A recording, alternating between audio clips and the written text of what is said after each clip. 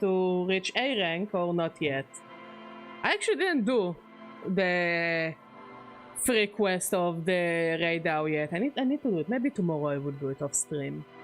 Try to get at least B rank. Because honestly, I don't really like the A rank, like I don't really like the A rank thingy. But the participant award looks much prettier in my opinion. But you know, it's a matter of taste. Anyways, today, whether I like it or not, I don't know how long this stream will be. But I'm going out of my way to sit here and finish this game. Because here's the thing, I had a very productive conversation with ChatGPT actually. Yeah, I tried to talk to it more. The mod gave a lot of like the right answers, but not to the, you know, not to the questions I was asking. No shade on you, mod. Okay, no shade on you. Make it 10-hour stream, second playthrough speedrun. Actually, the speedrun for this game is 30 minutes. I don't know how people do it in 30 minutes. But basically what I'm saying is I reached to the point that I think that the game's use of cynicism is just way too much for me. And it's just way too cynical. You know? Nah. I like my chair. I use an office chair that I think is like gajillion years old and it's comfy. It's just more like the game is too cynical, so I just want to finish it so we can go and play Clair Obscure. That's pretty much my mindset. My mindset is the grindset, and the grindset is finishing this game with whatever ending I can get. It can be a 1-hour stream, 5-hour stream, 10-hour stream, a white night stream. You know? I'm finishing it. Again, I don't hate this game, because I know for a fact that if I played it when I was a teenager, I would have loved the shit out of it. Unfortunately, I'm not a teenager, I am an adult. And I, as an adult, already formed a lot of opinions about stuff in life.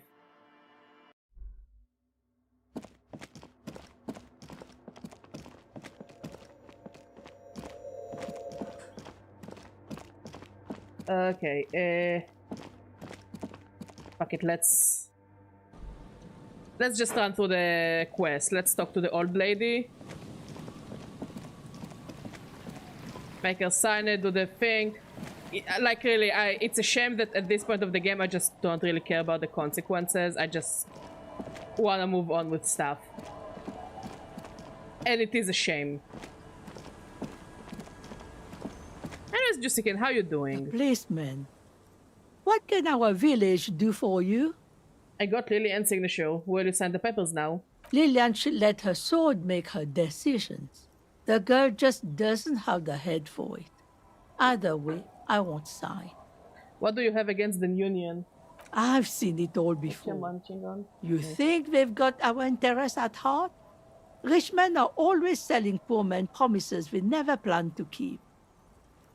Already knows what she's talking about.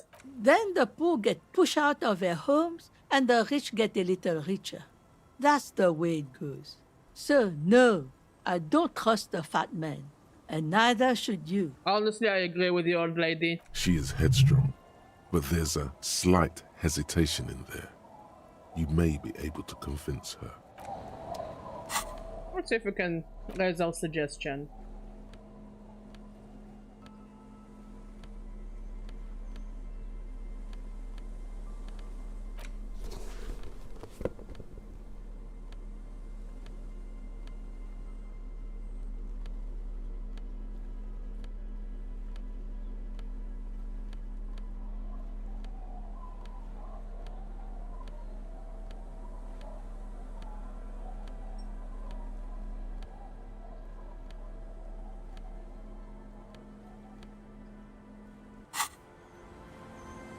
The policeman. What can our village... It's really in her best interest to listen to you. You know how the world works.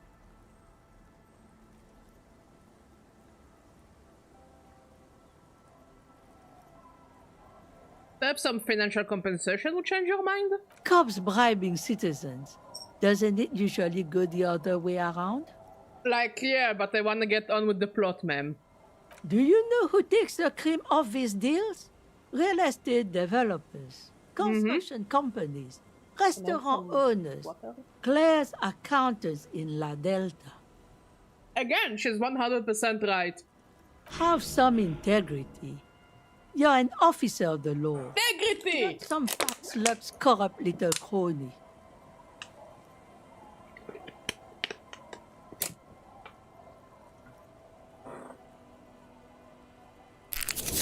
It's okay. She's emotional right now. Keep at it. Wear her out. You know, there could be another way. You'll need to go someplace private and discreet, though. Your room in Whirling would do.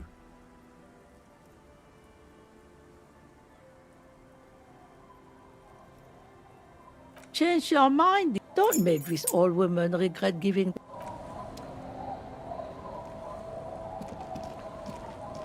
The door has seen. I'll wait outside to give you some time and privacy to check out your new living arrangement. But just so you know, after we are done with the day, I'll still be staying in the Whirling in Rags for the night. We'll meet in front of the shack in the morning. Gucci. The key turns with.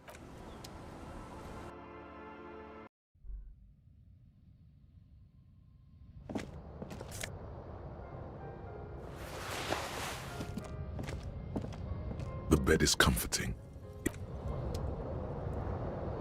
An old mirror hangs on the wall. You see the reflection. On the table, you see a bowl of water, a rough soap, and next to it, a small hand mirror. A straight razor soaks inside the wash basin. Is shaving the right call? The water reflects back a vague image of your face. Nose bulbous and red, hair unkempt, wrinkles lining the eyes and forehead. The stash is gigantic. You'll be looking like a pansy without the chops. A fucking pansy. A fresh start looms ahead. Clean yourself up and be born anew. Like an artist with a brush or a master swordsman, you use the small mirror and the straight razor with some soap to remove all that unkempt hair from below the nose line. The sharp blade chafes against your skin, producing a scratching sound. Look at The this picture surface here. It underneath looks like the a ear feels clown. tender. The air brushing against it, chilly. Feel your clean shaven chicks. They feel so smooth, surprisingly so.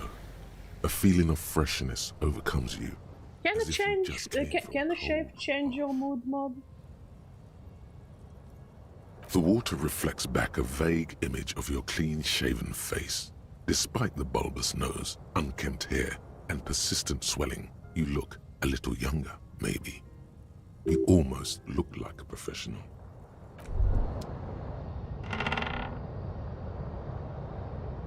Let's see if anything changes when I look at the mirror. An old mirror hangs on the wall. You see your reflection in it. Let's take electrochemistry items.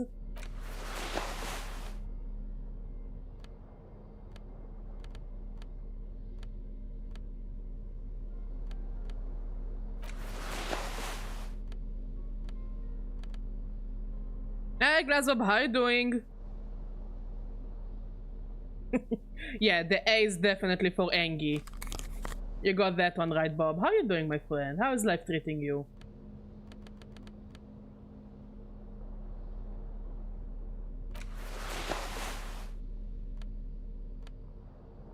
Hey, Kisamius, how you doing? Yeah, Badger is always low accurate, by the by.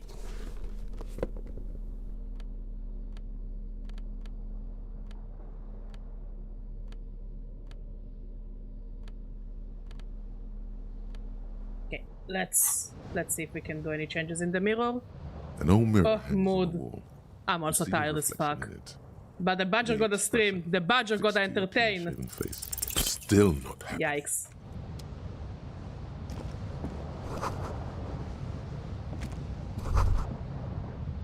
A brisk coastal wind still howls against the window of the shack. Occasionally, the waves crawl in under the foundation, producing a low hum. The room feels muffled. Yeah, Pulled your it's the hat Badger over your grind set. ears. Outside, It is cold. The G in Badger stands for grind. Inside, and it A for feels anger, safe. G for grind. Shame there is no S for snackies.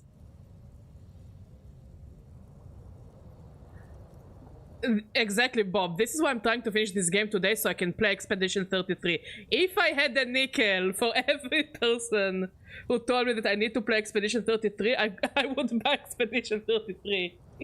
Which I will do regardless, yeah? But I really want to play this game. Like, I have friends who already finished it and they're all like, oh my god, this game is just so mind-blowing, Badger, you gotta play it. And I'm like, I know. But I promise that I will play Disco Elysium, and therefore I played Disco Elysium, and I'm enjoying it. Even though I will have the longest rant ever once I'm done with it. Like, ChatGPT and I wrote together a rant. And yes, I did turn ChatGPT into my new therapist. He is cheaper, and he doesn't call me fat. So honestly, why the fuck do I need to pay for a therapist if I can just use ChatGPT? He also doesn't invalidate my emotions. Why an AI is a better therapist than an actual therapist? What is this place to you? My new hangout where I could silently sit, drink and die. No. My forward base for the coastal part of the operation. It's free. That's good enough. I could live here. Waves Yep, crash onto Elysium the beach, ASMR. drowning the reeds. Far to the south, a congregation gathers to a soup kitchen in a shelter for the homeless. An old woman gives out knitted scarves for free. This could have been you. This could still be you. A down on his luck nobody, trying to survive. Thank you, Strange Sensation, for a fair assessment of the current situation. Outside, the howl of the wind has picked up. The waves crash against the stilts again. It's as if you think the thought, but in someone else's voice. Look under the floorboards.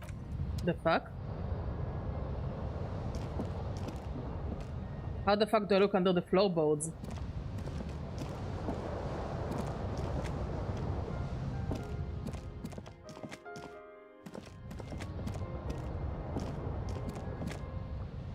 The bed is comforting.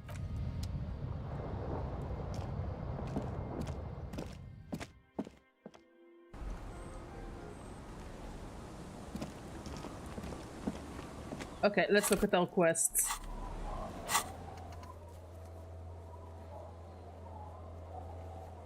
Let's bother Kuno.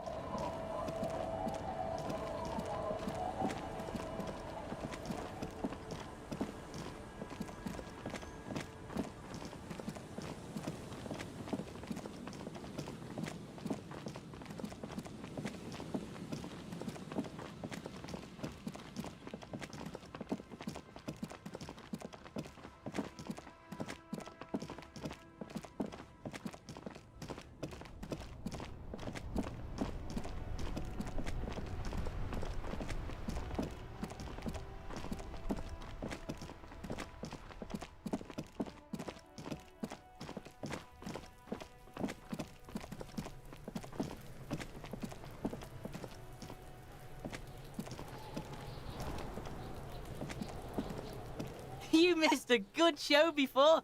A kid came by and completely fucked the tree to pieces. He fucked the tree up! Fucked it good! It was porno! Wish I could have been here to see it. Now I have some questions. Shoot that shit at Kuno, Pigonaut.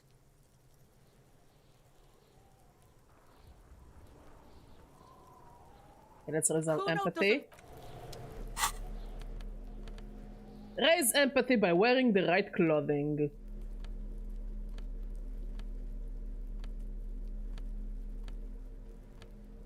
It's like a dress-up simulator.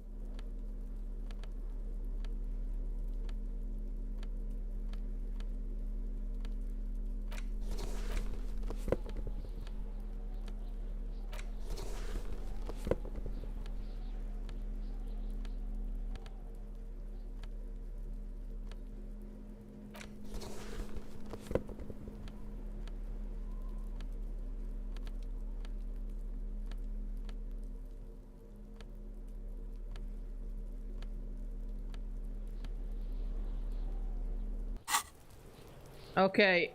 Now that I held this crowbar, I definitely have enough empathy. It's not Kuno. It's Kuno S. Interesting. How? Kuno S is by far the worst of the two. Kuno has no problem being near you, but the other hides behind the fence, afraid for her life, like she's done something very bad. Also, Kuno hasn't stopped talking to you, even enjoys it from time to time. When you talk to the other one, it's like talking to a cornered animal. She only hisses. All in all, Kuno respects madness. You cannot hope to outdo her on that front. You must win yourself a few minutes with him alone. Kuno, psst. Fuck you whispering about? He's whispering too. He's going with it. But watch what happens. Fuck you whispering about! You jealous? If Kuno wants to whisper, he's gonna fucking whisper, okay? Let's whisper, pig. I do wonder if people understand the lingo, because clearly there is a use of French lingo among all the other words. Does the word Kuno and Kuno S have a meaning?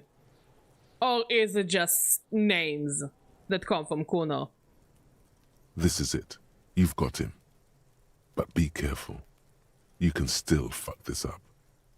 Don't make Kuno look bad in this. Phew, I'm glad she's out of our hair. She's fucked up.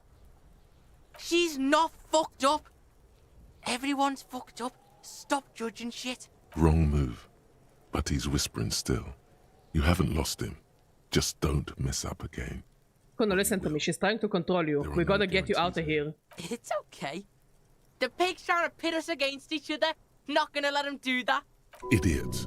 You bungled it up. That's it. You let him off the line. That was a bad, manipulative thing to say. You should understand. I got you this far. I couldn't get you all the way. Nah, you never miss the funny messages, Kisamius. Kuno! Trying to fuck my Kuno away! Me and Kuno are tight. We ride for life. A chill comes over you, the wind from the boulevard south, lashing you for trying to separate them. You were too pushy last time. Think this through. Try to really understand the psychological bond Kuno has with Kuno S. Okay, so what's the deal with Kuno S? Just look. While Kuno has no problem being near you, she also, all in all... Fuck you whispering about? He's whispering too. He's going with it. But Fuck you! If Kuno wants to whisper, he's gonna fucking whisper, okay? Let's whisper, pig. this is it. What's up with her? She's terrifying. Crazy scary. Crazy? You don't know the half of it. She's not crazy. She's insane.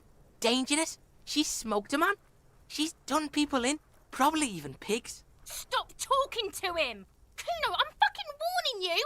You're gonna get us into shit! She understands what you're trying to do. Yo, see? Did Kuno not tell you? Kuno told you. Kuno talks to whoever he wants. Talk, pig. Kuno's got it under control. You did it. They're separated. He's even turned his back to her so she can't read his lips. What do you mean she smoked someone? Kuno means she killed someone. That's right. She's a killer. Like, actually a killer. Fuck, for real? His little green eyes are fixed on yours. Really? Isn't she too smart to overpower someone? Are you getting this? You think I'm fucking telling you a joke here? How hard do you think it is to kill a fat ass? Sweet talk him, then knife him. She's probably killed a pig too. I mean, I'm pretty sure she has. Okay, how many cops has she killed then? Forget Kuno said that. Kuno was just shitting. Kuno was just running his mouth. Kuno's stupid like that. The creature peers at you both from over the fence. There is something searching in her eyes. Fear. You think she has anything to do with the dead man? Yeah, she would have liked to fuck him up, but she didn't. Kuno wasn't around, and C was with Kuno. Where were you? Look, Kuno's gonna put you at ease. We didn't do it. You said she's insane. Yeah, she's psycho. None of that kiddie psycho. Cat burn and shit. She does the real deal.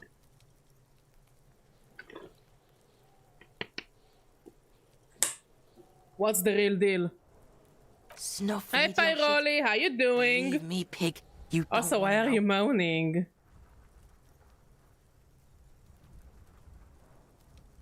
What's that language he uses? Napakimpi. Fagari. Fuck knows. She says it's the song of her people or some shit. Good point, Pyroli, I'll give you that. What people? Crazy people. The fucking Nakis. I don't know. Some things are too awful to dwell on. The Nakis and Runkaris might be some kind of defense mechanism. Is she your sister? Fuck no, she's not my sister. She's just a stray who got in. Like a mad dog or some shit. Stray? Yeah, she was just there. What was that, Kuno? She was in the hallway, dripping wet, by the fucking shoe rack, in the dark. That hallway there with the janitor's closet? Yeah, that's the place. She was just balled up near the closet, psycho style. Why was she dripping wet? Kuno's got no fucking idea. Her hair was all wet. I think she pissed on the floor too. She was there for 3 days, in the corner, every time Kuno went out. So something hurt her. You said she got in. How? I don't know. Someone left the door open. Kuno comes home and she's sleeping under the desk, under the pile of clothes, like a dog. What about your parents? Kuno's dad doesn't give a shit. Doesn't even see her there. Or thinks it's fucking Kuno. Shit's all on Kuno. How are you dealing with all of this? How's Kuno dealing? Kuno's dealing just fine. He doesn't need you fucking with any of it. C doesn't either. Kuno's got this shit under control. You need backup. I'm here for you. Listen. C is Kuno's go-to. Kuno's protecting her. You fuck with C. You fuck with Kuno. You threaten her. You threaten to take her away. This is what it all comes down to. He needs you to take him seriously now. I'm going to kill you. I'll run when you put the cuffs on her, sneak up on you later, and fuck you up. You understand? He may not be able to do it, but he will try. Right now, he believes he will. I can respect that. All right. Now we can do business. He's breathing heavily. That took something out of him. Business? Yeah? What do you want? Kuno can hook you up with... Don't hook him up with shit, Kuno. See? Relax. He respects the Kuno. Kuno made him respect the Kuno. You respect the Kuno, you get all kinds of shit. Kuno's gonna get you hooked on illegal narcotics if you run a little errand for the Kuno. Get you hooked, pig. Get his hook in you. Then Kuno gonna get you hooking for more. Cash in big style. Pig hooker. See, it's tension and release with Kuno. Now we releasing. The pant buying shit, that's on now too. 90% discount for Kuno's pig. Nice. Kuno can flex. Kuno can definitely flex. Is a teenager really going to become my dealer now? Kuno flexes for hobos. Kuno sees you're in need. Here, pig. We're fun now. Performance buddies. Kuno can already see you soaring through the air like a fucking eagle. Pig's in Kuno's debt now. Money debt. What was that about running you an errand and illegal narcotics, Kuno? Kuno gets it from his dad. Kuno and his dad are major suppliers. Who is your dad? Kuno gets his lightning on. Interesting. I wonder if Kuno's dad is part of the narcotics ring that goes with the union. Problem is, Kuno and his dad had a little falling out. Now junkies clawing at Kuno's door. Streets going mad. Kuno's got to throw his dirty popo man at it. Okay. Dirty popo man is you. In there is Kuno's I'm not dad and dirty. dad on I shaved my steroids. face. Kuno's dad does steroids and speed. If you can take him, you can have half of the speed. Who is your dad, Kuno? Kuno's dad is a fucking monster. He's the most violent man in Revachol. He doesn't give a shit about a single thing. He drinks too. You know how you'd be best off here? With a gun. I'd be the star of the show if you only had a working gun. How much material are we talking about? Like half. Half of what? A baggie, but like in this vial. But that's not very much material at all. Fuck you talking about half a G? This shit is giant, grade A shit. So clean you can barely see it. You can barely see it because there's barely any. I've made up my mind, Kuno, and this is what's going to happen. Okay, Kuno's listening.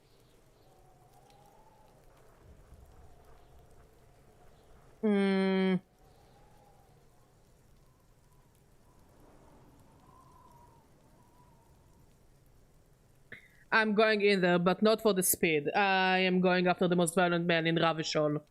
Sure, whatever. If you survive, make sure to bring that shit back to Kuno. Kuno's almost out. You wouldn't like the Kuno when he's out. Just get in the apartment building. Kuno knows you already fucked your way in. Kuno knows everything.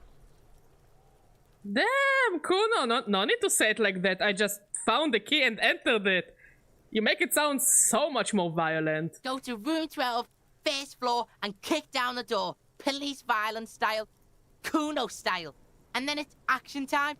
You're locked in the room with violent fuckheads. That's it. Next time Kuno sees you, you better have his shit. What the hell are you signing us up for here? Come on, Kim. Obviously, I'm not gonna take it. We need to get drugs away from a minor. Okay then. Kuno doesn't fucking care. Okay, let's go and do a police officer work.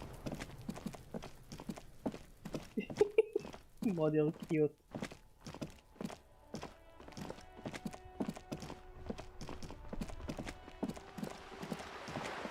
What? Yes, I'm Barbari! I am gonna do bonk bonk bonk in their heads. I don't have a gun, the best I have is a crowbar. Just an ordinary war.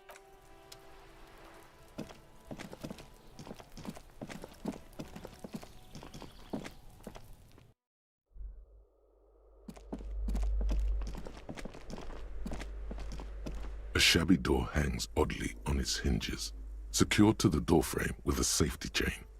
An unpaid energy bill is attached, threatening to cut off the electricity. It's addressed to Mr. Uno Doroita. Your heartbeat quickens, palms go sweaty. The siren of amphetamine is singing you her song. Okay, let's change clothing to interfacing. Are there any... Okay, anything more for interfacing? Also, we need to get the bolt cutters. No, no, no. No, no, no. No, no, no. No, no, no. No, no. Nope, nope, nope, nope. No, no. No, no. No. Bolt cutters. A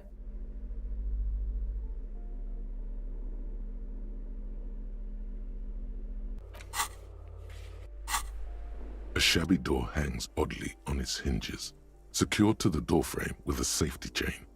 An unpaid energy bill is attached, threatening to cut off the electricity. It's addressed to Mr. Uno Doroita. Looks like we found where Kuno's dad lives. And the place comes with 3 months' worth of utility bills. Not likely. No response. The apartment numbers have fallen off the door, leaving the I wouldn't be panel sticky surprised if we white, just enter and we say that Kuno's dad and then walk overdosed. 2. Nothing happens. It must be an ambush. Let's get your adrenaline pumping, just in case. Good thing you already have the chain cutters in your hand. Nothing left to do now but snip, snip, snip. The cutter goes through them like dead leaves. The links fall to the ground on the other side of the door. Don't let the I quiet. totally look like a fashion disaster, I must The say. beast is in there. In the best way possible. Ready to rip you to shreds with a broken bottle. I know there's no stopping you, but let's at least make this quick. Okay, let's save in case it truly does ambush us.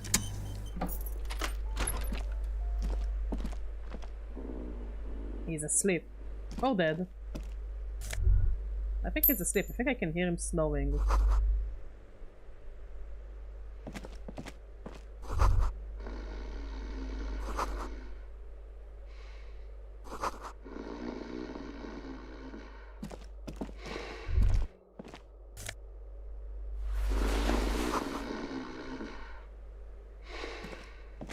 A bundle of clothes heaped on the bed. A stained parka, some towels and a duvet.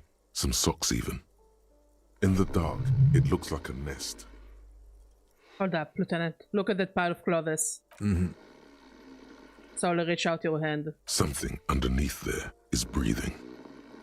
God, he's snoring so loud. It doesn't give a shit that you're a cop. Stop your hand now, or you're gonna die. Keep extending your hand towards the pile. Your hand touches a greasy duvet covered in cigarette burns and ketchup stains. You hear a growl. There is something alive underneath it. It's deep, in suffering somehow. Pull the blanket off. You see a 60-year-old, fat, red-headed man passed out from large amounts of alcohol, and God knows what else. The smell of shit rises from his mouth. You don't have to take him down. He's already down. Kim, is this thing even alive? I'm afraid it is. Look, it moves. And look, the other foot is camouflaged by a striped sock bearing the name Maxtor on the sole.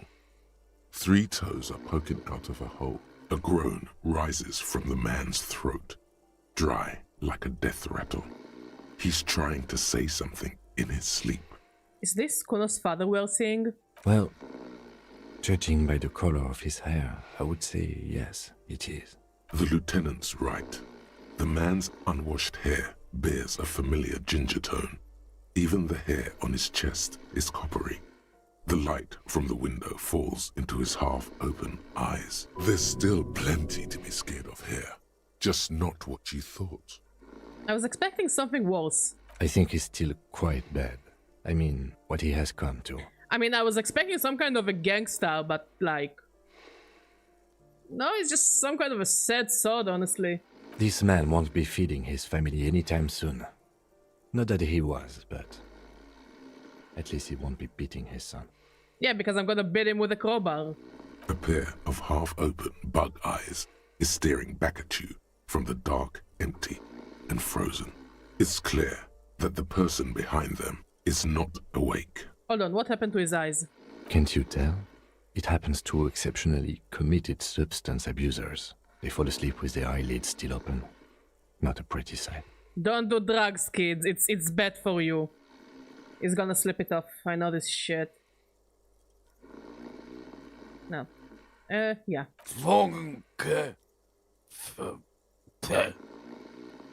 Look, he's trying to communicate. Maybe we should help him somehow? What is there to do? We could turn him on his side so he doesn't choke on his own vomit, but he's already on his side. No. We could take him to Remedy or Saint-Baptiste, but he doesn't have money for medical services. The almshouse would turn him down. They don't do charity for people who are trying to kill themselves. Besides, he'll be dead in a few. The pile of blankets grunts miserably. The man groans once again, but his tongue keeps failing him. It's impossible to make out the syllables. A hand emerges from the blankets, trying to gesticulate something. And then it dawns upon you, clear and surreal. Pigs, he says. He's trying to call you pigs. You're awake. He's awake. His hand falls back on the bed, limp and defeated. A loud snore escapes his mouth. He's asleep again. At least he got to say his piece.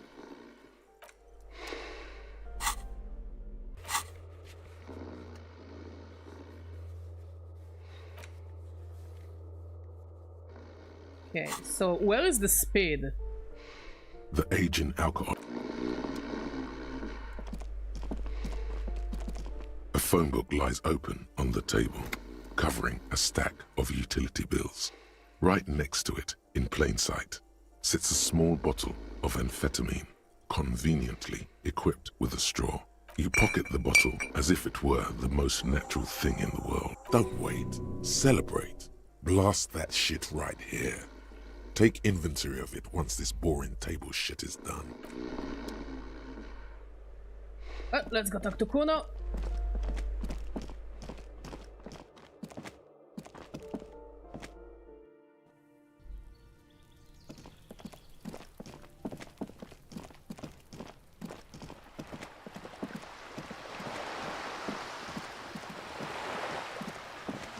I truly am fashion disaster. I think in the future we'll have to play a fashion game to make up for whatever the fuck I'm wearing now.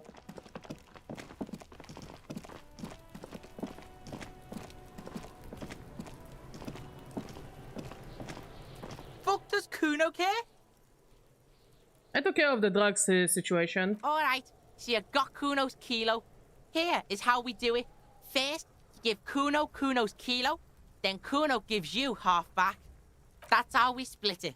It's the best way. Street way. Aren't you going to ask how I got past your dad? Word on the street is, you sent your little friend in dressed as a hooker. Distraction style. Sick shit. No, I just opened the door. Not a single muscle moves on the lieutenant's face. Kuno wants to hear all about it, but first we split the kilo, then we shoot the shit. By kilo you mean gram, right?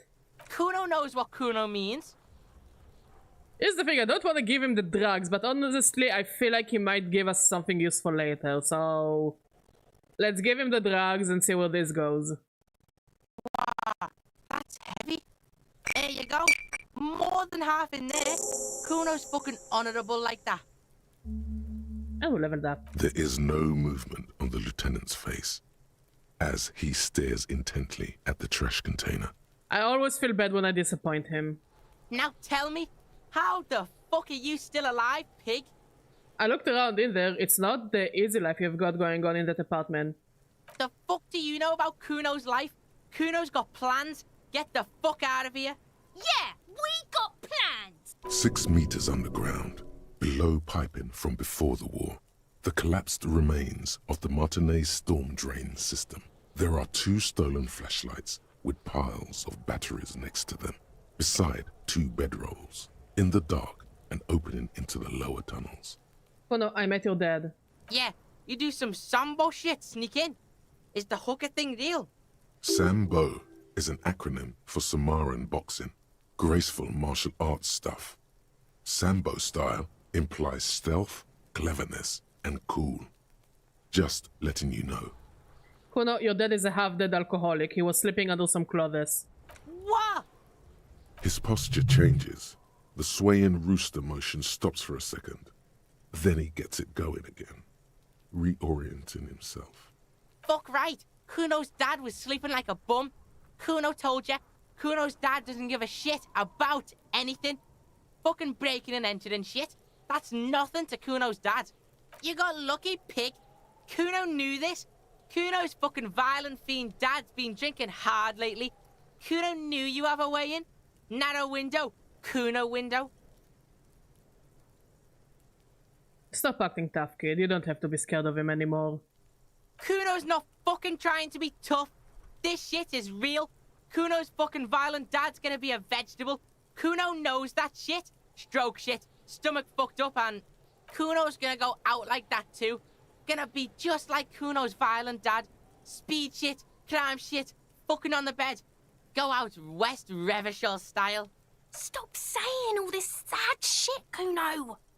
There's a touch of grief in there. Fuck you talking sad? Kuno's got hard shit, death shit, nothing shit. You don't have to turn into that. Yeah, Kuno needs metric ton of help, Dantel. And I don't know if we are able to help him, but honestly because Kuno and Harry are basically the same person, just under different circumstances, maybe we can at least talk him out of doing drugs after I gave him drugs. Don't give drugs to children. That was a PSA by Badger. Drugs are bad, okay? Okay. Get your fucking nun ass out of here before Kuno fucks it dead. You think 'cause you brought Kuno 1 gram of speed, your friends now? Kuno ain't turning into shit.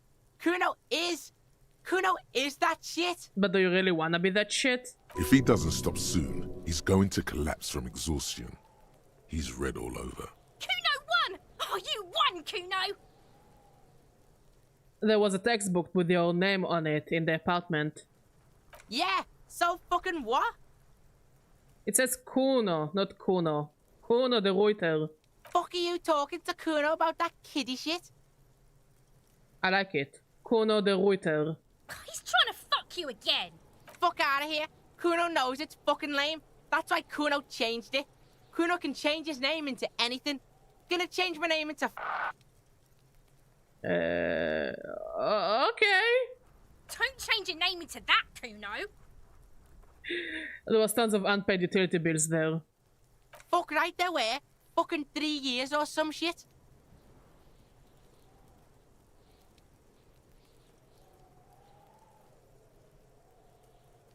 That's the place to live in. You have to find somewhere else.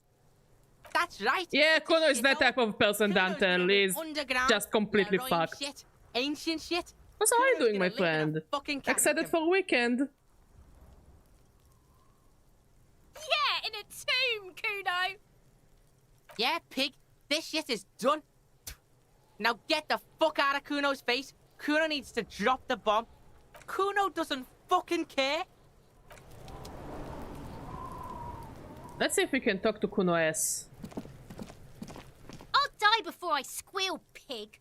Hey, kid. What's this kid shit? Fucking mind games. I'd rather die than squeal. Get the fuck out of her face. You got done. Talk to me. So it's a girl. Interesting. Okay. Let's talk to Kim about the pissing competition. Yes? So... I shaved. Oh yeah, Kuno S is just part of the issue. It's all part of the issue. It's just a toxic relationship in the making. Like, they clearly care for each other, but they're in no place for there's something positive to come out of it. Yes. I don't know what to say. Perhaps, I know. Stunning, right? I'm really not sure about this turn of events. I may have preferred the mutton chops. They sort of seem to cover up the... Damage. He thinks I'm ugly! Kim doesn't like me anymore! I think we're getting a divorce! Kim, how could you do this to me? I thought we had something happening here. How could this happen to me? I only shaved! Either way, good on you. You were saying? Can we raise Inland Empire?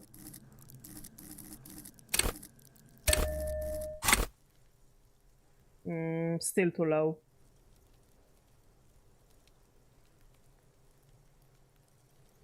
What about me? Good. Let's change the subject. No response. A moment passes. The lieutenant glances at the only banal things one you should be ashamed of. Yikes. It's no wonder the soft one doesn't want. What do you want to know? Now that we've inspected the scene, I want to know more about this pissing competition you mentioned. He prefers the beard because I'm ugly.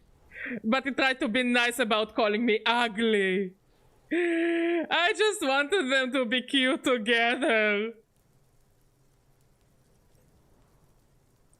I guess we need to grow the rabbi beard indeed. How long does it take to grow, you know, a nice bushy rabbi beard? What's there to say? It's just stupidity. What kind of stupidity? The cop kind. Our precincts can't decide if Martinez is part of Jamrock or the Industrial Harbor. Yours or mine, as if we somehow own parts of the city. Typical street gang mentality. So we've let the Union make a mockery of law enforcement here. And now it's come to its natural conclusion. Ah, so this is a struggle over who runs Martinez. Well, sort of. It's less a matter of who gets to police Martinez than who has to. It's an orphan district, in other words. I think the dispatch desk just told both our stations about the hanging. There was quite the brouhaha at the 57th, I can tell you that. Time to settle it, they said. Cop off. But I assure you, I am not their finest or toughest, with 102 cases solved. What I am is least interested in a pissing competition. So he volunteered to represent the 57th, but not out of competitiveness. What's special about Martinez? Martinez? I don't Nothing. have 2 to It's 6 just a months. puddle at the end of some drain pipe. No one cares about this Just place. rip a They care pillow about and just sports. glue Most of our colleagues don't even know how the to feeling get of the here. pillow to your Most of the face, and I think it interchange should doesn't pass as exist. a. I wouldn't call it a rabbi beard. I won't call it a handsome beard. It's a beard. I mean, our main character did so much drugs. I think it would pass. A tremble comes over you. Another after effect of ethanol poisoning, perhaps. Feels like leaves do when they rustle in the breeze, somewhere far away, below the turbine. The 41st and the 57th. The lieutenant was right. It's not about who gets what's north. It's about who doesn't. So you volunteered to spoil it. Yes. I'm an unrepentant spoilsport.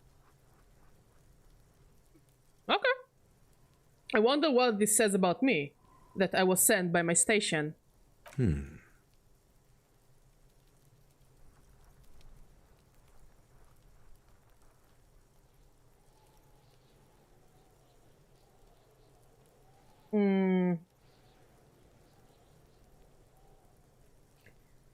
can only be one conclusion. I am the finest we have. A hero cop sent to outperform you in every way imaginable. No.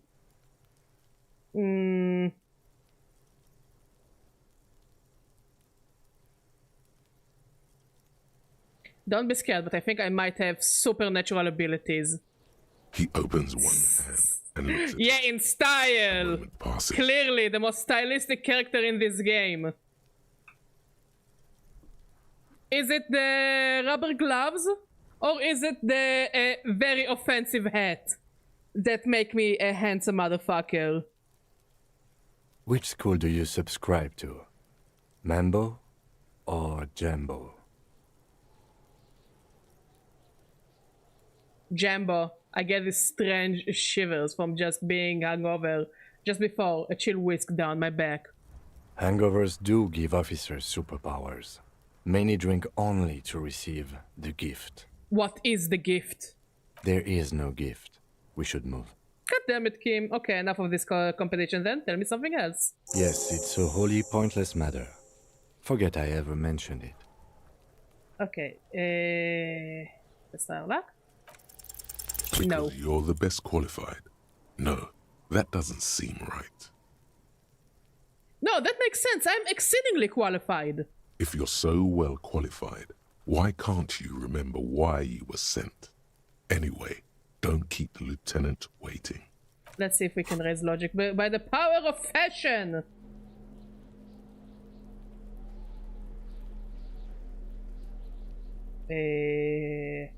No, no. No, no, no, no, no. No.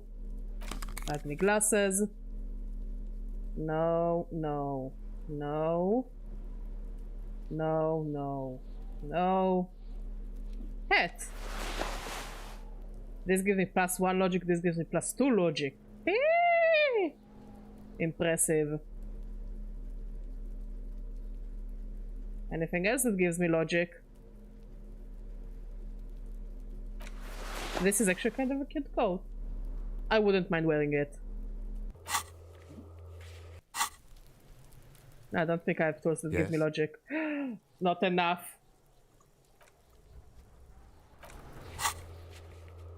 Where is the rest of us? Kuno, the kid knows what he knows.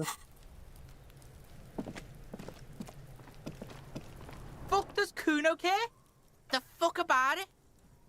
Where is the rest of his armor? Besides his square S, I got that. Kuno doesn't give a shit about the armor. How come? That fucking had one thing majorly wrong with him. He's a fucking mutant. Wait, I can talk to the pants?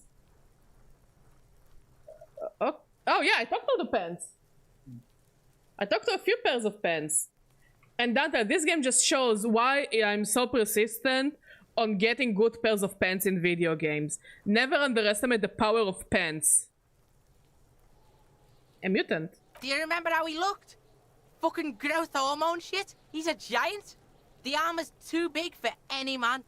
Kuno doesn't give a shit about that freak armor. Kuno threw that shit away. Oh, come on. He's just pretending that he doesn't care because he's too small for the armor. What do you mean you threw it away? Kuno tried to get the helmet on. It was too big. Kuno kicked that shit in the sea, rugby style. That shit means nothing to Kuno. You threw it in the sea? Yeah, that shit means nothing to Kuno. Kuno doesn't give a shit about material shit. Kuno's a fucking monk.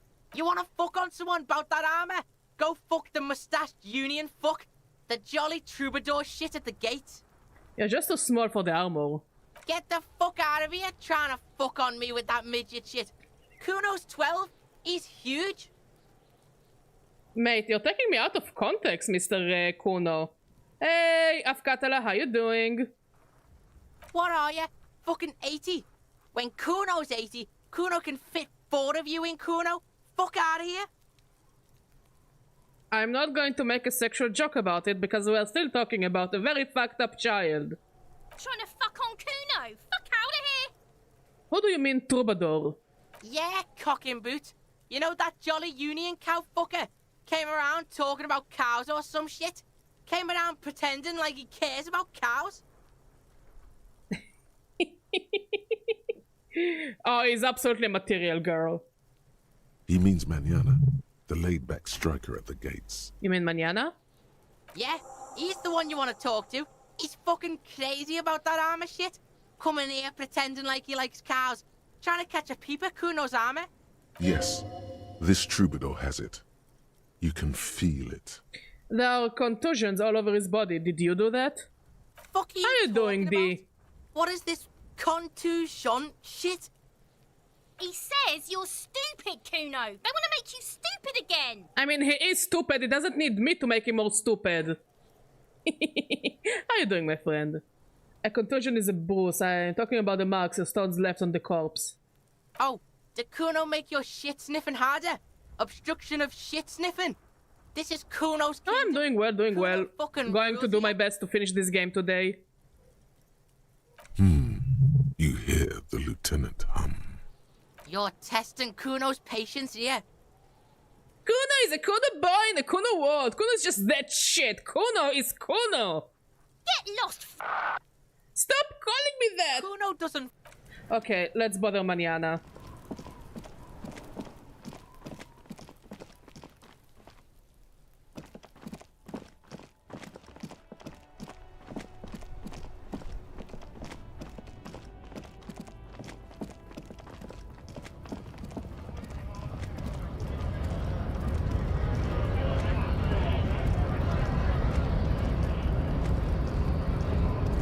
Hola, Wandering Man. What do you mean people do that in endgame? I don't know what people do in the endgame.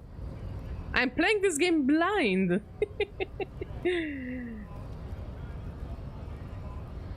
That wizard I visited. Turns out he has one hell of a colonial mug collection. Yeah, the janitor. Well, gave me then the we will keys find out apart together, and said D. The guy's a bit of an asshole. Oh yeah, we are discovering things at our own pace. You know? Yes, his back collection certainly represents antiquated social values.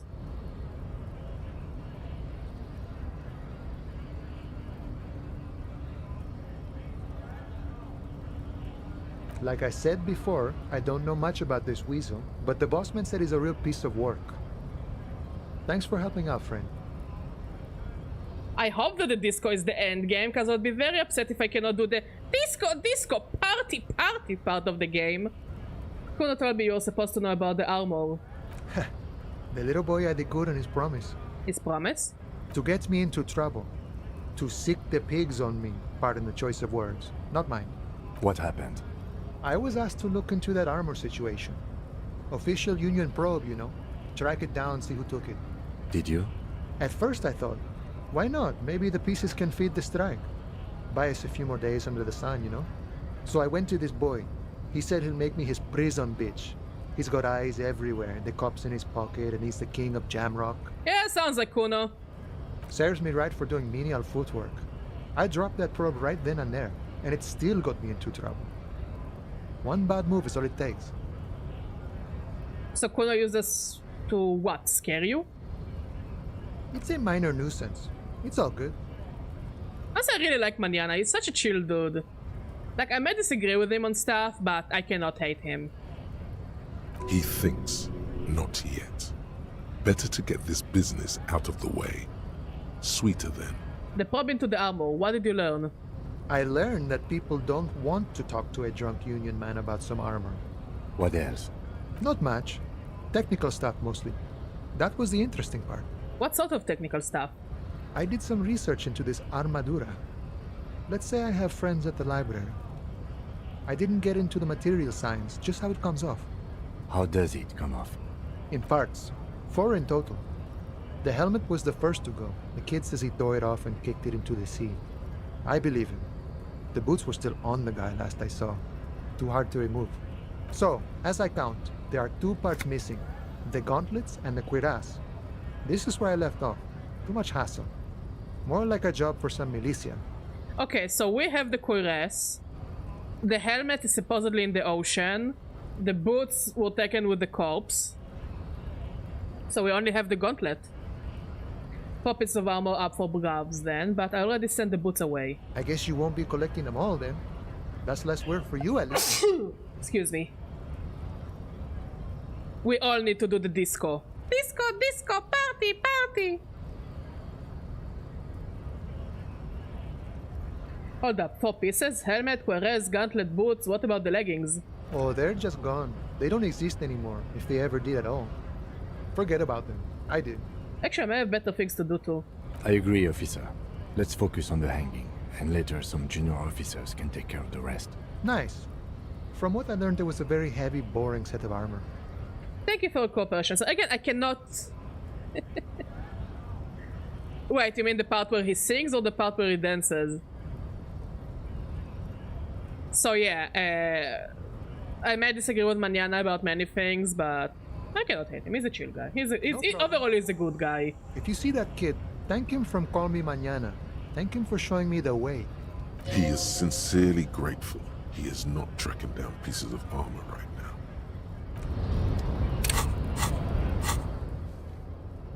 Kuno lied to you. Okay, let's go and talk to Kuno again.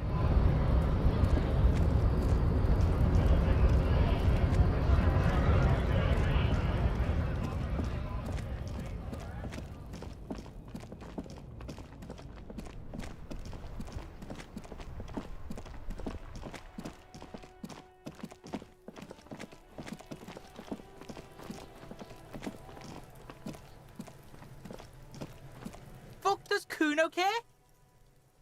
I talked to Manana about the armor. So? Tell me you promised to sick the pigs on him. Yeah, so? Kuno did sick the pigs on him. Kuno's a man of his word. Kuno sent your fat ass running around like jello. Look, pig. Kuno sent you to rough some people up. Kuno played you. That happened. Now you and Kuno should move on. I'll remember this, Kuno. You got fucked. You got fucked, pig. Fucked bad. Of course you're gonna remember this. Now get the fuck out of here, griefing the Kuno. After this shit, you better have something real interesting to say if you want to stay in Kuno's face. Yeah, real interesting. Kuno doesn't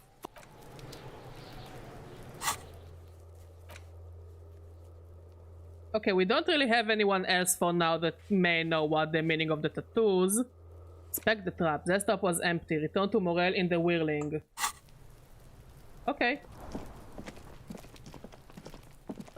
Conveniently, we are near the whirling. But I didn't see Morel last time. We were in the whirling.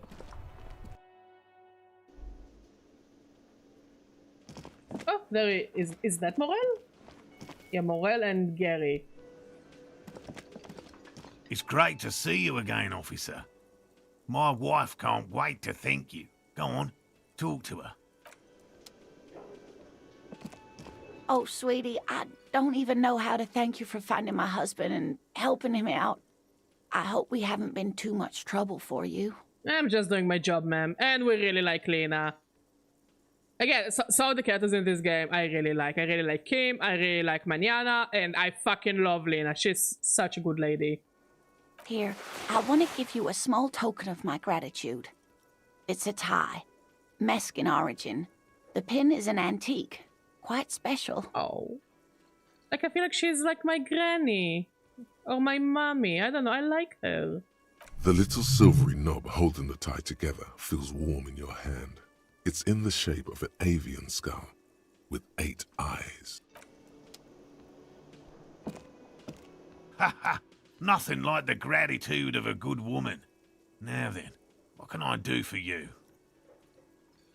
He tries to play it cool, remain professorial, but inside, this man is itching for some news on those traps. So Jack checked all the traps. Good. Okay. And? And one of them was empty. Completely empty? Surprise, tempered with fear and trepidation. He doesn't know what to think yet. Maybe you're joking? Yeah, there was nothing in the trap. No locust, no phasmid. No locusts? No phasmid either? That's not ideal. It just means the Insulindian phasmid is even more clever than we thought. Of course, more clever. Yes, the Phantasmadeia picked off the locust and escaped. This is good news, though we'll have to reconsider the design of the traps, make them more secure. Another trip to the reeds.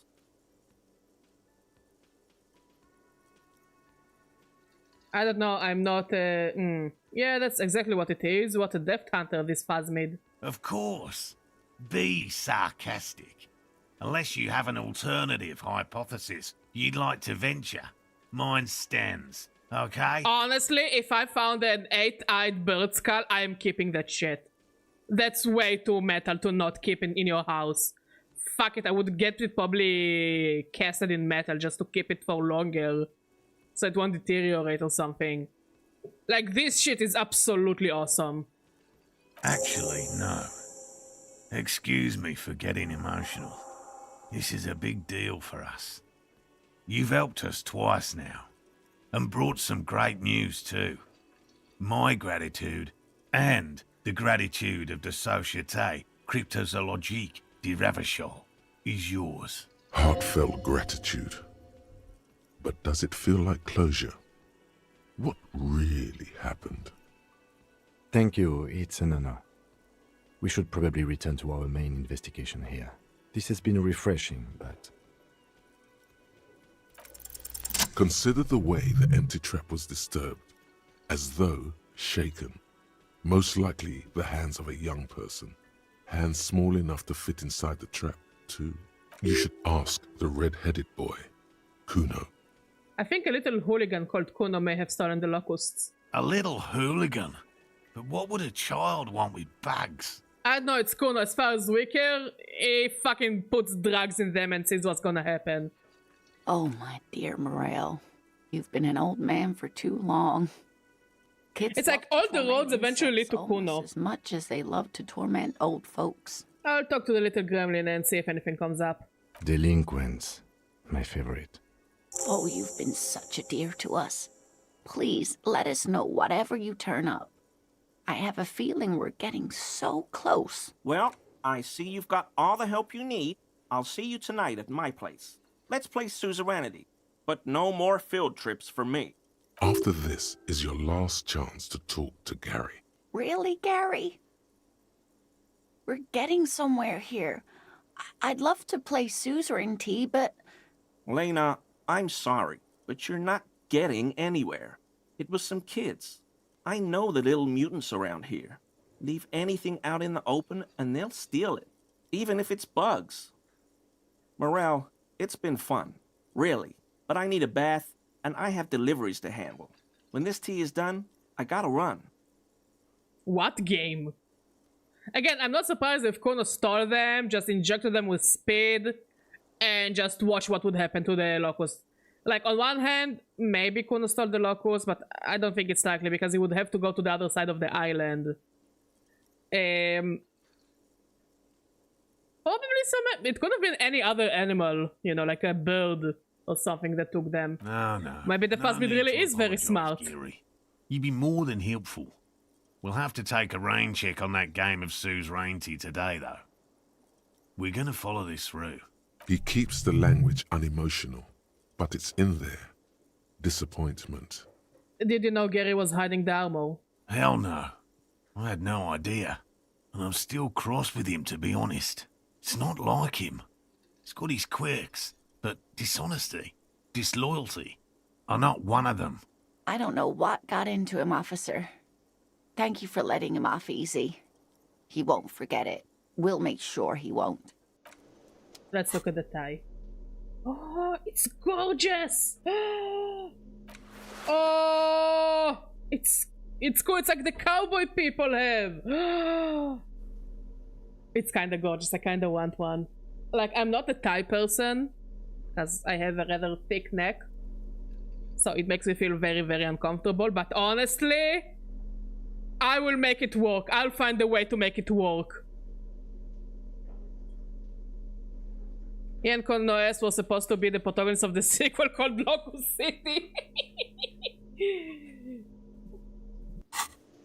Maybe they're the locusts. You know, you can eat locusts. Always a pleasure to see officer. I mean, it's kosher and all, and it has lots of protein. So, you know. Maybe they ate the locusts. Nothing wrong with that.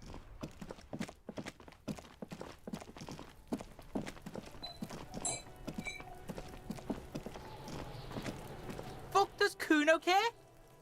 You wouldn't happen to know anything about missing locusts. No, Kuno doesn't give a fuck about bugs. Oh my god, I told you that shit is lame! Shut up, C. Now they're gonna take you to lame prison! She sounds like she's about to cry, out of disappointment at Kuno's newfound lameness. Yikes. What's this about? Deny everything, Kuno. You need to lawyer up. With what money? Kuno's not gonna say anything without his lawyer present. There's definitely something going on here. Remember his pig's head shack? You should check it out. Kuno doesn't fucking care. Honestly, this is probably the only thing he can put in on his resume.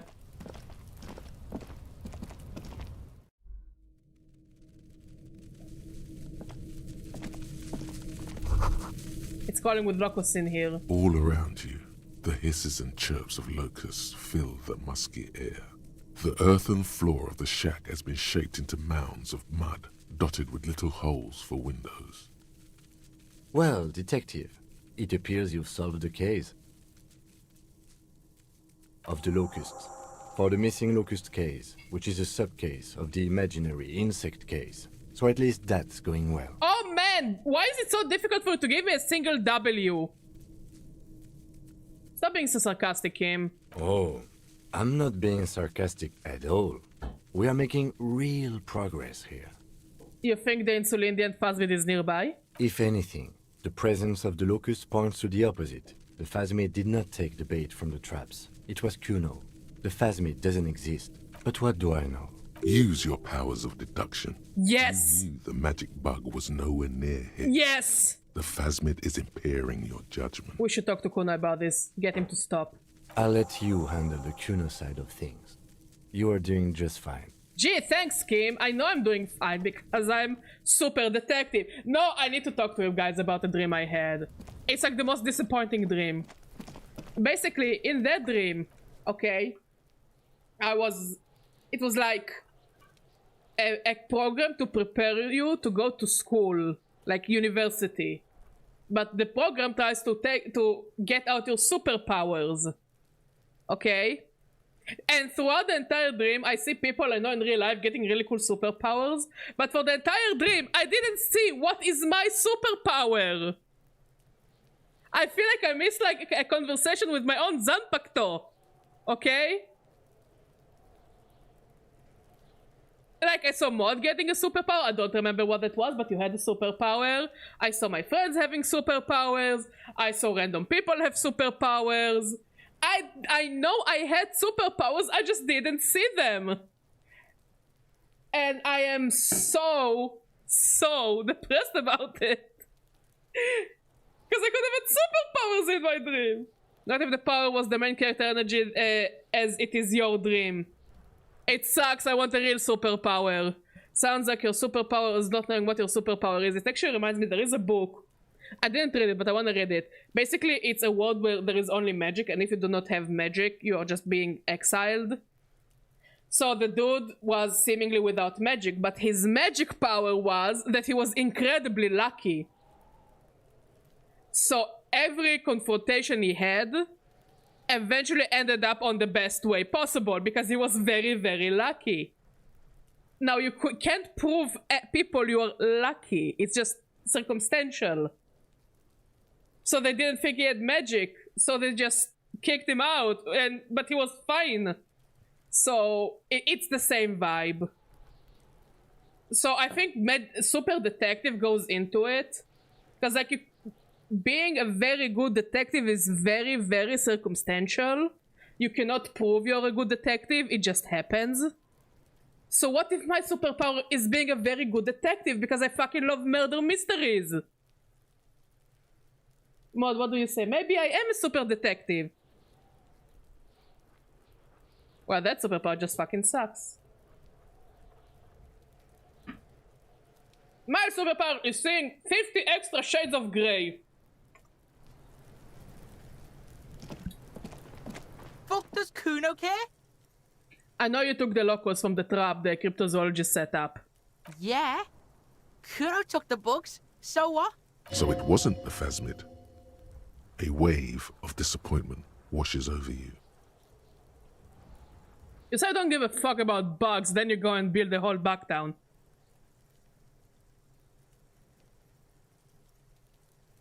It sounds familiar. Maybe I saw a video about it? Nobody wants to die. Sounds familiar. Maybe I just need to play LA Noire on stream just to scratch the itch. I played it before, but I fucking love LA Noire. It's not bugs. It's many murder mysteries. Of locusts. Locusts aren't just bug shit. They come out of the sky like a fucking shadow.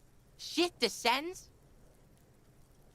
I'm not greedy. I just want to know what my superpower is. Why did everyone get superpowers, but I didn't get a superpower? You only get 4 new ones. Okay. Detective superpower starts when you can only solve murder mysteries, but also create them at your will. I mean, yeah, kinda, it makes sense. You know, it checks out. I'm just not gonna murder people, though. I just really like murder mysteries. Stop! You stop? It's like they're fucking night. Locust City, Night City, City of Rage. The girl forces herself to watch again, the corners of her eyes twitching from discomfort. The lameness is causing her physical pain. The damage may be permanent.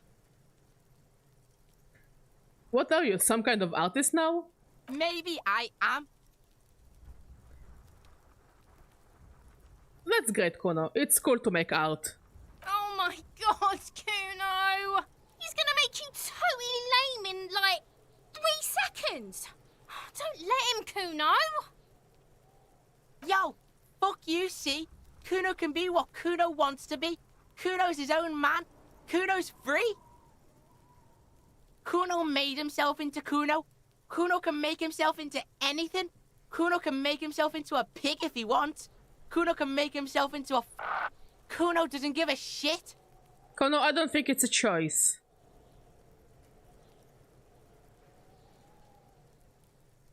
I need to work on my detective superpowers. I think it's actually a superpower you can achieve in real life. You just need to be very, very good at it. Oh, absolutely. I heard all the birds want to be his friends. Don't make yourself into a pig, Kuno. You'll have to take me away. In it, you hear snow melting, dripping from the eaves. Someone closing a window. That depends on the churches you make, young girl. Without a word, she disappears entirely behind the fence. For once, the boy is lost for words. He turns completely red now, with splotches of white beginning to appear across his face. I needed to stop taking locusts from the traps. The cryptozoologists are trying to find something very important. Those locusts are bait. I don't give a shit. I don't need the locusts anyway. Shit is all lame now. C was right. The girl's face appears again, above the fence, just long enough to make eye contact with Kuno. I have to ask, what does the city of locusts mean? It don't mean anything. It's shit. Kuno just likes to focus.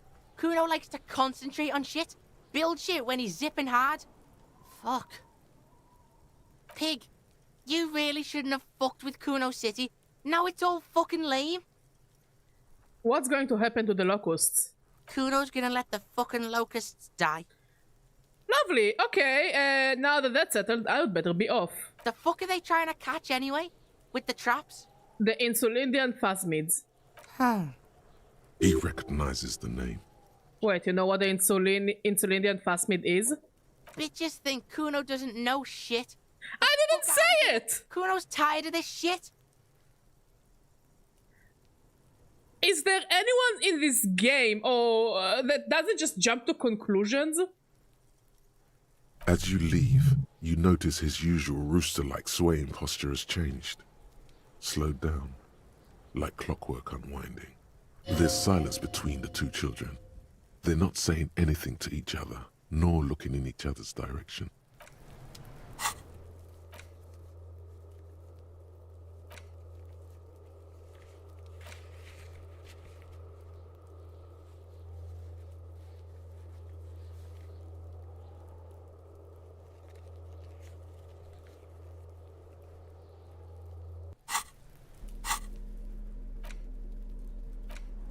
The bullet is still safely sealed away in a plastic bag.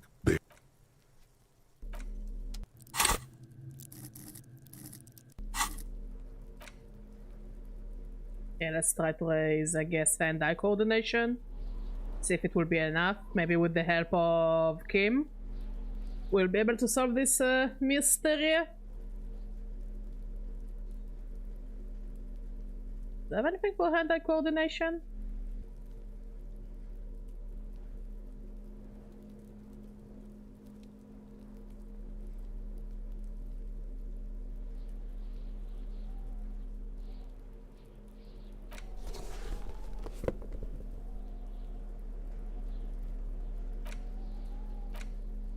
The bullet is still safely sealed away. Nope. Okay, so I cannot solve this. Find someone with technical expertise to contact the coalition. I cannot ask Classy about Sunday night.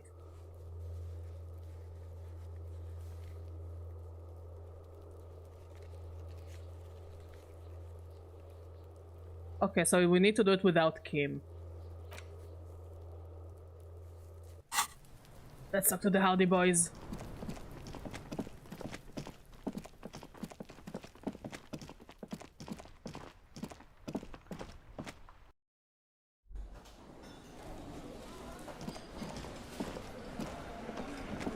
It's you again. What is it?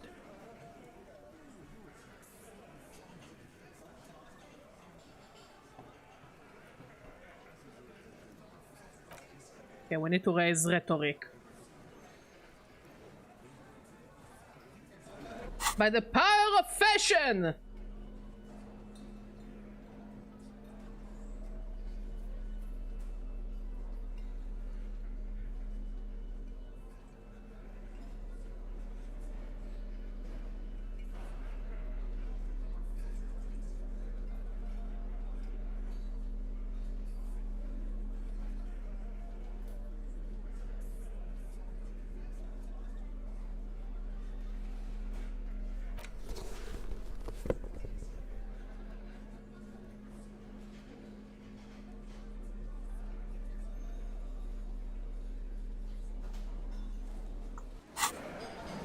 It's you again. What is it?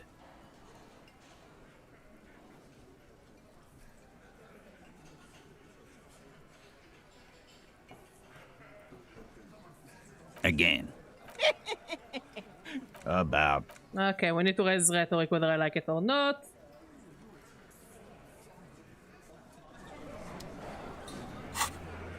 Offer figurine to Dolores Ray.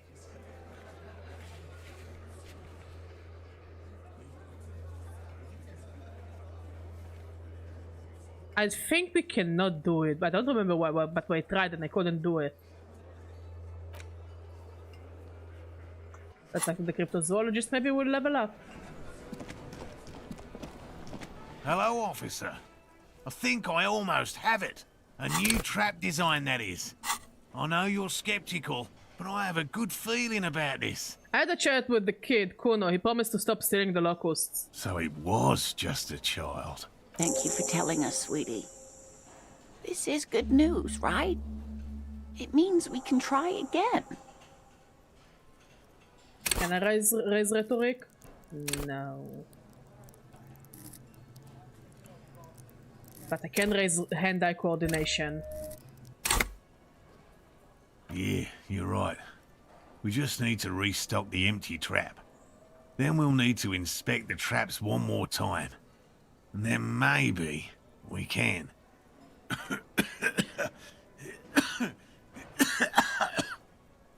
He has a 38-degree fever. His resilience has given way. Darling, I told you to take it easy. You're getting sick. Maybe it's time to go home. You're right, you're right. We can come back next season, when it's warmer.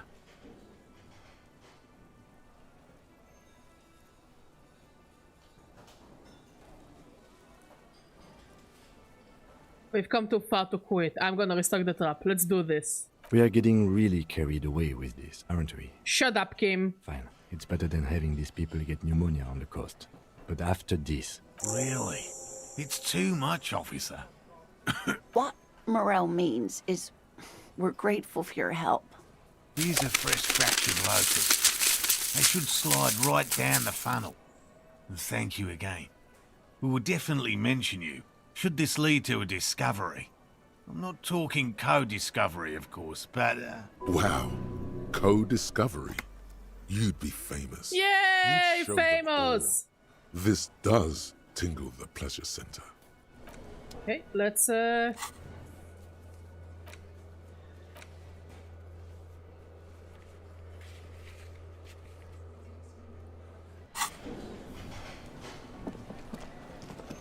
let's go and restock the trap. I think it was the one to the west of you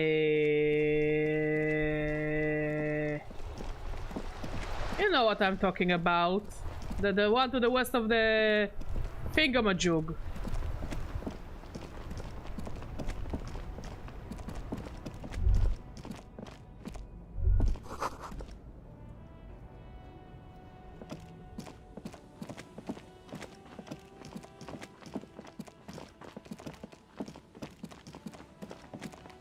Also, we need to wait for nighttime to talk to Classy, so we're just burning time now. This one has locusts, so it doesn't. Not that one. It's. I think it really is to the west.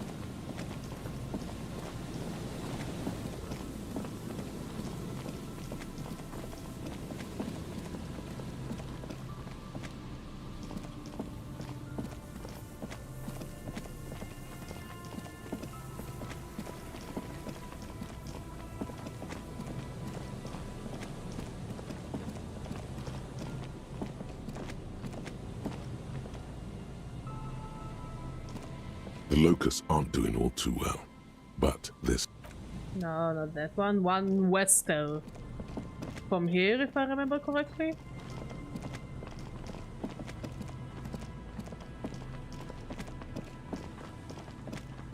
This one?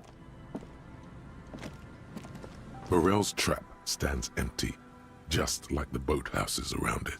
The reeds susurrate. Have you ever used the payphone? Yeah, I used it once. I don't think it really got me anywhere. Does it do anything if I keep using it? The locusts, dazed from being transported, slowly begin to acclimate to their new surroundings. They're not really going to get the chance to get comfortable here. Good. Now that's done. When do you think we will return to our impending apocalypse of a murder investigation? Don't answer that. It was a rhetorical question. Yikes. Hey, let's go back and talk to Lena.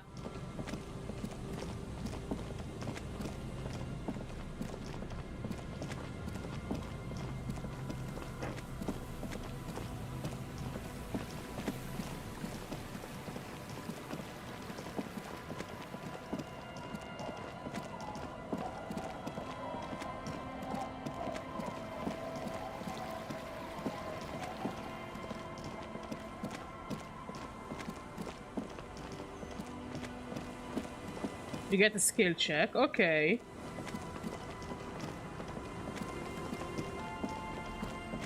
And what will the skill check do? Like again, I talked once on the phone and I talked to an elderly lady.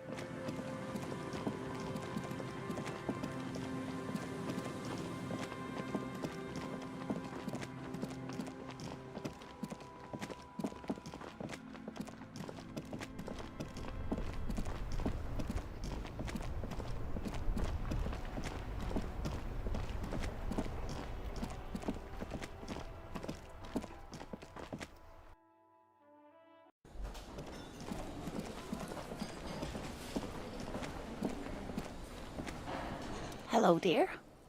It's good to see a familiar face. I restocked the empty trap. Where is Morel? Thank you for doing that, dear. Her smile is weary. Her earlier ebullience has left her. Morel still isn't feeling well. I convinced him to stay at Gary's to get some rest. I'm afraid the cold has really gotten to him. It's probably for the best. It's awfully cold out there in those reeds. I'm sorry, dear. You've had to drudge through them so many times. Such is field work. A young person's game, as they say. So he's going to check the traps. Morel will eventually, or we'll talk Gary into going back out, perhaps.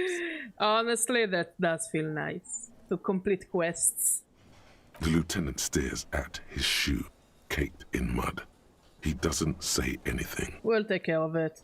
That really is too much, sweetie. Thank you for your dedication, but I can see you're coming down with a cough yourself. I'm doing it because I love you so much, Lena. You gave me a cool pen and a cool tie. I cannot bring myself to hate you, therefore I need to do it to keep you happy. I need to satisfy you because I'm a person who needs to satisfy other people. Fuck that cough. It's not happening. Yeah, fuck that cough. The insides of your lungs are lined with tobacco, a powerful antibacterial agent. You are unstoppable. I am unstoppable. Very strange. Why is she not letting you do this? It's like she's given up. Lena, what's wrong? You seem different. Different? How? You have given up on the phasmid. In doubt, sweetie. That's all. Everyone is now and then. You're in doubt about what? It's a strange feeling. I haven't really told this to anyone, but you are a police officer.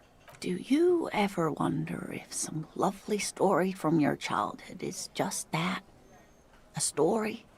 Or a dream? Hunching her shoulders now. She seems even smaller than she is. Like a sad young girl. Where is the give her a hug button? Seeing the Insulindian phasmid was just a story I used to tell people. I didn't really think about whether it was real or not. But Morel told me you had seen it. You also told me. Morel's so proud of it. He always tells everyone. A terrible sting in the heart. Regret.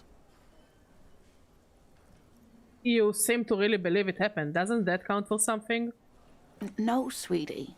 There's more to it than that.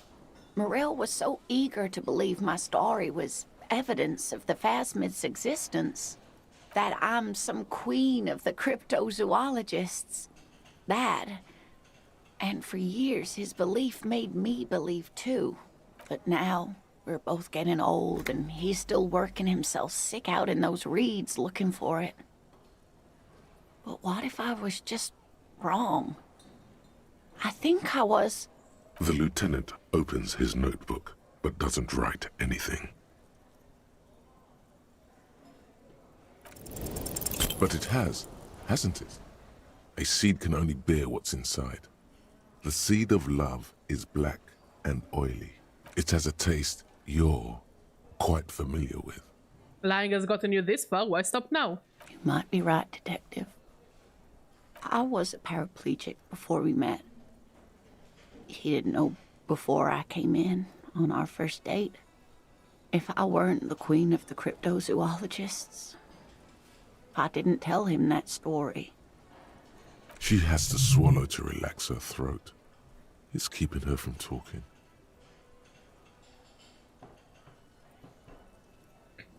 Yes, he would still be into you. That's not how these things work.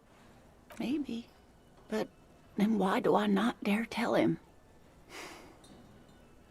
I've wasted enough of your time with this drama. Look, do you want me to shoot your husband? I will do it just to make you happy, honestly. More of your time. She's just such a lovely lady. I don't want to see her sad. She gave me a cool pen and a necktie. I love her. What you have to know. Also, I think she's like one of the only characters who doesn't judge you like viciously like the other characters. No? Let us fools chase our ghosts. There are a million better things to do with your life. To hell with this. I still believe you saw the phasmid. A true believer. Sometimes I still see it too. The real memory of it. How it was there. Not the memory of the memory, but it's so hard to tell the two apart. Either way, I should go. Poor Morel is running a fever, and I need to get him home to Jamrock before we overstay our welcome with Gary. Are you sure you don't need help getting to Gary's? No, it's like it's not even a ghost. She claims that at first she claimed that she saw it, now she claims that it was made up. And the bigger issue here, it's not chasing the ghost, it's that her relationship was built on a lie.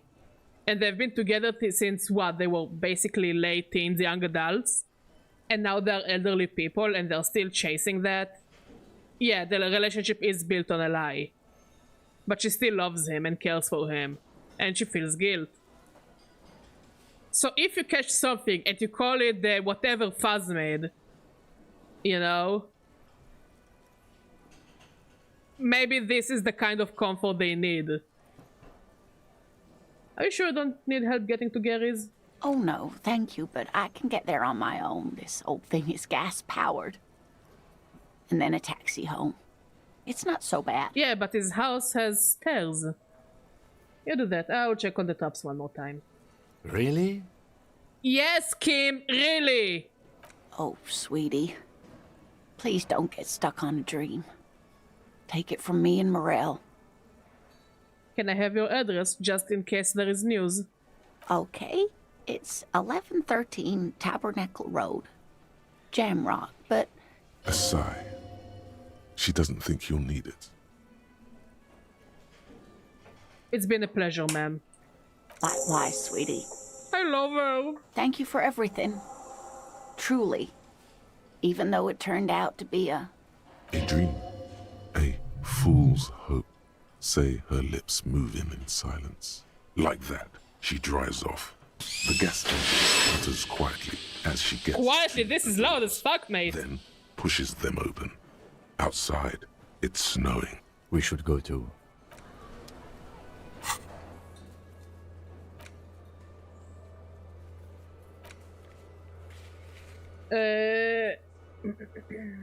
Let's check on the bullet.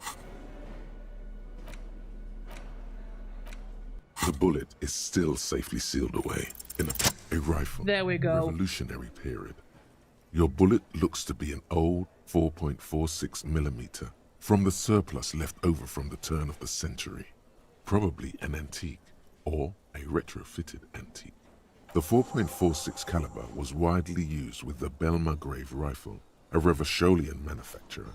The BM dominated the So it wasn't done with the police battlefield officer's in gun. theater of the anti-centennial revolution 50 years ago. Is anyone still making these rifles? No, but Zeliger, a major firearm manufacturer, ended up with a surplus after the war. So there are still a lot of these old military rifles floating around, usually broken. The quality was appalling. Who uses Belmargrave rifles these days? Antiques enthusiasts, guerrilla fighters in distant countries, a few lucky jamrock bangers. You're looking for a well-preserved antique, most likely. Is that the one I sold? What are you thinking? Bullet? I think I know where this came from. Okay. And? The shot probably came from a Belmargrave rifle. An antique. That makes sense. There can't be many breech-loading rifles floating around in Martinez, or anywhere in Ravachol, really. Why not? Sure, there's some arms trafficking, but the laws prohibiting the use of breech loaders we inherited from the monarchy have been effective, from what I've seen. Some new RCM recruits get impatient with their muzzle loaders once they've trained with military-grade weapons, but they realize it's worth it in the end. Worth what? Getting shot? Imagine if everyone, cops, citizens, had access to firearms that could shoot multiple rounds without pausing to reload. After the first shot, the second, third, and so on come much easier. So people would just shoot each other on the streets for the shits and giggles. But back to the investigation. Seems we are looking for an antiques enthusiast. Doesn't seem that likely, but we'll check out all possible leads. Next step, finding the gun itself.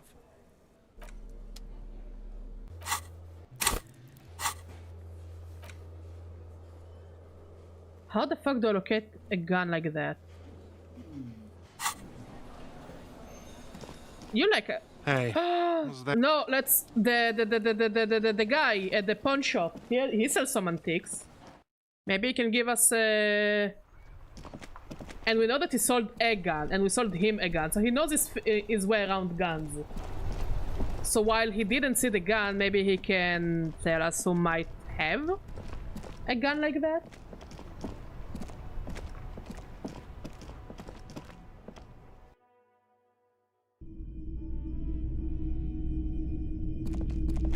Hello, hello.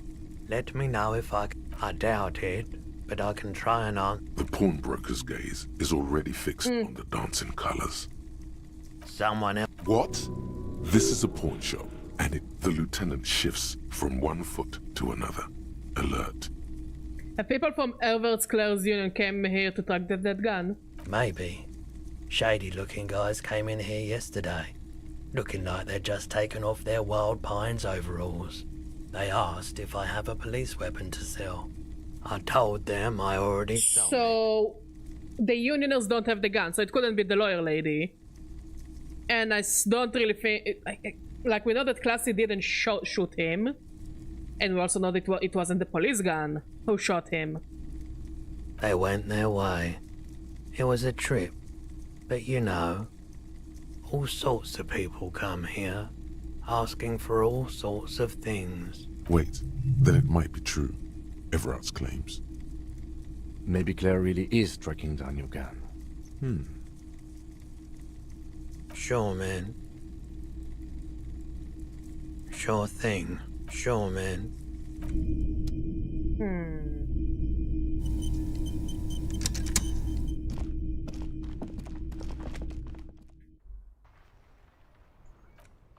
Oh, another person who know about antique guns, it's the two old gentlemen. They were with them fighting by the side of the monarchy. Like, René was fighting by the side of the monarchy.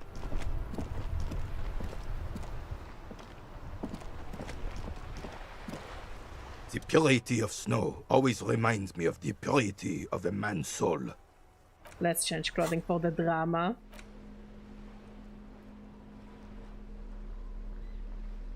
I wish I could just, you know, sort it by the skills.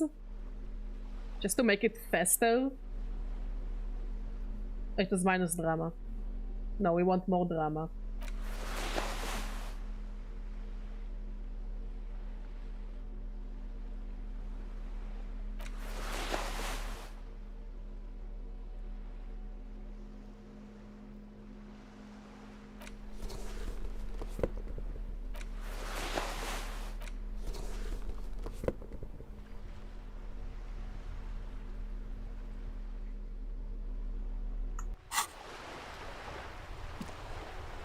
The purity of snow always reminds me of the purity of a man's soul. We'll try anyways. If he's got principles. Unfortunately, there doesn't seem to be anything worth mentioning among your achievements. You should resort to good old lying.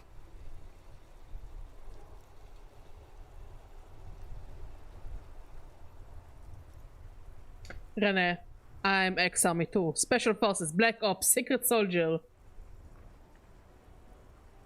Really? What was the unit?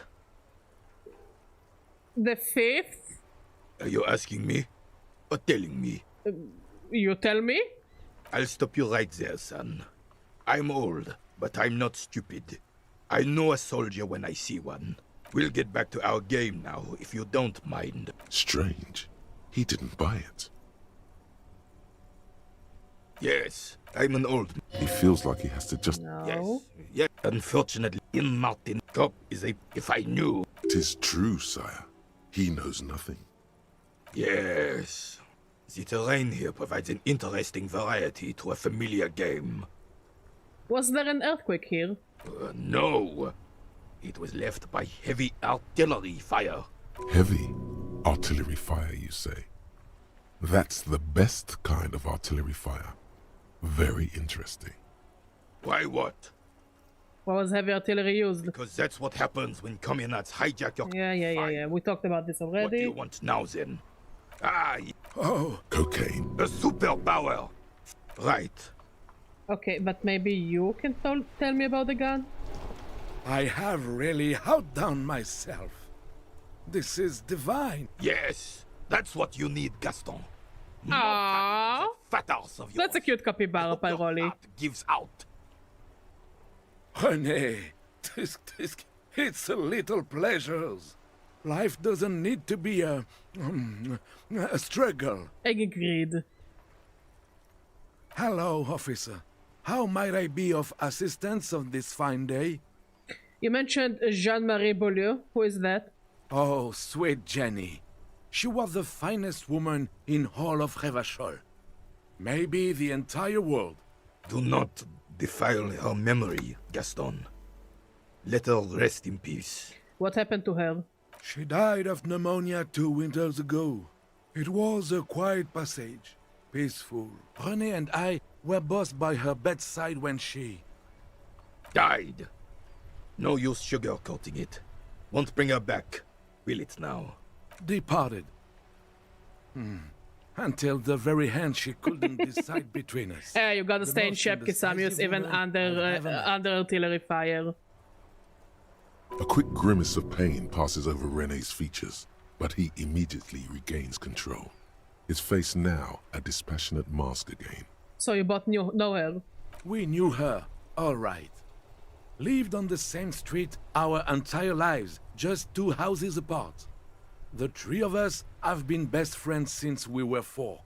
She was René's first girl, back when the prick was 16. They were courting till he decided he'd rather die for some great ideal than just be happy. And then you stole her from me. Do not intervene. I do not intervene in those kinds of things. Her from me, because we'd been pretty close ever since you two had that falling out over the ink you spilled over her pretty yellow dress. We were just boys then. This was different. You... No point starting this all over again. For the 1000th and the first time. Especially when we have company. Officer. Why do you think she was indecisive? She could never make up her mind about anything. What to have for breakfast, favorite color, or which one of us to marry. She was always leaving one of us for the other, but never long enough to actually get married. Women, right? Heck, technically, we're both still engaged to her. Relationship goals, question mark? You always confused her. Couldn't let us be happy. Seduced her with your fancy words and pastries. He suddenly remembers you are still there. Falls silent. As someone who is married to someone who bakes well, yeah. The baked goods definitely get the woman's heart. Of course, officer. Sweet. Of course, officer. Memories. Tell me, what do you know about the dead man? Let me think. I heard someone was hanged and left on a tree for a week. But that's all I know, really. Come on, you must have heard something. No, officers, I'm sorry. And I really would like to assist. You are both good guys. I can see that. Then help them, you wimp. You have plenty of shoulder with the ghost caviar in the Union. Someone must know something. I wish I could, but I just don't know anything. I always keep my nose clean and don't gossip. Everyone knows and respects that. Odd. He doesn't seem to be lying, but there's something off here. Sounds a bit like you're holding back. I'm not even anyone. Of course he's holding back. His mouth is so full of Union prick he can't even speak properly. Can I at least finish my fucking sentence before you piss on it? Is that okay, Renee? I'm not anyone important in the Union. I just know Evrard. How do you know Evrard? Everyone in Martinez knows the Clare brothers. I taught these boys human studies and history in the gymnasium. Gymnasium. Gymnasium. I love that word. What do you know about history? You never witnessed history. Only heard about it years later, when it had already moved on. You don't know history. The old soldier mumbles something under his breath and turns to face the sea. The blind leading the blind doesn't even begin to describe it, is what he said. Let's try not to get caught in a crossfire. Are you a Union member? Oh, in many ways, yes. Like an honorary member. I attend meetings and parties, help with little things. Evrard, Edgar, and the older debarders all know me. In many ways? Oh, yes. So you're not an actual member? Not in the technical sense. I don't have a vote or a membership card. But Evrard keeps me on the payroll. Just for the little things. So that's what it was before. Him hiding something. He tries to make it look like he's a big deal in the Union. My favorite kind of yaoi quarrel. Before your and Renee's eyes. He doesn't know anything. Because no one tells him anything. He's an outsider. Of course he's not a member. He's not a member of anything. I knew that. He's a Weservein. Turns to where the wind blows and tries to look important. I hate the socialist rabble. But even siding with them is better than living your entire life on the fence. Never committing to anything. Pick a damn side already. What are the little things you do for Evrard? Writing work mostly. Occasionally, he needs something written, and I happen to have a way with words, people say. What kind of things do you write for him? Oh, nothing official, I assure you. Just essays for the newspapers. About Martinez and how things are and how they could be. Evrard and I had these long talks where... Well, he tells his little pen man exactly what to say. It's commie propaganda, plain and simple. You should be ashamed of yourself. Let's on track here, boys. On the Union track? Thanks, that's all for now. No, thank you. Sure. No. Looks delicious. Can I have a bite of that? I'm sorry, officer, but I really don't share food. Nothing personal, it's just a principle. The only one you have. Ouch! Suddenly you realize how hungry you are. The last time you ate must have been God knows when. The sandwich looks like a culinary wonder. Well made and abundant in components. The author sure knew their craft. Look, I'm always saying, to make a better sandwich, you need to have a very crafty hand. Like, you need to know how to calculate the right amount of ingredients and what ingredients to put to enhance every part of the sandwich. It really is a work of art to make the most kick-ass sandwich ever. And it's not a hyperbole, by the way. I am serious. Sandwich making is a work of art. Back when I used to work in one of the bookstores, there used to be a sandwich shop, and they would make schnitzel sandwiches. And I would be like, yeah, just put whatever. And the man, he had a good hand. He would make the best schnitzel sandwiches ever. It's just with so much love that the craft and every ingredient just goes so perfectly together. And so many textures. It was probably one of the best schnitzel sandwiches I've ever had. To make a good sandwich, one must become a sandwich. Yes, an idiot sandwich. No, but I'm not kidding. Making a good sandwich is a work of art. Not even the kind of Subway whatever bullshit. I'm talking about a good sandwich. Sandwich that is, you like put your heart on it. You put your stamp on it. You put your mark on it. Just a motherfucking badass sandwich. It's not a hero sandwich. It's a superhero sandwich. In addition to the obvious slice of like ham, I'm trying to get there to make my own hero sandwich. I just something is always missing. It's not there yet. But one day I'll make the perfect sandwich. I swear. This will be my superpower. Super sandwich making. And then people online be like, make us a sandwich, woman. And I'll be like, you wish. You wish. And then I'll make a sandwich to Maud and myself because we both like sandwiches. Please, man, can I just have a bite? Believe me, officer. I wish I could help you, but I need this sandwich to keep my blood sugar stable. In my age, you need to pay attention to these things. Can you give me towns? I think I had too many of the spicy hot dogs. And I'll just feel all the spiciness and makes me a bit uncomfortable.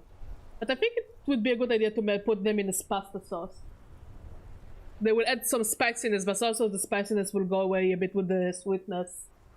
You know? But those were amazing hot dogs. You can barely hear him.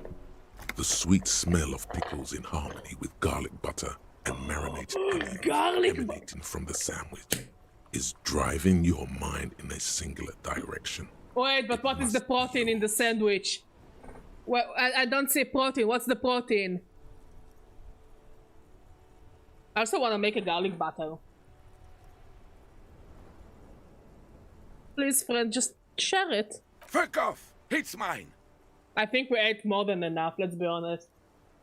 If you want potatoes with, like, the next time we eat the meat, I will make oven potatoes. Like the ones you like that are like 2 hours in the oven. It told me to fuck off over the sandwich! A glimmer of respect flashes in Rene's eyes. Sorry, officer. I'm sorry. I didn't mean it in a bad way. But the sandwich is mine. I'm not gonna share it. I think it's my favorite conversation of the game. And it's gone. When the dissidents come to rape our country, he hides. But try... Okay, let's see if we can raise our rhetoric by clothing.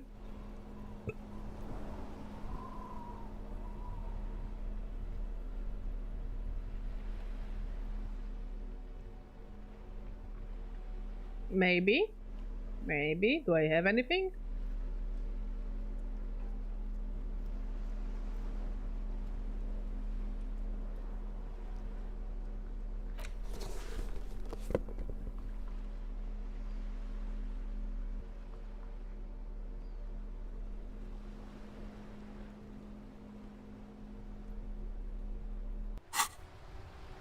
It is such a pleasure to see you again, officer.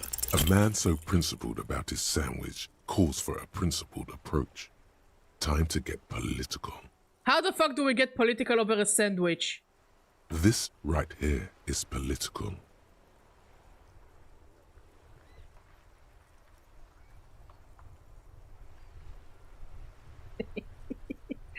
That sounds like something on Tumblr would say, so I'm really inclined to pick this option. Honestly, yeah, the third one. These options seem awfully fascist or communist. What if I don't want to say them? What if I'm not on Tumblr and on Twitter and on Reddit? Say one of these fascist or communist things or fuck off. Ouch. I've been called out for being a fence sitter, I guess. Whoa, easy there, Goldmouth. He doesn't have to say anything. Re-engage cop mode and bail out, if you like. Thank you, Volition. Volition saved me! I'm not getting political over a stupid sandwich! All right. Let's hear them, officer. Okay, let's see if it made René wanna talk to me about the gun. The purity of snow always reminds me of the purity. I also think the lady on the boat might know something about the gun because she knows history very well. I understand Jean-Marie meant a lot to you. There's nothing for you to understand here. It is not her death you are investigating. Were the circumstances of her death in any sense unusual? Absolutely not. She died of pneumonia in her bed at the age of 79.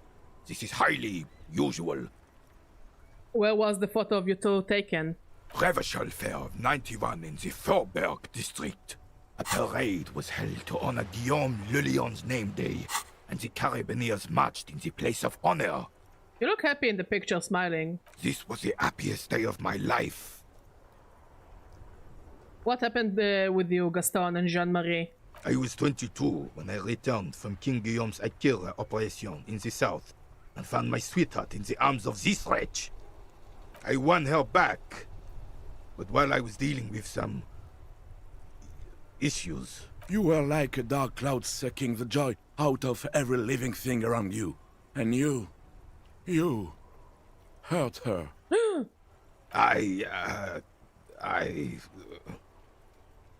Those days and memories are gone. The old soldier says nothing. Okay, let's try to talk to the lady who knows history stuff. Maybe she can help us locate the gun?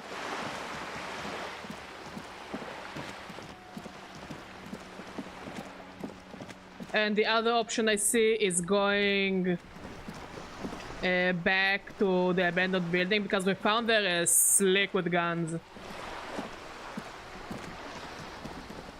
You're back. Good. What can I help you with? I have a photo of the victim's tattoos. Oh. She reaches for the photo, takes it, then holds it in her hand for about half a minute in silence. It was taken with a trigette not long ago. This is the man's upper body. There were no more markings on his hands or legs. Stay quiet. Observe the woman's expression. Her mouth is relaxed. The accordion lines near her mouth vanish. The pearls of her eyes move slowly on the photo's surface. What do you think? Sorry. I was trying to see if I can read the web of interdependencies between these points. The stars. I can't. But that's how you read this story. The points themselves don't have letters, numbers, anything. Their size, location on the body, and distance from each other tells you what they represent. Like blooms in a pattern? Close. Port cities. This is an Oronese map of the waterways, a sailor's tattoo worn by wayfarers of the Dolorian century, over 300 years ago. The sailors would mark their bodies to map their travels. What is the use of this map? The sailor's soul would use it to fly back home if they should die abroad. This is a sort of contraption to be reeled back in by. The silver cord, they would call it. What travels did the dead man make? Quite a few. Vredefort, the Oranese capital, traditionally stands on the right shoulder. He started somewhere near here, I think. What next? Then he made his way to the Pretto Grande, through what I think must be the Stutz Canal, an artificial channel through the Occident. From the Pretto, he sailed to the Insulindic Ocean, first the Semines Islands, then this. What is that? Revachol. Those are the two constants. Vredefort on the shoulder, and Revachol in the heart. They started the tradition of these maps right after the discovery of Insulinde, at the dawn of the Interinsulary Age. You said you can't read it. I can't. This man was no sailor, and these are no ports. I can understand geographic fragments, but not their meaning.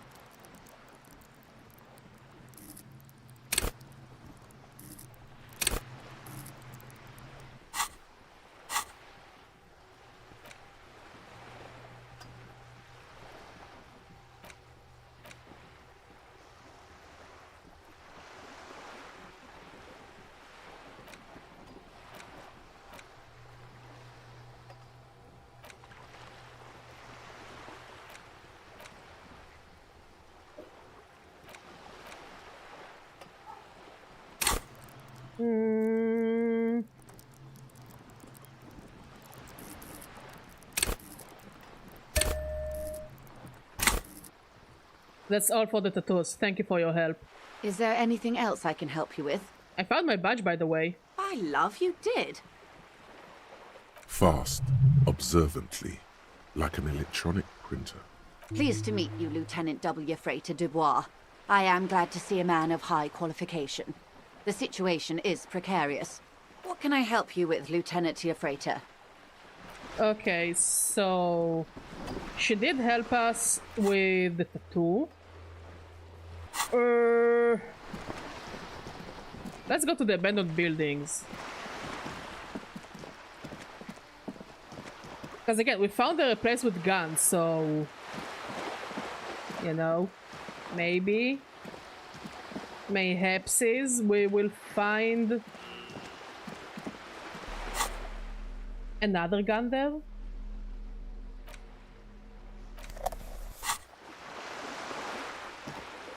Ah, that's a cute doggo. Hello again, esteemed officer. Okay, but please. The woman looks aloof.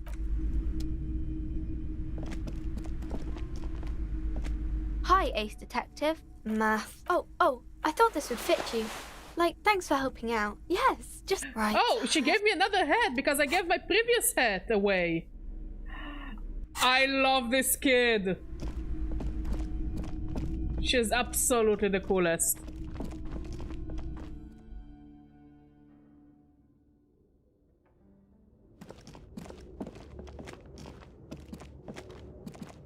The barbell waits patiently.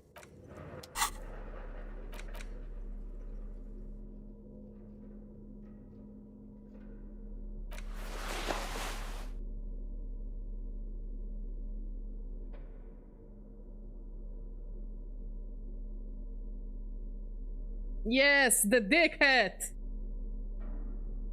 The cock hat.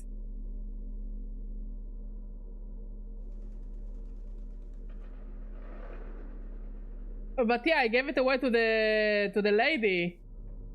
And she gave me the hat back, and that's so lovely of her. I love that kid. She's such a good kid.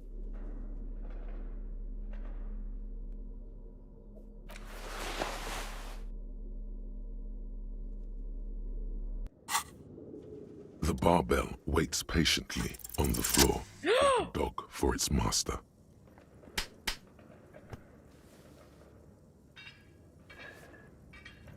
Fashion. Conjuring up an inhuman amount of strength. You raise the barbell up in the air. Your biceps tremble, but you're a savage. This is a children's game. Say nothing. Revel in the feeling.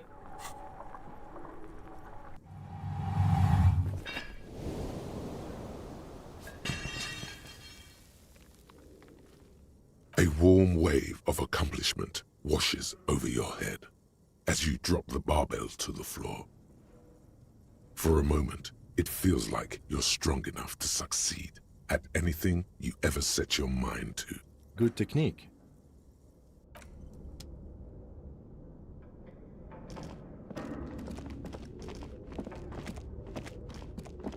So if I remember correctly, the gun was over there, like on the second floor. Fireplace.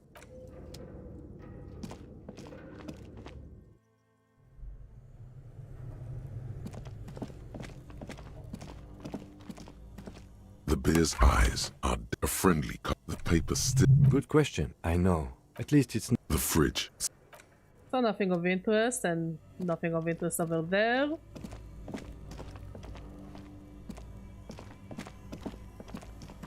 A few bricks have fallen off, revealing. Seems like an old bunker from the Revolutionary. It means there are He likes this find.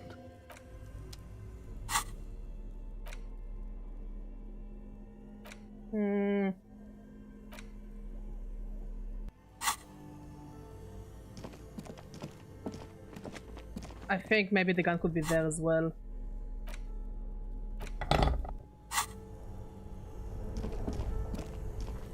This orange machine is dead still. It has a hand-cranked ice cream churner and an electric freezer.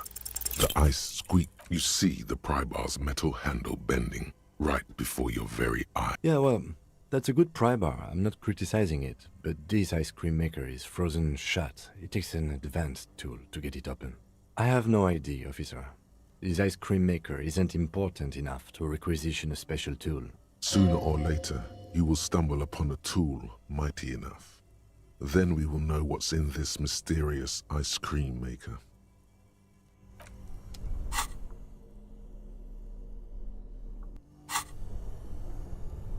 Okay, wait. I think of interest over here. So where could we find an antique gun?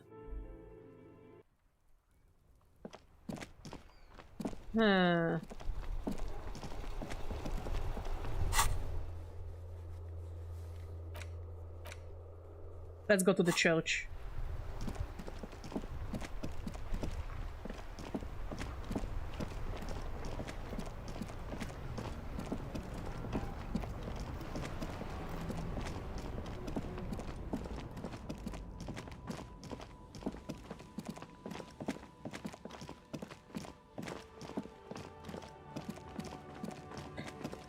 We could also maybe find an antique gun inside the bunker.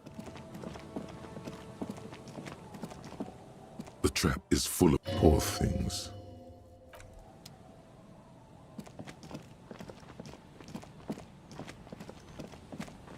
Like the army bunker.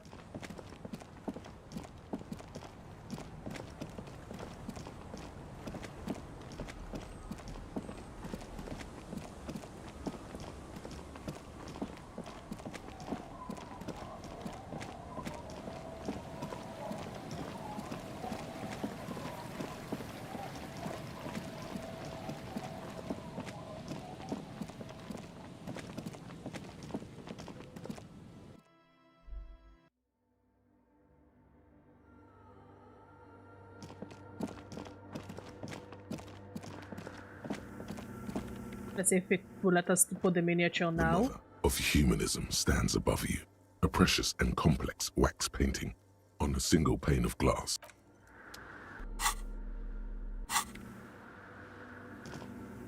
Yes, what is it? The swallow, you mean? What about it? Somewhere. Only a faint. There's this. The Pillar of Silence? Maybe, but it's oddly close to the. I know. No, She sounds mildly annoyed by this line of questioning. Her hands... Great. Thanks. So she cannot really help us unless we find the solution to this 2mm hole thing.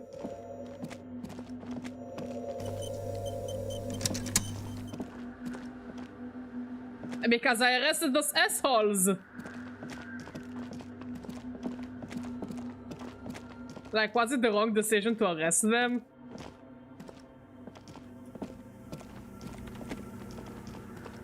Yes, what is... You arrested them? Didn't think the cops in this place had it in them. No. Yes. And... No. You're right. I'm not. I brought them here. Great. I arrested them.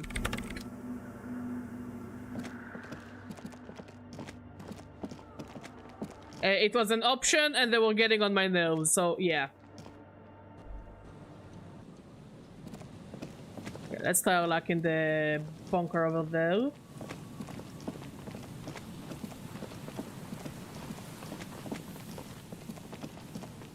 They wanted to do more drugs!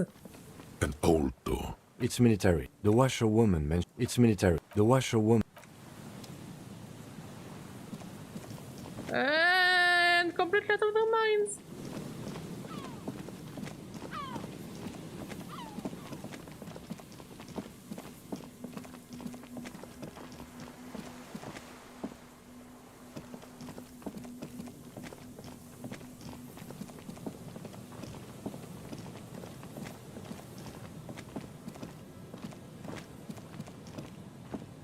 Just dead. Poor things.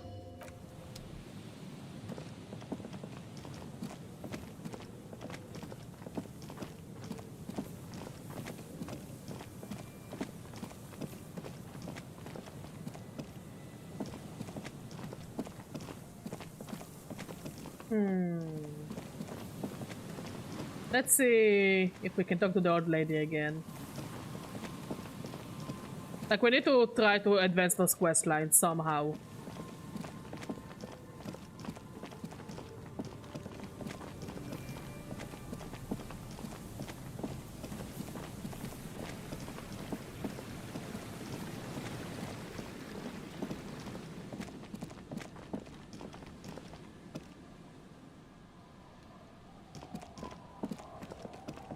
Payphone?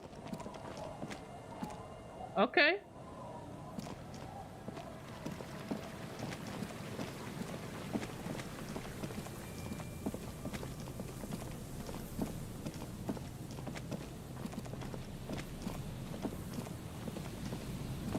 You pick up the handset. There's a tone. The machine is operable. Calling. Still calling. Someone with a masculine voice picks up. Hello, Gerard speaking. Gerard, what a douche name. So... Change it. Change your name. What are you, like 5? Thanks for calling, asshole. Phone hanging up. Disconnect tone. Calling. Calling. Calling. Still calling. Still calling. Stop calling me, man. I'll get you your money, alright? I just need till tonight. Let me work. Yeah, but a slight change of plans. I want this delivered to the Whirling in Rags in Martinez. Tethys. Hey! You're not Tethys.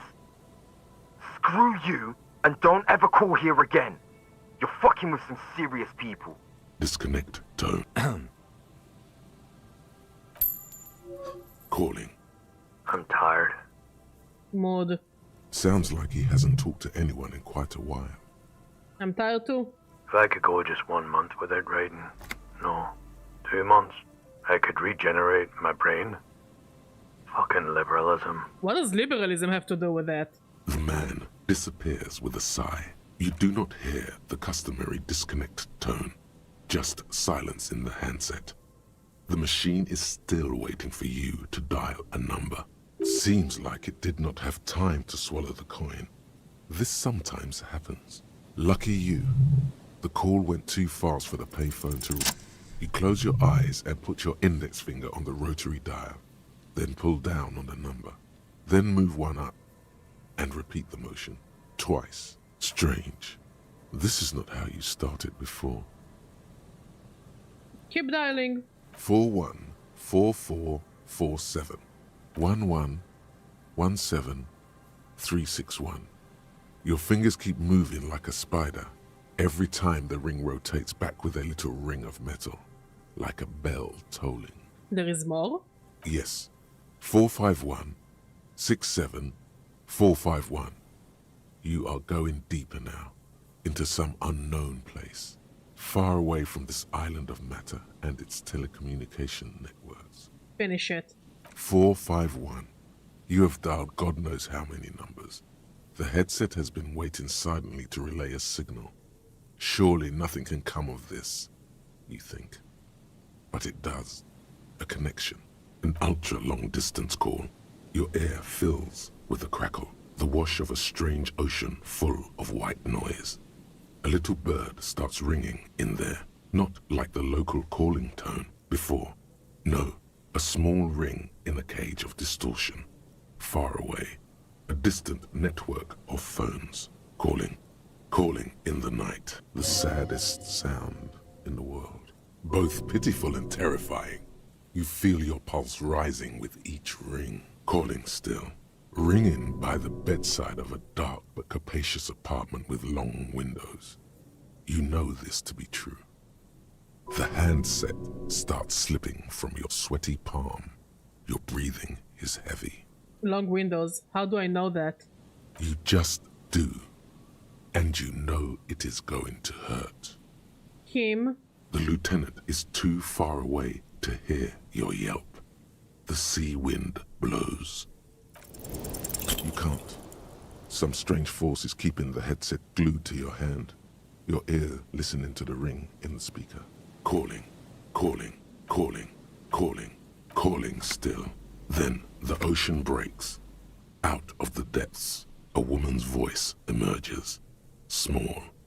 The dearest thing you've ever heard. Hello? Ugh, why did it sound like that? It looks like such a mess. It definitely looks like such a mess. Like he's calling his mom to pick him up from the party because the party didn't go well enough. Hello. Who is this? I want to die. What? I don't know why I said that. Oh no. Is that you? Who is this? Dora. Who is this? The connection is bad.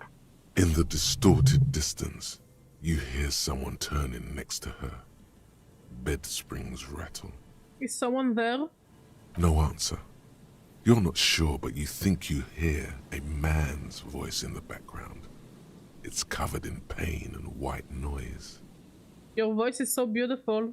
No. It's you, isn't it? It's you.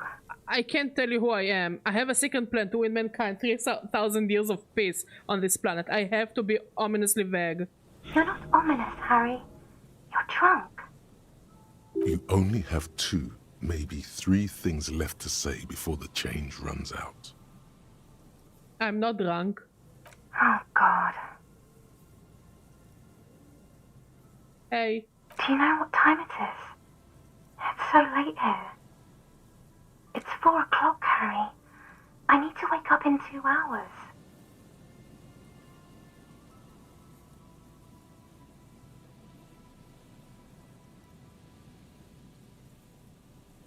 Do you want to party?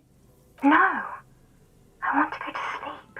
I want to talk about me. Who am I? You sound like you know me. What do you want to talk about that we haven't talked about already? This is bad. You feel your right hand on the handset cramping up with pain. Where are you? You sound like you're in another world. I'm in Morova, sleeping. Where are you going in 2 hours? To work. Where? The academy, where I work.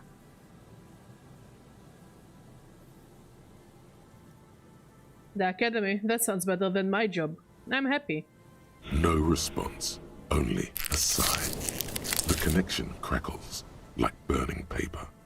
I'm the law. I'm a detective. I am doing a case. There is a hanged man. She does not answer anymore.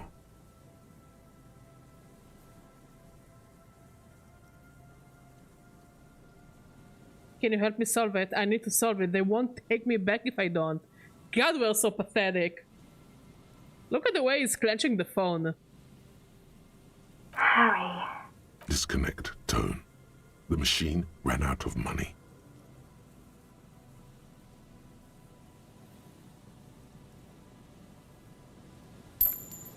You dial the number again. 26 pulls of the rotary dial. The machine eats the coin, and a terrifying ocean of distance rustles in your ear. In the middle of it, a familiar ring. Small, distorted, calling, calling. Let it call. Calling, calling, calling, calling, calling. It looks like she doesn't want to pick it up, Harry. Stop scaring her. Why? Come on, you know why. Still, let it ring. Calling, calling. Harry, please. Underneath it, she is naked and warm under a blanket.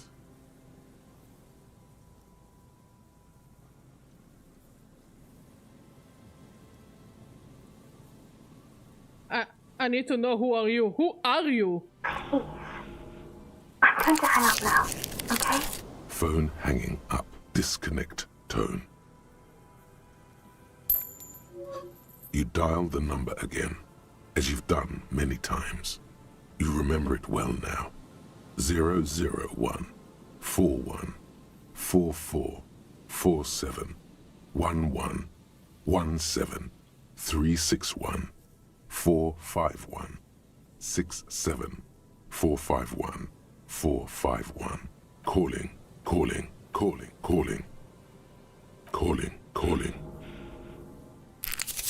and calling for who knows how long, but no one answers. You need to insert more money to call again. You want my money?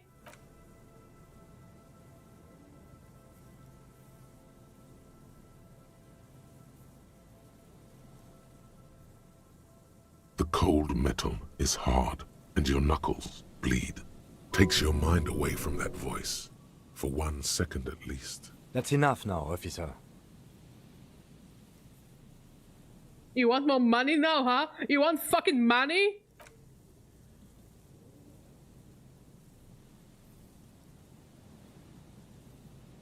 And again, we look like we're after a very bad sleepover. It didn't give you any fun for that money.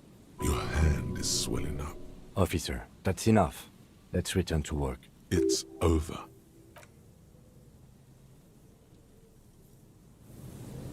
Well, that was as pathetic as it gets. Okay, can we ask him to leave us so we can talk to Classy without him? Excuse me? Detective, if I may be frank, you seem to be in a deranged... Some you time? This is a police investigation, not a journey of self-discovery. Please do. Okay, so we just need to wait for him to leave us. Which I guess will happen when he wants to go to bed. So yeah, we are as pathetic as we get. Wait, what is there over there?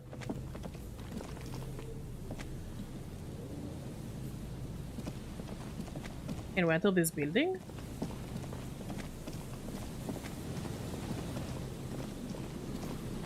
You see, a slogan you... I see stairs.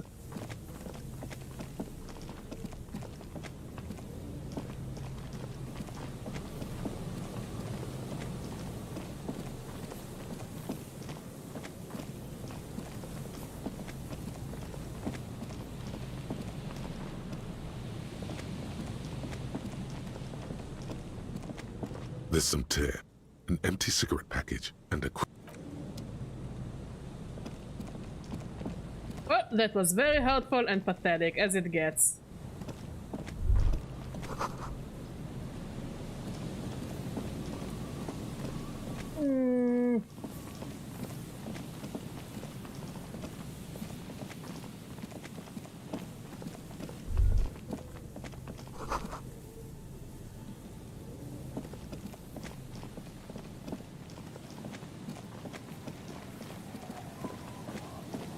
Let's check the traps, I guess.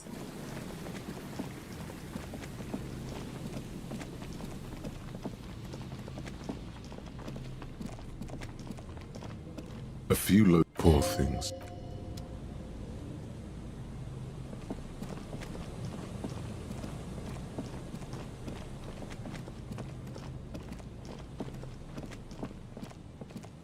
The trap is filled with dead, poor things.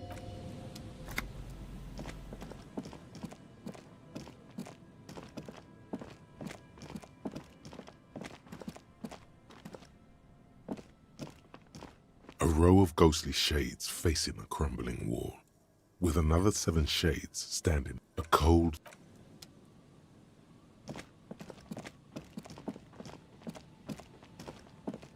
Always my pleasure.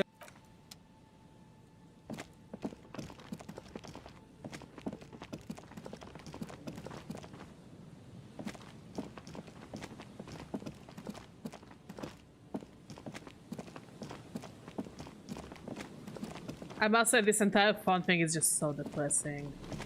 Like, we know that Harry is a pathetic man, but damn, he got it somehow even more pathetic. So yeah, we still need to find the gun. We need to wait for Kim to fuck off. No offense, Kim, but you need to fuck off.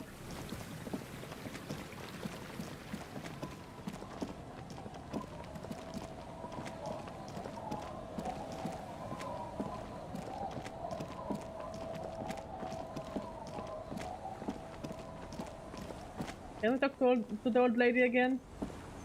Our tenant, the policeman. I hope the waves...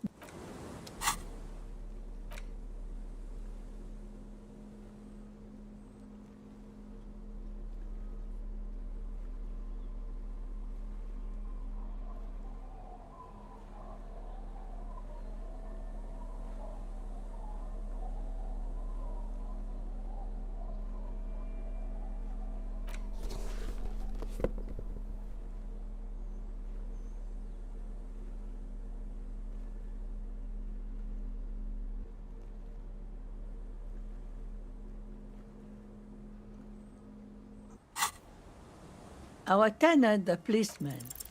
Like ocean waves shaping the coastline, you will wear it down, pebble by pebble.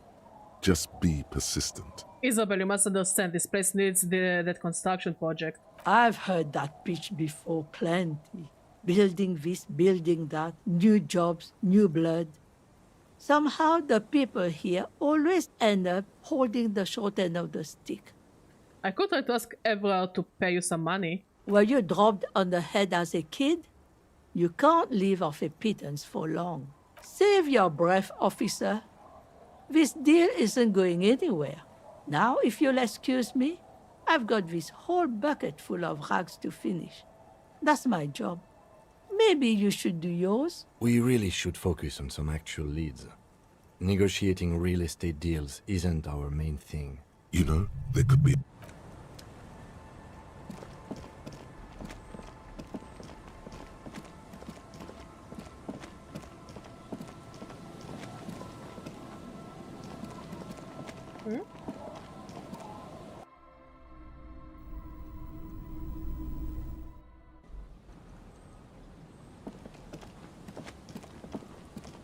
There should be traps around here. Did I check this trap? The trap is a poor thing. But let's get back to the other side of the island and try to find someone who might know anything about the gun. Hmm? What's that?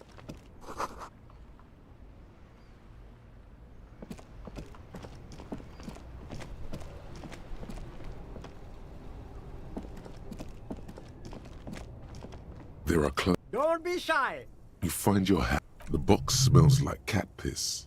Or Economical, but also trendy. Look firsthand. something cold. This jacket practical. Good choice, officer.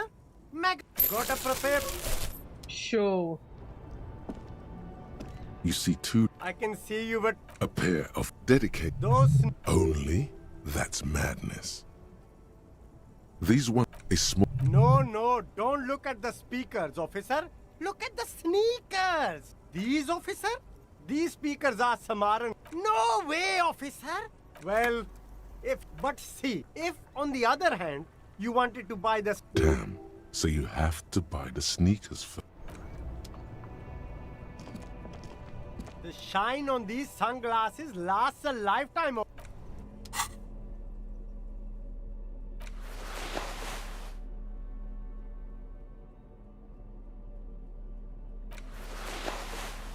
I look like Gopnik James Bond, I must say.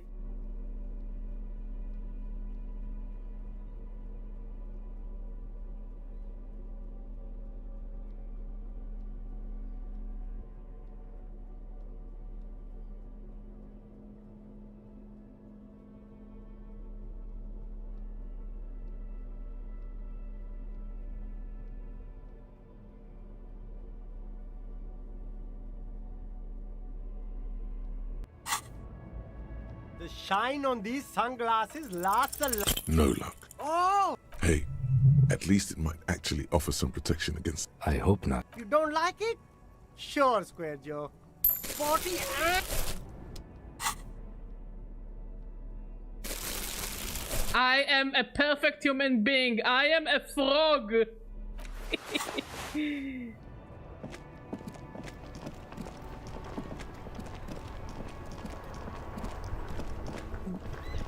The odd people are still there. Maybe somehow the police officers can help me get the gun? Inside, you see a set of steering levers, a radio microphone. This is Precinct 57. How may I assist you? Just a moment. 10-4, come in, officer. Over. 10-4, sir. Feels good to get that off your chest. 10-4, sir. Sorry. 10-4. Roger that. 10...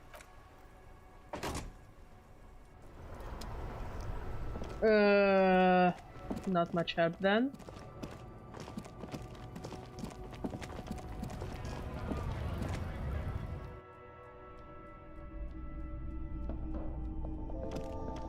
To the left of... I don't think I'll find anything too interesting here. And I stopped collecting bottles, so definitely nothing interesting there. Maybe he can help me, even though he's kind of not on my side. Right to work! No.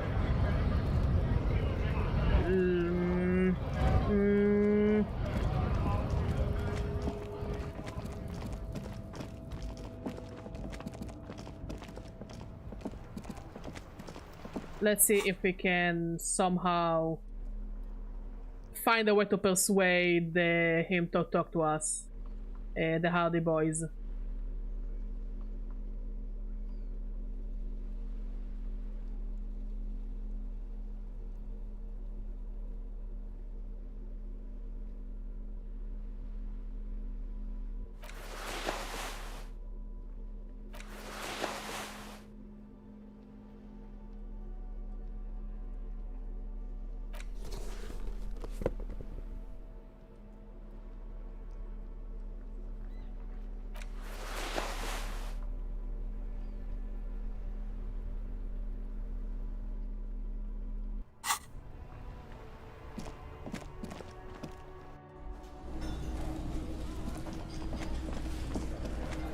It's you again.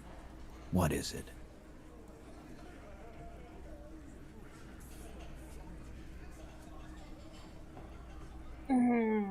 Rhetoric, not logic. Maybe if I'll talk to...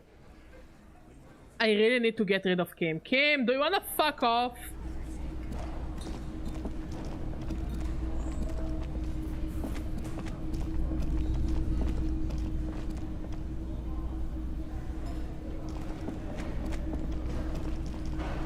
Again? He might be wearing a disguise. Yes, it's a hobby of mine. Yes? What is it?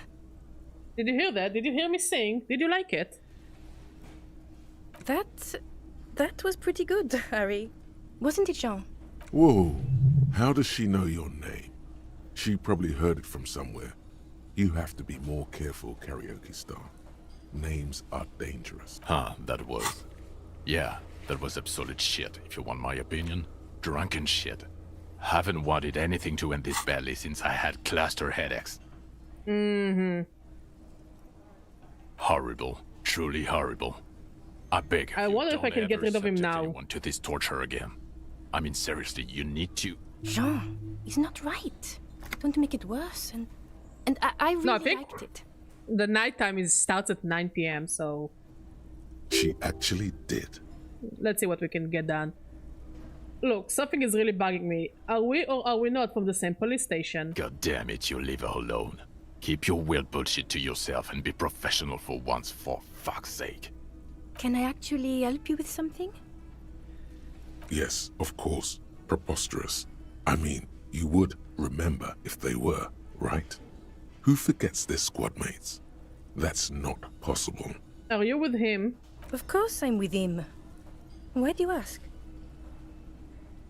He's an asshole. You're an asshole. You know what? Maybe we're both assholes. Aww. Please, let's not turn this into another exchange, okay? Did you just call me Harry? Yes, I called you by your name. How do you know my name? Good. Everybody knows your name. Please go finish your investigation, so everyone can go home.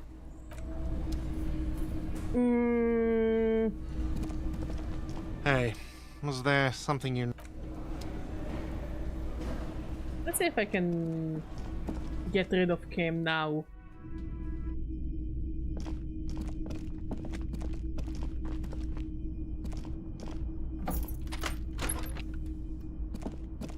No, I need to wait for 9 p.m.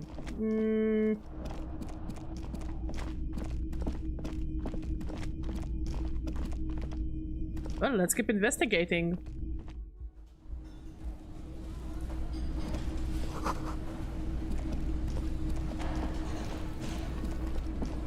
Do you have anything to say, or are you still going to be annoyed at my existence? Still annoyed at my existence.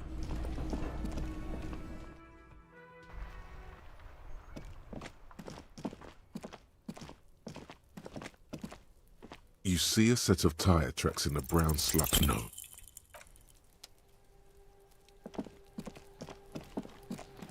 Like, I need at 9 p.m. sharp to get rid of him so I can run here and talk to him. Squeal, pig. Murder.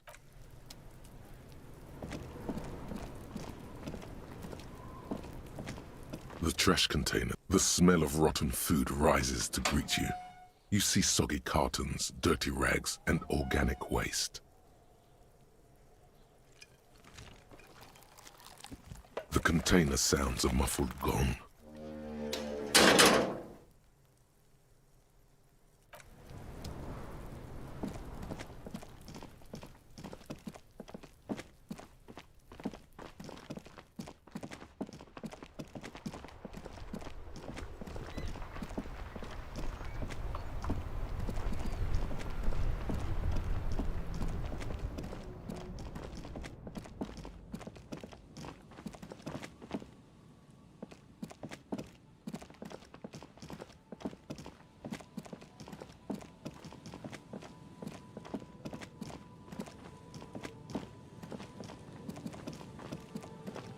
Oh wait, maybe we can open it now.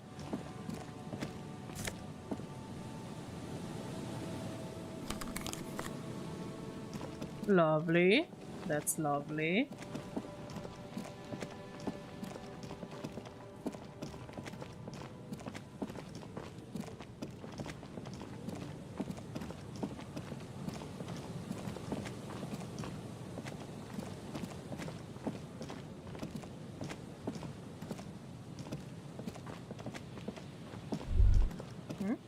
Rust peels off the bent iron posts of the swing.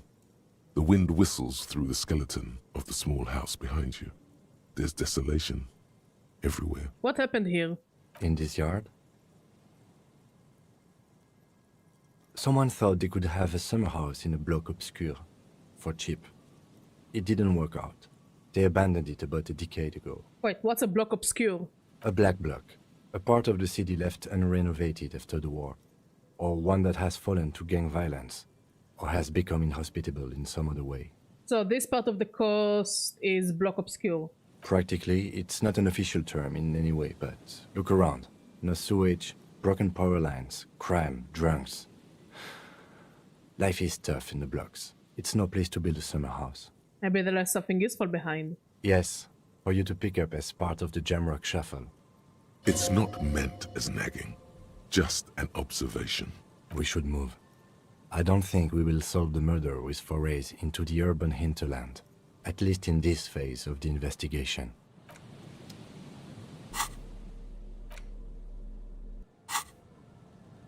I look like such a mess. But in a good way. We look like a very weird talk show host.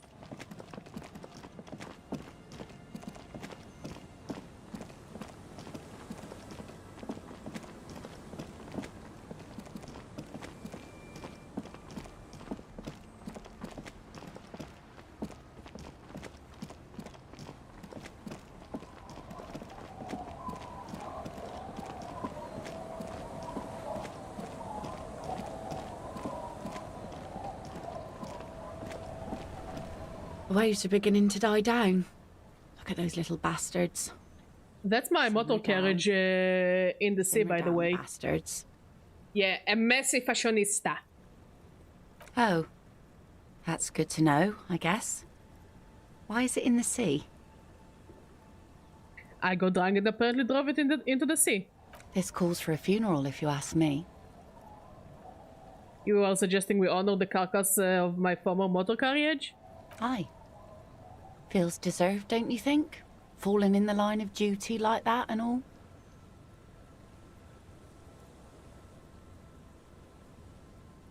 What an odd thought. Maybe I should. Why odd?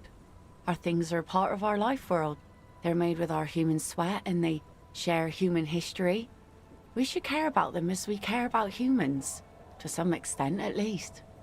Alright, I'm in, but organizing a funeral takes a lot of time and effort, doesn't it? Oh yeah? You won't even be able to get it out of the water before early June. And where are you going to bury it? Who to invite? What music to play at the wake? Take it from someone who's been through a few funerals. It's easiest to just leave them there and let nature take care of it. But you suggested the funeral! That's all we have time for right now anyway. Come back here in June and see how you feel about it then. It's not like it's going anywhere. Let's focus on the things we can actually do, alright? Absolutely. Things like what, for example? Oh yes, she does. You need to get your drink on. There is no other way for human beings to procreate. Not after 6,000 years of yeast cultivation-based mating rituals. I hate all those options! I like you.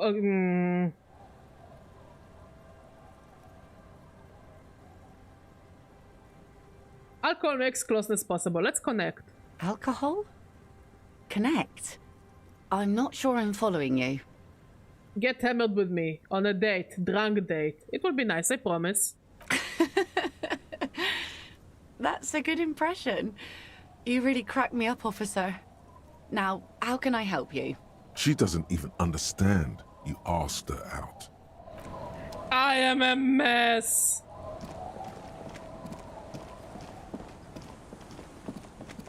So we have like 1 hour to burn. The scruffy-haired little boy kicks a stone while the other watches him do it. You must be Lillian's twins. This one doesn't say anything, kicking the concrete with his worn-out sneaker. Lily's our mum. I already said that. The stone kicker laughs suddenly. His head is too large for his shoulders. That's an observation to make about the child. The other one laughs as well. Wow, so intellectually stimulating. The stone kicking isn't even of very high caliber. Anyone can do that. Is little Lily your sister?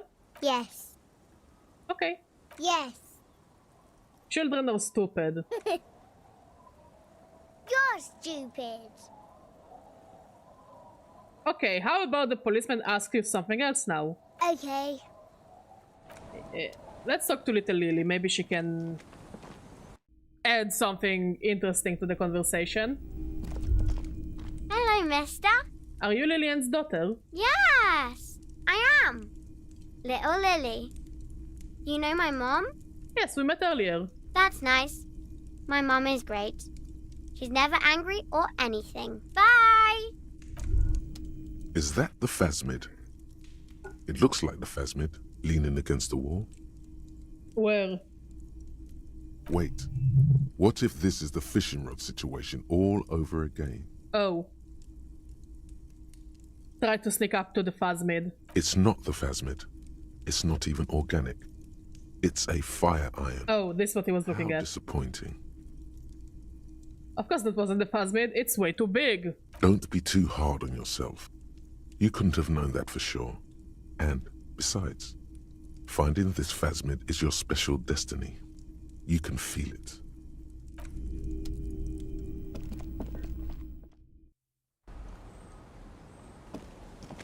Now let's see if we can open the things in the floor.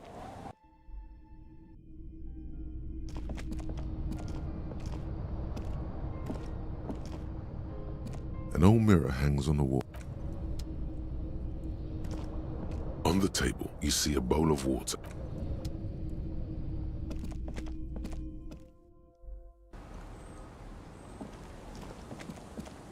Never forget where you parked your personal Kim, or else your Kim will be towed away by the Department of Kim.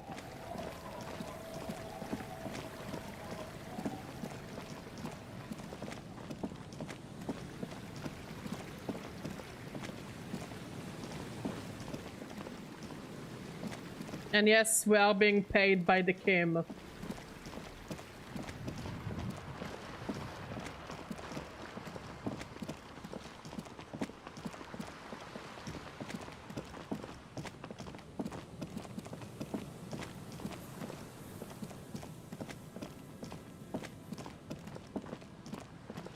So far there isn't something too interesting to do in the church,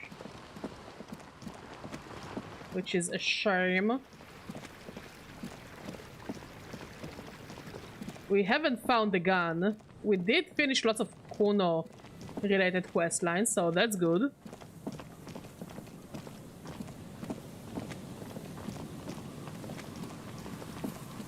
But I guess now we're just waiting for 9 PM to get rid of our very own Kim.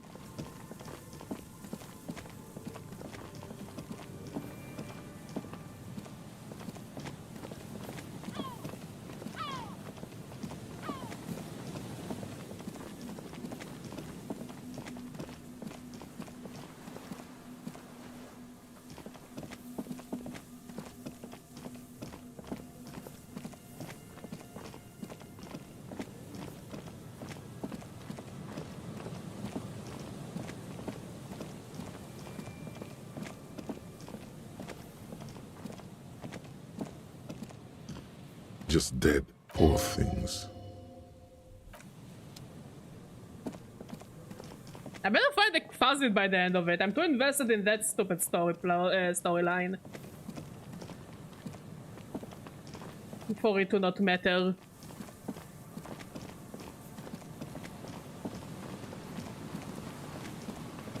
So now I actually have 2 places I can rest in. The old lady's place and the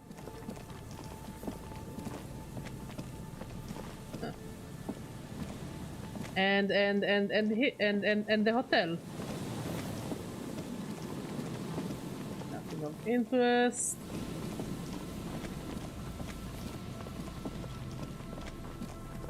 The fact that there are stairs there makes me really want to get in somehow.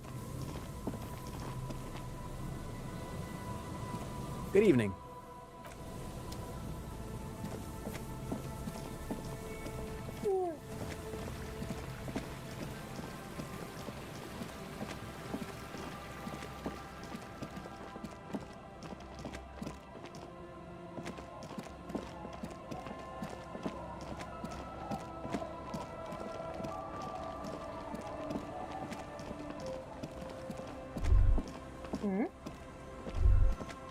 A drop in temperature, an easy flow of air, an empty street. Before you, a thoroughfare unjammed with lorries. No more drivers smoking on hitch steps.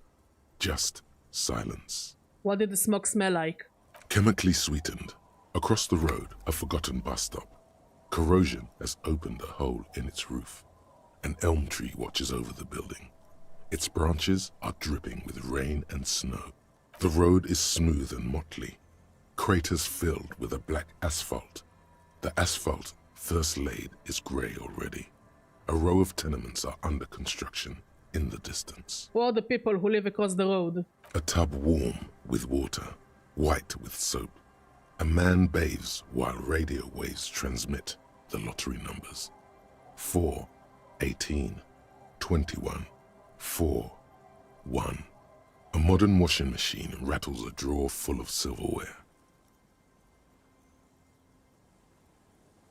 What about the bus stop? Number 312D.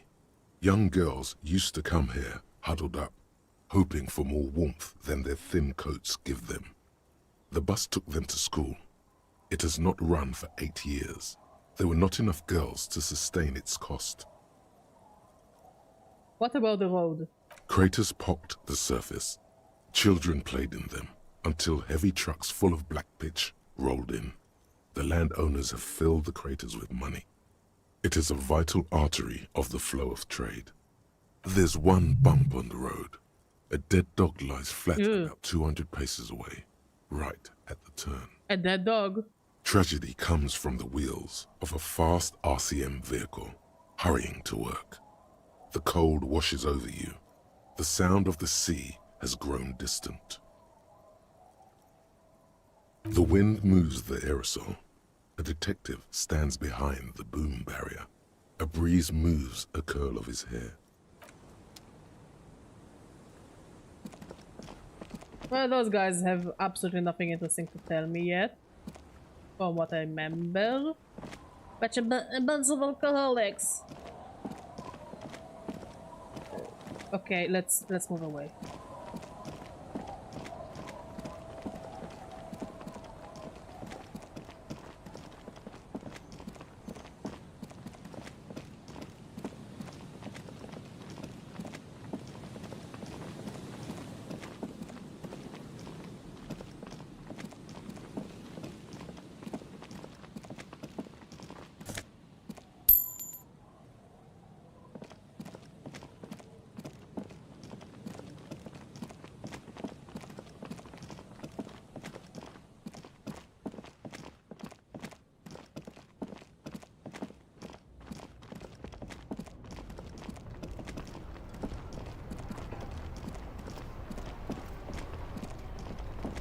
Do you have a...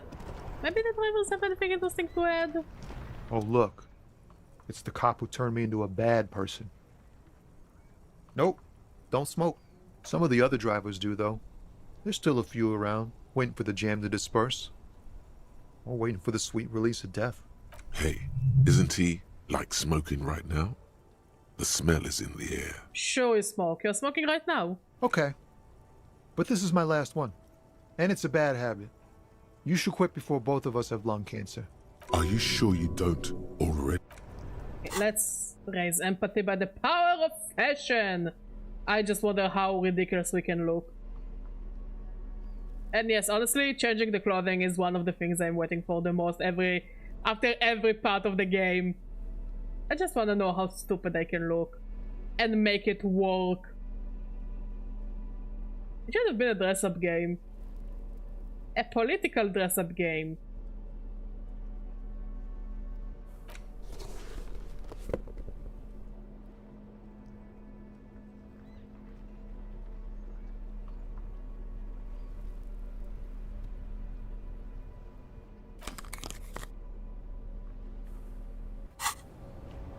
Oh, look. It's the cop who turned me into a bad... Ease into it. Don't go too far. This seems like a personal matter. My man, I want to know about your soul. Cool. We all want to know each other's woes and all. But people, man, they have slippery souls. Just like that, he slips out of your reach. It is possible the yelling didn't help. Yeah, maybe I didn't yell hard enough. Did you think about that? Didn't think so.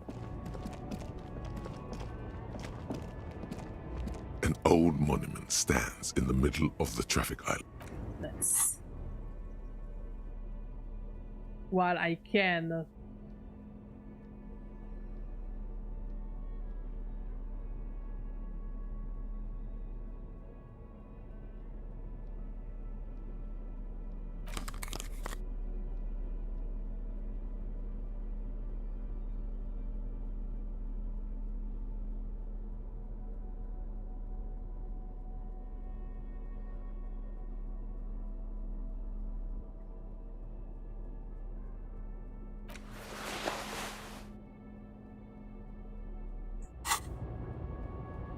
An old monument stands in the middle of, even by the standards of the Philippian kings, old sumptuous Philip was known for his profligacy. Well, he blew through the whole national treasury, starting the decline of one of the penultimate century's greatest superpowers, the suzerain of Revachol. His own maladministration foreshadowed the fall of the monarchy.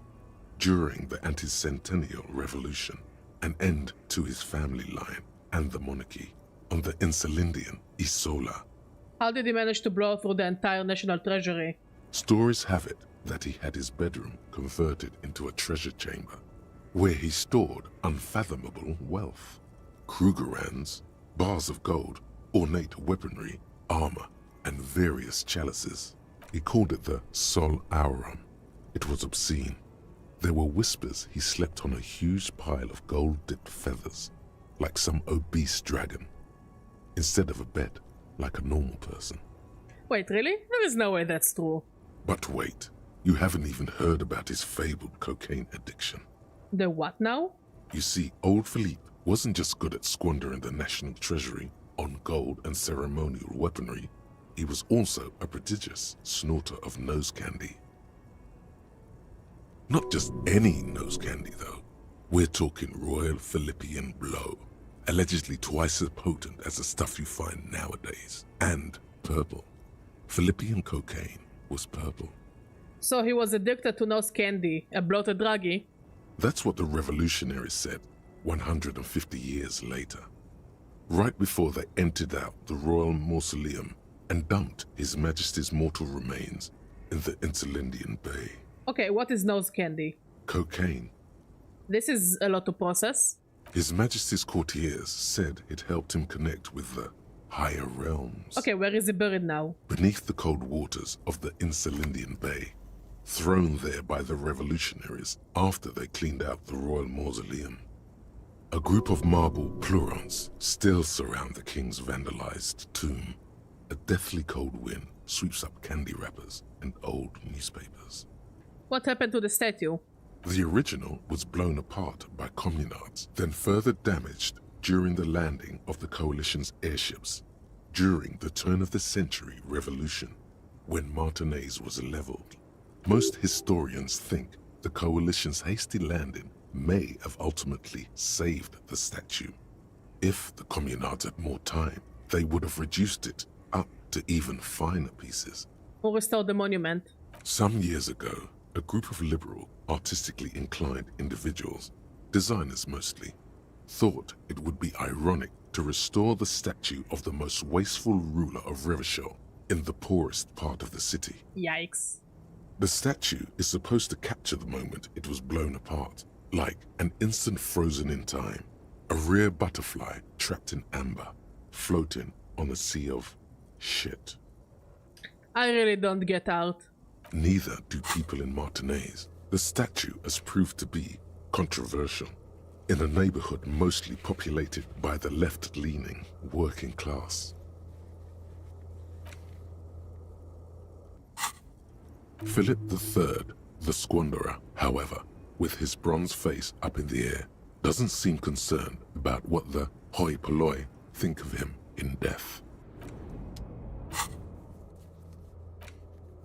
Okay, let's try the ledger again.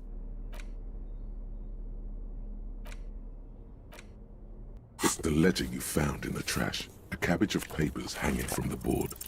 Yes, there we go. At last, you find a way to piece them together using the alphanumeric code on the margin. HDB 41, date of initialization and time of arrival on the scene, followed by the title. For example, HDB 41120117000, the Next World Mural. Wait, HDB 41? What are those officer precinct? Why, yes, your precinct number is 41. And HDB? Every last alphanumeric in the files begins with it. And these are your case files. Harry Dubois, it's safe I guess? to say HDB are your initials. Harrier Dubois, HDB. Fine then, I give up on Raphael. That's comforting to hear. Now, detective, it takes half an hour to piece one of these together, if you still want to. Here are your options. The Next World Mural. This one is relatively easy to reconstruct. Overnight. Oh, it takes a lot of time, so... A graffito as soon as it hits 9, we appears on make him fuck off so we can talk to Classy. Central Jamrock. The building is a sparsely inhabited ghost tower, part of a failed real estate development called Grand Couronne. The mural is enormous. Two silhouettes, a man and a woman, are kissing. The text cut into their form reads, "True love is possible, only in the next world. For new people, it is too late for us." This game has no combat. The middle class. Not every RPG game has combat.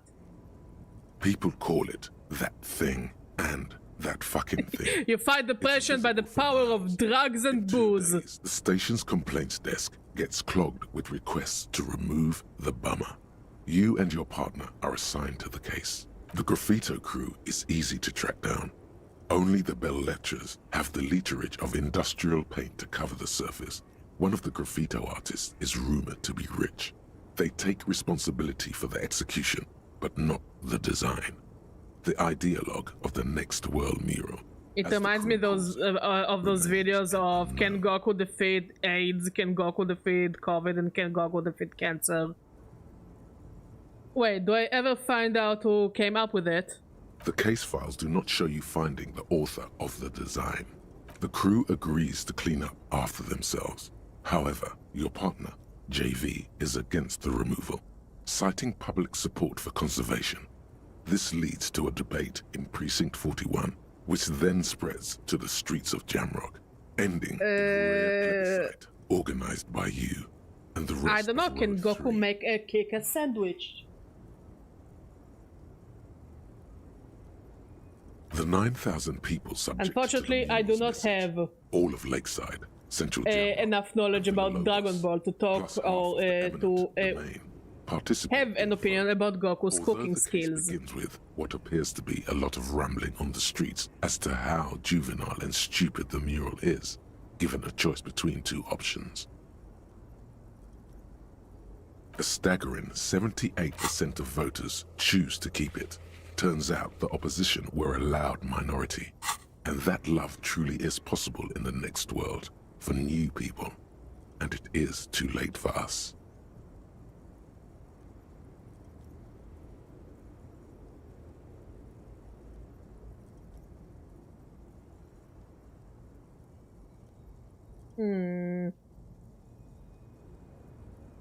The middle class are not to be blamed, it's human nature.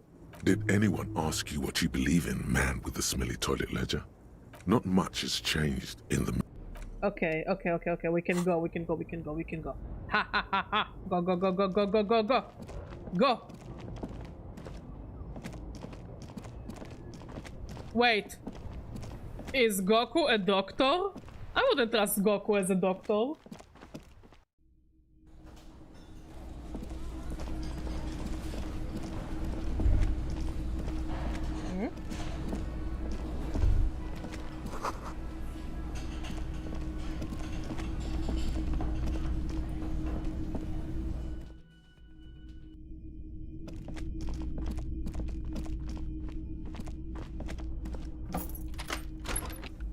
Yeah, fuck off, Kim.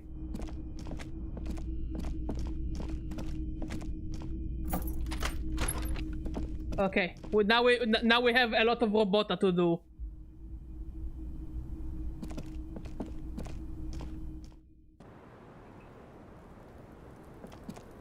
I was just thinking, what a nice evening it is for taking part in a murder investigation.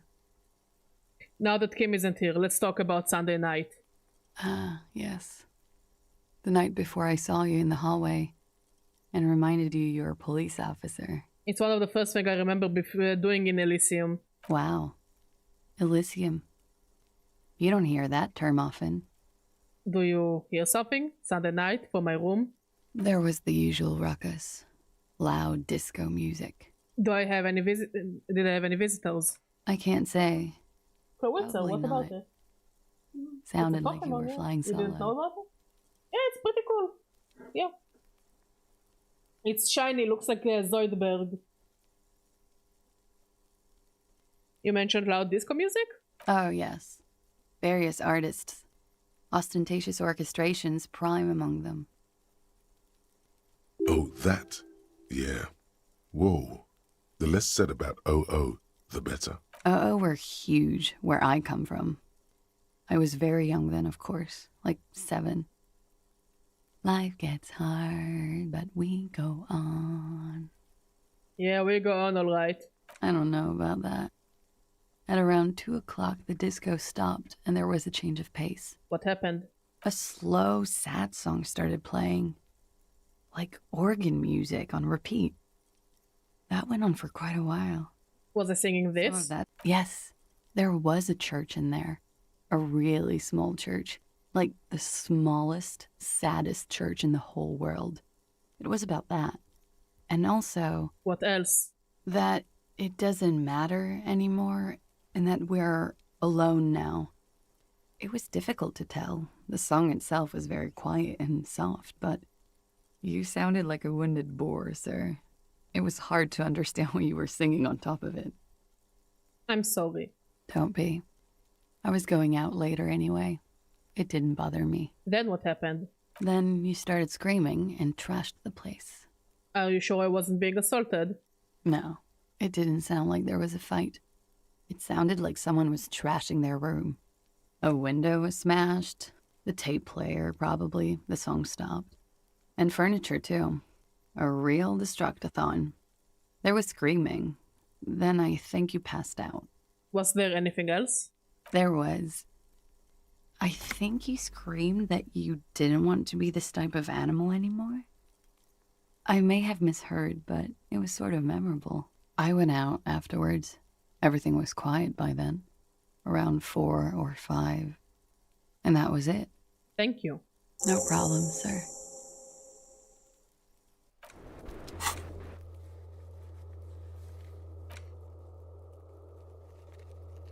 Okay, visual calculus.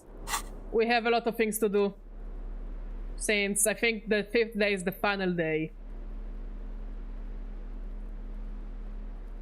So we have a lot to do. A lot to do.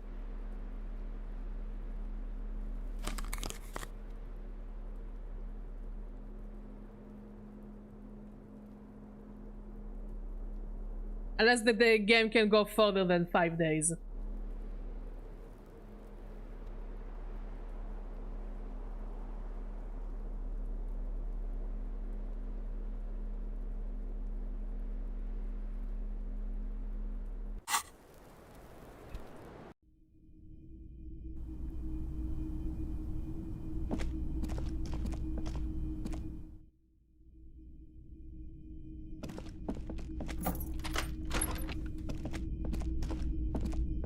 The lieutenant's door is no response.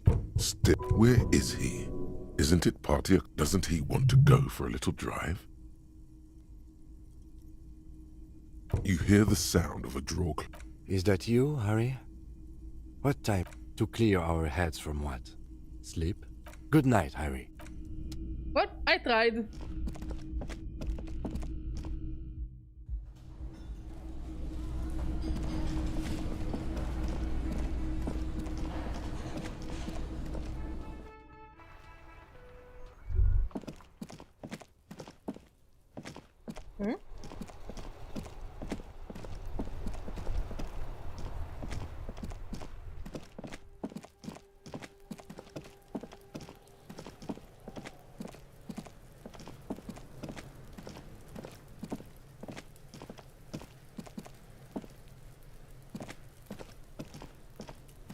There are 8 pairs. You won't get far without a lieutenant here. Okay, we need Kim for that one.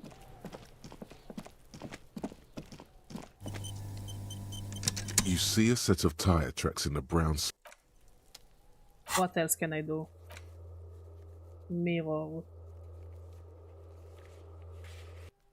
Interfacing.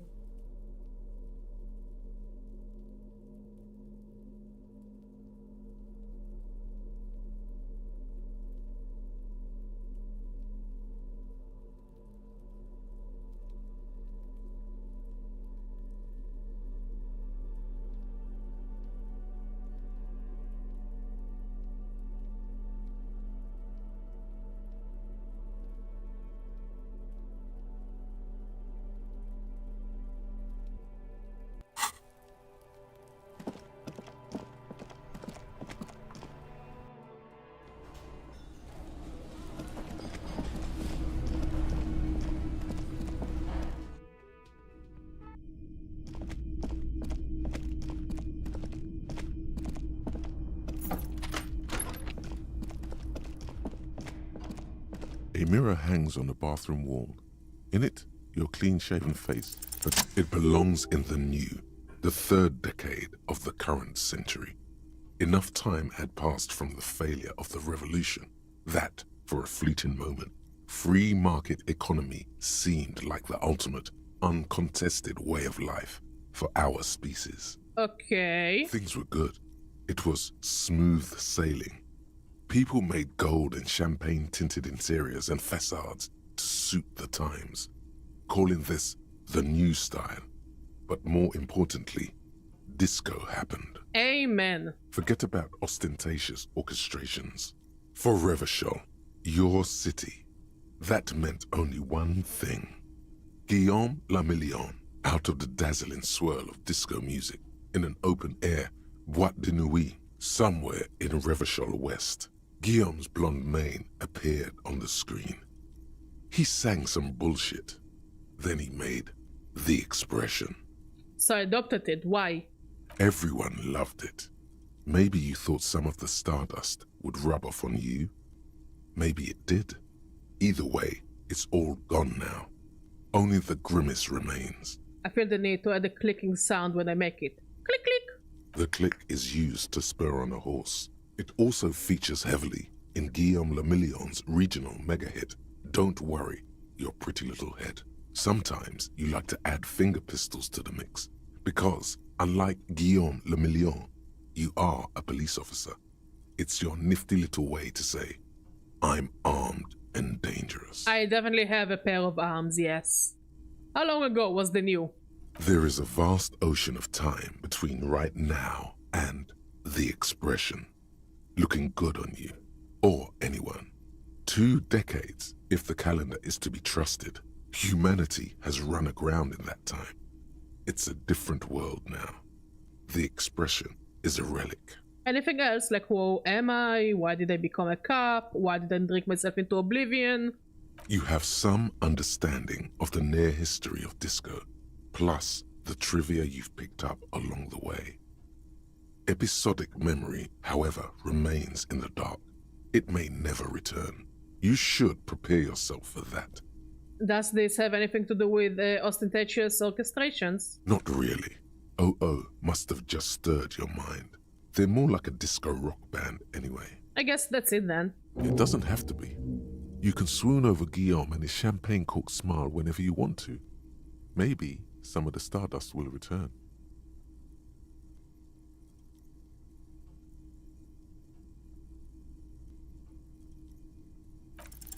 Still not happening.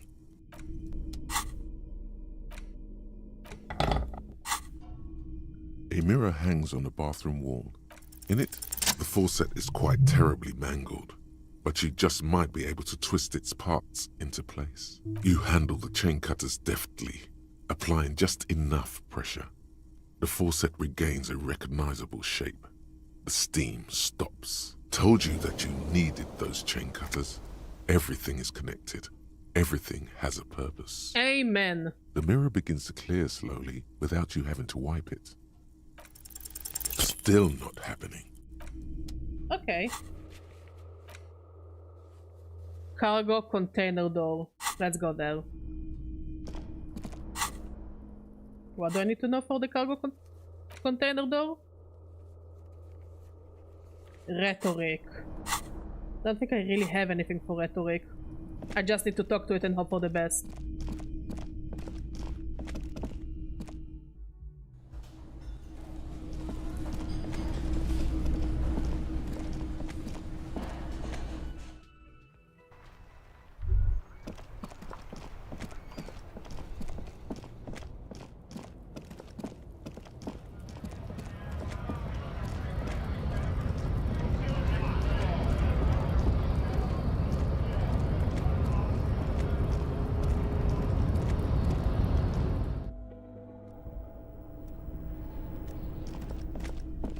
The file cabinet stands steady as ever. Hundreds of, and the same material you already went to draw. So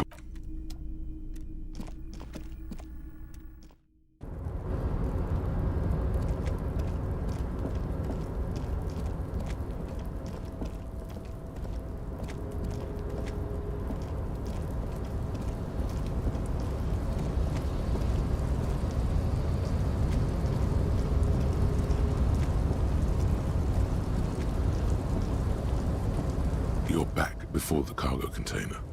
Its drawer has not lessened since you were last here. If anything, it seems to have grown slightly. Hello, sugar. The container door appears unmoved by your attempt at flattery. You're a fine piece of engineering, do you know that? The door does not respond to your advances. Is it possible that it seems somehow more closed than before? And as it's always been. Nope, not yet. Okay, we cannot talk to Kim Kitsuragi yet. Backyard wall.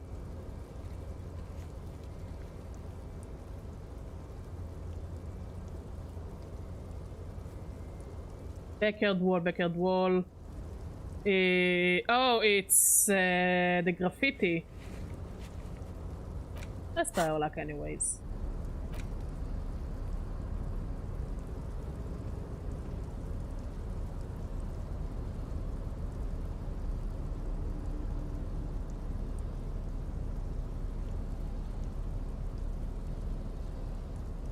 Who knows, maybe eventually something will work.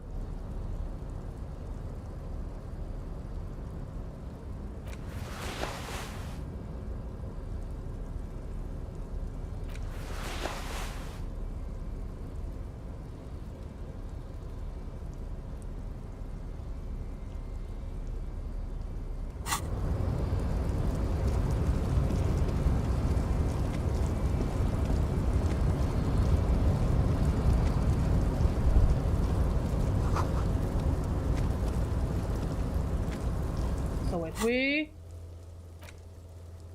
are going to the backup wall, yeah.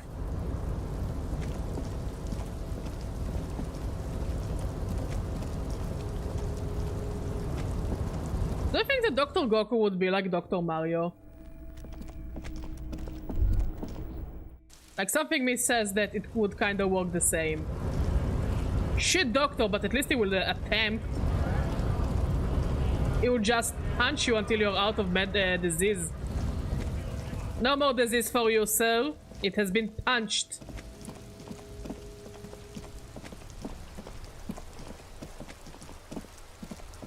Who needs healthcare if you can have Goku beat the shit out of your condition?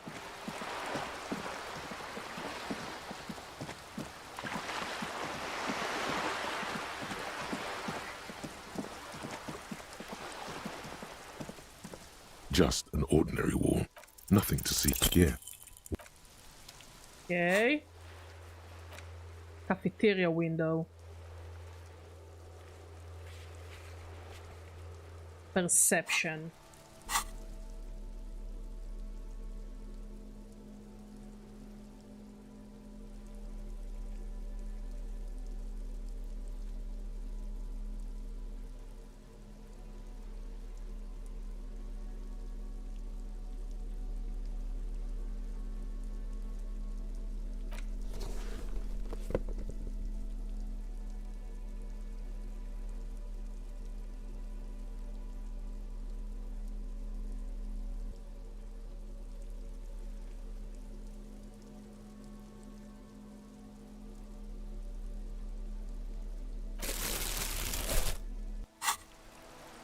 I look like I'm going to gamble on some of the weirdest horses ever.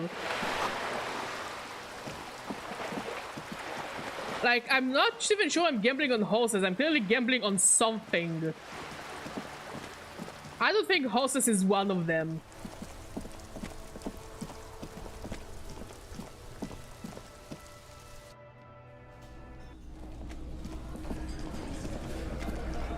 Behind the dockworkers, a ceiling-height window. The hawthorn branches scrape the glass like bony fingers. Squint. There's a little slide panel up there to let some air in. No need to open it in spring. It's still too cold outside. There's a yellow ribbon tied to one of the branches. Light yellow, faded with time. A tiny splash of color in the blackness of the thicket. Hanging from it, a bronze key. It's close enough to the latch up there. One can slide it open and just take it. Surely not a coincidence. Huh?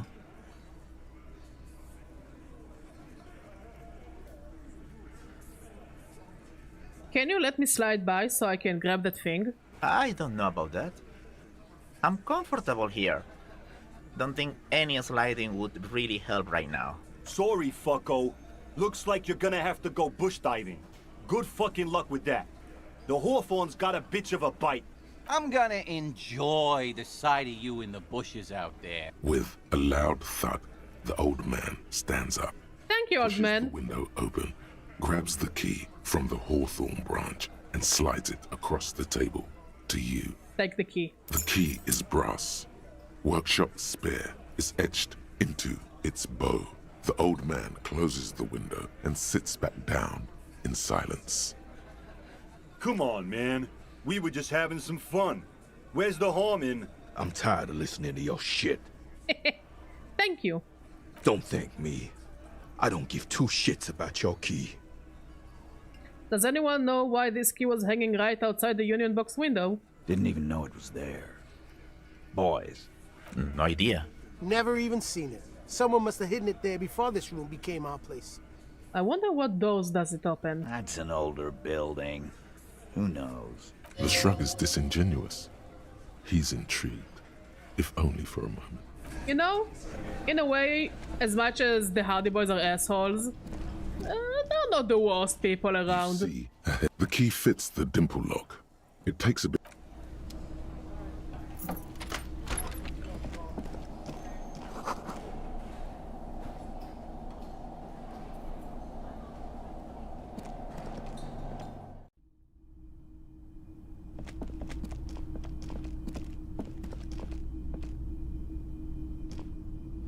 You clearly see footprints in the downy carpet of dust.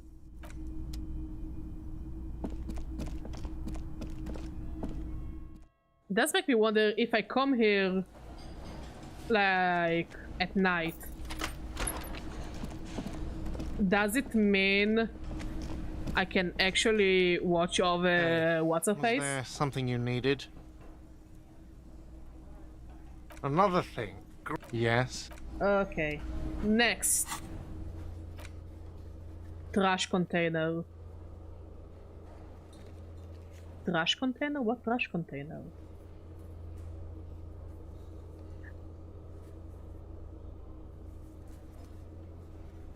I don't remember a trash container.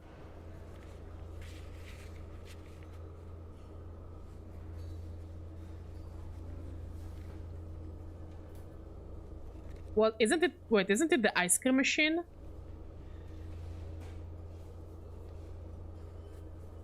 No, it's a different thing. Trash container. Behind the building, no? No, it's not there. It's not. I opened it already. Yeah?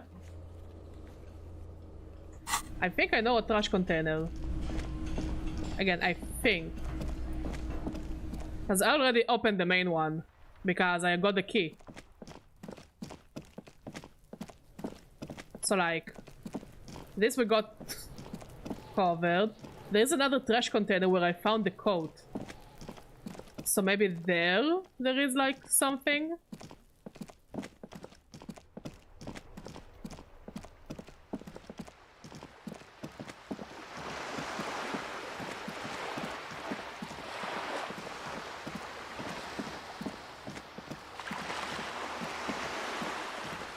Maybe there's a trash container here. No. Or maybe a trash container over here.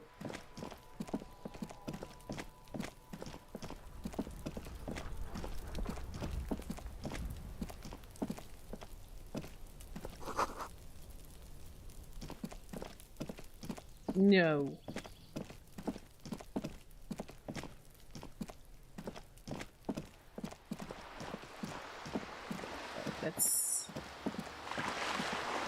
Let's take a look at it again.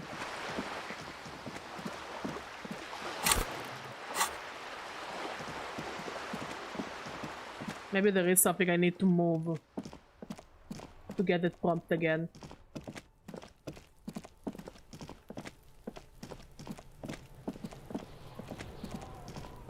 The trash can. The smell of rotten food. Yeah. I know. Get on with it. Cartons, dirty rags, and organic waste. You see, you've done this before. No, searching for a box falls into pieces. Not much to see here. There's nothing more. The container sounds. Nothing here.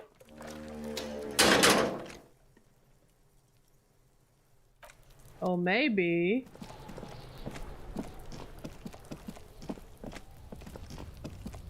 No, there's nothing there. Okay, let's try a different location. Electronic doorbell with volition.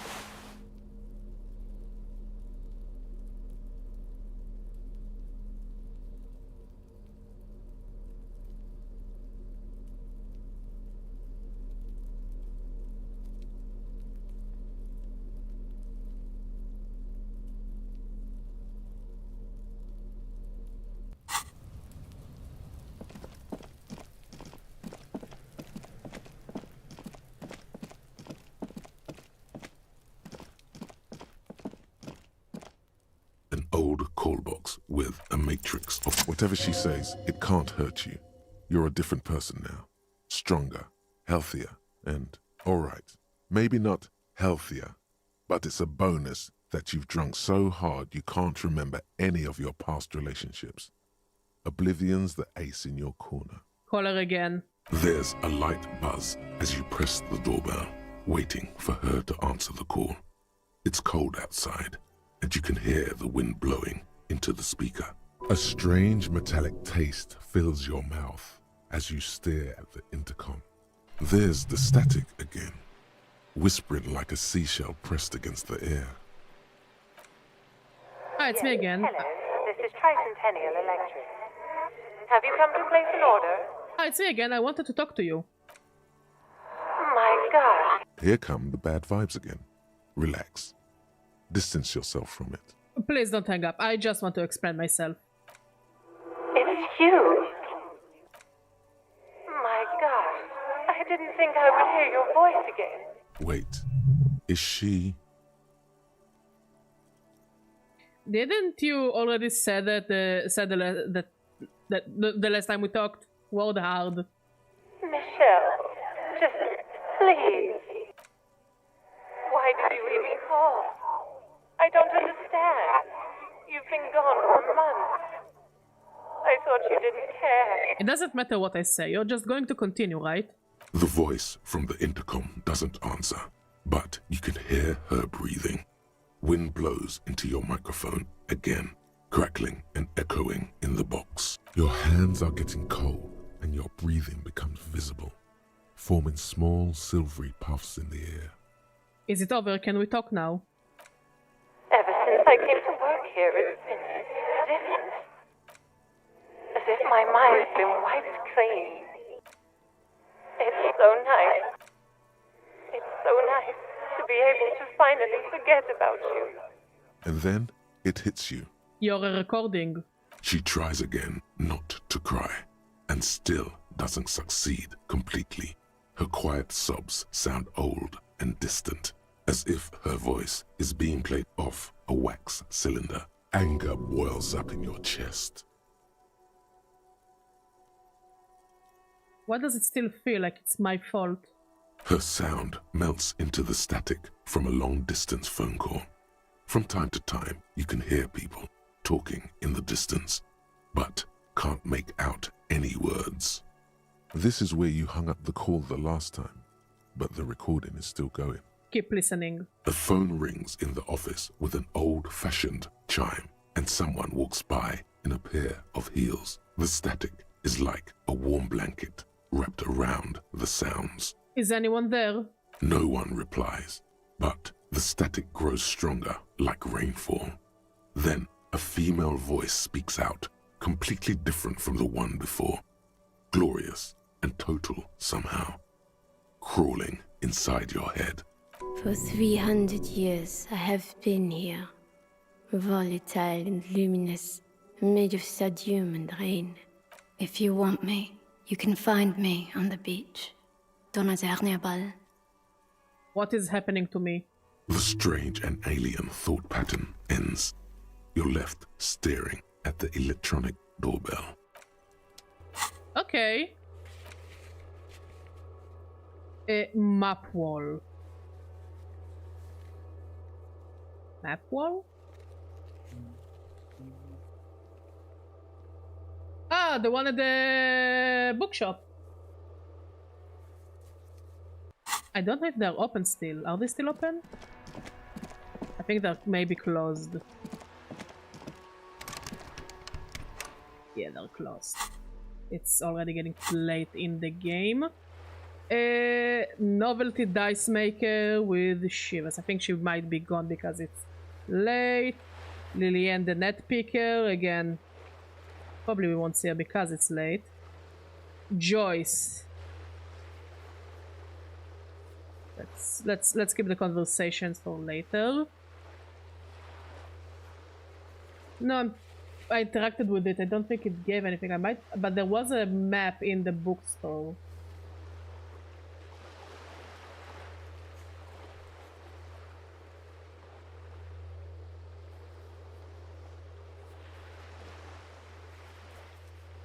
Acel. Acel is not there anymore, so I don't know why it shows that I can talk to her.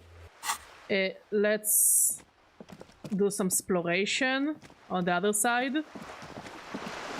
Oh, we can sit here by ourselves. And then we will go to bed. And maybe then we will actually be able to start the sequences for the end game. Whatever ending we may get.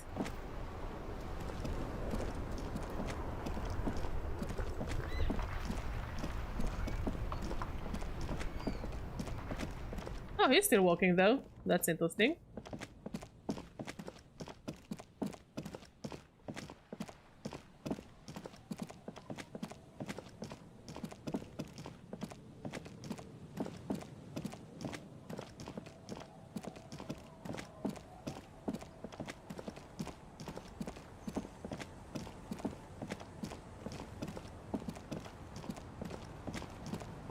Oh, she's still there. Let's see, now that Kim is not here, can we ask her out on a date? Waves are beginning to die down.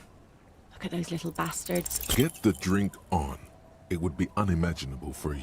Okay. Absurdly. She doesn't even understand. You are. Yeah, didn't really expect much of it.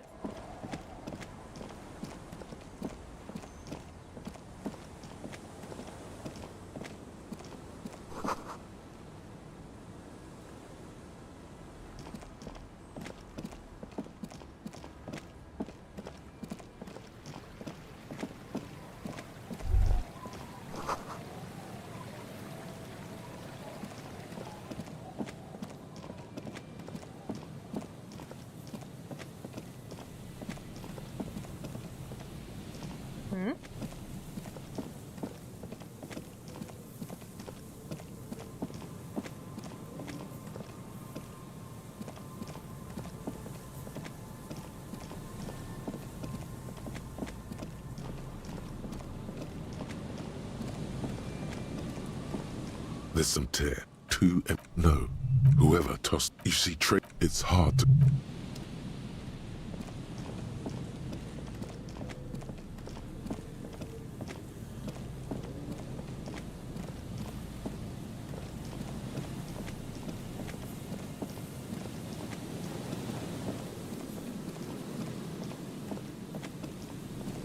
Is there nothing of interest to do here?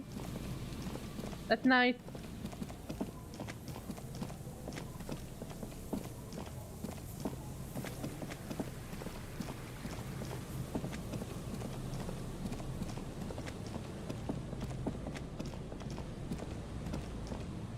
A few locusts.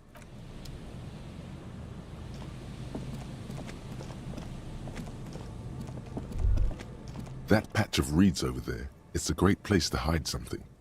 Kind of out of the way, being so close to the water. Wait, I can't see anything interesting. You don't have a reason to. Yet. What is this about? Nothing. Just a hunch. The hunch part.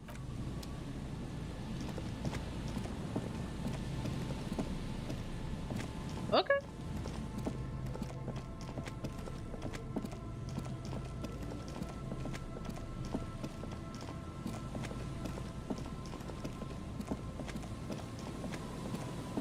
The trap is filled.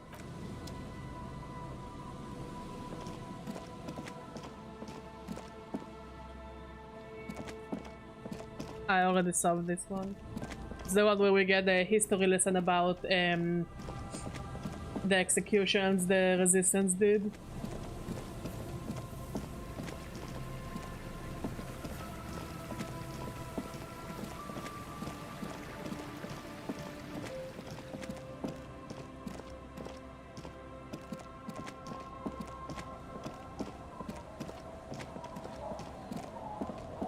Let's not talk to the old lady again.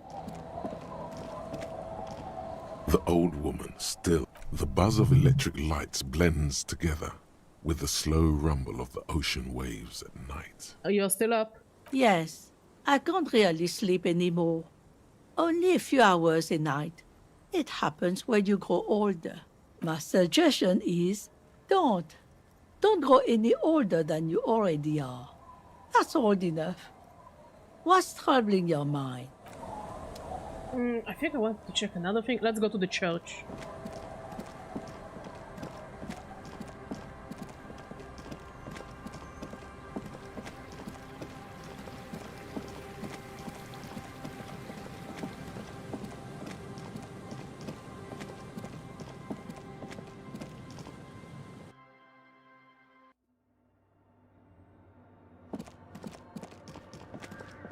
Oh, she's still working here. The mother of humanism stands up. Why? That does seem to be the mother of Yes, what is it? Wonder if the crabman is still here.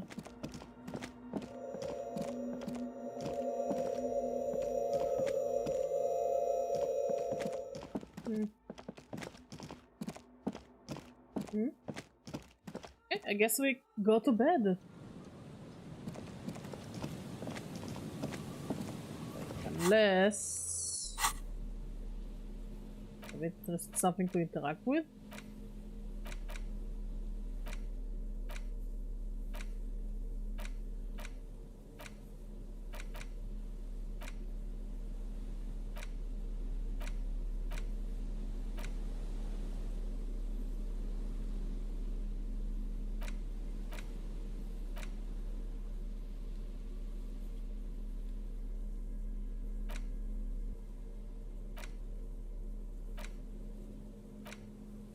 hold in your hand the alphabet. Every page as A is for azimuth, B is for Boreas, C is for cosine, D is for diamite, E is for ellipse, F is for phlogiston, G is for gamut, H is for homeboy, I is for econ, J is for Eura, K is for collapse, L is for laudanum, M is for myriad, N is for nadir, O is for aureole, P is for perihelion, Yeah. Q is for quasar. R is for rhododendron. S is for sinus. T is for tricolor. U is for ultra. V is for vector. W is for Wahrheit. X is for xylophone. Y is for Ustava. Z is for zenith. That's it? That's it. You know the alphabet now. I know the alphabet now.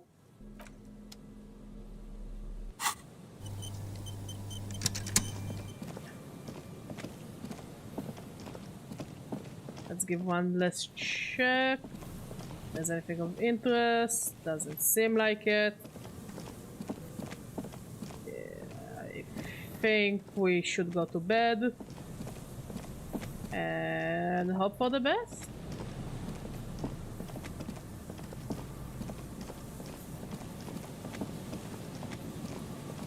As I said, we're finishing this game one way or another. Whether it likes it or not.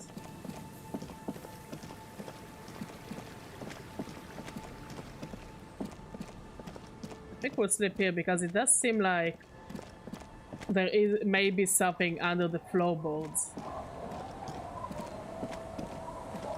It's getting cold.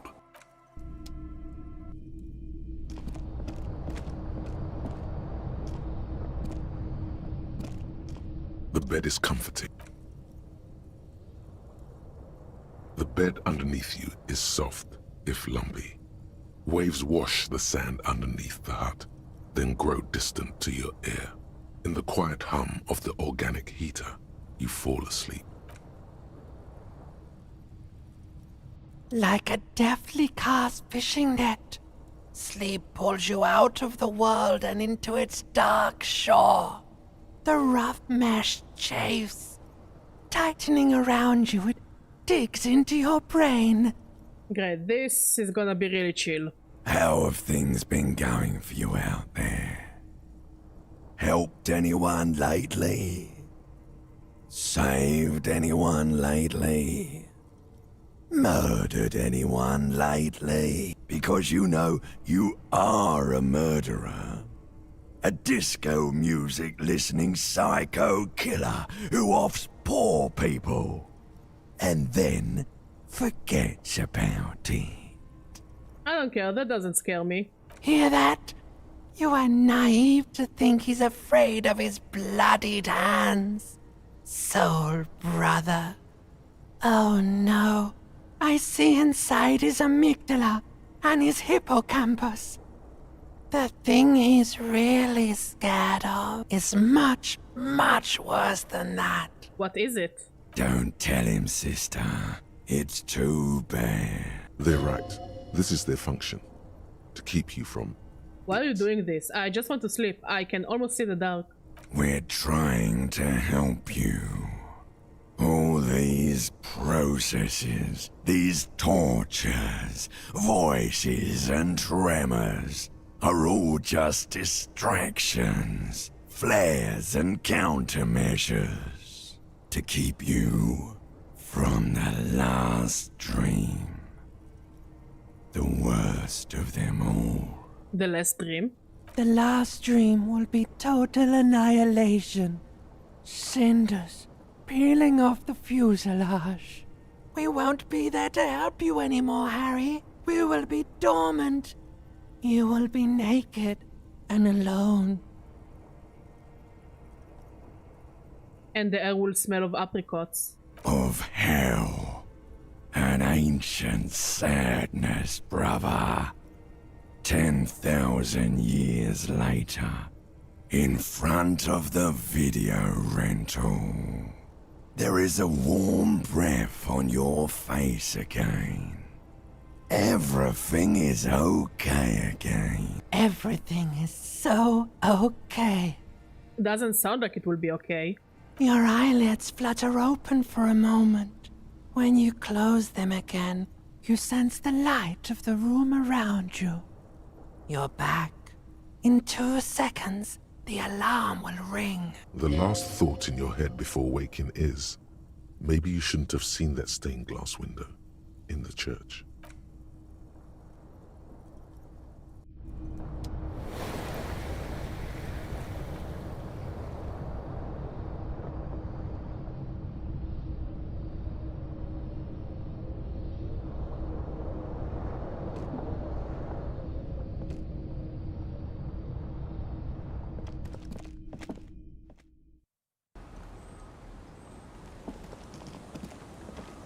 Okay, we have things to do.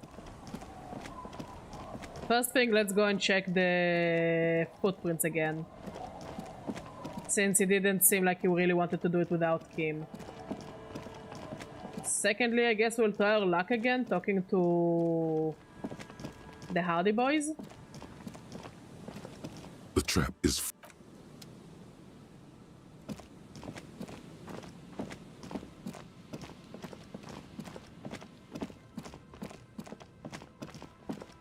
what I want for dinner is a very good question. I just don't really have an answer. So I am, you know, zoremet. Okay, those two did it. Oh! Where is René? Officer, care to play a game with the lonely old man? Actually, never mind. Wouldn't be the same. Where is René? The prick is gone. I can barely believe it. Well, I don't think it was the good timing for a joke. He's dead. He literally is and ain't. He is trying to retain his jolly facade, but the underlying sadness comes. Okay, it's very depressing, but can I have your sandwich? Face. I am good at comforting people. Gone? Gone where? Hell, most likely. He was an absolute Kent. How did he die exactly? His hungry little heart finally gave out. The dock workers found him in the guard booth this morning. Wasn't even supposed to be working for another week, but he just had to prove how tough he is. Wait, did he push himself to prove he can pull his weight and doesn't need handouts?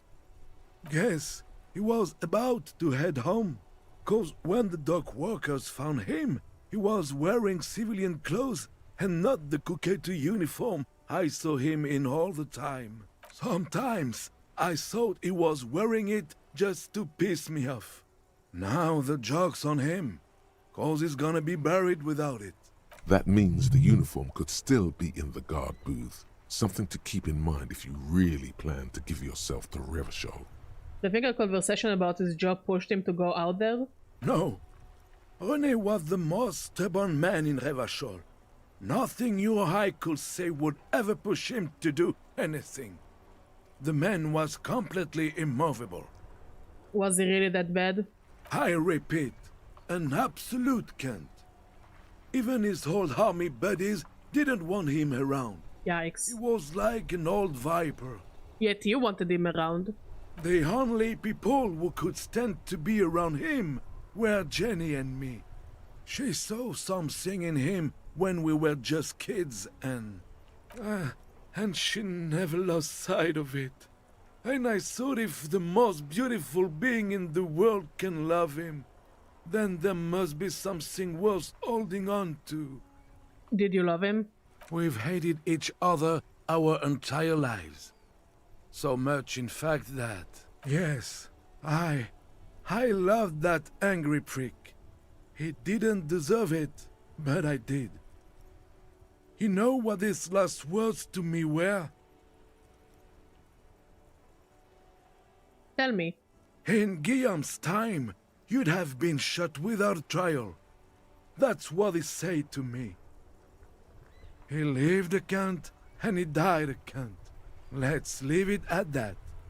Do you know what happened to his medals? I took them for myself. Took them to remember that old Kent. Nobody knew him better than I did. And I want to remember that old Kent by something. Here is something to remember your friends by. Let me see. This was 60 years ago. We all went to that parade. Young René looked so happy, and Jenny... I'm sorry, officer. I just... Thank you. Thank you for this little memorabilia. It really means the world to me. Sandwich, please? That was nice. What? Yes, I am a one-track badger. No need to laugh at me. I didn't even know René had the photo. I just want the sandwich. Offer my sincere condolences. Yes. We are both very sorry for your loss. It is what it is. Part of life, really. But to know someone for 79 years, then one day they're just gone. I just don't know anymore. About anything, really. But you must need something. Yes. Yes, we all got... We are both very... It is what it is. But I just don't... Okay. So we can go and collect his uniform, which is Gucci. But let's see if we can do something about those.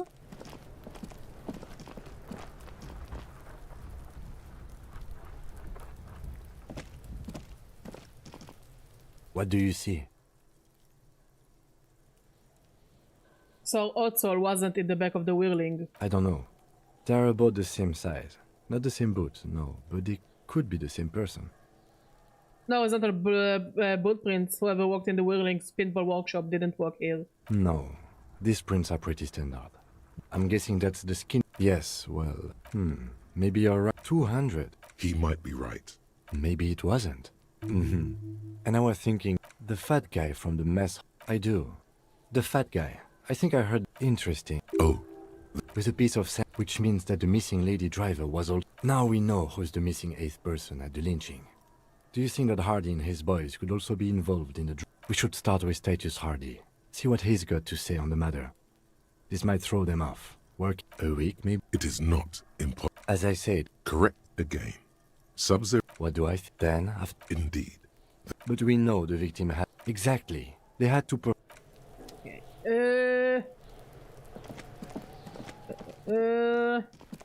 Let's talk to the Hardy boys.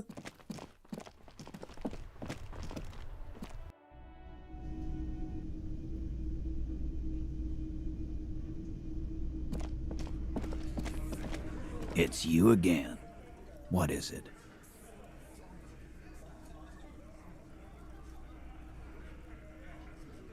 I cannot talk to him.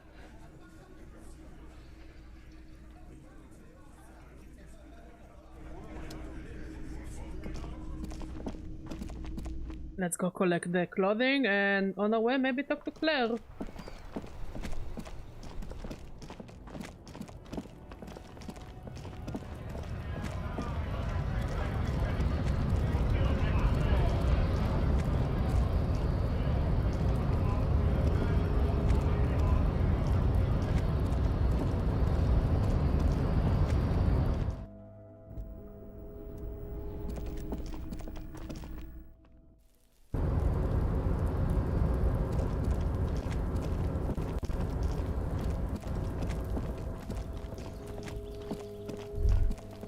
All those empty wine bottles and cigarette butts on the ground. Someone partied really, really hard here. Wait, how hard? Well, they went through 6 bottles of potent Pilsner, 3 bottles of Commodore Red, and almost 4 packs of cigarettes. It must have been pretty hard. Did I do this? Well, yes, I think we can say with relative confidence that it was you. This is really sad. I must have been miserable. Yes. This scene isn't exactly ripping with joy. Let's just move on. This is the night. Take it. I suppose René is not going to be needing it anymore. It's a bit too colorful for my taste, though. Fantastic. Okay.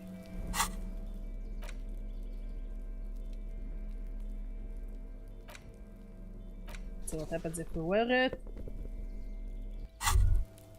Wow, this jacket makes you feel strong, as if your blood is mixing with that of the venerable Philippian. Sure, I'd appreciate it, Avkatala.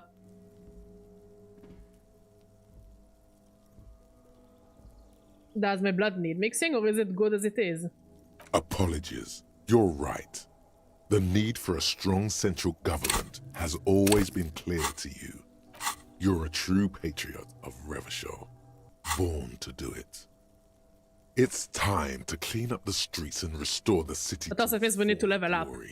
Whether you like it or not, this jacket gives you serious nationalist cred. It's clear you like the hard stuff, Brota. The what? Sounds like my stomach is growling. Evening falls.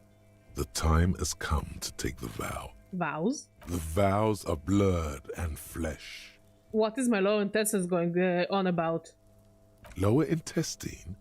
The term is metabolic and circulatory system. Okay, but what's the hard stuff? Fascism, Brota. What is fascism, though? Many things, but it's mostly about trusting your gut. Who does your gut tell you is the source of Revishal's problems?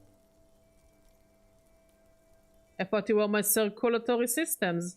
Quit stalling, Bruta. We're talking about the weakest, worst, most insane thing. The weak link. Academics? I don't know. Yes, them. But also women. Women? Women. Men of war. You don't like them. They're insane. I don't? Their idiocy needs to be scrubbed off this world with rubbing alcohol. Look, I don't think I'm dressed for the part of judging women. That's what fascism boils down to. The rest is also important. But the main thing is that women need to know their place. Am I having some kind of stomach seizure? Stomach truth. You're having a stomach truth. Why am I getting this? Because you've said the hard things that others won't say. The good things, you've said them many times. Fascism sounds so bad though. What if we called it something else, like a traditionalism? Okay. Yes. Okay. Let's call it that. Good thinking. Okay, Stomach, I've made up my decision about, made up my mind about fascism. Judgment. You're going to keep your views, right? Keep your views, Brota. Absolutely not. I'm not going to be played by an upset stomach. There's a slow, painful growl somewhere in your intestines, knocking on your alcohol-engorged liver. No. But I think I can talk to the guy and take his quest and then get. Wait, maybe I have advanced race theory? Doesn't seem like it, no. Jamie Wu. Okay, so we just need to level up to unlock one of those. It is one of How much do I have to level up? Actually, not much. We can actually make it work. Wait, let's bother Kim. Maybe we'll be able to level up. Yes. Let's level up Inland Empire.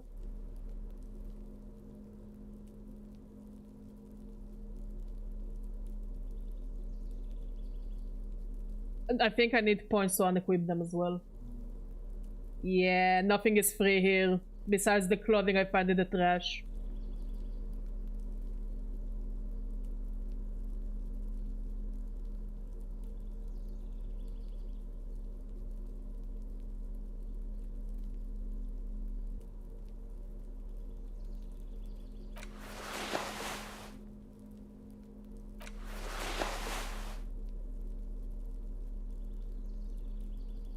Well, let's hope for the best. Yes. What if? Oh, nice! I made it work! Did it? Did what? The hangman? Yes, you killed him. And then, as part of the plan, you drowned out the memory. Forgetting was merely a matter of convenience. Very clever. Maybe this is why your chest feels so hollow. You did an awful thing. And you can't even bring yourself to acknowledge it. Are you sure you would have the strength to take down a hardened mercenary? You're not in the best shape. Kim, I think I may be the murderer. I killed the man and then tricked myself into forgetting about it. And what has led you to this conclusion?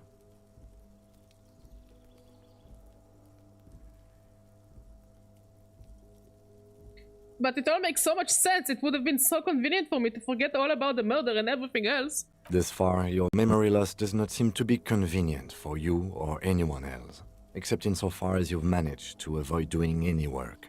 Ouch! Besides, I doubt you could have taken down a hardened mercenary single-handedly. See? You're clearly not a man in your prime anymore. Don't take it personally. It's just that security guards kept on by large corporations tend to be better trained and better armed than officers of the RCM. So you're saying I didn't kill him, but Kim, I turned out to be that I was the one racing around town in my motor carriage. The victim wasn't run over by a drunk driver. So, while I can't condone your driving habits, the cases remain unrelated. Look, it's not unusual for detectives to feel complicit in a crime until the perpetrator is identified and apprehended, especially when the investigation is dragging. So, let's get back to it, shall we? Honestly, Kim is such a bro. He truly cares for us. Like, I think deep down he cares for us. As stupid as we are.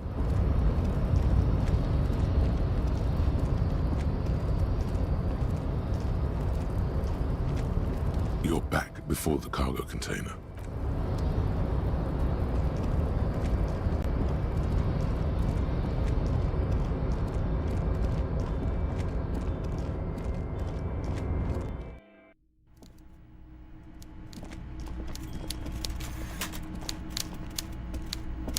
Mr. Dubois, why on earth you dress like my recently deceased security guard? I'm honoring a great man. From where I'm sitting, it looks more like you've robbed a dead man, Mr. Dubois. Like, yeah, but also no. Below my pay grade, I'm just going to ask, how can I help you today? Let's hear it, Harry. Okay, let's raise drama. Let's do the drama llama. The ugly drama clothing that make me look like I wanna show something to my parents.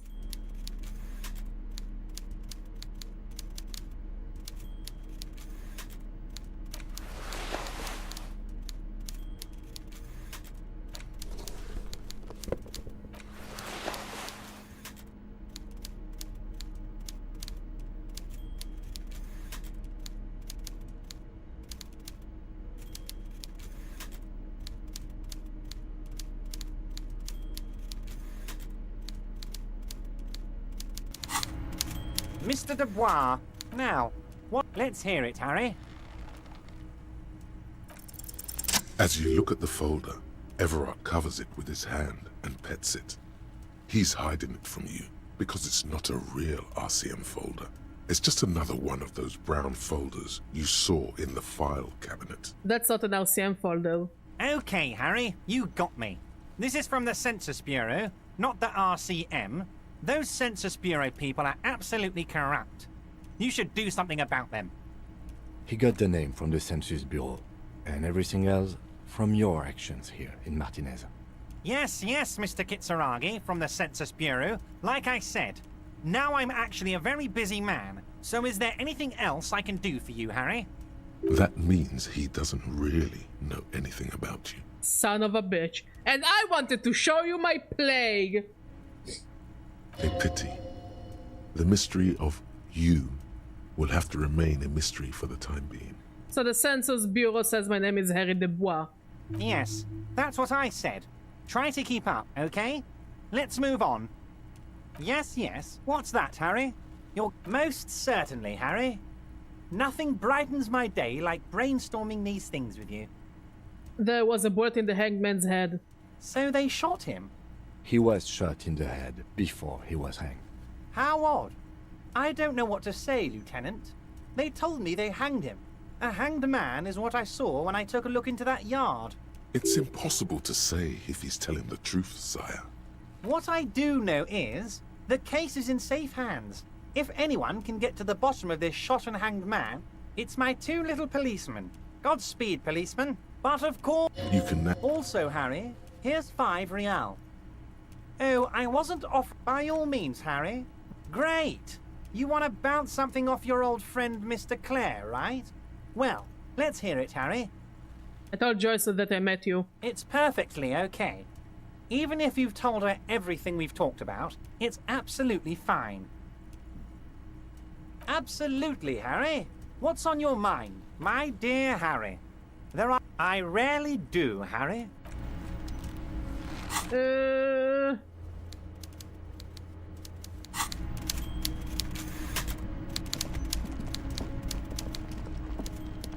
So basically he wasn't too much of a help.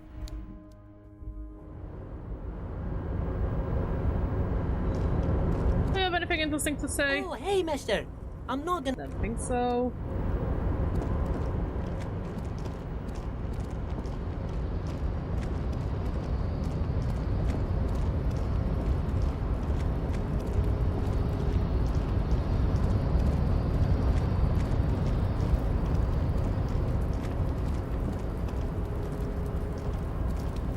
Yeah, we know he's looking for a gun, but he'll probably try to blackmail us to get him the gun. They're like, you know, so we'll cooperate with him.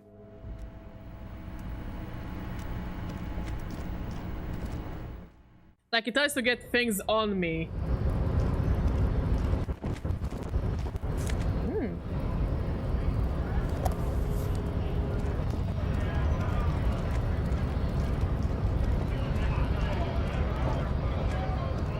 Right to work!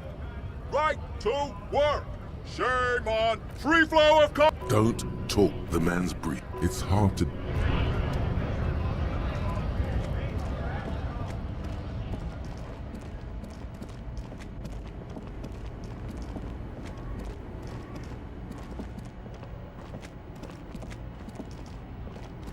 Let's try to talk to Joyce.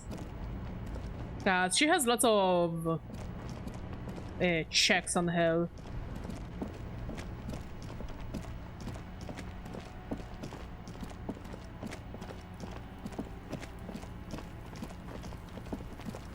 Also, let's see if it resetted the check on the Hardy Boys. You see a set of tire tracks in the...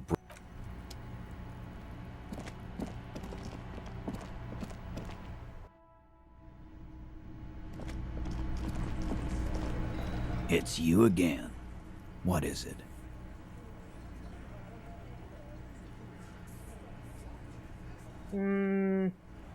Again. Good one, Ty. About fucking. So I'll take it as a no.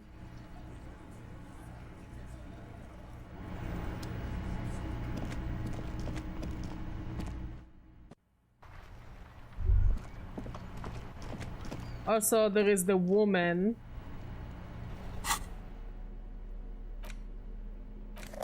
Let's see if we can talk to her to at least try and level up our stats. This orange machine... Turning the crank. Turning the crank. You slip your... No. If you want... Equip the This orange machine is dead still.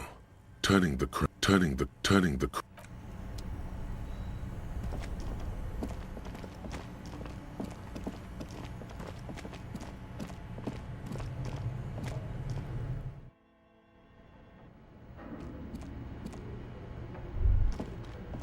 This old fire, radio frequency, unclear. It looks like, you think so? Looks like they must have had massive air width. These things, whoever decided, a list of names, all of this, there's no... My God. It's as if the less money they had, the more the schedule. Nothing. Your flashlight, some of the writing.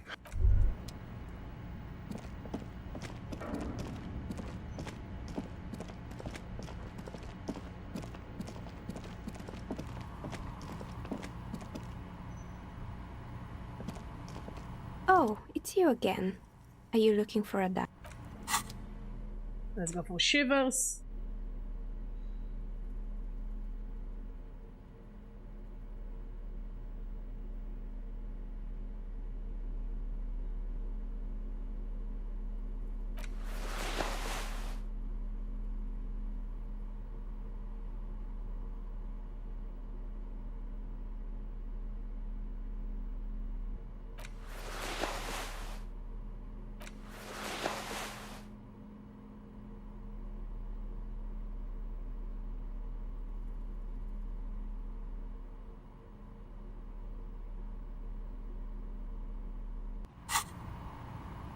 Oh, it's you again. Are you looking for a dog? A gust of cold air sweeps through the chimney. The stones and minerals on the shelves rattle as though agitated. For a moment, it almost feels as though you're outside the building, exposed to the atmosphere.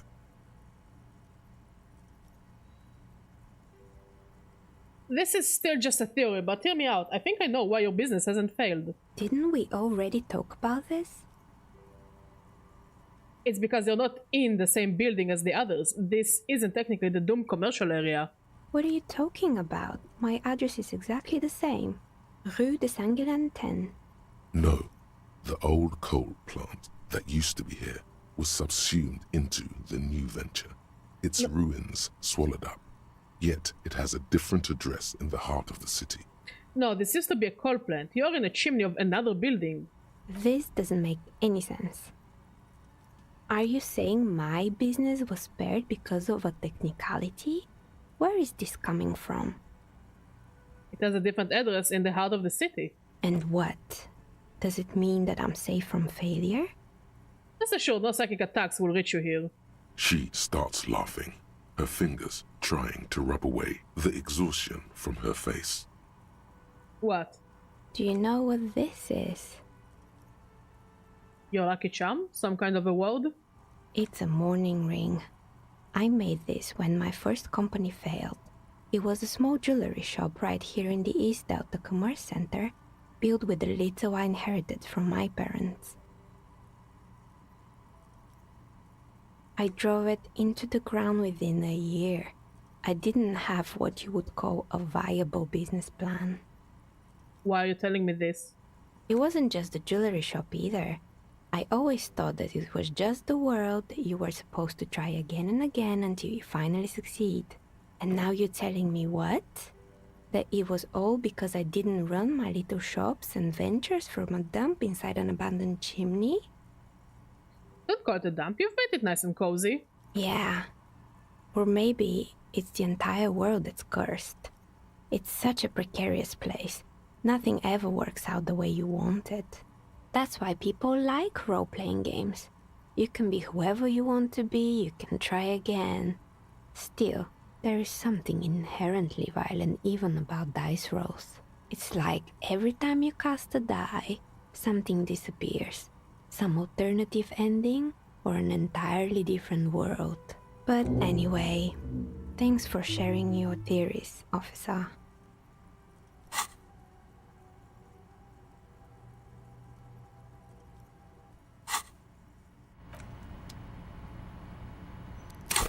I'm so close to leveling up.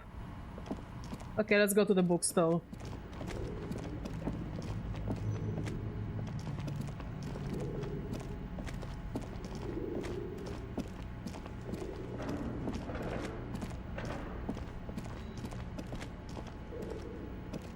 The barbell.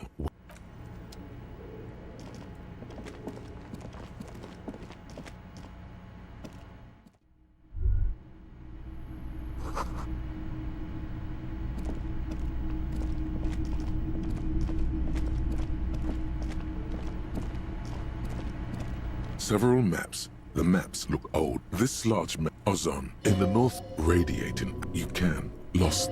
The ocean connections. You have little. Perhaps they are. The north coast to the east. Hudon. It's so small. No. This. I'm sorry, they're quite valuable, though they might not look it. The map of Martinez is 90 cents, though. Yes. Are you interested?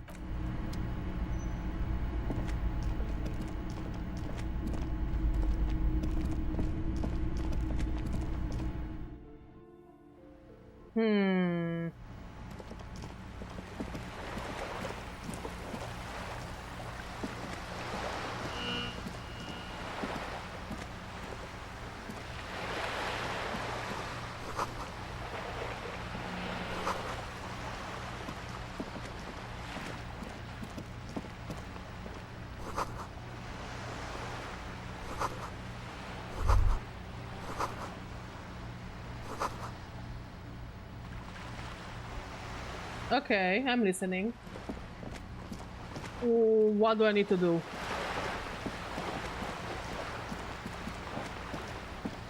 Yeah, or at least guide me.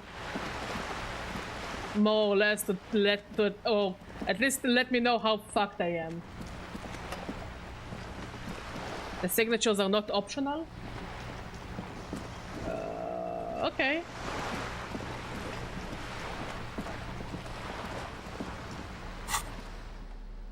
What kind of check are the signatures?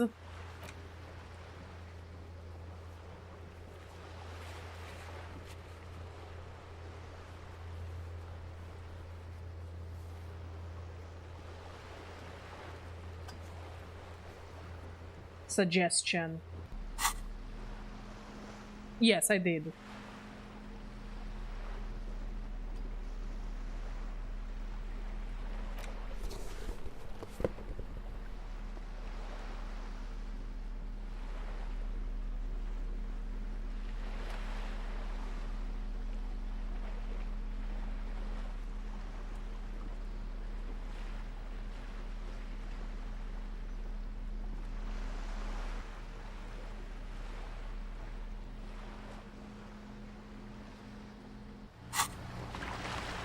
Okay, so I need to get the signatures, basically.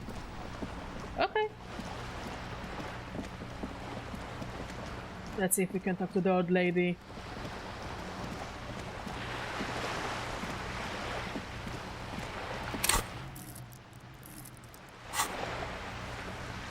I mean, worst case scenario, instead of raising rhetoric, I will raise suggestion.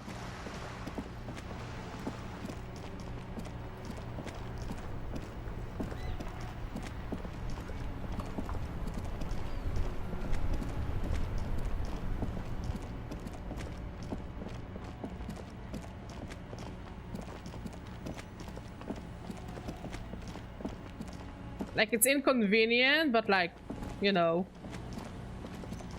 if one thing is more necessary than the other, I will do it. Oh, wait, there are footsteps.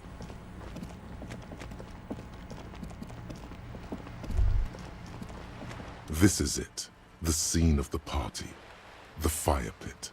Are they my footsteps? And empty bottles all evidence it. Hold up, don't you mean the scene of the crime? Not as such. I'm talking about what came after the party scene.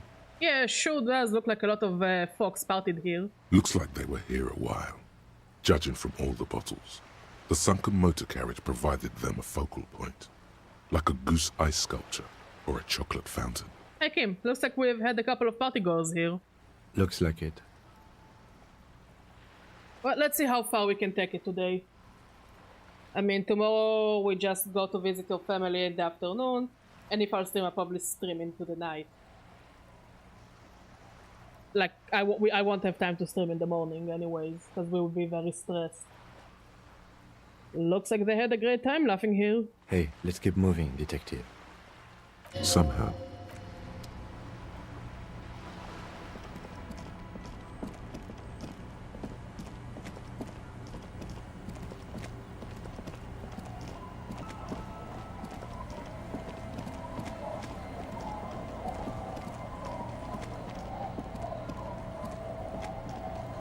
Our tenant, the policeman.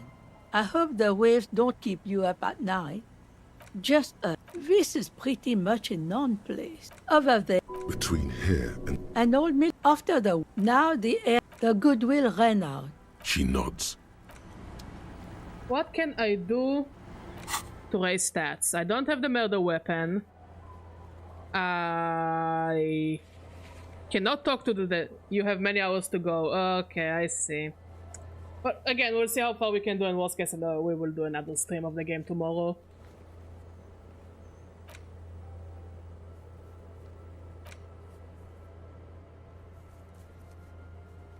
We will see, okay? We'll see how things go.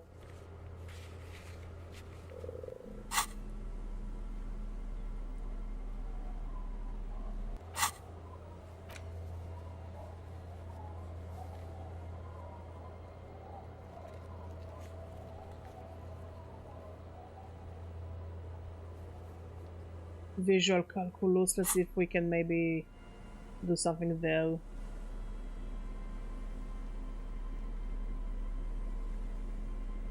Again, we will see. We do not need to force it.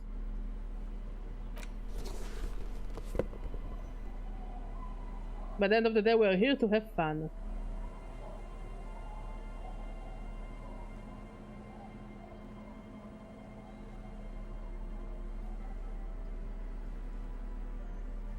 But wait, those who finish the game, doesn't the game, like, cap out at day 5?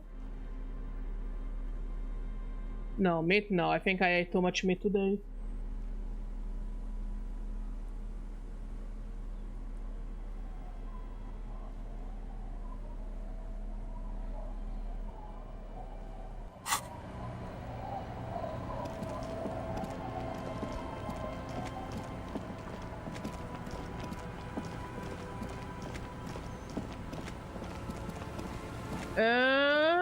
Sure, whatever is the easiest for you to make.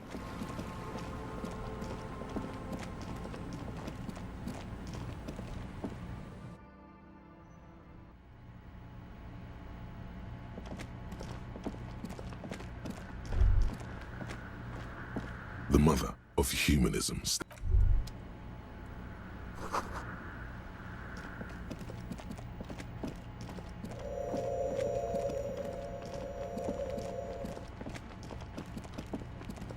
Yes? Okay, let's go to the cargo container door. Looks like we can do the check again.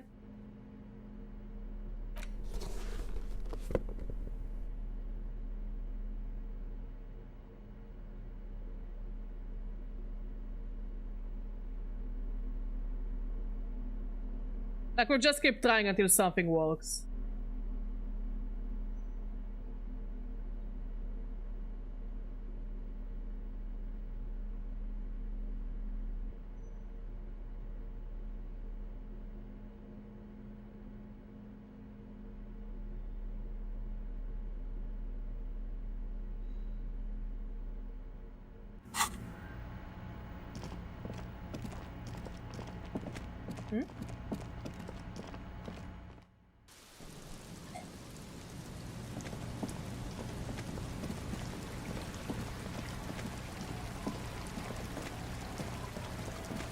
Huh?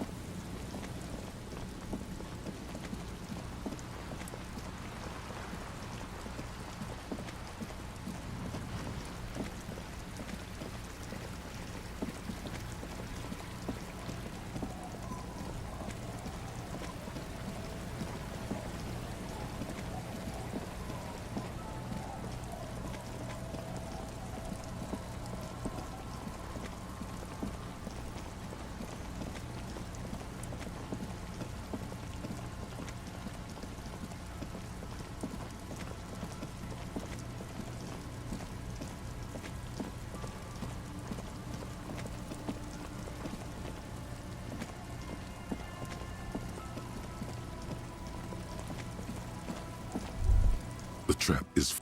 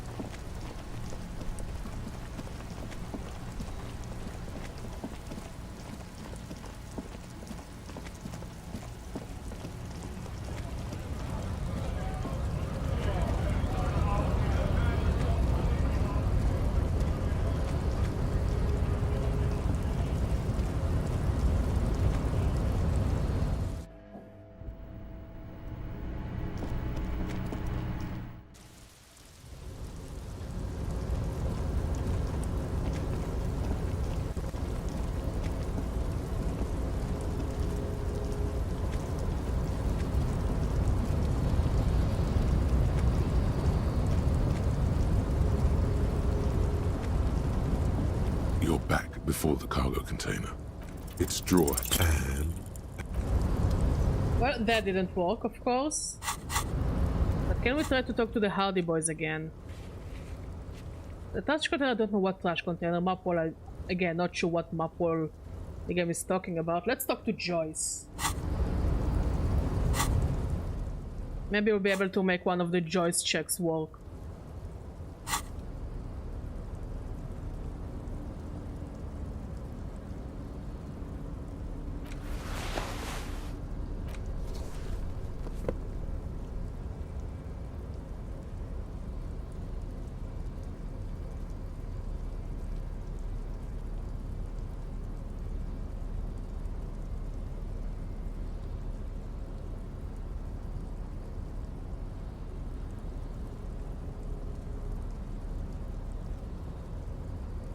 Yeah, I know. But I don't think I have drugs for rhetorics. Wait, psychic. Wait, psychic counts as rhetorics, no? Blue, intellect. Do I have any drugs for intellect?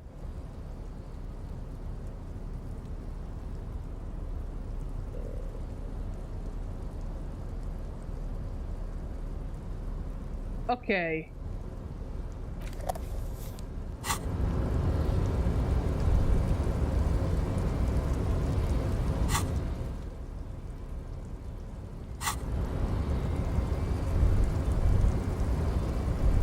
Why don't you let me smoke?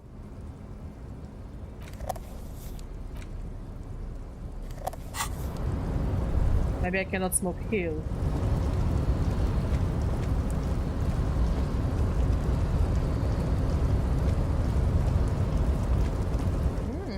Harry, you know exactly where you wanna smoke. Yeah, that looks like a decent place to smoke in.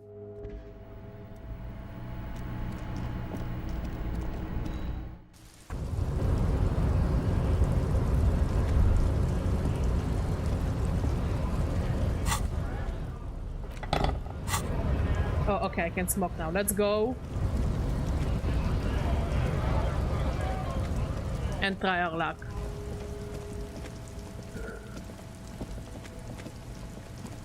Also, we are not animals, we are smoking outside.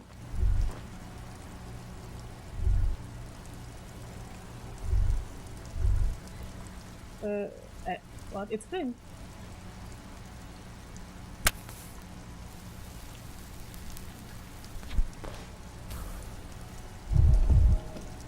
Remember, kids, smoking doesn't make you smarter, actually. It's you again. What is it?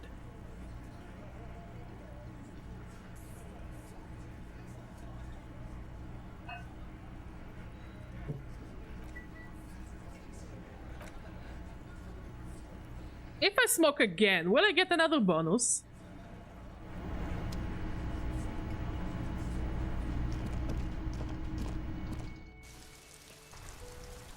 I cannot smoke again. Well, that was a bit of a waste. Wait, do I have any rhetorics related clothing?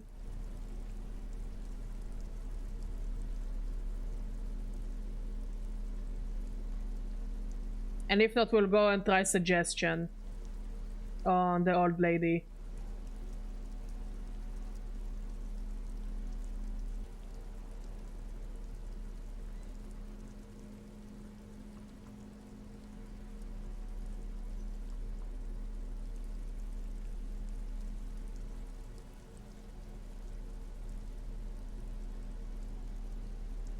Now, suggestion is the purple one.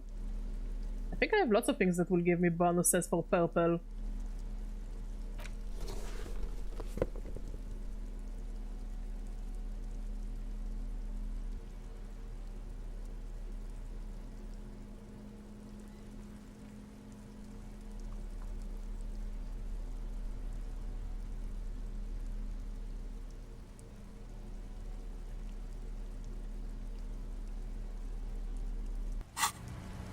Go where the old lady is.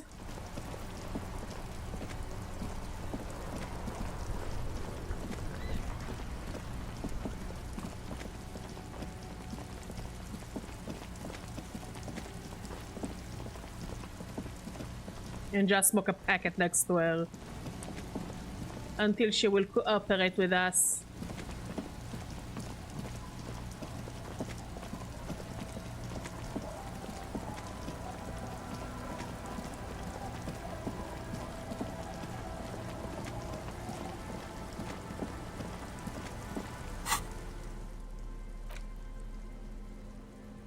Physique. No.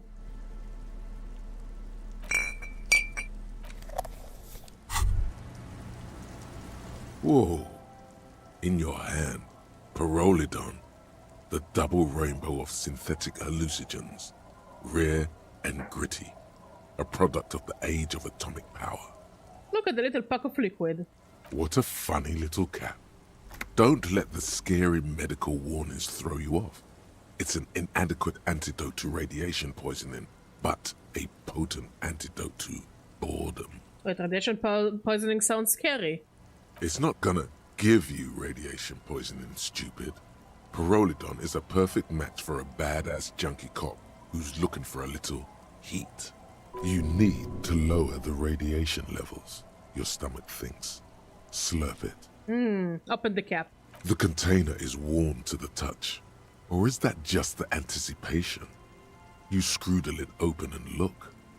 A little slit on the side lets you just slurp it up. Like an oyster. Come on, slurp it. Wait, won't Kim see me slurp it? What is he? Your mother? Is Kim your au pair? Slurp it. Slurp the morsel of danger joy. Slurp it. You suck a manly dose of the extremely chemical smelling liquid into your mouth. There, it seeps into your tongue. When you swallow, it's already almost all gone. Tastes like fire. It tastes like many things, all melted into one conflagration in the back of your throat. As you look around, the world slowly exists, as it did before. Only now, gentle flames lick at its edges, as though it were a photo burning. Oh god, on fire? Not really. It's just a metaphor. La The Fantasio. effect of that otherworldly drop of liquid is slower. I really more want to subtle replay that than game of real again. Flames. Yet, I may be a bit addicted. this warmth, it makes you want to share your discovery with Kim. Kim, I just did a drop of that anti-radiation drug. It's great. I'm happy for you. His glasses turn golden as the fire reflects off the lenses. You feel this man is your brother. He is my brother. Just don't mix it with anything, he thinks, looking you over.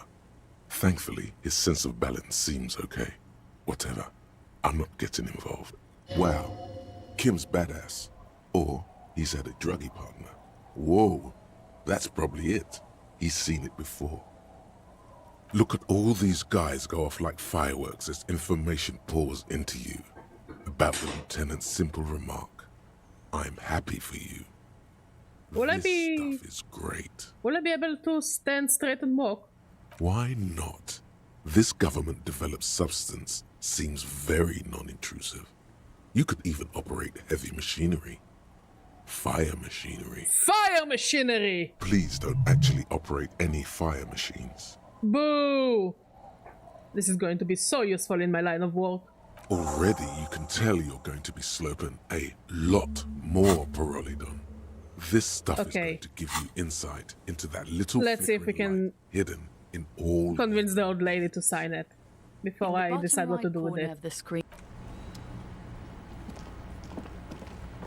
Our tenant, the policeman. I hope the waves don't keep you up at night. What can I help you with? Wait, I can raise rhetoric as well.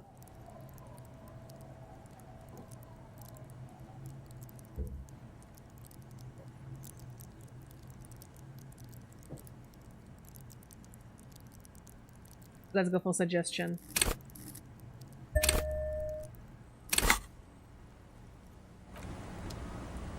Our tenant, the policeman. Okay, we're saving and we'll save scamming it. It's high enough to save scam. Our tenant, the policeman. Like ocean.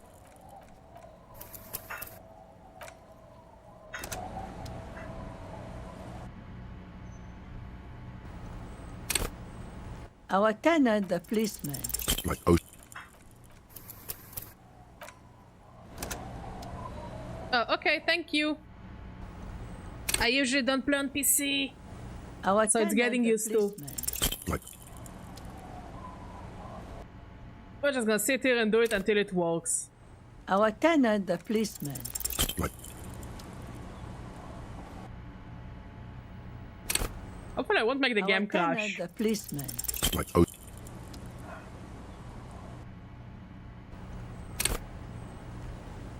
Our tenant, the policeman. logic There we and go. reason won't work on this old bat. Better go for shameless emotional manipulation.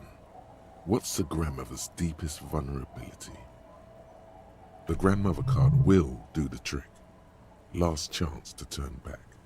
What's going to happen to Lillian's kids, the twins and little Lily? What do you mean?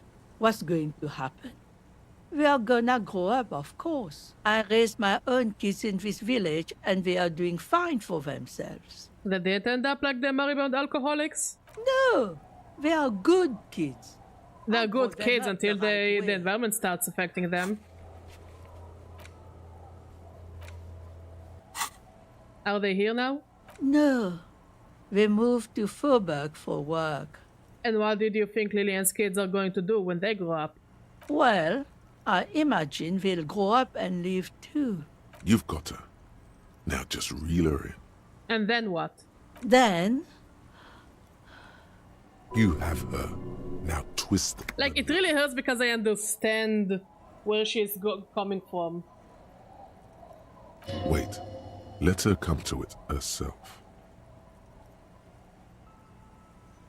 I don't believe the Fat Man's Youth Center is going to change anything. But what other choice do we have?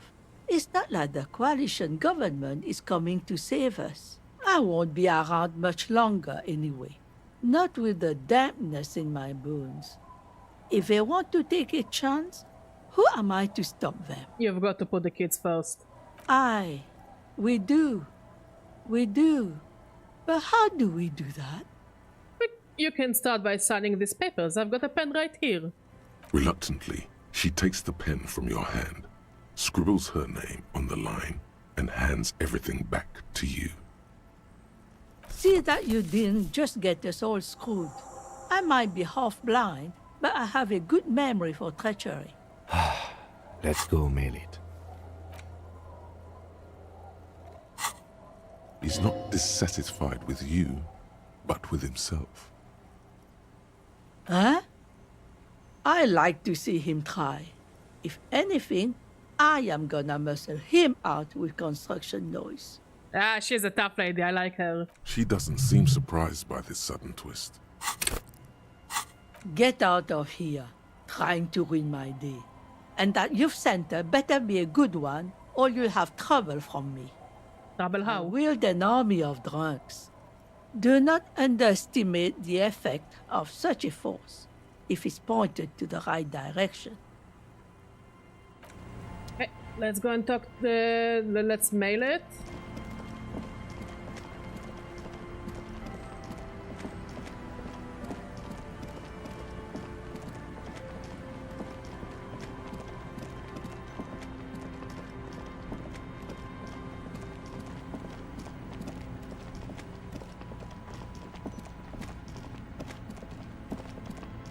I don't know what you're making, Mod, but it smells good. Hmm?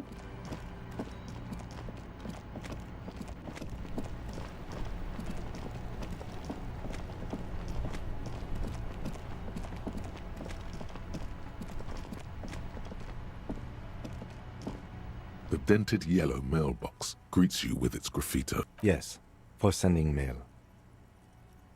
You drop the white envelope in the darkness. It lands with a soft thud on what's about a week's worth of mail as collected in there, for good or ill. Let's go back to Everard. Aye, aye.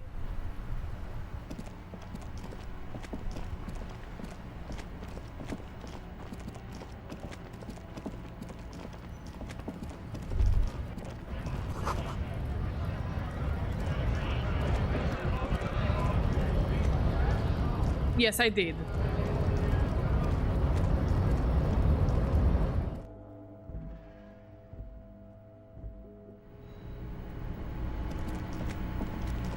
I actually do have the dice in my possession.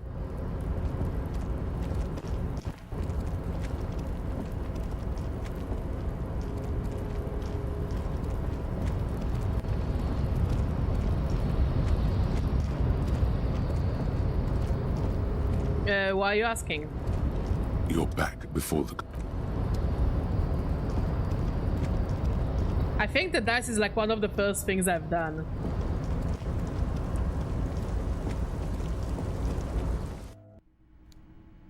Why? Mr. Dubois, every worker, member of the board.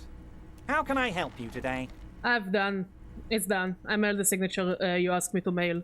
The Golden Boy returns once more. Can I have my gun now? Simply wonderful, Harry. Of course. I already knew this. My friend, the mailman, confirms the letter is on its way. You've done a great thing today. You've given the children of Martinez a future and proven to be a true man of the left. I can finally trust you now. Mm-hmm. Yeah, this one I figured. You're in my inner circle. But it doesn't let me reopen the thing, the rhetoric check. Nothing is off the table. Hear that? You did it the honest way. You got the real signatures, and now he's happy. Well done. I don't know. Your dirty forgery fingers aren't sure if playing this one straight was the right thing to do. Finally, answers. Ask away, son. What was the fine print on the document I mailed? What was the catch? There was no fine print, Harry. But I do hope all that construction noise and limited street access encourages some people to move. After a year of that ruckus, who wouldn't? Oops. Yes. The noise would do the trick. It'll be terrible. And when they do, they will have a good place to go. I'm currently working on renovating the buildings near the roundabout into affordable workers' palaces. Oh, I got the picture of the cat. I miss Cat. She was a good one. Totally the best cat. He proudly spreads his hands to demonstrate the size of the palaces. They're very large. So the village is doomed. You were there. You saw the place. A wasteland. There's nothing left. But mark my words, officers. We are going to reset it. Reset. I have big plans for Martinez. And they do not include humans living in those pig sheds on the coast. That land will be used for municipal buildings and commerce. What do you mean? Harry, imagine a youth centre supermarket church complex. Employing hundreds, no, thousands of people. The coast will be lit up with enterprise and life. All those ruins out there turned into low-income housing. Harry, enough is enough. We're taking this... I like the... The war was 50 years ago, for God's sake. The asterisks everywhere. Like, I know it's supposed to be like... to make something bolder, but it also makes it look like... it's low-income housing, wink wink.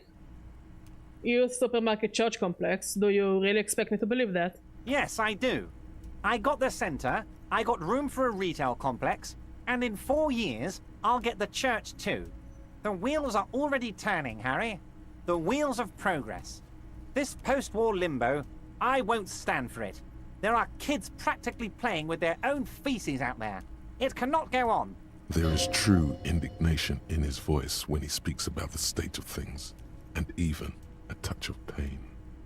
The pain is true. He's seen kids do worse than that.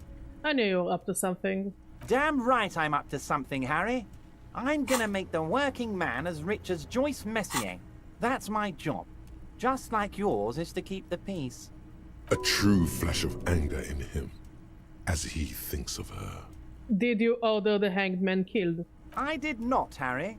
Although I am very, very glad he's dead. What do you gain from him being dead? Why, a war, of course. The fuck? And what do you have to gain from a war? Victory, Mr. Kitsuragi. I have victory to gain. We are going to start a war with the Wild Pines group and win before they even realize there is a war. They are trained military people. Aren't you afraid for your men? Harry, we outnumber them 1,500 to 1. And that's just Martinez. With all the unions in Revachol, and with public opinion on our side, we can hold off 2 men, or 15 men, or even 50. I want to see you try to handle one of those men. The more they send, the Don't worse take me out it's of going to look context. for them. They made a huge mistake hiring those guys. No one likes foreign mercenaries. The leftists hate them, the fascists hate them, even the moralists think they're in bad taste. How is this connected to the strike? Harry, there is no strike, only war. Class war. Or, in business terms, a dawn raid. Or wait. Is that when you still pay them something? Because we won't do that. We're not going to give nothing. We're going to take Terminal B away from them. Gorgeous, The gorgeous, roads, gorgeous. The gates, the containers, that big crane, even the damn coffee maker. We're going to take all of it for the people, and now we can go and bother what's-his-face again. The word fuck rings like a gunshot from his mouth. He doesn't swear often. So that's why you haven't let Joyce in? Yes. It's also why I let that midget Gaumont go. He's too nice. I can't put him through this. Plus, he knows how to get in here. That woman can't Remind me who Gaumont is? Arsehole. She has no chance. Remind me who Gaumont is? I do not remember him. What? Tits from her arsehole. It's a local saying. Actually, no, it's not. Why are you telling me your plan? Because we're friends, Harry. Are we? Besides, it doesn't matter now. You can go tell her if you want. It won't change the course of events. We have a significant head start. It's already happening. How many of you guys are there in the Union? 2,372. Plus yours truly, of course. And they're all well motivated. At least the ones you've seen. How are you going to fund your new independent harbor? Oh, you mean what sort of goods are going to be flowing through? How am I going to replace all the contacts we'll lose once the poo-poo hits the fan? The clients will ditch us. Harry, we've thought of everything. Everything? We've been running back channel negotiations with all the major clients. I think the company will be unpleasantly surprised to see how many of them stay loyal to Martinez and to the new competitive contracts we can offer. With renewed zeal sparked by communal ownership, the men will be shipping those containers double time. You'll be surprised to see how fast things go without parasites latching on. We'll have our hands free to pursue bold, exotic new revenue streams. That's drugs. So he admits to the drugs. Oh, okay, I remember. Thank you, Valtios, appreciate it. Drug trafficking. Drug trafficking? Don't be stupid, Mr. Kitsuragi. There are perfectly legal, 100% ethical chemical factories on the Samaran East. Paka, it's drugs. Colonialist about it. All they do is produce components to keep the pharmaceutical industry running.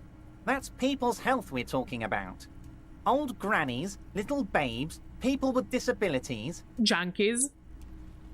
That's just the top of the iceberg though, isn't it? The company thinks transporting these chemicals in bulk looks bad, has bad optics, may be illegal in some countries. The Debarders Union, however, we're all about the large volume column. We're gonna transport the living daylights out of those materials, Harry. So your sick kid can get his benefit and your wacky uncle doesn't have to come off risperidone. And the kids on the street can get speed and pyrrolidon. I'm an old-fashioned guy, Mr. Kitsuragi. I sometimes grab a beer with the boys, but I have no idea about the things you just mentioned. It's just so disconnected from what is going on the streets. Like, literally, there is a drug dealer child, like, a block from the harbor. But if I were to supply ingredients for some sort of rainbow party, I would make sure the Union took a fantastic share. And I'd keep that stuff far away from Martinez. I have to admit, that's a well put together plan, and far removed from you. It's also far removed from my men and the people of Martinez who've put their trust in me. Anyway, let's not focus on the sensationalism of the drug trade. This hypothetical drug trade is all anyone ever seems to be interested in. It would only be a small part of the harbor's turnover, just like the harbour is, but a small part of Martinez. So is there a trade or isn't there a trade? Let's look at the big picture. Martinez as a whole. There are little girls out there with dreams of making music. Young mothers who want to start businesses. Models who want to walk catwalks and steel welders who want to weld steel. And people are mentally broken and they live on drugs and alcohol. I'm gonna unite them all into one economic body. We're gonna incorporate this place to Kingdom Come. Everyone's gonna be in on the wealth, and everyone's gonna pull their weight.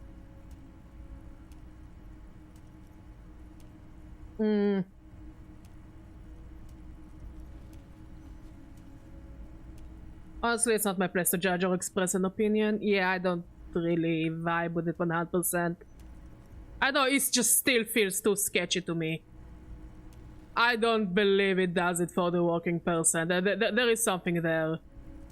I think it's one of those that he says that he's doing it for the working person and just does what usually happens in many revolutions, that one fascistic asshole rises on top of them on the backs of the people who supported him and keep selling them illusions. Don't look at me, look at the history. Harry, the length you're willing to go to keep your nose clean is remarkable. You will always have a warm bed in Mr. Clare's household, my friend, and a special place in the future of Martinez. Can I ask you about specific union members? We're way past specific union members now. This is the big time. We're talking about the future of Revachol here, Harry. It smells so good. You can bother Leonard with that. He Thank loves you. to run his mouth on such matters. But I'm in big-time mode, Harry. There's something different about him now. He's more vibrant, more alive in his big-time mode. Can I get my gun now? Harry, I've got to be honest with you. Your gun was found 2 days ago. Withholding this information weighed heavily on me. But it had to be done. Fine, where is it? An old woman has it, and let me tell you, Harry, word on the street is she's a character. So watch out. This must be the woman who bought the gun from Roy. The one he described as terrifying. Who is that woman? So the gun's still with the woman who bought it from Roy. Yes, the same one. I see you've done your research. The pawn shop made the gun easy to track. Crazy stuff, Harry. Selling your gun like that? Wild. Anyway. Union Boy's gonna help you fix it. He winks at you. Don't worry, Harry. The neighbors of this old woman contacted my men because they trust me and the Debarders Union. Apparently, she was waving it around at the entrance to her building. It's the cleaner lady! The cleaner lady had our gun! Waving the gun around doesn't sound good. None of this does. Who is this old woman? Unfortunately, I don't know anymore. You're gonna have to go in blind, Harry. But she's an old lady. How dangerous can she possibly be? Oh, and she calls herself the Pigs. There it is again. The pigs. Like Roy said, not good. I, for one, find it refreshing. Finally, someone calls themselves a pig. It actually sounds extremely bad, but let's not give him the satisfaction. She was waving it around at people. As I said, she's a character. I didn't have time for details. It sounds like she's unstable, but don't worry. No one got hurt. Unstable is good, actually. She will be easier to disarm. No, wait. Actually, unstable is pretty bad. Can you set up a meeting? I already have. Tonight, starting 10 o'clock, near the old fish market on the coast. The one on the boardwalk, a little past the fishing village. Be careful, Harry. I would never set you up for anything dangerous, but you did ask for this. Now, back to the fun stuff.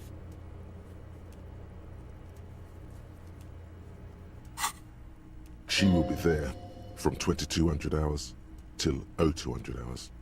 More fun stuff. Seems like we already have fun stuff to do. Great, Harry, great. I think we have truly built a bridge between Martinez and Jamrock today. We have united the RCM and the Debarders Union. This has been so great. I'm sorry we don't have more fun things to do together, but if you ever feel like bouncing something off me, my door is always open. I'm always happy to educate. Okay, let's go and talk to Titus.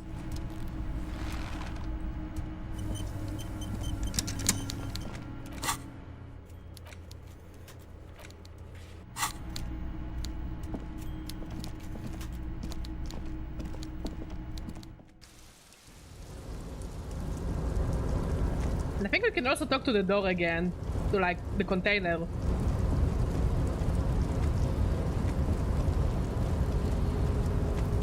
You're back before the cargo container. It's Pan. Or not.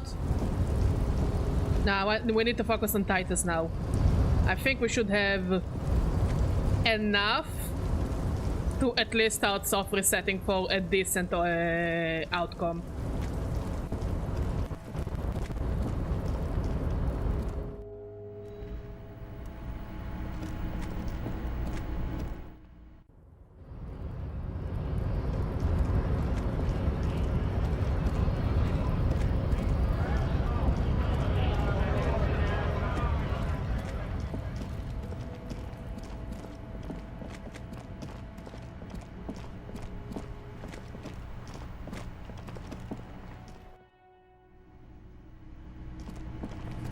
Let's see, what is the rhetorics now? It's you again.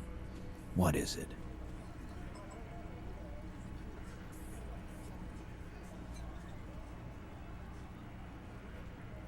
Okay, I will save anyways, because last time I think I had 70 something and I still failed. It's you again. What is it?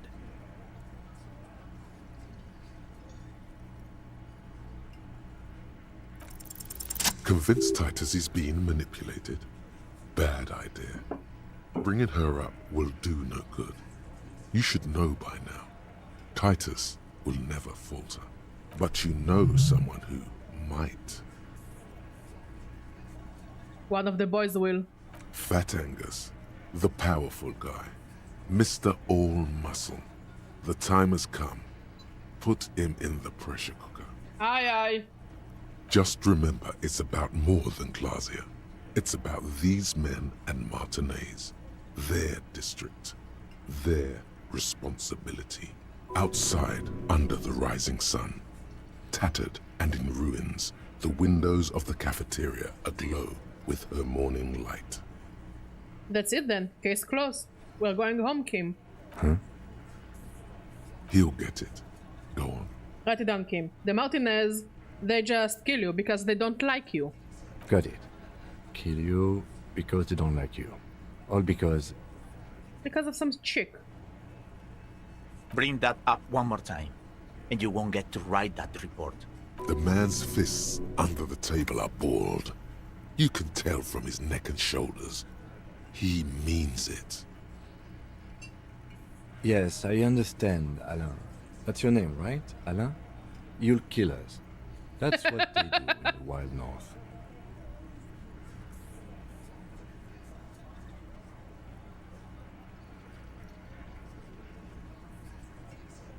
They just hang you, shoot you. They can't even remember. It wasn't that. It wasn't. We didn't shoot him. That's it. That's the weak one. You flushed him out. Now go in for the... Officer, you will be next if you don't shut up. Firearm. A Glass 08 or a 38 caliber pistol. Either is small enough for you to have missed. He's onto you. He knows what you're trying to do. Or what? You're gonna kill me like you killed him? For no fucking reason? We didn't kill him. We didn't even hang him. He was dead when... Shut up, Angus! He was dead before you hanged him? Fatty! Say one more thing to the cops and I'll... Dennis, stand down, or I'll beat your head in. Theo, take your hand off the belt. This isn't 31. I've got this under control. Do you? Does he? His closed fist is shaking. It's you who's in control. Let them have their moment. Angie, where's your goddamn inhaler? You sound like you're dying. I left it home. I can't get it. I'm too fucked. I'm sorry. Why are you so fucking fat, Angus? Gee, Lisa, why with the fat shaming? You wasted my time. I thought you were better than that. I told you, Titus. I told you just give her up. Lizzie, your help is no longer needed here. Go tell Everard. Fine. I'll tell him. After a long walk along the coast. What just happened between these two? You're in. He's all yours. Questions. Kim, we did it. The lieutenant gives a smile only you can see. He's totally hitting on me. So you didn't kill him. He was already dead. He nods. You hanged the corpse to cover up the real cause of death, the bullet in his head. Another nod. Why? The girls asked us to. They were in some shit. Girls plural? There's another girl? 2 of them? Take note of this. They'll probably say more about her later. Did she kill him? Cop, I have no idea. The girl says she didn't. He doesn't think she did. Or at least he hopes she didn't. What happened Sunday night? Classier came down. She seemed really out of it. Drugged up, even more than usual. Bug-eyed and gurning, you know? Not in a fun way. It looked like she'd redosed after something went down. I've seen that look before. She was scared. I knew someone had died. How did you know? I've done this job for 10 years. I've seen it before. It's the politician in the motel room with the dead hooker scenario. Only in reverse. Good analogy, boss. This is why her window was broken. Someone shot him. Someone had the key. This is why the key was in the bush. Walked up to the workshop. Had the peephole. It's in the peephole. She was fucking the guy. Shot the guy through the window. That was the window was broken. Boom! I told you I'm a detective. Super detective. You My don't get superpower to is talk circumstantial yet, and it kind of sucks, but whatever. You're still on the bench. And you keep taking it easy too, Angus. What happened then? We went upstairs. Sure as day the merc was dead. There was a bullet hole through the window.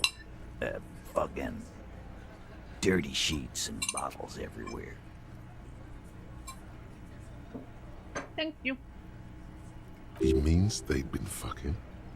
Tibbs patched the window. And the corpse. We hanged. I'm sorry I made you guys fight. Me too. Who's Tibbs? The Ed Hardy? Nah, he's my brother. He's in the window replacement business. If Classy didn't kill him, why the cover-up? You may have noticed our girl's in some shit of her own. She told me some people were after her from Orania. She wouldn't say more. Yeah, she wouldn't. She's fucked if she shows up on police radar. These people, who are they? They're powerful, connected to the moral intern. She's clearly afraid for her life. Says if she showed up in your systems, she'd be ghosted away. And why would you help someone like that? By taking on a murder? Why would I? I guess we abide all sorts of runaways and losers here. It's a Martinez thing. So who killed the merc then? Not yet. Just some ideas. She says the shot came from outside, behind the window somewhere. So that's a clue.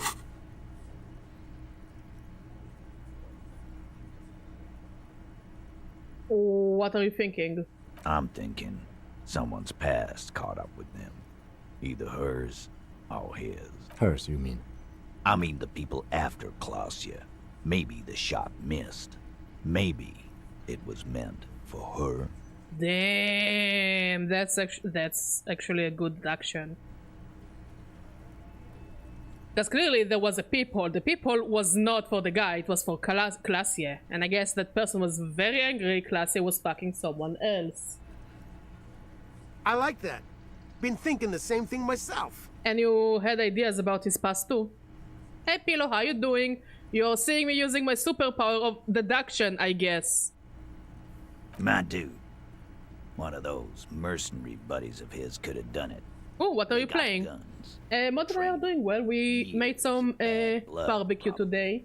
We had fun. It could have been someone else. And now I'm doing my best to finish Disco Elysium because I really want to play Claire Obscure. I can't. Everyone is edging me with this game. The Long Dark. Ugh. It's a good game, but I didn't do well with it. Yeah. Tell you what I'd do. Check out the coast for vantage points. Maybe consult with a ballistics buddy of mine. That's what I'd do. If I wasn't too busy doing this clown dance with you. Whose idea was it to hang him anyways, huh? In a manner of speaking. Remember the two girls? He may be talking about the other one. Either you said the girls asked for your help. Was this the other girl? That's right. It was her idea to hang him. I liked it for political reasons. It sent a good message. It's her, isn't it? The drug trafficker, the missing 8 Hardy. Fella, you think too much. He's off all right. You're gonna hurt your head. A little too far there, but you're definitely right. That woman is just affiliated with the Hardy Boys. You don't know. So Classier is not the lady driver. Interesting.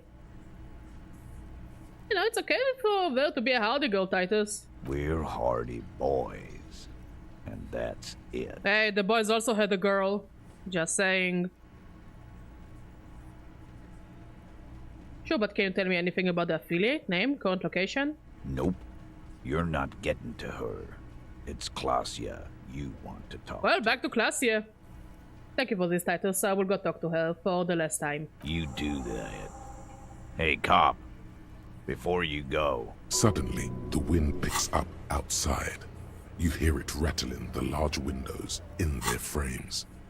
It carries newspapers, circles the whirling in rags in a warm column. She... Clausia came to Martinez to hide. Many of us did. This is where you wash up when there's nowhere left to go. The Union takes you in. Now, she refused that protection, but... Still, after all this headache... But you would still prefer if we didn't take her away. That's right. If we didn't take care of the people who end up here, this place would just be a couple of ruins and some cargo containers. Honestly, I must say, as a finishing note, because I don't think we will interact with Titus anymore, he was kind of an asshole, but I'm glad we didn't finish it with bad blood with him. Like, he cares in his own way for the things around him, and we're clearly the outsider. We'll take that into account. Okay, I'm taking a 2-second break, and I'll be back genuinely in 2 seconds.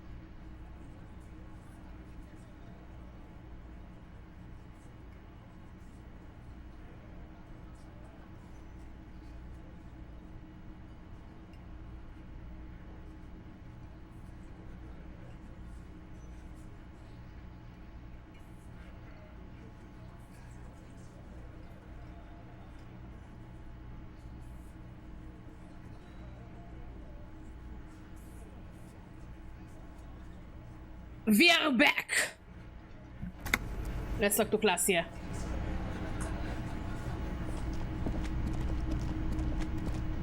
Progress, progress, progress, progress!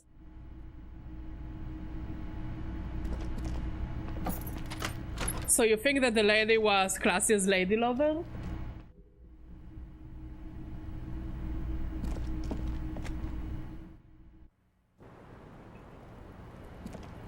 It's always good to see you.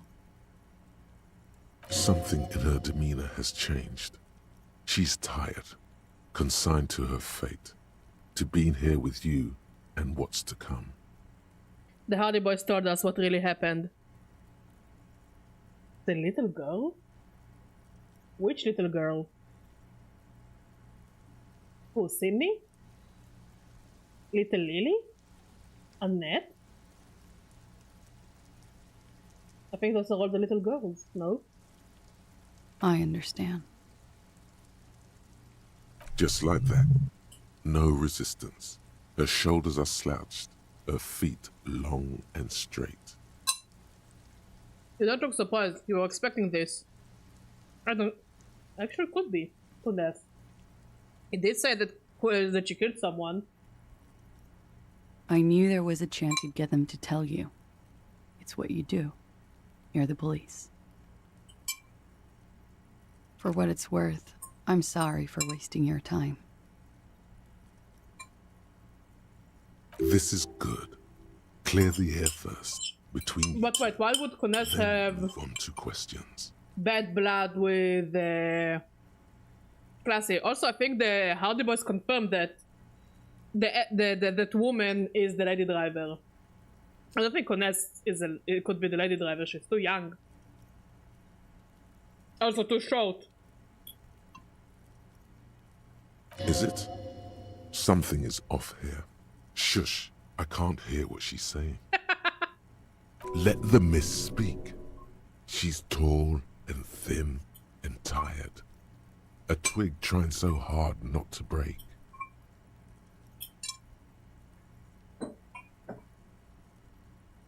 If you knew we would find out eventually, why did you waste our time? I think it was implied that she might be the killer. Again, implications.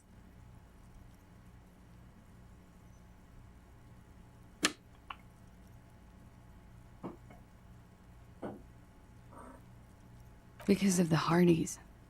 I couldn't just dispense with them. They were only trying to help me. Out of the shit I'd gotten into. That's not a good enough reason. You're right. There's more. More? You answer to the coalition government, and by extension, the moral intern. Briefly glancing over her shoulder to the sea, as she's done time and time again. Where the cold oceanic expanse lies, and behind it, another world. Is that why you're looking over your shoulder? You're afraid of the moral intern? You share a database with them. You send people to their courts. Is this part of why Orania is a bad memory for you? I have people after me. And they have friends in the moral intern. Some are moral intern. If I show up in your records, officer, they will find me. They will. What happens if they do? They will kill me, sir. If you file my name, take me in for questioning, enter me into the moral intern mill, well, then I'm fucked. For nothing. This murder didn't have anything to do with me. Why did you do to have these people after you? It's not nice, but it's not illegal. Not here in Ravishol, or even in Orania. What exactly did you do? Industrial espionage. I joined a business collective with the intention of betraying them. I did my job well enough to be asked to do it again. With a bigger company. The kind you really, really don't fuck with. I took their ledgers. 2 decades worth of accounting. I need the names of the companies involved and who hired you. The job was Lewes-Duin County Savings Bank. They sound small, but they're part of the Lewes-Scott conglomerate. That was the second job. The first was some printer company. You wouldn't know them. As to who hired me for the job, I don't know. But they're after me too, along with Luskop and their friends in the MI. Once you're done in the competitive intelligence circuit, you don't have allies. You're radioactive. I'm sure there are people who have done much worse than that. Sure. I'm not a war criminal, but it was bad. People lost their jobs. Good people too, not just C-suite. A lot of people got hurt. But that's just more of my shit you shouldn't have to deal with. You're solving a murder. What happened here the night he died? We were there. Together. In bed, I mean. Tell me exactly what happened. Okay. He was in a kneeling position. He had just entered me. I was on my back, looking at him. I heard the window behind me shatter, and I turned to look. There was a hole in the glass. I turned back to him. His eyes were looking through me, and his mouth was open. Dumb. I could see. I could... A great pain moves through her, a dark and indefinite wave. She continues in spite of it. I knew he was dead. Before he fell down on top of me. Then what happened? He was heavy. I pushed him off and he fell to the floor. There. He only had his boots on. I bit the pillow, not to scream, then ran downstairs. I waited for the second shot to come. For me. I thought there would be one. It never came. She's forgotten about her cigarette. The butt has burned right down to her fingernails. Your cigarette, miss? Oh. I'm sorry this happened to you. So am I. What time was this? When did it happen? It would help us if you could be as precise as possible. 11:30 to 12:15. I don't know the exact time. Around midnight. It's okay. Were you inebriated? Not as much as usual. He'd done a line, plus other things. I was drinking. Wait. Titus said she was gurning her jaw off, much more than usual. Titus said you looked pretty high. Oh, yeah. I did one of his lines, just to clear my head. Good thinking. Clear your head.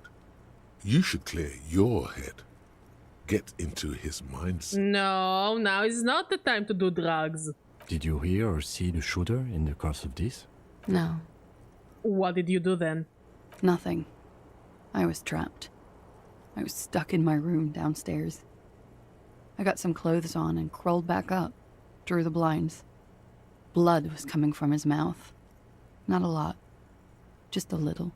He was still on the floor, slouched. I couldn't be there with him anymore.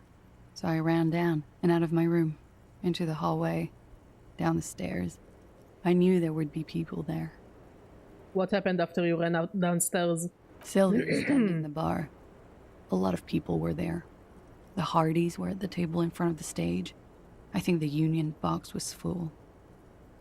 Ruby was there too. They were having such a good time. I sat down and they all welcomed me. I didn't even have to say anything. Ruby knew something was wrong. Ruby? Before we continue, who is Ruby? Ruby. You know, the leader. She is the leader of the Hardy Boys, not Titus. The leader? Of what? The Hardy Boys. But Hardy was the leader of the Hardy Boys. Well, nominally, yes. Ruby's the one they go to when things happen, like things they need taken care of. She's the organizer. Would you say she is the 8th Hardy Boy? Why not? Okay, let's go on. What then? Well, Ruby said let's talk upstairs. I showed her the room. I've known these people since December. They know my situation, that I can't leave a paper trail. Ruby was the first one I told. She said she'd take care of this. It's what she does, you know, take care of things. I helped her get the body to the bathroom. We used a belt to pull him up under the shower, to keep him upright. To mislead you, they were tampering with the body. To produce lividity. Matching a hanging? Yes. We completely missed the tampering. Looks like you got there in time. What was this, 20 minutes after death? Oops. About 20, yes. Ruby explained it would make the blood... You know what he does. Then what did you do? Ruby went outside to talk to Titus and the boys. I was just looking at Lely in the bathroom. I had to put his clothes back on. His armor, too. It was tough, but I've seen him take it off and put it on many times. It took Ruby maybe half an hour to come back with Titus. I'd gotten him ready by then. They carried him out. I knew what they were going to do. Make it look like a hanging. Ruby said they would. What did you do while they were hanging him? Ruby said to wait here. She also said I wouldn't see her for a while. That we should lay low or something. So I did. This Ruby. Where is this Ruby now? I don't know. I haven't seen her since. We will need to take this question to the Hardy Boys. Well, guess we're gonna talk to Titus again. When it happened, did you hear a gunshot? When he was shot? I may have. I don't know. I couldn't hear anything over the glass exploding. The gunshot wasn't that loud. This is something to keep in mind when assessing the distance of the shot. Did you kill Lely? What? Why would I put myself through this? Insanity. Get myself cornered like this. He wouldn't have died if it weren't for me. I know that. But I would never hurt him. All kinds of crazy things happen when drugs are involved. Sweet, sweet drugs. It could have been a desire murder. Maybe an act of jealousy.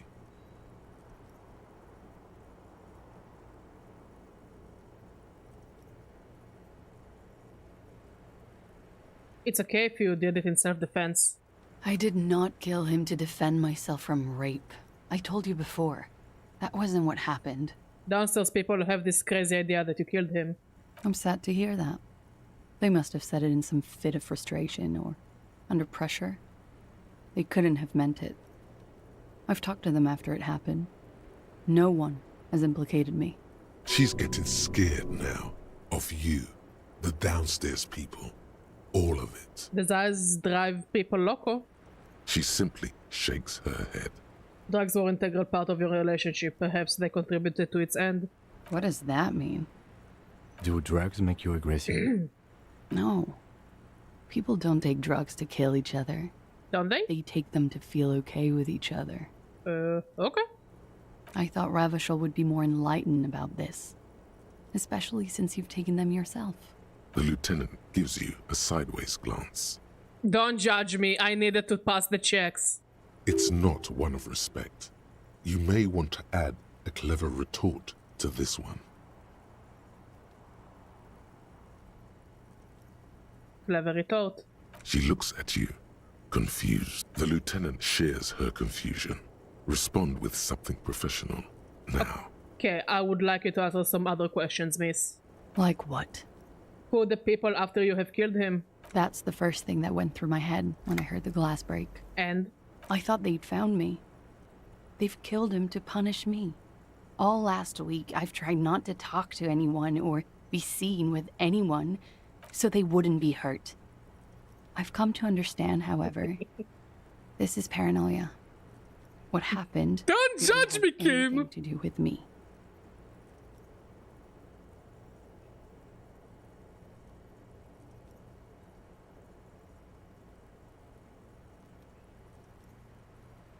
Either way, it's something to consider. We can't go after loose cap.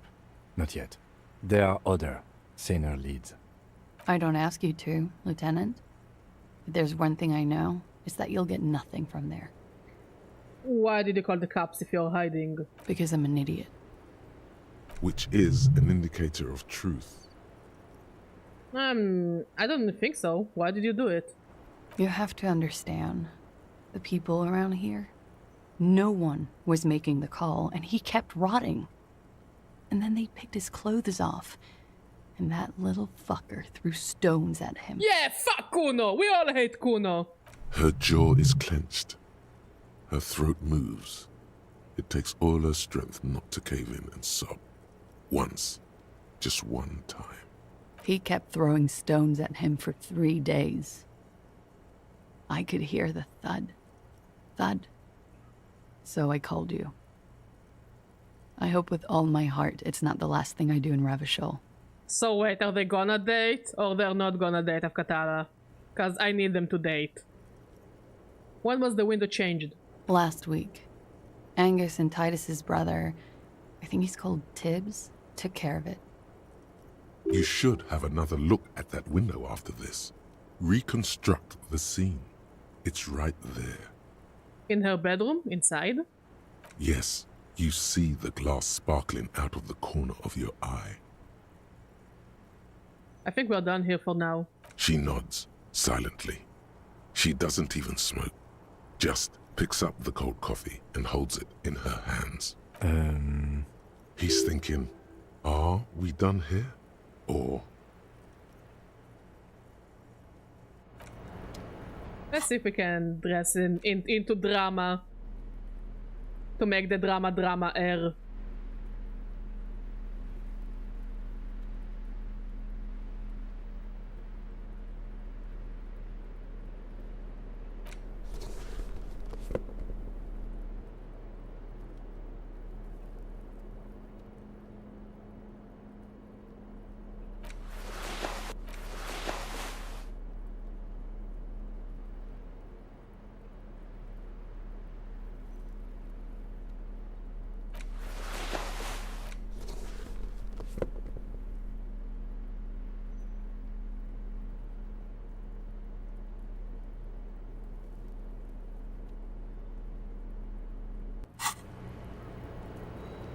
Hello, officer? What brings you up here? Who? Nice. What? Dear God, you've been lied to. She could have killed her lover and lied to everyone. She's not candid at all. She's smoke and mirrors and wisps. She probably didn't give you her real name either. Why would she?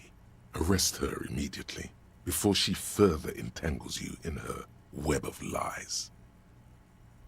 Kim, why have we not arrested her yet? There may be grounds here. At least for an extended detention. A little whimper. The young woman hears you. She's looking around. Devil woman. What? Her hand trembles. She's only pretending she didn't hear you say, devil woman. You know, I think you didn't make that call to the station. I did. What is this? I called your desk or whatever it is. The numbers are all over town. Call 8-100-2 for emergencies. There was an older woman on the other end. It sounded like she was smoking. She took my complaint. She coughed. That is the emergencies desk number. Anyone could know that, sire, by looking around and calling the desk. I don't believe a single word she says. What time did you make the call? Thursday night. It was late, sometime after 12. It checks out. She stands before you, holding her back very straight. Your real name isn't classy. I agree. You wouldn't give us your real name, not when people are after you. Okay. Okay, what? Okay, it's not. Good, you can tell me the truth. You log your work every week. It's all transmitted to Common, sir. I couldn't just beg you not to enter my name. So I lied. Like I lied before. Like I did at LCSB. I have to lie all the time. I'm so tired of it. Was the passport bullshit too? The passport you keep hidden? No. It's submerged in a plastic buoy on the coast, in the reeds. It just doesn't say Clausia Amandu. It says Anouk Mea Smith. Falsified documents? Passport and visa. Given to me by my employer. I can't even use them.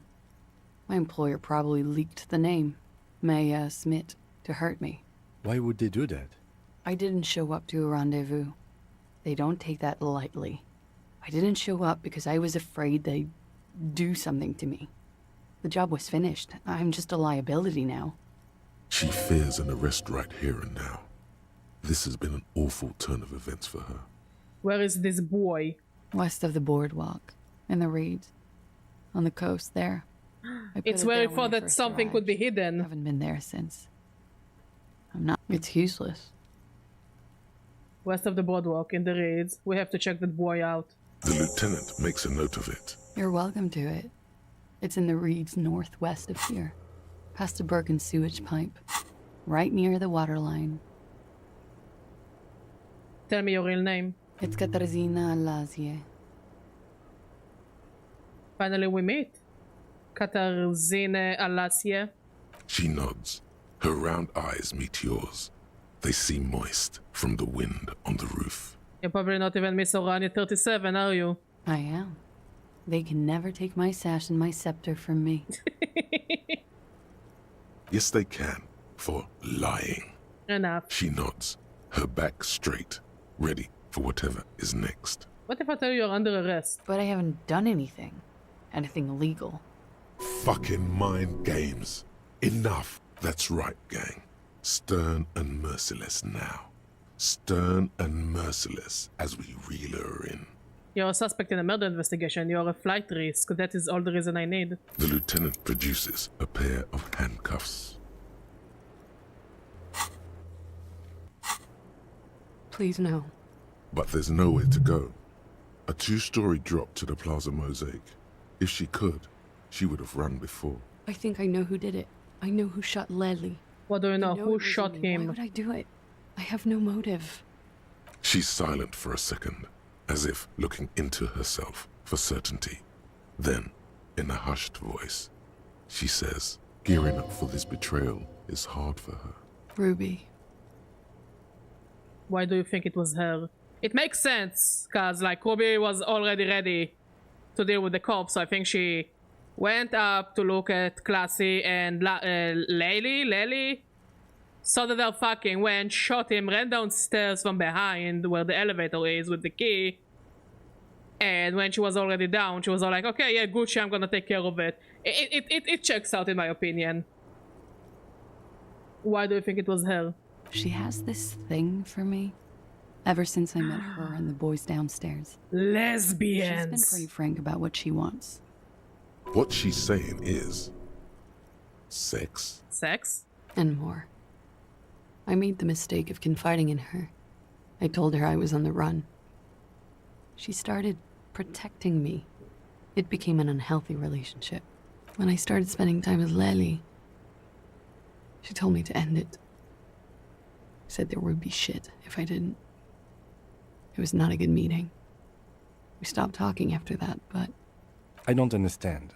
What exactly in your relationship made you think she's romantically interested in you? She said she's in love with me. She even asked me to run away with her when I told her I'm a fugitive. She started developing notions about our relationship. And you led her on? How was the dentist visit? A little. I was flattered, you know? But then I had to let her off, and it was not easy. I came to regret being friendly with her. We maybe kissed, nothing more. Sounds like she was fixated on you. Again, how was it? I don't know, like... This is just an assumption. I know what it sounds like. That's why I didn't want to tell you before. But she knew what had happened when I came downstairs. Somehow, she knew Lely was dead. She wasn't surprised at all. Then the test. She was calm as a stone, too. She cleaned it all up, like she had the test of the den. I also like that I don't enjoy a dentist visit, but I found a dentist that is nice enough that it doesn't feel too bad to go to a dentist, even though I'm still scared of dentists. Like, how bad was it? Like, well, how much of an asshole was he? That is a little strange. People don't usually keep things together under stress like that.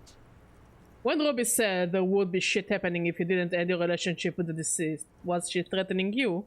She came over one night, drunk, said she'd turn my life into a living hell. I've been threatened before.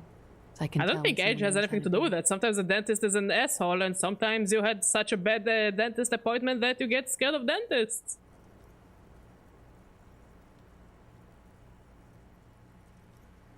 Listen, if you live in a small town, you don't always have a choice, I'll tell you that. And she's a pro. She must be. To keep the Hardys in line. I tried severing ties with her after that. I thought it had worked, but... Some of that fear is still with her. She exhales sharply. What are you talking about? She's afraid you'll arrest her. And how could she have killed him? You've been through there, right? I saw you come out. It leads downstairs. She could have come to the roof through that, then made the shot right here, where I stand. It was dark outside. I wouldn't have seen her. Then slipped back downstairs without anyone noticing. That is possible. Interesting theory. Did she know that door exists? Had you been out there with her? Yes, of course. She's been up here many times, jacking private stations off the ring antenna. Well, sounds like I mean, again, on the roof with me. Dentist appointments are never pleasant, but weird. Sounds like it wasn't too bad. That sounds super lovely. Which reminds me that in 2 weeks I have a tooth-related surgery, so that's gonna be fun. Okay, and what? Arrest the liar now. Why? She told us some pretty interesting things there. She's stuck here. She's already in prison. Look around. She's only trying to help you. Who? Her. Stop letting her distract you. Okay, I'll keep you here, miss, for now. Thank you. A tooth-related surgery. Thank you. You won't regret it. Yikes. Nah, my worst dentist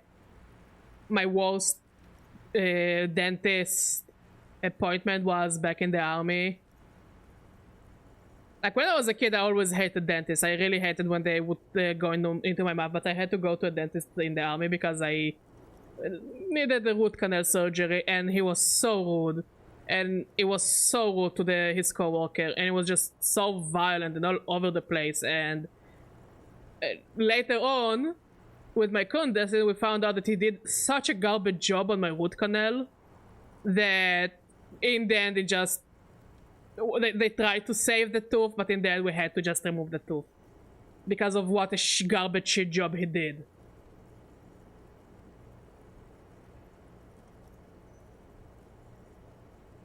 Something tells you, you will. Ah, another Venezuela fan. That a fan from Venezuela. That's lovely. That's lovely. It was horrible. It was just all over the place. It was so rude. It was... Everything was done by force, and I'm like, I understand that, like, you do it because you have to, but it's my mouth. So yeah, it just... One of the dentists had to do me, like, another root canal, and she was like, okay, let's try to fix the root canal, or save whatever we could do with the tooth. Yeah, you're not my first viewer from Venezuela. So yeah, they believe in let's try to fix it before we remove a tooth. And we were like, yeah, Gucci. And we tried to fix it. We waited for 6 months, and by the end of the 6 months, my entire mouth was just swollen and in pain, and it sucked because it was just before our vacations to Prague. And after the vacation from Prague, I went to the dentist, and she was like, yeah, my mouth got very swollen. And she's like, yeah, that's bad. We need to remove the tooth. And I'm like, isn't there anything else you can do? And she's like, no, if it's swollen to that point. It was so swollen that, like, I couldn't open my left eye because of how swollen my face was because of the tooth. So she was like, yeah, the only thing we can do now is just to remove the tooth. And this is why I don't have a tooth. And the mini surgery I'm gonna do is to make a base so we can implant a new tooth later on. Let's talk about you and Ruby again. She nods. Okay. She slowly... You are. This is not the end of this. Lies. Yes, we do. She slowly lights another. Ooh, also a tooth-related surgery?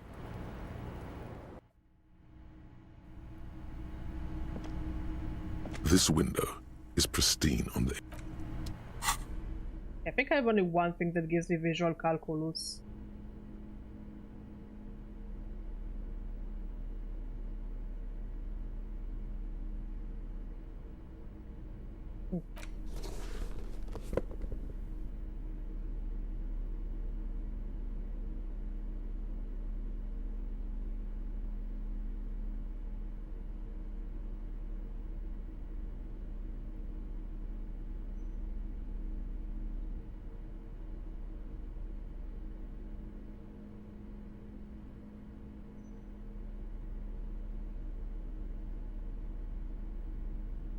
Oh. I mean, I know some women do it because they need that boost to confidence. Honestly, I'm not gonna judge people who do cosmetics as long as they do it in a safe place. The glass. In an untarnished, golden light melts away into the blue, glassy dark. Like, I've seen so many poor women that had like completely botched cosmetic surgeries, and it's so horrible. Hell, I have a family friend who did a surgery, and it was botched so bad that when she came back to Israel, everything was an infection. Everything was just black infection. It was so bad, like to the point that they were afraid that it would reach her heart, and if the infection would reach her heart, you know, it's like game over, mate. So yeah, I don't care, just do it, you know. If they do it with someone who knows what they're doing. Like the witness said, the man is kneeling, the woman is on her back. It's the night of March 4th and a shot has just been fired. The man looks directly at the woman. The shot's possible directions converge in his mouth, a ray cast from somewhere outside, entering his brain. Look. Yeah, exactly. I agree with you, Katala. It's... people don't want to be regular, and here's the thing, when they watch movies, commercials, social media, they always compare themselves to what they see. So they say, oh, my boobs are not big enough, my butt is not big enough, my nose is too big, you know? My hair is wrong, my cheeks are wrong, my tummy is wrong, and it's like, no, you're just completely average, or you're looking like a healthy human being, a healthy adult. It's like we are so psychologically fucked that we do not recognize regular anymore and say that regular is cool and fine. Absolutely. Like, there are people who just eventually get addicted to those surgeries and you cannot do much about it. Like, they are training plastic surgeons nowadays to find those people that are addicted and to not let them do it. Unfortunately, many of those addicts, if a licensed surgeon wants to do a surgery on them, they just go to the black market and do the surgeries, or they just go to third world countries to do the surgeries, and that is even more fucked because it's like life-threatening. So now surgeons are all like, I either do the ugliest surgeries she doesn't need, or the poor woman, usually it's women but also men do it, but or the poor person will have to go and do this surgery in some kind of a sketchy place and probably die due to infection. Where does it come from? From the roof outside, location A prime. The glass fractures around the bullet hole. Shards face inwards like a corona behind the woman's back. Inspect the ghostly figures. The man does not know the bullet has entered his brain. He never will. Death comes faster than the realization. Have a look at at point A, the roof. The ray cast from the man's mouth unravels into a fan of possible directions, all on the roof at first. The shot could have come from any of them. This is composite location A prime, most likely of the origin points. What did you witness, Pilo? Shouldn't there be gun residue outside? There could have been. Then the rain and slush and wind washed it away. This was more than a week ago. So I'm what, 80% sure the roof of where the shot was made from? 72%, with an antique weapon that fires military-grade ammunition. A Bell-McGrave rifle, for example. This is a good short distance, but not too short. The perpetrator aimed with their back against the railing, or possibly kneeling for precision. This would explain why it only took them one shot. The lights were on in here. Outside it was dark. It was like shooting fish in an aquarium, a well-lit aquarium. The victim opened his mouth to let the bullet in. Neither of them would have seen anything outside in the darkness, too busy with their own bodies.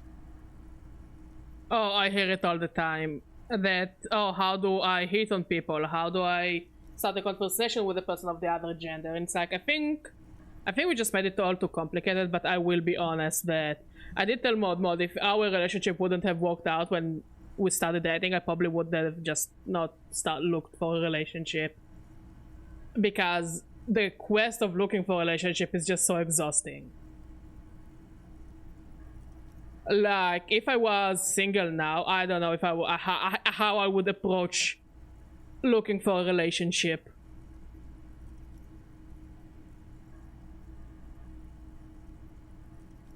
Could this shot have come from inside the room, a closer point? Point X would contradict the woman's testimony, rendering the entire proposition. So honestly, I cannot judge them. I do think they're too dramatic. But I cannot judge them because honestly I would probably have been in the same boat with them. Are there any arguments against the prime, the roof? None that you've found thus far, but that doesn't mean there aren't any. Could there have been another point of origin further away? That's a 28%, yes. In this model, the shot could have come from a greater distance. Nothing excludes the possibility. Should we extrapolate to include every possible point of origin in Martinez? Look, it's a valid feeling to feel, I think, in my opinion, that you missed that one person. But also you can never know it because maybe it's not the person because you're not with them now. It's just so hard. It's one of those things that it's hard to, like, again, it's very Captain Hindsight kind of thing, you know?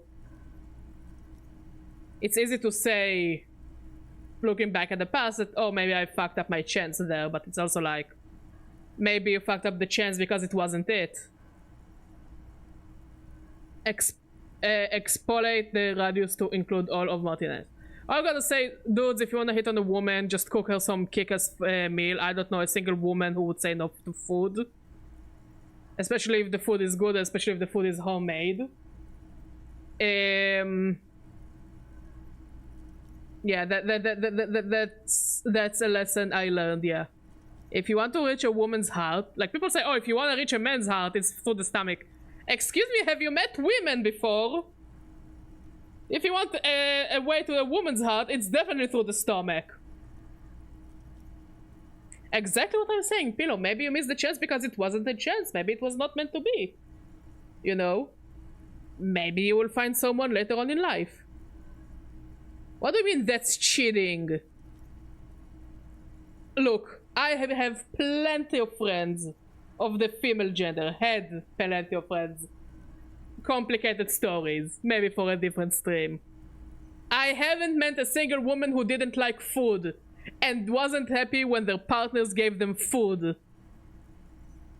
Fuck it, even more than that. Also, yeah, use cheese. It works out for Sartre, it will work for you.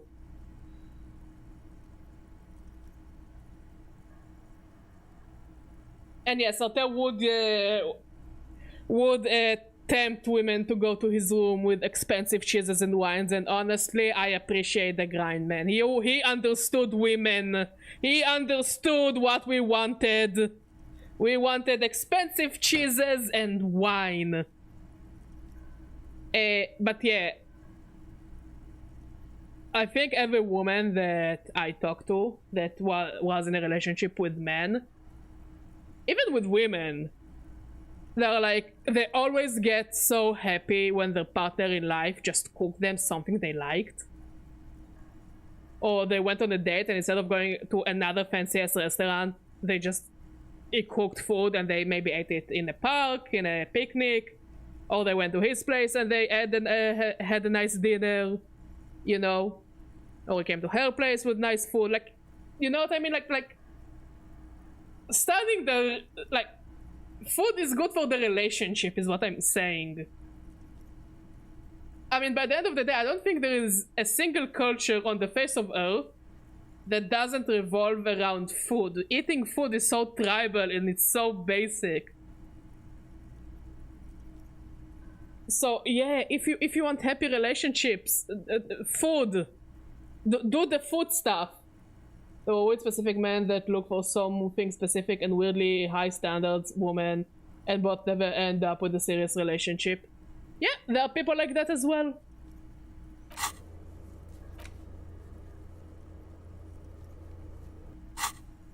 Exploit the radius to include all of Martinez.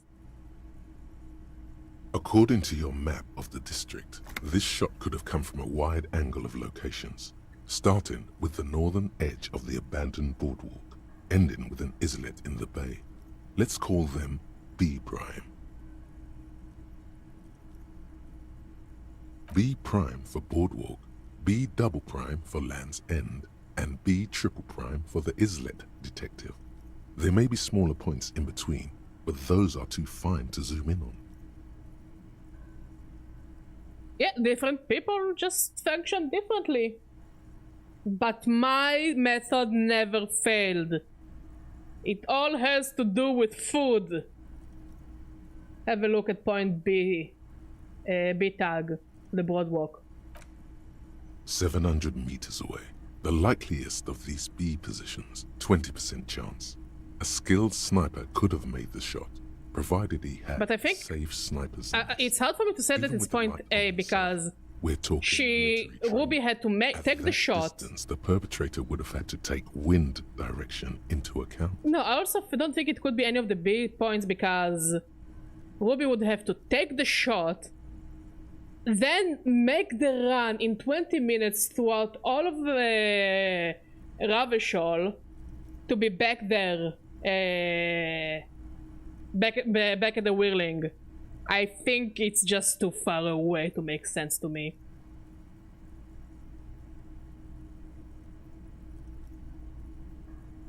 She didn't hear it over the glass, but also think could that woman with a gun run so fast in the middle of the street and hide the gun?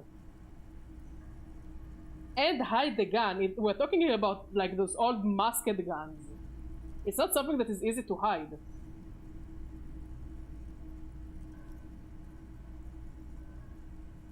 Oh, okay. Exactly. It's a musket. It's hard to hide a musket. Now here's the thing. I found a musket in the abandoned building I sold, but I don't think it's the same musket we're looking for.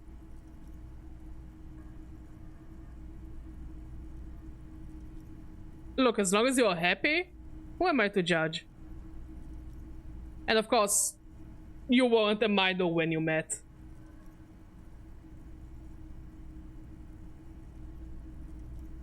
No, she couldn't take the musket with her for one reason. People would have noticed that she went into the bar with the musket. Secondly, if she was with the musket, what's her face? Classy would have noticed. Like, you cannot not notice a musket.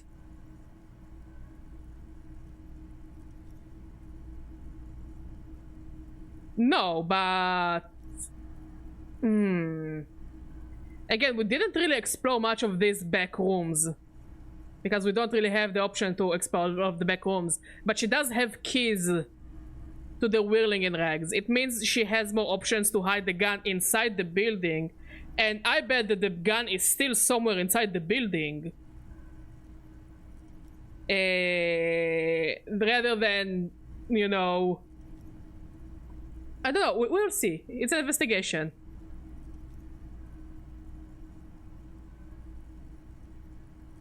Do you mean line by, like, drugs? Well, how long does it take to do the... nose candy? I don't do drugs, I don't know. Also, do not shoot me, Pillow. Have a look at point B dash dash. Land's End. 1.2 kilometers away.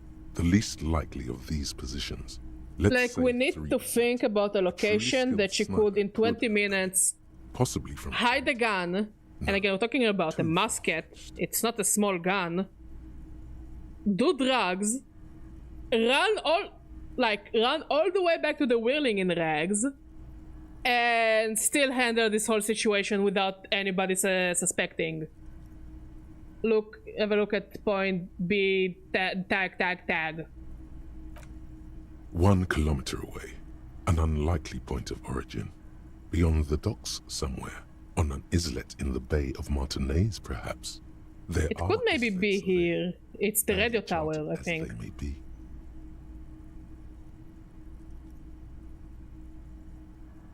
Because the in-game clock runs once you like talk to people or interact with items.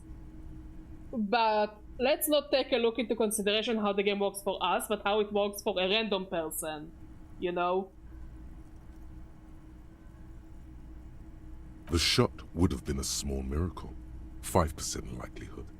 There is an extremely narrow field of view from the bay to the window, between Rue de Saint-Ghislain 10 and 33A. The angle would have been extreme, and access to the islets is questionable. Wait, it could actually be in the islets, because once we got there on the first day, we know that the mechanism was broken. The mechanism to open the bridge was broken. So she could have shot either from the radio tower or from the roof of the church.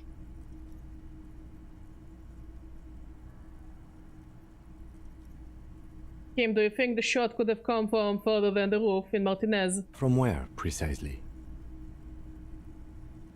Let's say B prime, the Broadwalk, B double prime Land's End, B triple prime the islet. I see you have given this a lot of thought. Are those the locations you've singled out in addition to the roof? And what is the likelihood, in your opinion, that it came from a further distance?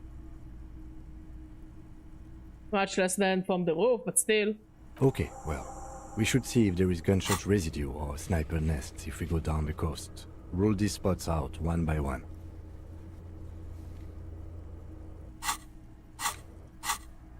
It would be the diligent thing to do. Until then, personally, I'm going with the roof version. It fits the hidden path through the whirling. A simple hypothesis. No, the hidden path was definitely in use.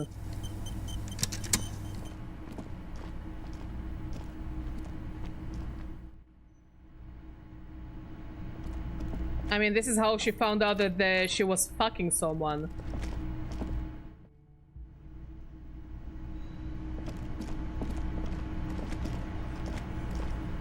Hi, Titus. Missed me? You again. What is it?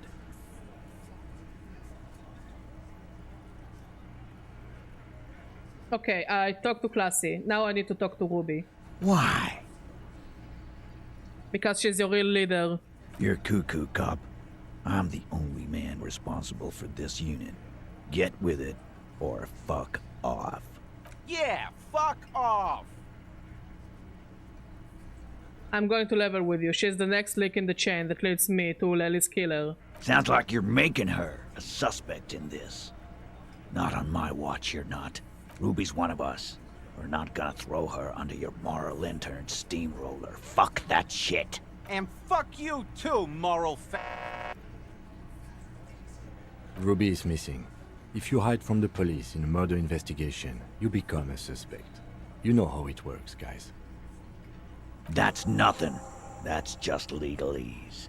You don't even have a sound theory. I don't want to be rude, but we're trying to get some R&R here. Think you could fuck off now? I think we'll keep sticking around, Titus. You'll be surprised at how quickly... Okay, let's raise logic, let's save, and save scam it. Because I think it's very safe scammable.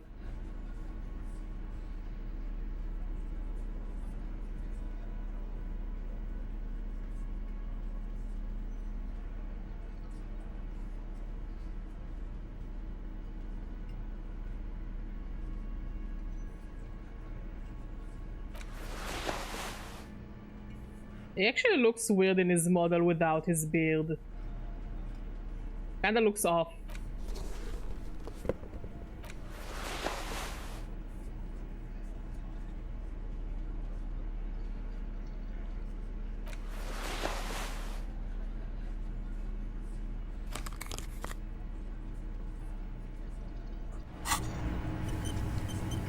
It's you again. What is it?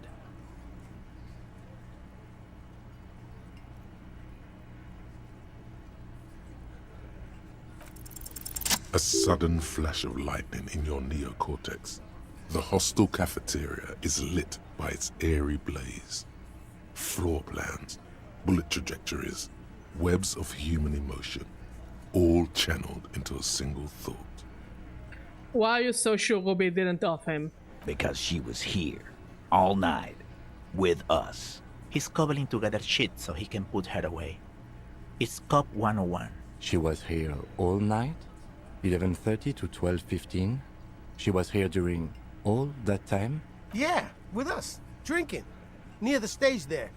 She didn't go to the toilet? No. In the whole 45-minute window, she was with you, all the time. All right. She took a fucking leak, okay? For one moment. Maybe went out too.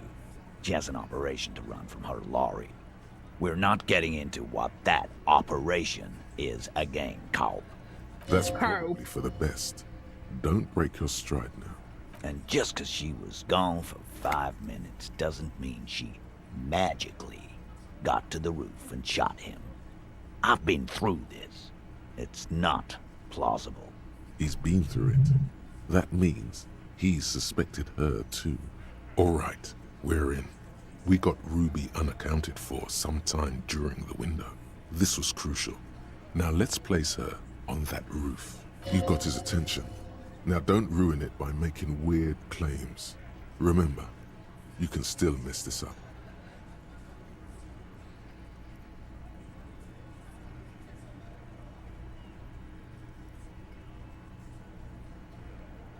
There's a secret route in the kitchen that leads straight to the roof. How? Through what looks like an abandoned pinball workshop. People say there was a pinball arcade here, sometime before the hostel. What was it called, Theo? East Delta Pinball Arcade. Weird place. Went bankrupt. Okay, but how'd you get up? There's no room for a staircase in this building. Or an elevator, for that matter. The elevator is outside the building. It's an old dumbwaiter, used for moving pinball machines up and down from the workshop. From there, a door leads straight to the roof. You can just step outside. Ruby could have gone up, shot him, come down. All under 7 minutes. That's quite the theory. We need to have a look at that secret passage, boys. I'm on it, boss. Right when the law clears, me and Angus are going up there. It's a dumbwaiter, not an industrial lift. How about I go instead of... How do you know what lift it is? Just now. You got something else to back this route up? Or is that it? You do agree the shot came from the roof, right? Why not? You can't draw a straight line into Clausia's window from any of the surrounding buildings. Not from what I know about Martinez. Maybe from the coast. But like I said, I've been too busy dealing with you idiots. So no, I don't think it was a sniper. It was close up. There's a 72% chance that the bullet came from the roof. 72%. There's a percentage and all. Where'd you get it from? Your guys in the lab? I analyzed it on the spot. Turns out I can do that. No, you can't. I know what you did here on the weekend. People talk. What they say doesn't sound like a science call. You're a madman. Those numbers were an ass pull, man. Yeah, and they don't put her on the roof either. It's just mambo jumbo. He hasn't got shit. A skilled sambo artist could have climbed out a wall like a spider. Garbage. It wasn't a Sambo artist call. I've been doing this for 10 years. Let me give you a lesson. Boys. It's never a sambo fighter, and it's never a bullet-bending sniper. Or ghost. It's never a ghost either. Don't worry, we've got better than that. I told you not to say that. This is not a joking matter for him. The church guy? No, I think he's a guy. I think we saw him naked. Since we saw his clothing all scattered around. So if he was a lady, I think we would have noticed him being a lady. I'm pretty sure he's a dude. Have you noticed the winch out back on the outer wall of the whirling? I've seen the winch. I'm not blind. You saying it's part of the elevator she used to get up there? That's right. That's one mystery down then. An architectural mystery. Doesn't much concern Ruby, does it? There were pinball machines in the workshop, still operational. Right. What the fuck does that got to do with Ruby? Nothing, I thought we could bring some down. Go get some new machines in here. Wow, man, can we? I mean... That'd be awesome. I beat that royalist machine 20 times now. All right. We can get the barman. Yay! Pinball friends! Now somebody teach me how to play pinball. I also found footprints upstairs in the old workshop. Footprints. Recent. He looks tough, but there is a nervous twitch in his dark green eye. This is all too close to home for him. Recent, a week or two. That close, huh? How fortunate. I'll take a thorough look at those prints myself before I believe that call. Good news is, I'm still listening.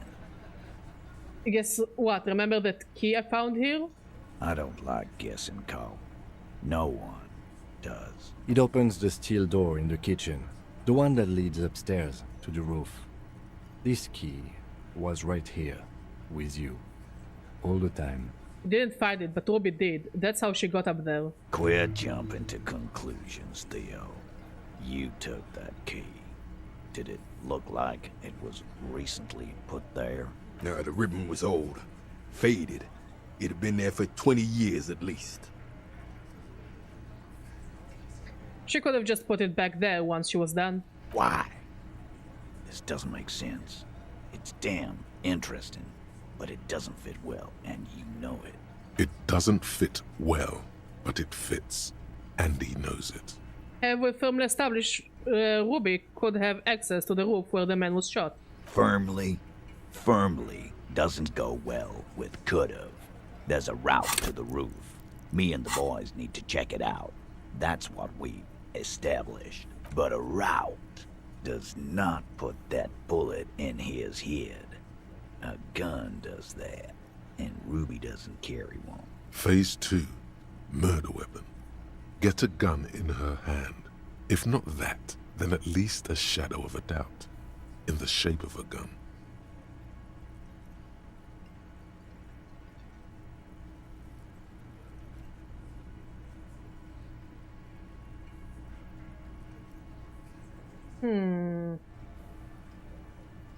I've already established Ruby's running drugs. She could have smuggled guns too. God damn. That's just about your favorite topic, isn't it? Every fucking 5 Well, maybe if you didn't do drugs every 5 seconds, I wouldn't have talked about it every 5 seconds, Mr. Titus. You were warned not to bring it up. Your best shot here is to just back out of it.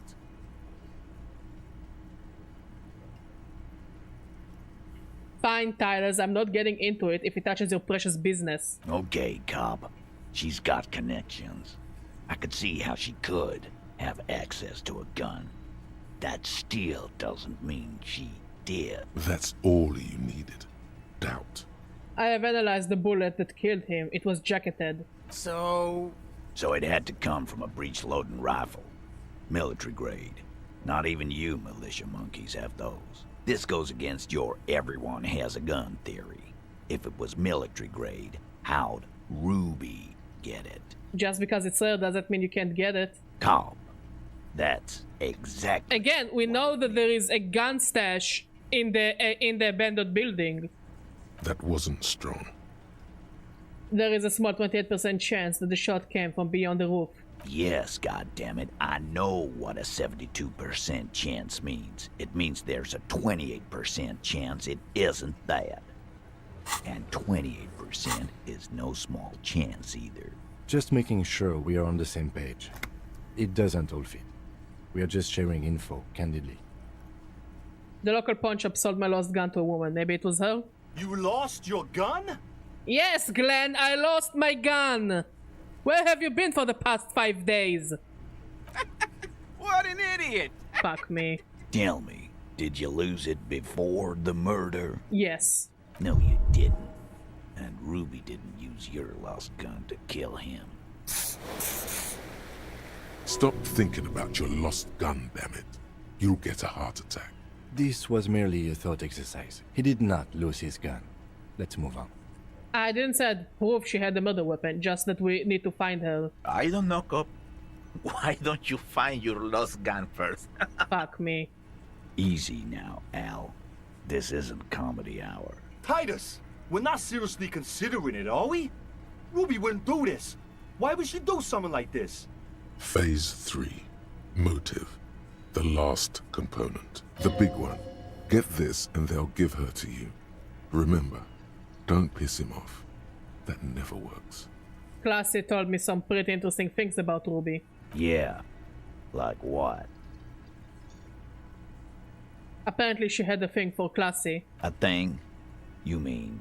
Yeah, but they're both girls. Girls can fuck one another, Angus. God damn it! Girls like girls too, Angus, sometimes. This is one of those times. She liked Glacier. Thank you, Kim.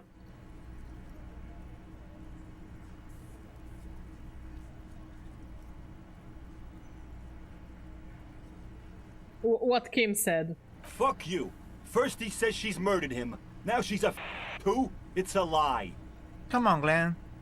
She likes Monica's titties more than you do. Everyone knows which way the wind blows there. I did. I knew it. That's why she didn't fuck me at Fatty's birthday party. Yes, it's an affirmation for all girls out there. You can fuck other girls. Go get that pussy, girls. She didn't fuck you, 'cause you're 40, and you still live with your mom, Dennis. Yikes. Classy said she made advances on her and she thwarted them. Ruby then threatened her and told her to end her relationship with the deceased. This is some sordid shit. It's also the kind of garbage our Miss Aronier puts out to cover her own ass. She did tell us when we were close to arresting her. Figures. But that Ruby is queer as cabaret, now that I start thinking about it. So there is some truth to it, and that's okay. Some are queerer than others. You can still be a hardy. But if you bring your own personal shit into our outfit... So, first of all, you admit that she's a hardy boy, but a girl. Secondly, praise true ally Titus. Yeah, ally to us all. If that's the case, then it's not right. But it's not the case, right? There are many pieces that fit together that way, Eugene. Face it. When Classy came downstairs, Ruby appeared to know that something was wrong. Nah, man. That's just Ruby. She's got shit under control. That's her whole thing. That's why she's so good. Plus, man, it's like female intuition, you know. Women talk to women. Which is sort of why we need someone on the team who they talk to. Yeah, female intuitions, that's what it was. You're right, Eugene. Oh, she knew what happened because she killed him. Not so useful. Fucking hell. Betrayal is not painless. Even a doubt of it hurts.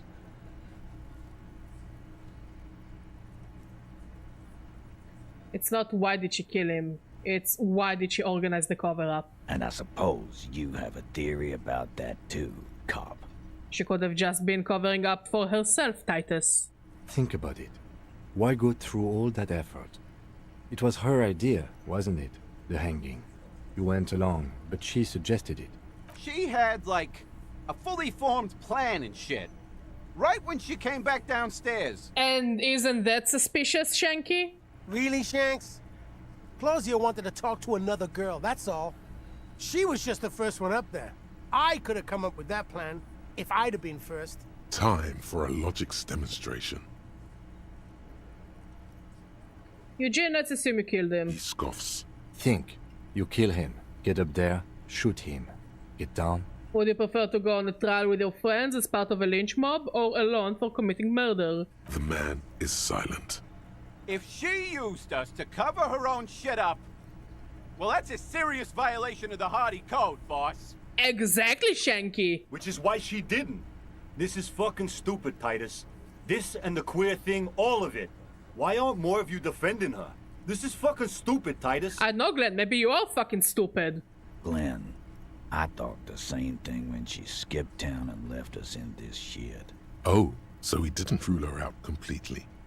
And she skipped town. This is good. Maybe it's all part of a leadership challenge against you, Titus. There's no fucking leadership challenge. Just when I thought you were taking this seriously, cop, you put your head in your ass. Man, now he's just throwing shit against the wall to see what sticks. Okay. We've ruled out infighting. That's how this works, by exclusion. Remember, all we need to do is rule Ruby out too. That's all this is. Maybe she killed him because she thought it would curry favor with you. You had expressed, on occasion, your dislike of the mercenaries' presence in Martinez, right? Whack someone in my district? That doesn't carry much favor with Titus Hardy. She has to know that. It's the kind of chin-rubbing men, often leaders, do when they think of punishment. Titus, you have to say it. Things don't add up. We need to talk to her. Silence. He looks around the room. The old man in the corner nods. Like, I can really respect Titus. He's an asshole, but I respect him. He's a respectable asshole. A very small nod, and a trickle of tobacco spit on his lip. Yeah, I see it. There's one more thing I've been wondering about. Ever since you asked me where she is. Add it to your list of suspicions, if you want. I don't know where she went. She just got up and left. Got real scared, too. Wouldn't tell me where. However hard I asked. Wanna know why? Why? She was afraid I would tell you. Maybe she was right. By now, I probably would. She knew there's evidence on her, and she knew we'd find it. This is typical suspect behavior. Why fleeing is always incriminatory. Perhaps. Ask her if you find her. It won't be easy, though. She made sure of that.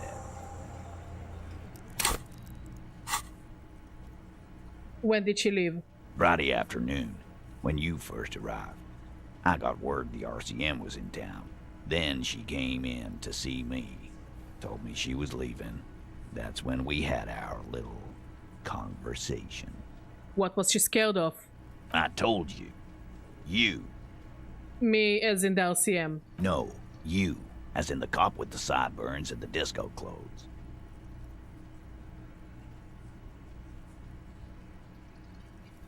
I'm sorry, God, why does everything flee at the sight of my shadow? It seems you have that effect. Especially on women. You know, when I first saw you limp in here, I thought she was paranoid or sniffing her own supply. But now I'm not so sure. What else did Ruby tell you about me? She said you have a funny taste in clothes, and that you won't stop. What do you mean funny taste in clothes? I am fucking fabulous! From the pants, to the gloves, to the silly little hat. Won't stop. Until you have something on her. She said she's heard of you from Jamrock, that you're a human can opener, that you play suspects against each other, open them up, like cans. That's what a detective does. And then when they're all empty, just move on to the next camp. Don't look back unless there was something you missed. Fucking hell. Titus, did he just... Open Angus up like a can? Yes, he did. Now, we can whine about it, whack him, or we can go on with our lives. I'm having a go on with our lives kind of day, Al. How about you? Silence. He nods. Anything else? Anything? Yeah, there was something else. She wouldn't tell me, though. I could see she wanted to. It was burning on her lips. This cop, Titus, this cop, he but she was too scared. Scared? You should be too. A strange fear creeps over you. A metallic taste in your mouth. Change the subject. Everard has a file on you, but that's bogus. What she knows comes from somewhere else, from Jamrock. It must be real stuff. Do you have any clues on where Ruby went? She's not far. We know that much. She didn't take her lorry, so she's on foot. Good fucking luck, man. She knows this place like the back of her hand. So the stairs we saw, like inside what was the... shit. Here. The electrical engineering place. We saw that there are stairs that it's like you could get up on them somehow. Maybe this is where she's hiding?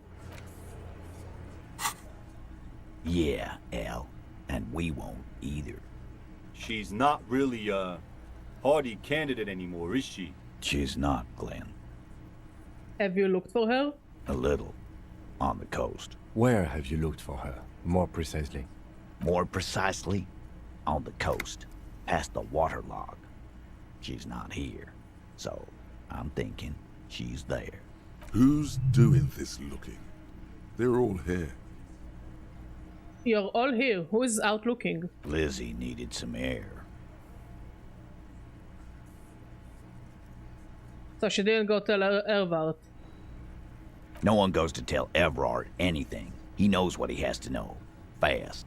It's called a radio, you believe. The gardener may have played you a game when she stormed out. She has her own plan. Can you tell me where on the coast I should start looking? Maybe she and the gardener in cahoots. Sure. There are some shit houses there. A cinder block town.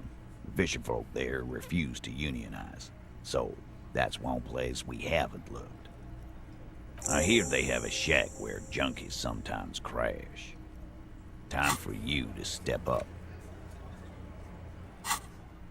We will start there. One more question. What does Ruby look like? Boyish. Hair's red. Dyed. She looks like a Lowry man. Do you know what she's doing with Ulan frequencies? The what now? I have no idea. Boys? She said she's building a pale emitter. What? We were talking about radio equipment. She said she's doing Ulan frequencies and a pale something. I don't know more. This guy barely understands what he's talking about. There you have it. Pale something. It's not much, but it will do. It'll have to. Shake it. His grip is firm and reassuring, like holding a piece of unpolished granite. Again, I'm glad that we ended it without having bad blood with him, because I don't think Titus is bad. He just, you know, worried about his own people. Okay, let's go to the Fisher village.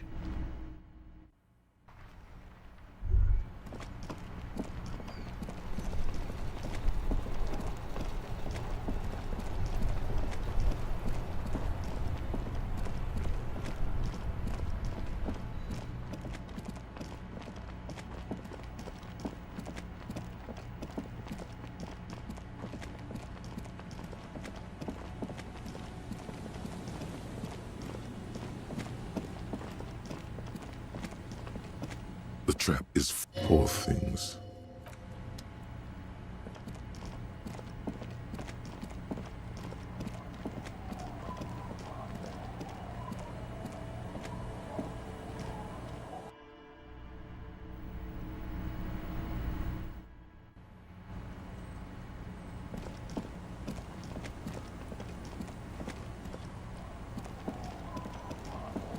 Let's start by talking to the grandma.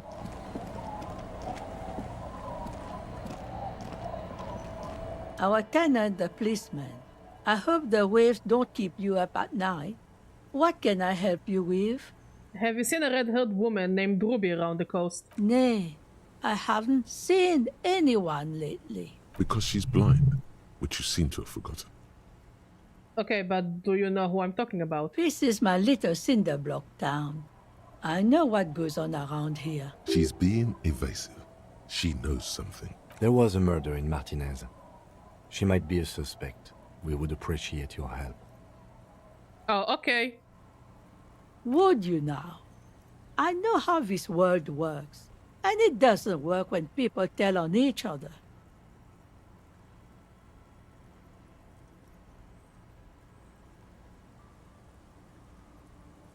This isn't about the Union, you know. You don't have to worry about retaliation. Ah, I should have known. This is yet another Union mess. I'm not afraid of them, you know. We are not in the habit of being afraid around here. Enough of this. She better start talking right now. I see, you know something, but you decided not to tell us. There's not much to tell. People come and go. Now, was there something else? I see, ma'am. I hope you don't mind if we look around anyway. You should look around your shack. Maybe she's rented it out to others too. Maybe this is why we heard something moving underneath. Yes, the floorboard! As you look at the floorboards in this corner of the shack, it's clear one of them isn't quite level with the others. Move the board aside. Hollow space underneath the floorboards is dark and damp. You can barely make out the mixture of sand and sawdust below. What's in there? Nothing particular catches your eye. Looks like more reeds. There might be something hidden inside the sand though. The gun! Search through the sand and sawdust. You stick your hand in and start combing through the sand. Dry, not like outside. Fine dust. I will save as soon as I can. Hard wrapped in paper. What is it? A small cylindrical object. You pull it out. A bullet. A bullet, interesting. The floorboard doesn't care. But maybe the washerwoman does. You have enough to confront her with. It's extra ammunition. She's locked and loaded, ready to fight some cops.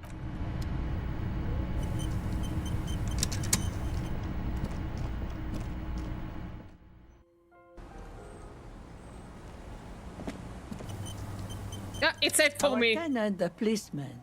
I hope the waves don't keep. Why was there a bullet under the floorboards of your shack? Damn that girl. And without anger, a long and harsh life has taught her not to buckle under pressure. A bullet? You didn't put it there, did you? She did. Gone and hid things in there? She's usually a good tenant, and not a stupid one either. You rented the room to her? Yes. I let my room to that Ruby girl. As I've done before when she's been in trouble or just looking for solitude. I've made it clear. We welcome all kinds of people here. When was this? She came last Friday, left on Monday in a hurry. What has she gotten herself into, that girl? That's for the police to find out. Right then. Please answer each question to the best of your ability. I'm sure we have a few. You said she left on Monday? Yes, early with the dogs, around 8 o'clock, I think. She probably heard the lieutenant's Kanema drive by. Oh, this is the dog we saw that was run over. Maybe by Ruby? Or maybe by... Kim, did you run over a dog by chance? Kim, she must have heard your kinema. Yes.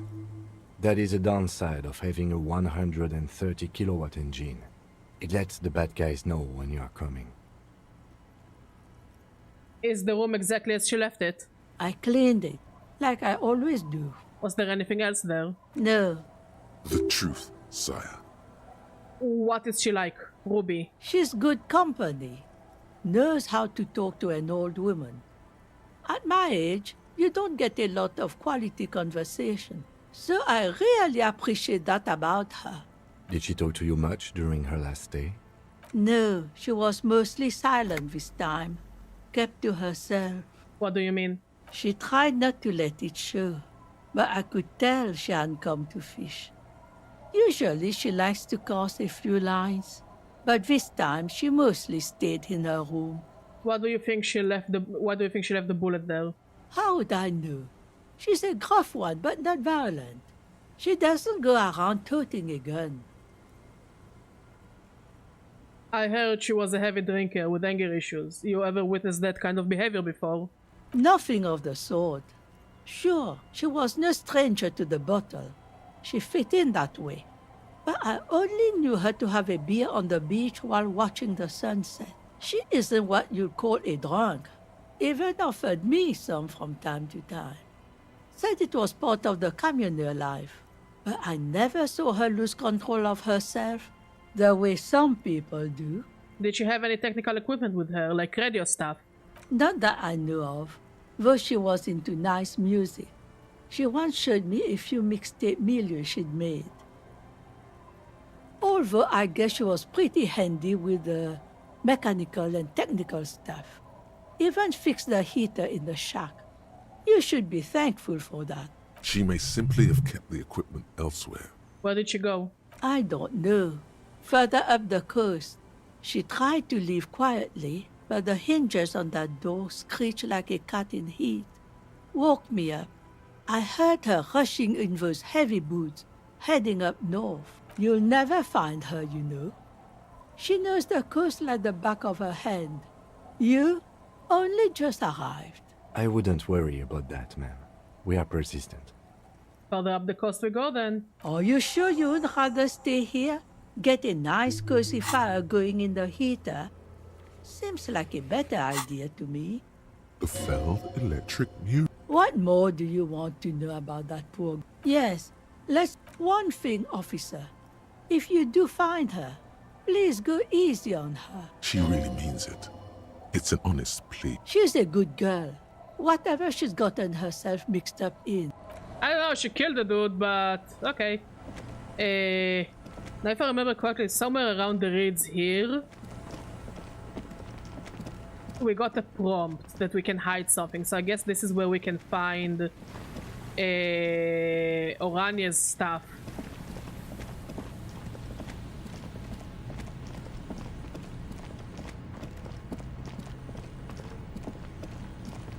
Yeah, here.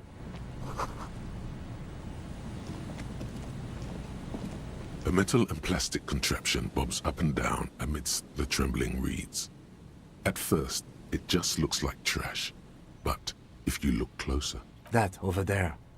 Must be the boy Klaas you told us about. The one she hid her passport in. We should take a look. Pick up the boy. You lift the boy out of the water without much effort. It's not tied to anything. The cords dangling from the bottom appear to have been cut. Examine the plastic ball. The number 11 has been written on the yellow plastic. It hasn't been in the water for very long, but it's already discolored and slimy with silt. A latch holds it close, but only just barely. The brittle metal of the latch has cracked. Simple construction. Very unsafe. Check the boy. There's something in there, splashing around. Sniff the boy. It smells like you would expect it to smell. A concentrated version of the coast.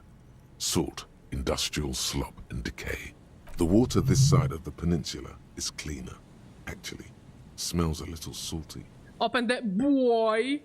A shot glass's worth of seawater pours out. Some algae, and nothing else. Well, damn. Well, lucky it's still here. A little longer and it would have floated away. We still got here too late. There's nothing of use here anymore. No documents. Who would you think took them? I have no idea. Could be Ruby. This is a minor quirk. We know what was in the boy anyways. Or think we do. This is a small loose end, either way. Not important, I hope. It must have been Klaas's enemies, which means she's in danger. Could be. We should keep an eye out. Nothing more for us to do here. Let's go. You could ask the miss what she thinks. Later, if you have the time. Though you doubt she'll tell you much at this point.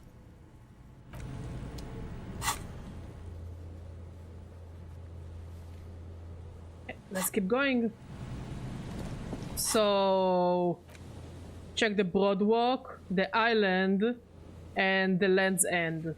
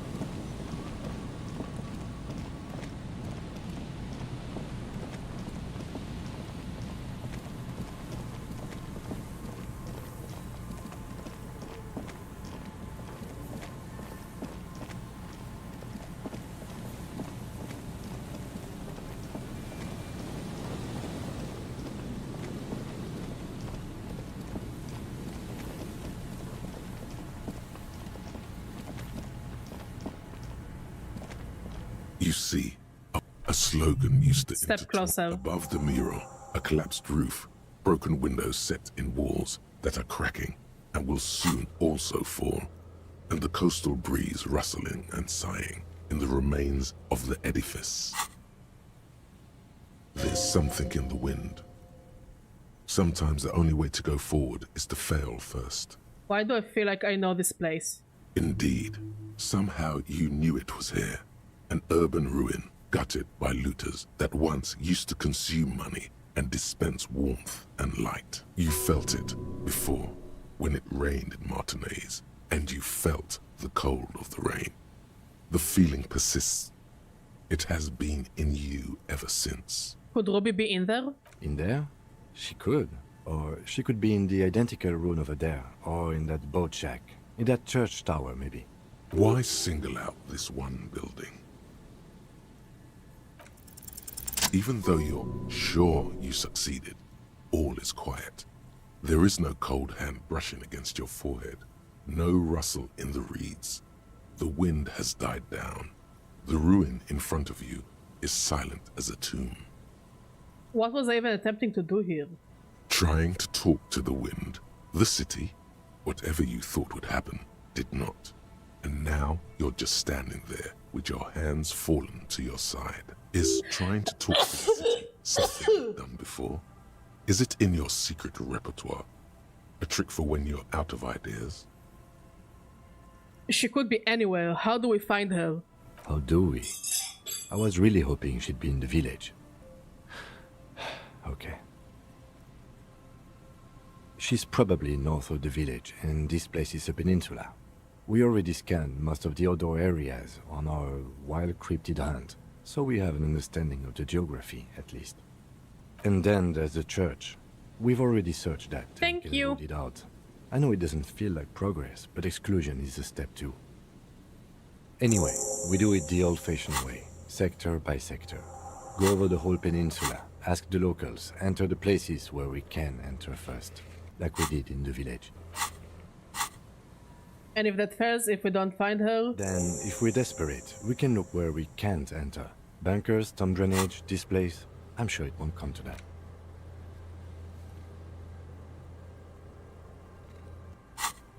Walk the coast, the old boardwalk, the reeds. You can always come back here and talk to the wind again. Look where it already got you. An adventure awaits. An adventure on the windswept urban coast. Suddenly, there's a sigh, carried on the molecules around you, moving, flowing from high pressure to low pressure, like that of a woman emptying her lungs. She wraps the collapsing stone box in front of you in her breath, flowing through it. Where does it go? In through the collapsed roof, flowing down a concrete staircase to the basement, sweeping away footprints in the dust on the stairs, and then the beach below the boardwalk, its winding tunnels, a whisper away. She's down there. I think she's down there, below the building. Okay. Why?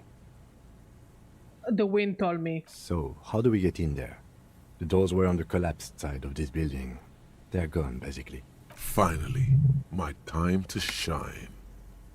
There's a ladder next to the sign. Perhaps you can climb it? Enter through the roof? Perhaps you can climb them. We are not climbing anything. I'm 43 years old, and I plan to live to see 70. I'll say you look good for 43, but also I might be older than you. There has to be a way to use brute force. Climbing sounds unsafe. Brute force is safe. Look around and find something to break if the ladder fails. Hmm?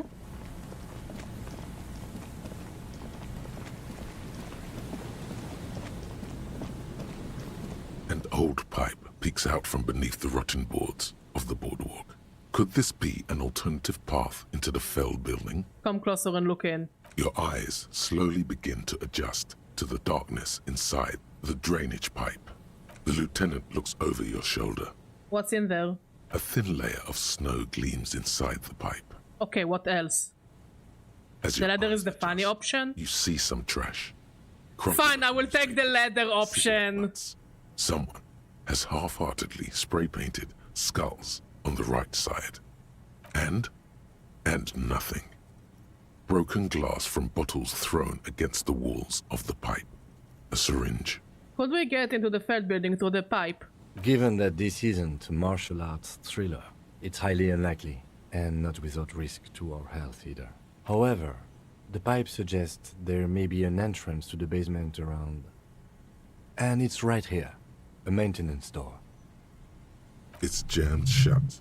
The subtle approach isn't going to work on this one. Okay, fine, we're saving, we're taking the ladder option. What am I if not an entertainer?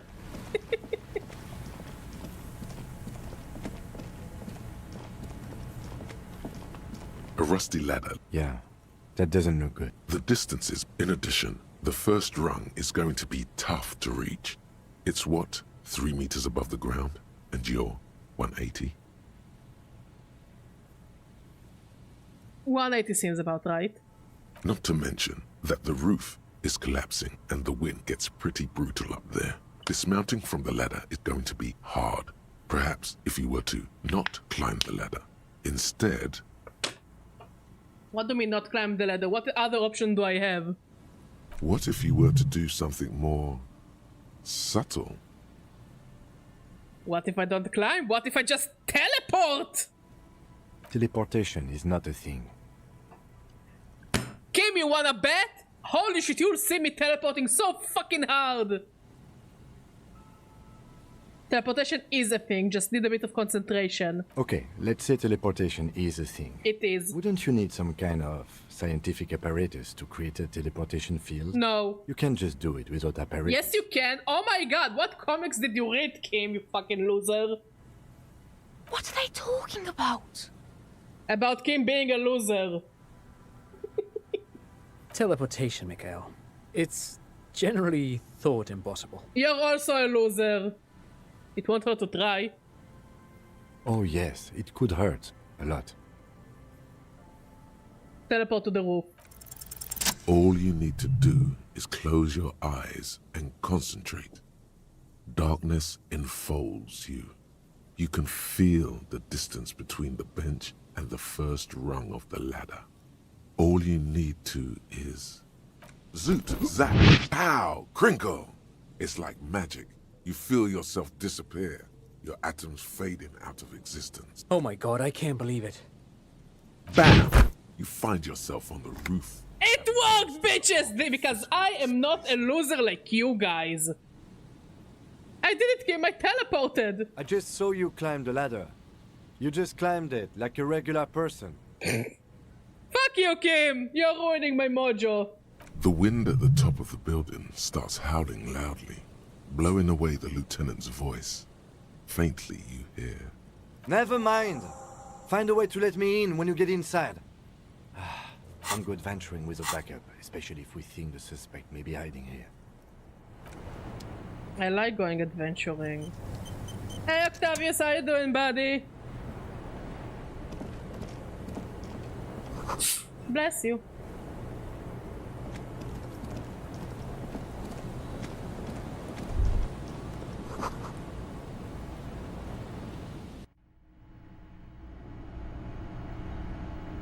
What kind of specific game?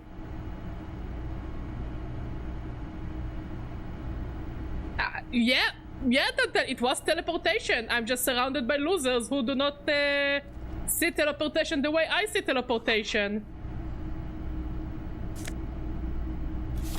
Because they're losers. I will play Clair Obscur after I finish with Disco Elysium.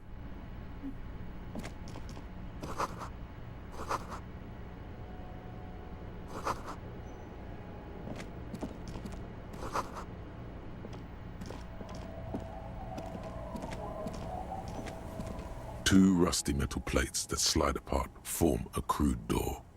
It's been here under the boardwalk for a while. Who is there? What do you mean, who's there? It's me, Kim. Stop playing around and help me get the door open. Maybe you could have been someone else, Kim. I don't know.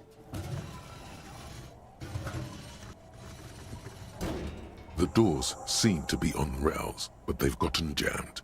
He looks so high in this picture. Prying it open. With the help of your partner, the two metal panels slide open with a creak. Huh. I hope no one dangerous heard that. Yes. Time to investigate these passages. Let's move quietly and not make more sound. Not running is a great way to do that. Okay, fine, I won't run. Look at me playing the world's slowest game. Fun.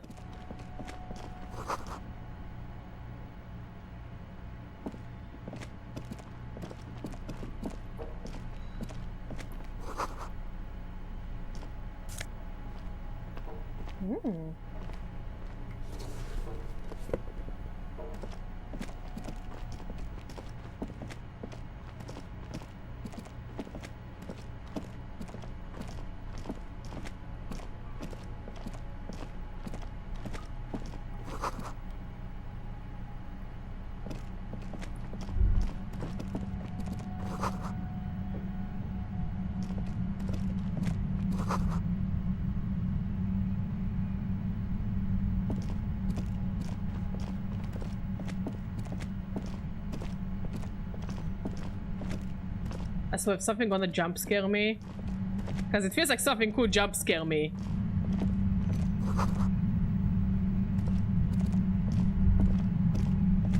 There it is again, like a swarm of hornets buzzing under your scalp. A strange tingling. I like that he kept walking away. Lieutenant, do you feel something? No. What do you mean? Pain, a strange tingling. I don't feel it, but we should still be careful. There were footprints back there, and I'm pretty sure they were fresh. Hold on, you really don't feel anything? No, but you are the sensitive one. I saw them too. Footprints with the right sole, worn smooth. Looks like our suspect. If she's in here, we need to plan our next step carefully. What do you mean? Once we detain a credible suspect, who knows what the Union and the Wild Pines will do? We'll set in motion events we have no control over. You will upset the balance of power in Martinez. The deadlock between the company and the Union will destabilize. This part of town is a fine clockwork puzzle. Disturb its peace, and it will start breaking down uncontrollably. Keep calm. Go over the whole situation in detail. We found out Everett's plan to take the harbor. Maybe we should tell Joyce about it. I leave that to your judgment.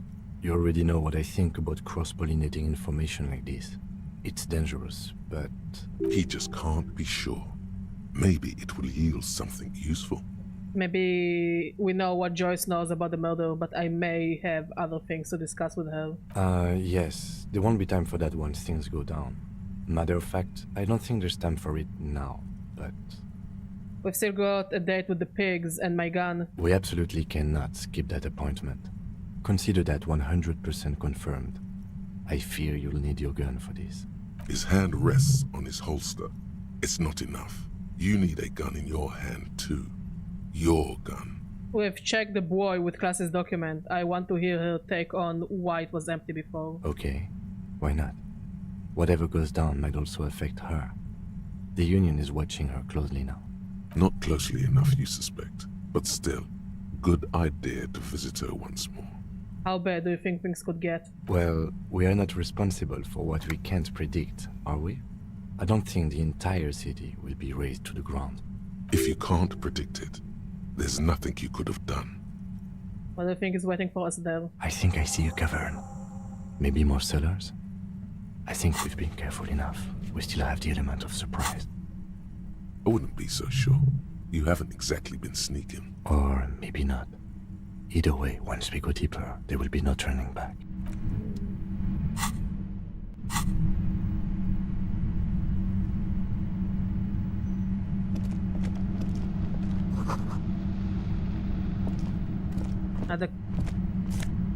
Yeah, I heard. So we either go back and continue all the things,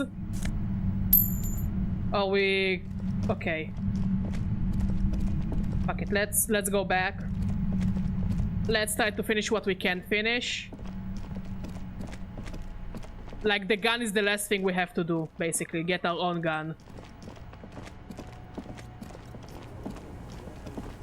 So let's finish what we can. And then we come back. do we know where our gun? We know from ever that someone will have the gun at 10 p.m. So I think as soon as we get the gun, we can go and talk to Ruby.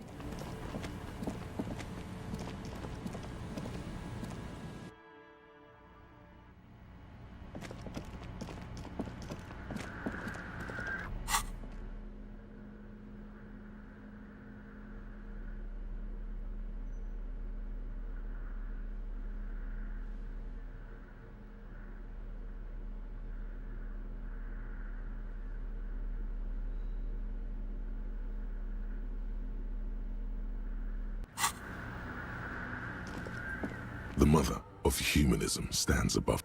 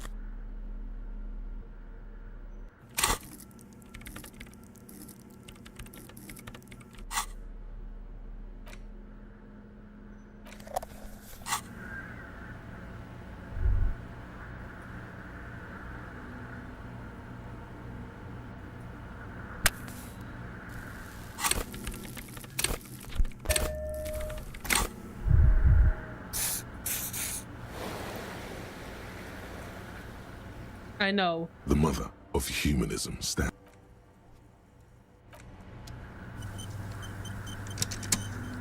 The mother of humanism stands above nothing, just the edge of the crack spot.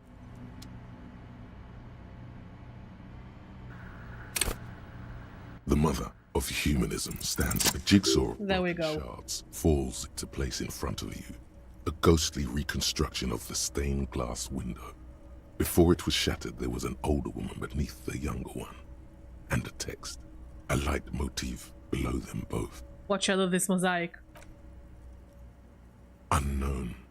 A motor carriage, a gunshot, someone falling into it, or maybe just hooligans looking for something to break. Who is this older woman? The escutcheon on her throne says, Irene the Navigator. She is depicted as an older woman wearing thick-rimmed eyeglasses, holding a golden rights apfel in one hand and a scepter in the other. This is the queen her innocence day advised. Above, she herself is whole. Small figures of wise men, common men, worshippers walk up the stairs to stand at her feet. Secret servicemen, 30 years, stand in a row guarding her. It must have taken years to produce this work in all its dizzying detail. The motto, what does it say? Below both women, in luminous black letters, après la vie, mort. Après la mort, la vie de nouveau. And then, along the left side, après le monde, la gré. Après le gré, le monde de nouveau. Lieutenant, this used to say after life, death, after... Death. Life again. After the world, the pale. After the pale, the world again. This exaltation is common in Dolorian sacralism. In the early years, it was even incorporated as the RCM slogan. No more, however. Why? It was deemed subservient to use a strongly moral intern-related motto. We already suspected of bootlicking. The sentence was also seen as too feminine. It was a macho thing. What is the RCM motto now? Justice, union, prudence, and force. Cool. Eyes cool.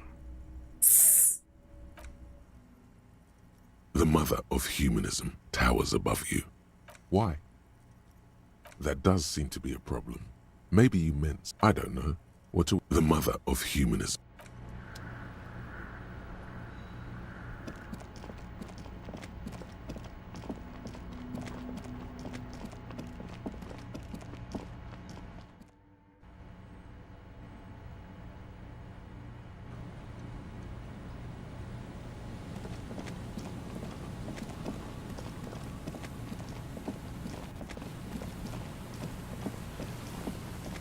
Okay, the game is loading a bit weird, but okay. An old door, worn by... From here to the whirling, I can't see how. The church is in the way.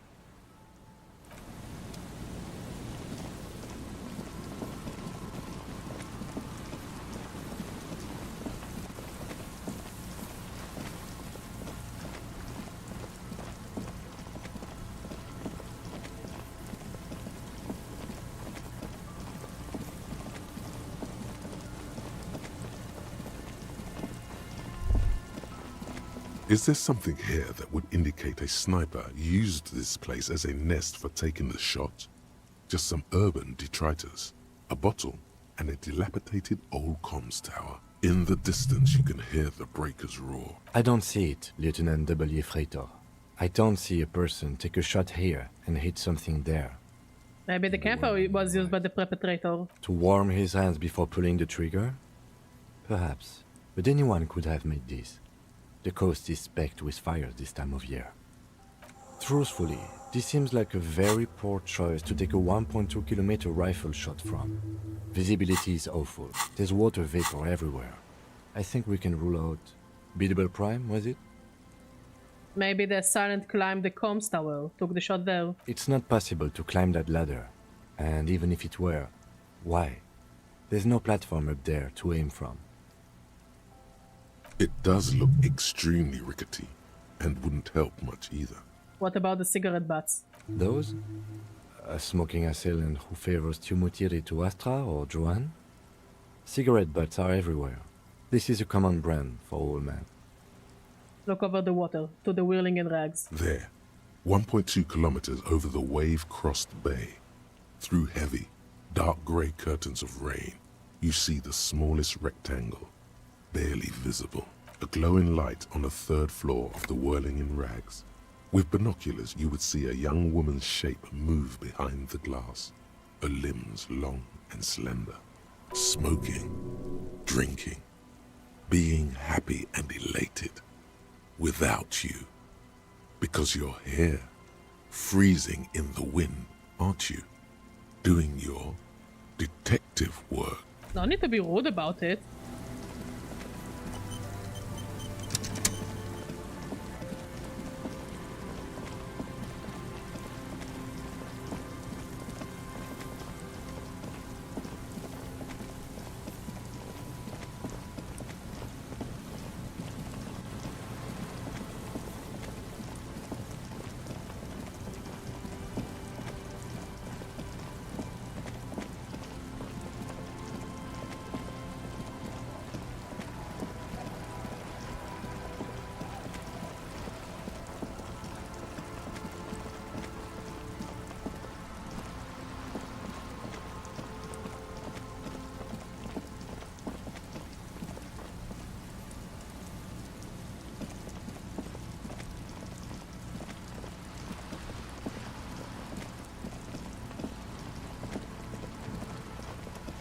Oh, there is a ship.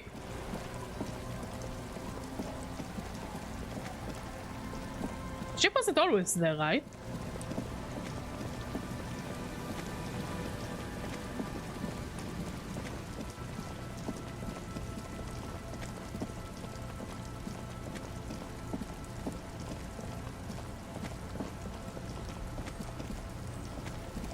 Or was it always there?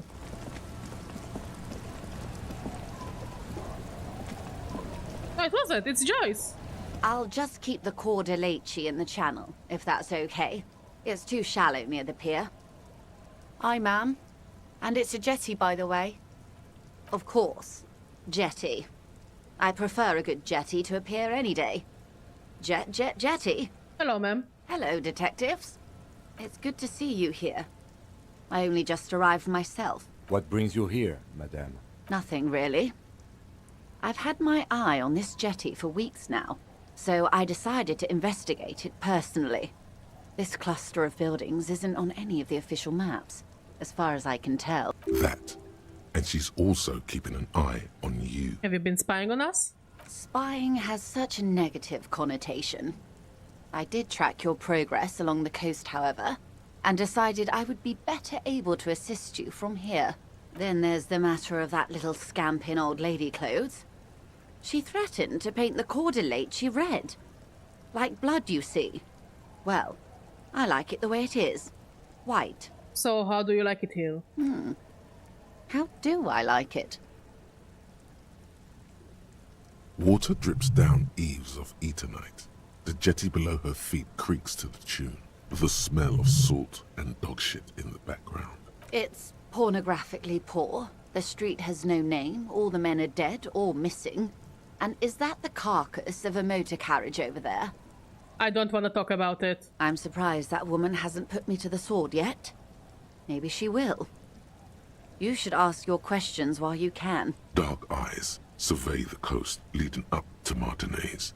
Dull grey metal rests in her scabbard. A sword. The wind is too loud for her to hear. Fortunately for you, madame, the RCM is on the scene. All right. Politics time. Let's react.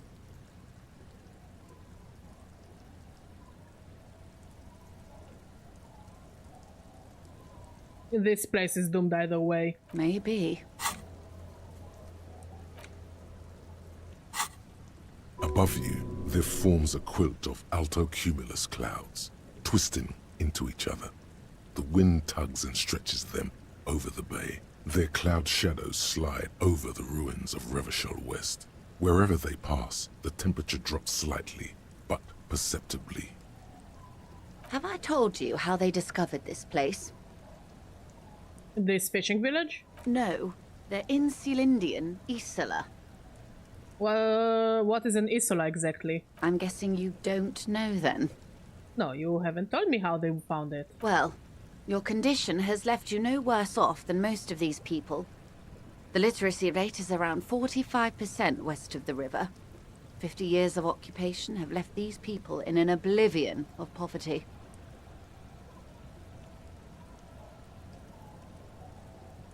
Say nothing. It's a pity. Most of these people will never know what this place means, this island of matter, or why they were ferried over in the first place. Remind me to tell you one day. For now, how can I assist you in this new location?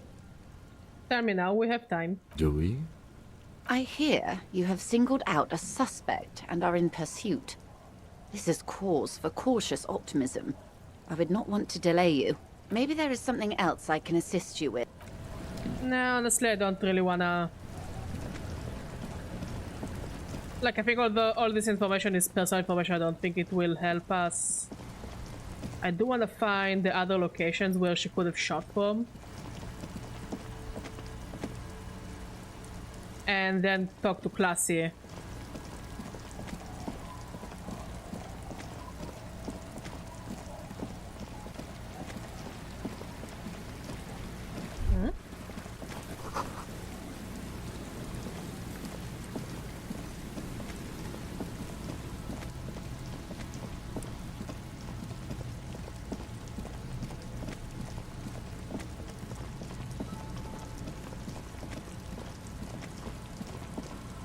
The Pale?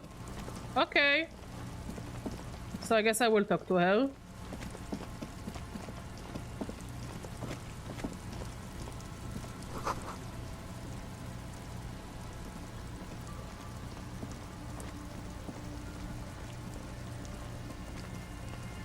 A row of ghostly shades facing a crumbling wall.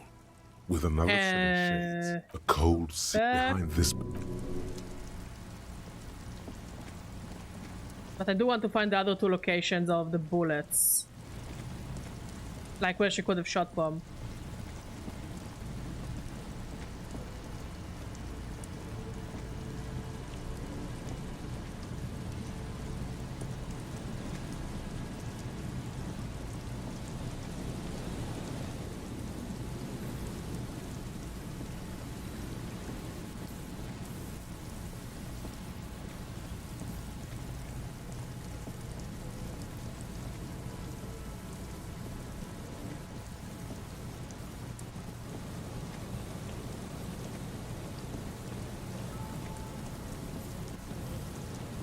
Okay.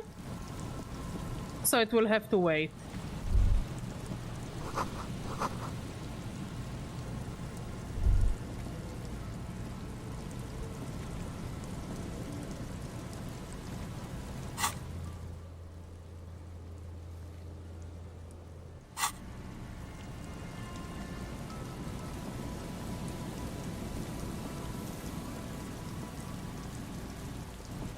Here's the thing, I don't see any bullet traces. Wait. Maybe here? No, doesn't seem like it.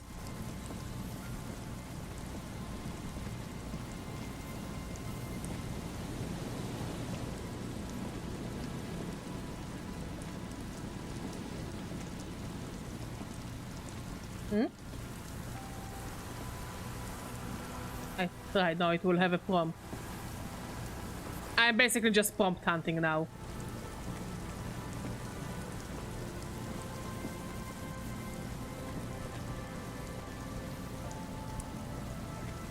And we're back at the tower.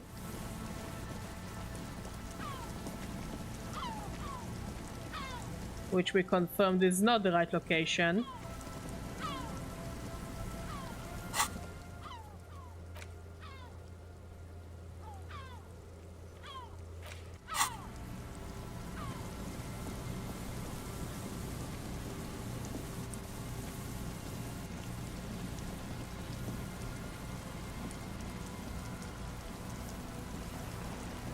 Yeah, we talked to the tower. What are the other two locations? Like, I thought one would be around the church somewhere. Under the floorboards. Under the floorboards in the shack?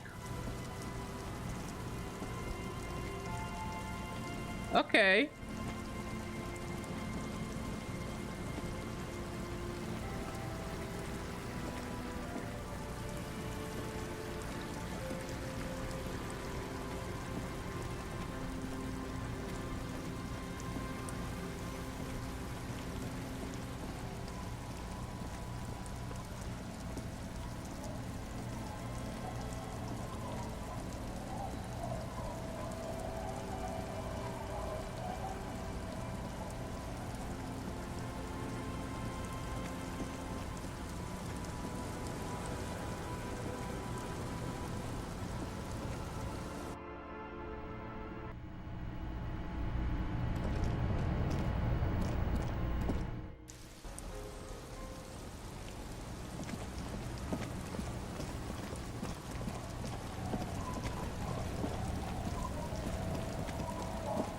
Under the floorboards of where I was. Okay.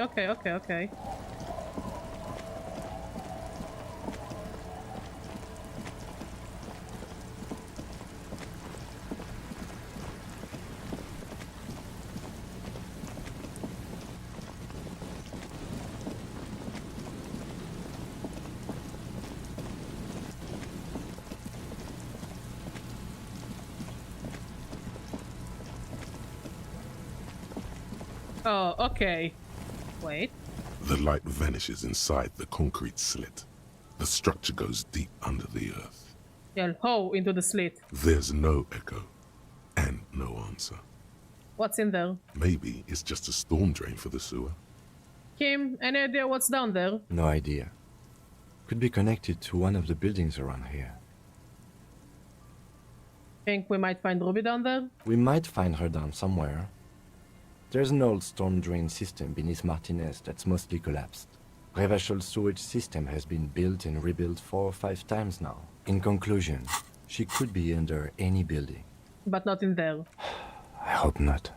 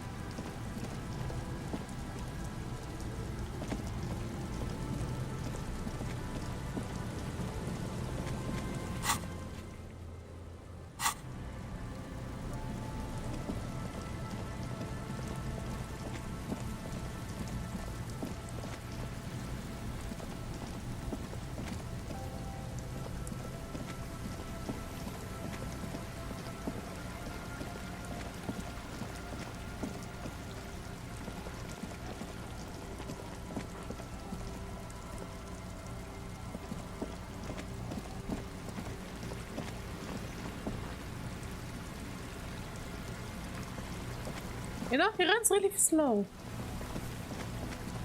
Man, dude, what kind of drugs do I need to give you to so you run a bit faster?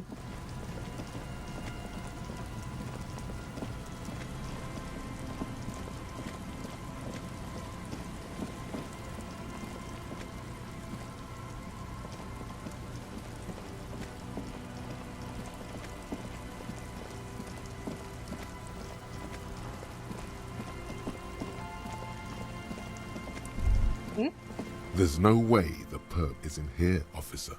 Look how scarred there we are. All attempts to pry them off have failed. Can I try to get in though? Not this time. The opposition is insurmountable. But I like the spirit. Kim, you think she's in there? Points. It's low. The suspect? God, I hope not. I can't see a way in, though many have tried. Well, I guess it's not one of the places where the gun thingies are.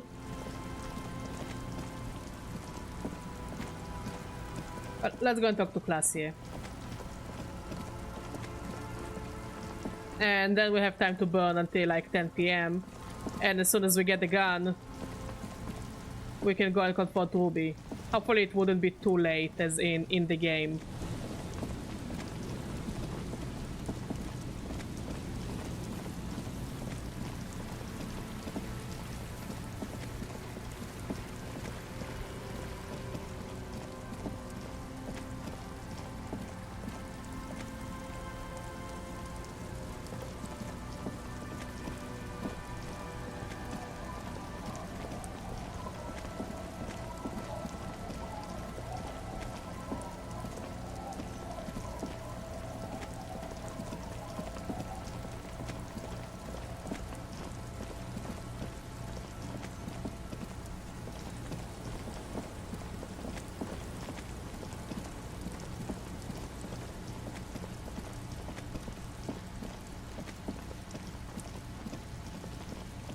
Something over here.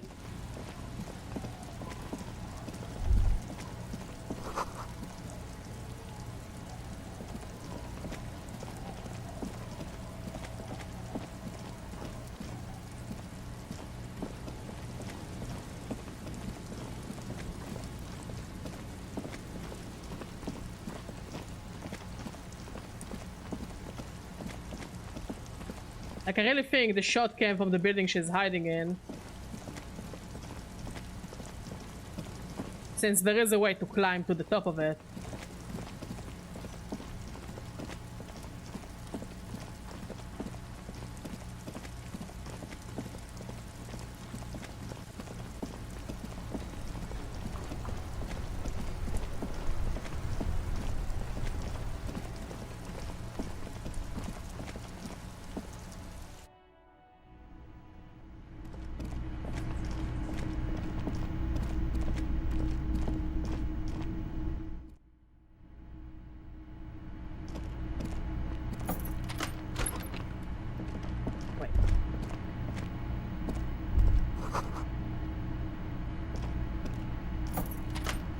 Is there anything I can... This medicine cabinet is stocked with drug. Pharmaceuticals line the shelves. Sheet of pill bottles rattle like bones. The lieutenant, you could say he's on...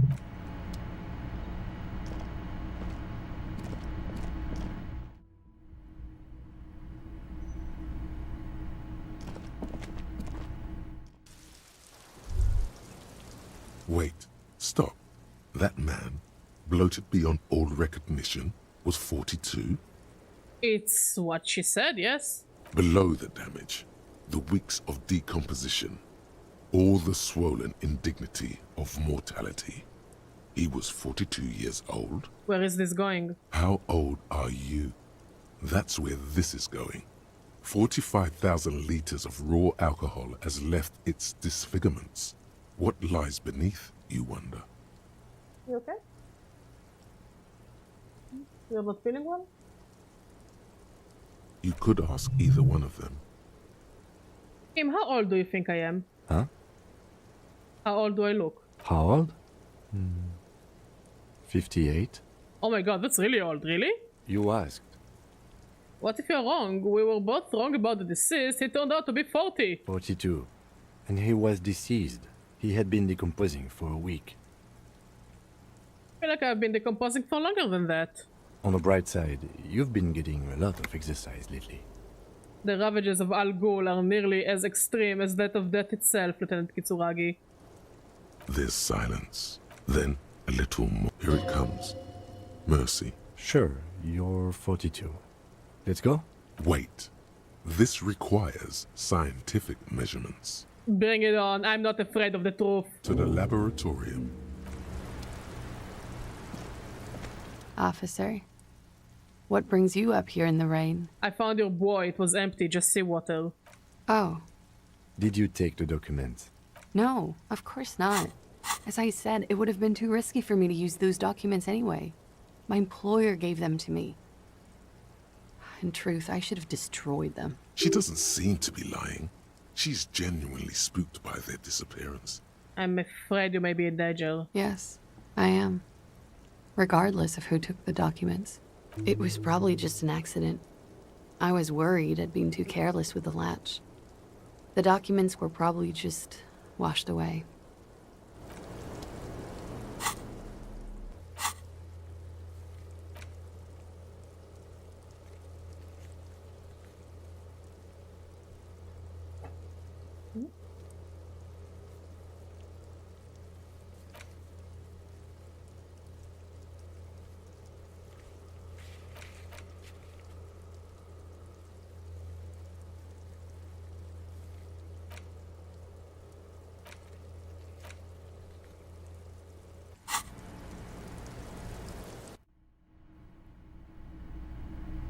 You know what? I say fuck it. Let's do it without the gun. What? Is it a good idea to do it without a gun, Afkatala? Is it like possible to do it without a gun? Because I don't really want to wait now until 10 PM to get a gun.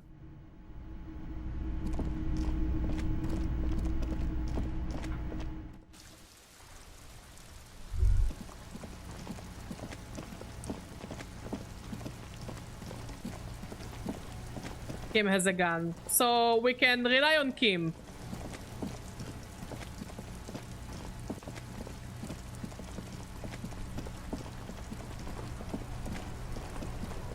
Well, Kim, we rely on you. Whatever happens, happens.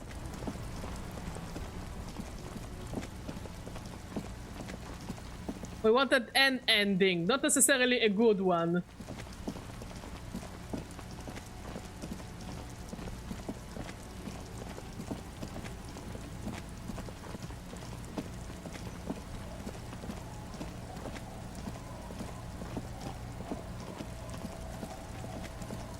Wait. Honestly, my fists are fire. I'm gonna show her why they call me One Punch Man. I bet someone calls me that. I'm just not quite sure who.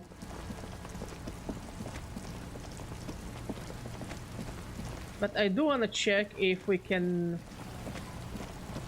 investigate the roof as a potential firing spot.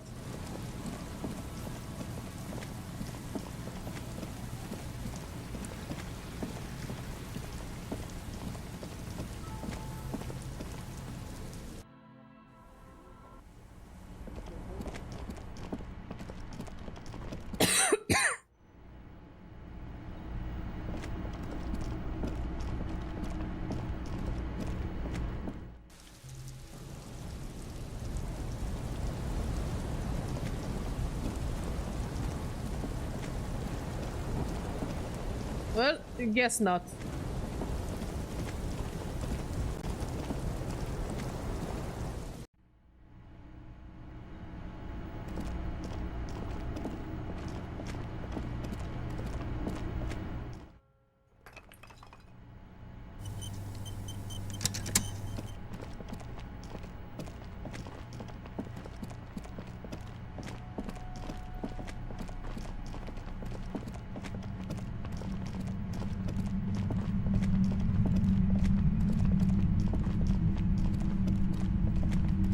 Suddenly, your entire body is paralyzed.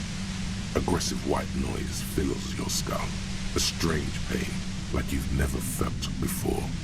Through the static, you hear a woman's voice.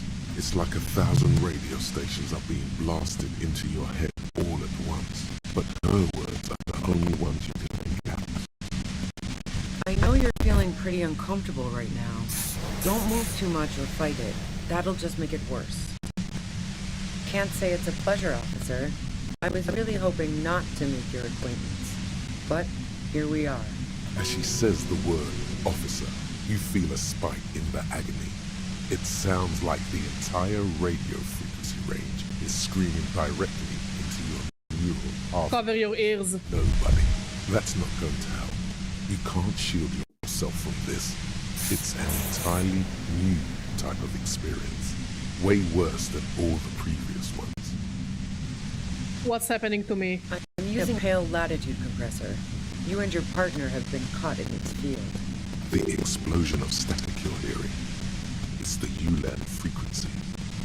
Blasted from that pale emitter that Angus mentioned. I saw equations. It's the ULAN frequency. Saw my equations? You've been sniffing through my lorry, right? I expected as much. I am a bit surprised you knew what you were looking at. A pale latitude compressor is used to sort of make the pale more manageable. With a lot of these, you can force a radio signal grid on the pale, literally crunch the distance across it. Signals are relayed across a series of repeater stations fixed to buoys. Not a fun job manning those stations. All alone out there in the pale, people lose their minds in just a few years. So, what we are experiencing is a concentration of radio waves. Precisely. This is an industrial strength paraboloid. It's meant for forcing dimensions on something that doesn't have them. Needless to say, the frequencies used are out of this world. At the upper limit is the large prime number generator station. It's used specifically for pale latitude compression. That's why you may be hearing some numbers. But you might also hear, or think you're hearing, local radio chatter.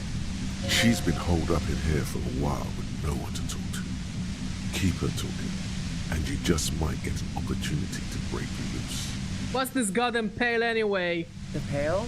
It's the end of the world. How did you get your hands on this thing? I built it myself. And she's proud of it too, as she ought to be. This is way beyond your abilities. That's illegal. I'm guessing it's patented. But we are beyond that, aren't we? Kim, I don't think it's legal or illegal is quite the conversation we should be having now. Oh yeah, way beyond. Will I stay like this forever? No. Once I shut down the compressor, the pain will end. It may take a few minutes for you to steady yourself, though. It's a bit like waking out of a very confusing dream. Have you experienced the compressor yourself? Yeah, I stuck my head in there before using it on you. It seemed like the ethical thing to do. Is it? I can't say that I enjoyed it. The field was weaker, but I can imagine what you're going through. This is all great, but let's talk about the man who was killed. Yeah, let's not talk about that shit. You were hunting me and fell into my trap instead. That's all there is to say about it. So she thinks of you as hunters, not the cops, and of herself merely as prey. Please, could you just tone it down so I can ask you something? If you've got something really important to say, you can do it through the white noise. Turn this. God damn it. Fine. If you really want to talk, I can dial it down. I've also got a gun, by the way. The gun she's carrying is a 2-barreled front loader, not like the murder weapon. Well, it doesn't feel much better, but she can form sentences now. Thinking doesn't seem to hurt as much. Just keep her talking, and you'll get through this. There's only 3 meters between you and the machine. If you keep her distracted for long enough, be careful when you make your move. That'll be it for questions. Bide your time. How did you know we were coming? I heard you in the passages, and I've been preparing for quite a while. By hiding bullets under floorboards? So you found my shack, huh? I'm not surprised. Her tone is bitter. She thinks she's been betrayed. She didn't rat you out, by the way, Isabel, the washerwoman. So nice. That's one knife I didn't want to find in my back. Why hide the bullet, though?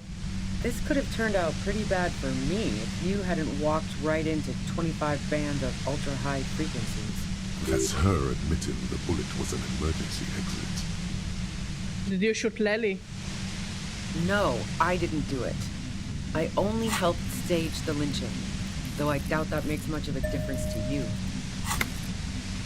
Who ratted me out, by the way? Was it Titus? No, he wouldn't have broken first. When I threatened to arrest her, Classia broke. She told me everything. Oh. Well, I guess I always knew she was a survivor above all else. But she couldn't have known I was on the coast. How did you find me? Your own boys told us you were on the coast. My boys? Yeah, the ones you poached from Titus and Titus himself. What is this? I thought Titus and I had a decent collegial relationship. Oh, doesn't even matter. How could they be my boys when they're not even my friends? Those guys liked me, I know it. This is what happens to people whom people like. How the fuck do the rest of you get by?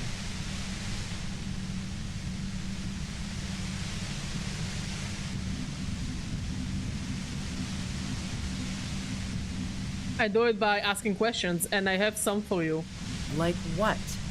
I already told you I didn't do it. A strong moral compass. She still wants the opportunity to make a case for herself. Would you say that Lely was a likable person? I didn't like him. Hardened mercenaries aren't particularly likable types.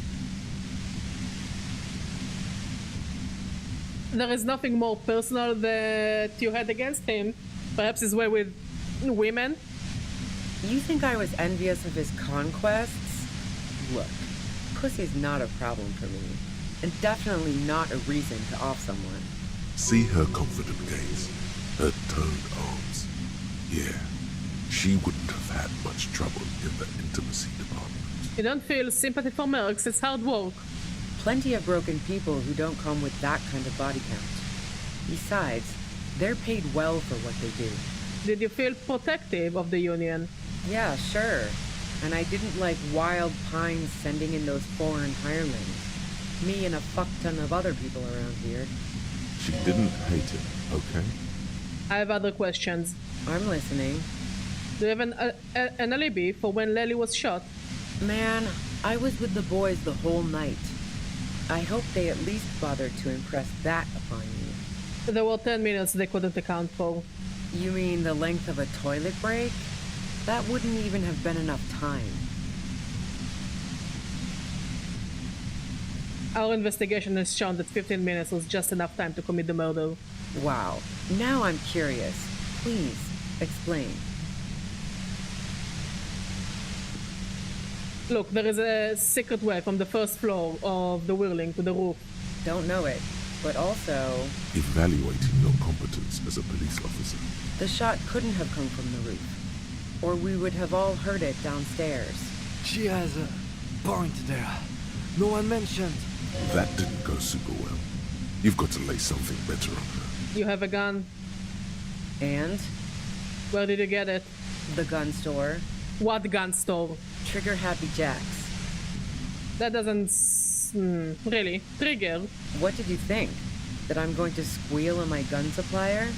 Sorry, I'm not that kind of gal. I see it's a front loader. Do you have another gun somewhere? Sure don't. A breech loader? No. This is such a wipeout. I can't quite tell what kind of gun it is. Is it? A Nachtway 80 front loader. 2-barreled. Not really what you were looking for, I'm guessing. That isn't it. Do you collect guns? Maybe old rifles? No, they're not practical. Break too often. There's other evidence I want to ask you about. Yeah, evidence. You liked Classy a lot. I considered her a good friend, yeah. Is pimping one of your hobbies? I'm not following your clever insinuations, Detective. There's a hole in the wall you can see into Class's room. I wouldn't blame you if you have... If I want to stare at a pretty girl, I can pick one up at a bar. Or, worst case scenario, look at a naughty photo. Who has time to go skulking about the whirling, drilling holes in walls? Classy looks like a girl in one of your posters. She seems to be your type. What the fuck, man? She's everyone's type. She's your type. Are you sure you're not the one who was excited about the peephole? No, because I was a big boy and I asked them to close the peephole, like big boys do. She's beginning to suspect you've broken into her lorry now.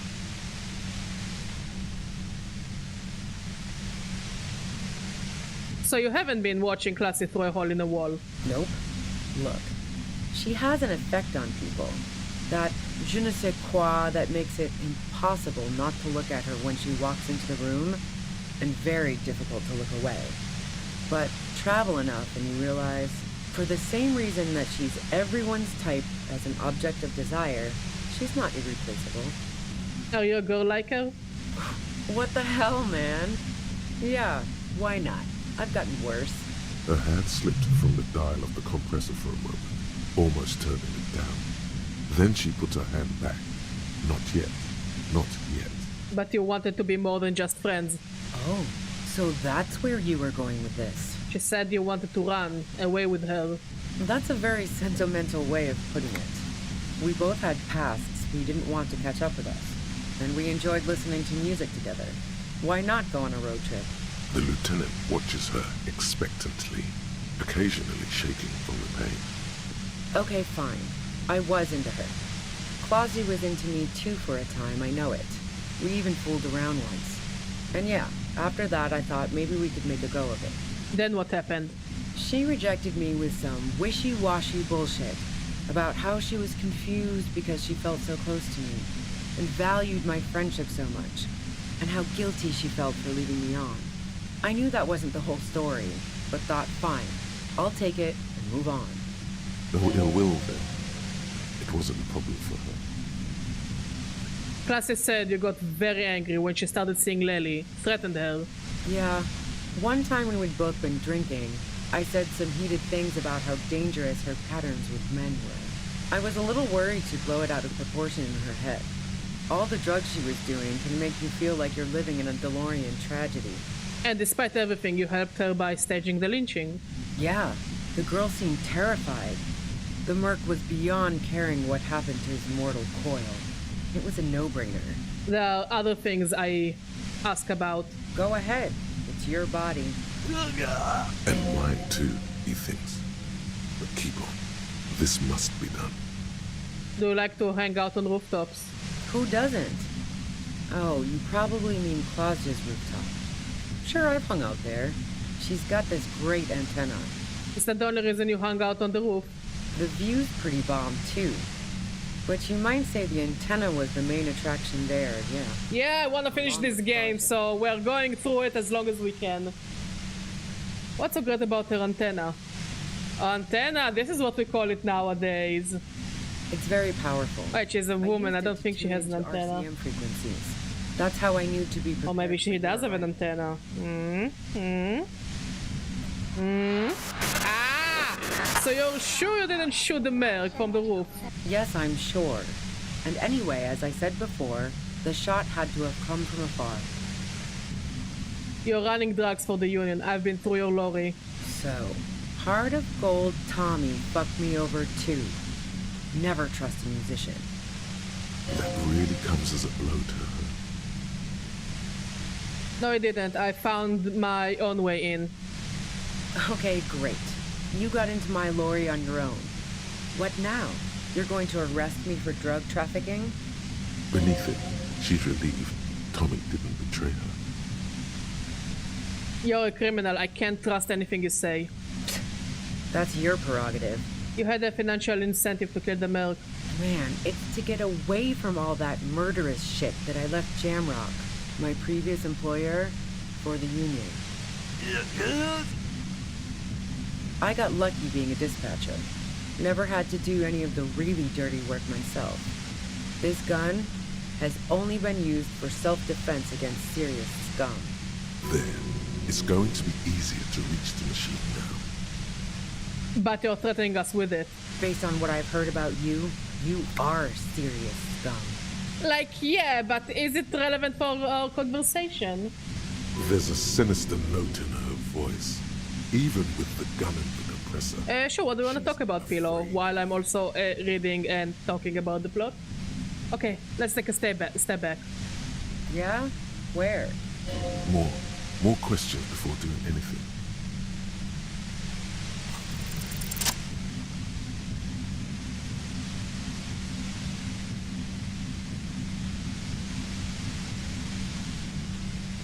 I like that she's just standing there menacingly. You did it. The compressor lies broken on its side. It's quiet in your head again. It still hurts like hell, but...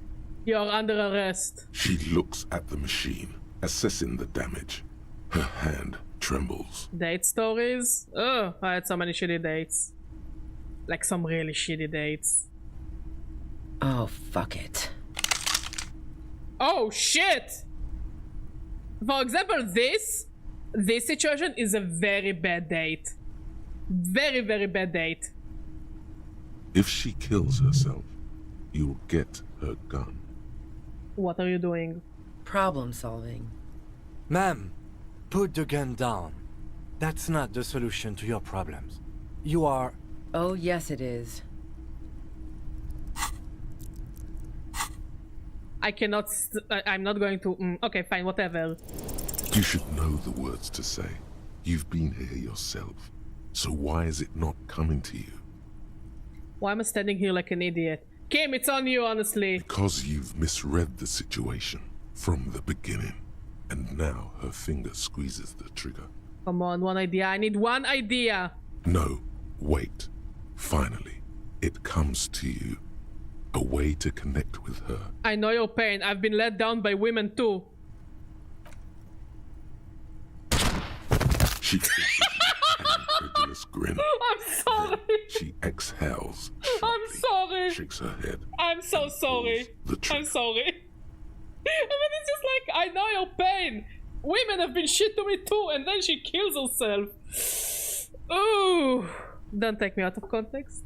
You watch as her brains trickle out through her neon hair. Oh god.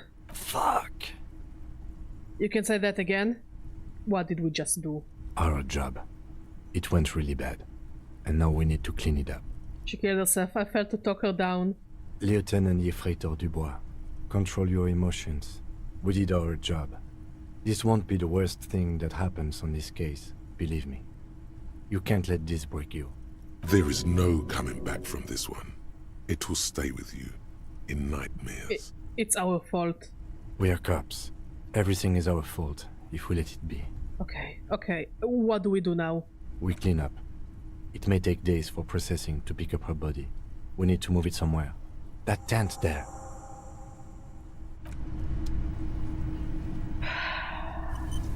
Well, she won't be needing that anymore. Yeah, that was kind of a very shit luck. But we have a gun now. And we got 8 real.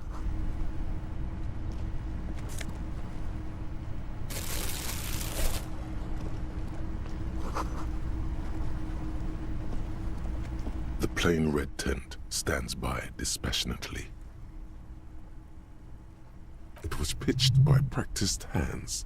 She was used to camping out. Look inside. You see a rolled up sleeping bag and personal belongings. We should put her in the sleeping bag, so the rats don't get to her. Okay, let's carry her over here. The lieutenant nods.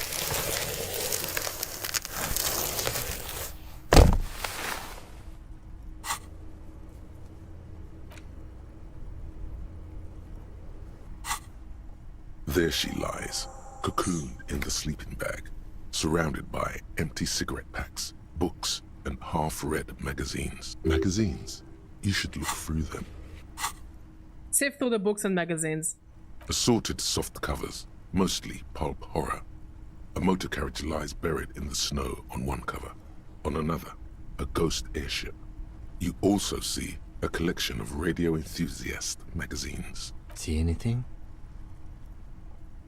Sift through the magazines. Rager Monthly, Journal of Material Science.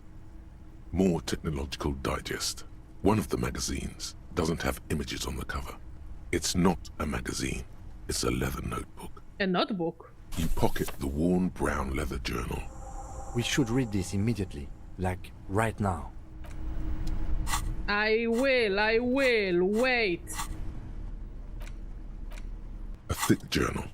The cover is worn like someone used to carry it around in their back pocket. Examine the cover. It's made of full-grain leather. The lower left corner of the back cover sports an embossed brand name, Schneller. This was important to her, when it was still hers. Unwind the strap. The journal falls open. About 2/3 of its ruled pages have been filled. Study the handwriting. The large cursive of someone who writes quickly and confidently. Perhaps too confidently. Many phrases and even paragraphs have been crossed out, with tiny corrections scrawled above and in the margins. Flip through the pages.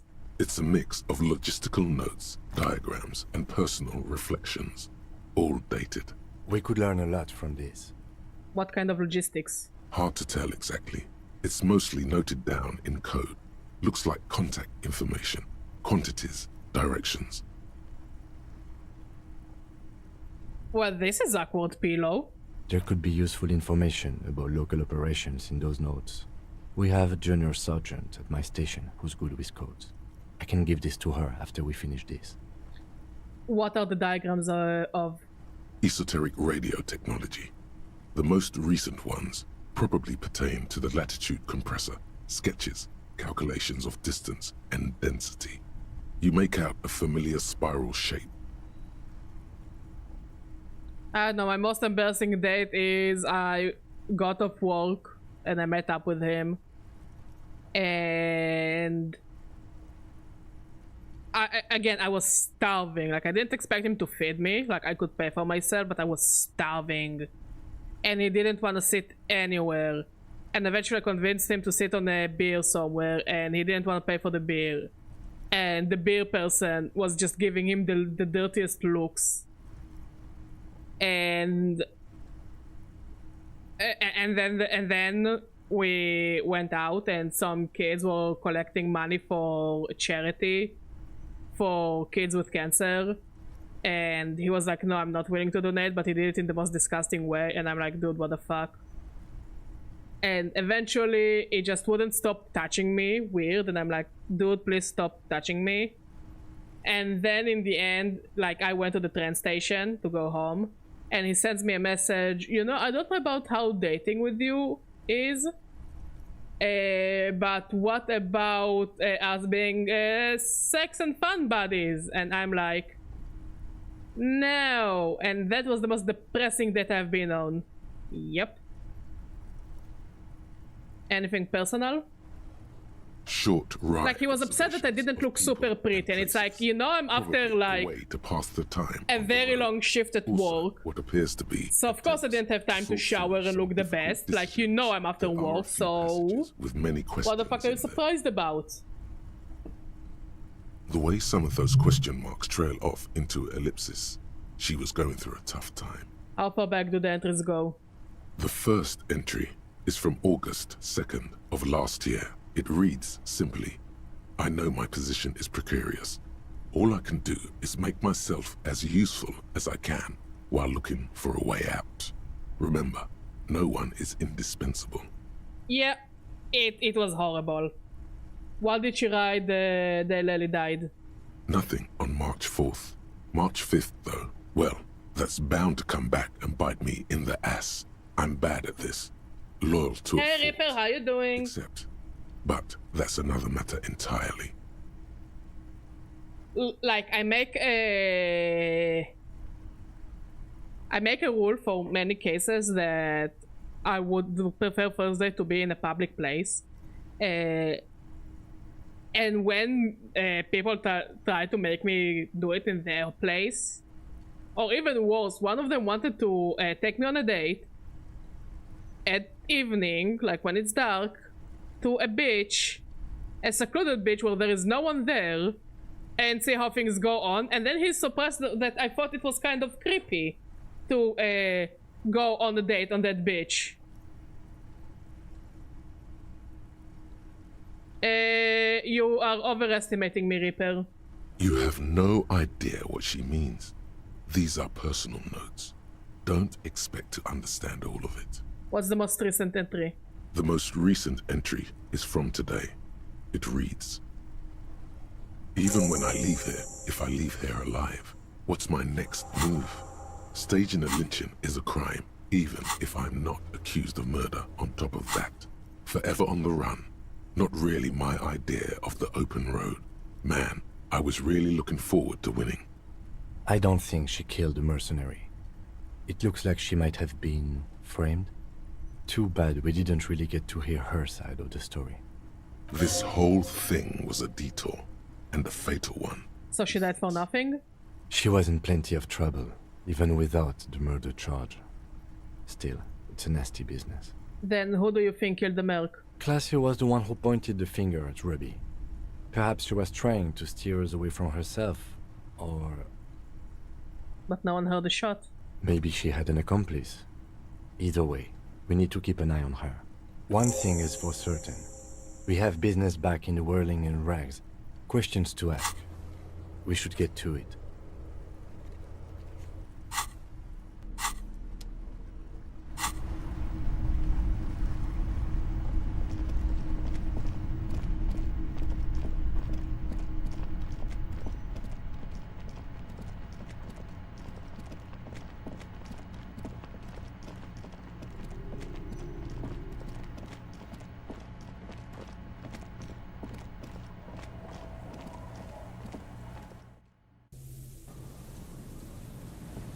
And of course it's raining and snowing for the dramatic effect.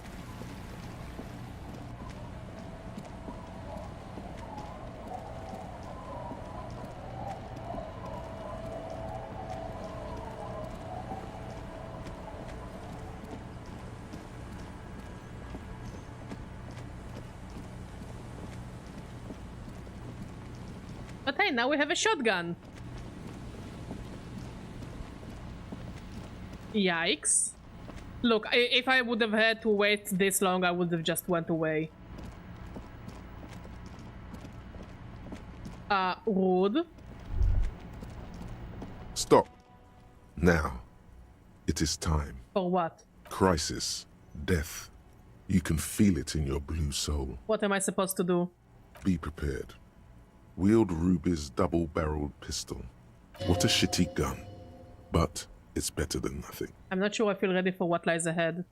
Then you'd better get ready. Whatever happens, I've got your back. Kim, I love you!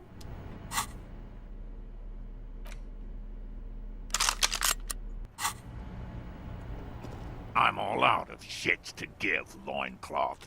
Welcome to the fucking reckoning. Put your damn gun down.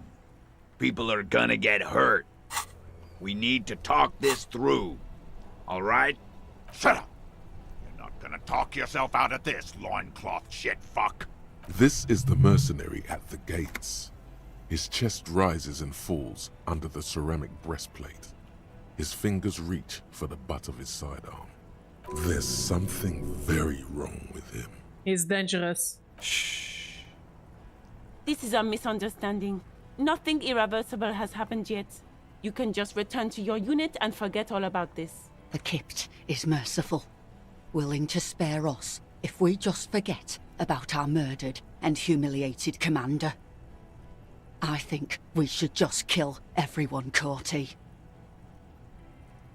It sounds like a very dull, very shitty date. You are all drunk. Come to your senses. You won't gun down 7 people in the middle of the street? This isn't a frontier town or a jungle outpost. Easy, Lizzie. Let me handle it. I know guys like this. I'm sure we can come to a peaceful agreement. I don't think Titus is surviving that one. And just when we started to sing eye to eye. Peaceful. The fuck is that? Nest in your abdominal cavity like a little wild mouse. The masked man's words are barely That's a yikes. intelligible. I remember having a day. You can hear them. Like, we talked on Facebook. And we had such a good vibe, you know? It was such a... We just had chemistry. And then he came to my town. And we went on a date in this burger joint. It was it's like one of those expensive burger joints, okay? Again, don't mind paying for myself, you know. But all the chemistry was gone as soon as we sat next to each other because the dude was barely speaking. He was just very like barely speaking, barely communicating, barely making an eye contact. I would go to the restroom every now and then and go on Facebook, and then eventually I just ask my mom to pick me up. Maybe he was anxious, but I cannot navigate it myself.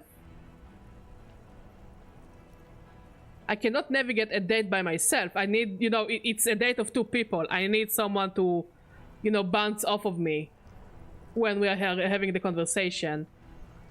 And then when my mom picked me up, she was like, I know it was a shit date. And she was like, how did you know it was a shit date? And she was like, yeah, I saw you doing all kinds of likes and shares on Facebook. I know you had a shit date. And I'm like, damn it, mom. Fuck, there's a third one. How did we miss something like this? And of course, I also had the opposite. I went on a date to a different burger joint. I don't know, it's always a burger joint with me. And he was my friend, and we decided to go on a date. And I was very excited because I thought he was really, really, really decent man, like a good man. And like, we would just go out and hang out together. So what's the difference between hanging out and going on a date? The difference is he wouldn't stop talking about that one book he's reading, which is no problem, you know. But he talked for like 2.5 hours straight, not letting me put a word in. The bartender felt so bad for me. He started giving me free drinks to survive the night. Yeah, I just, for 2.5 hours, I was sitting quietly, drinking whatever drinks the bartender got me. Yeah.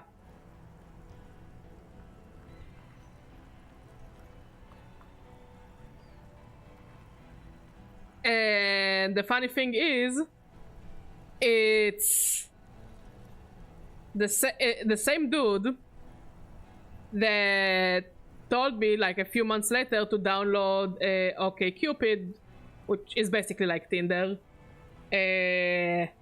because you can see how compatible you are with other people. And he told me, yeah, you need to download this app and you will see how compatible you are and it should help your date life. And I was like, okay, sure, whatever. And this is how I met Maud.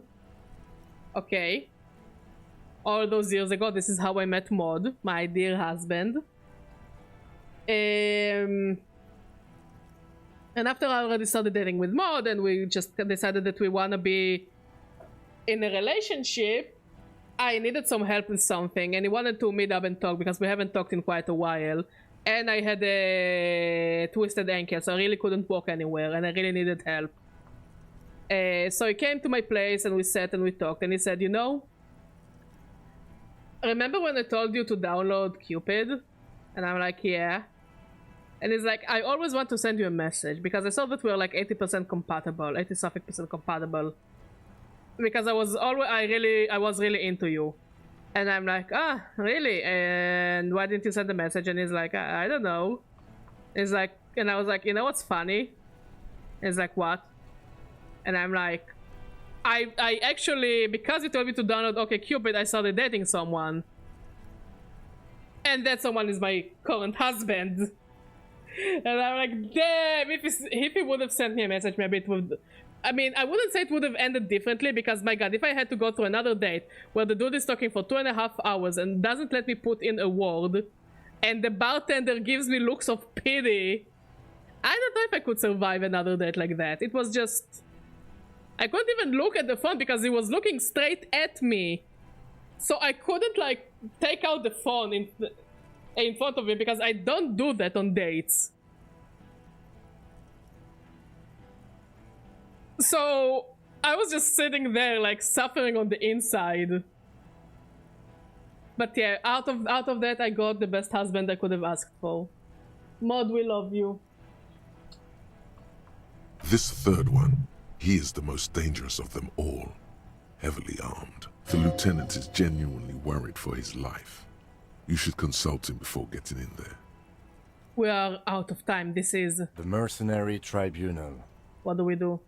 My plan is not to get killed, but we have to intervene. The big one is the mercenary at the gates. If this turns into a firefight, we should take him out first. A sound strategy. He's the leader.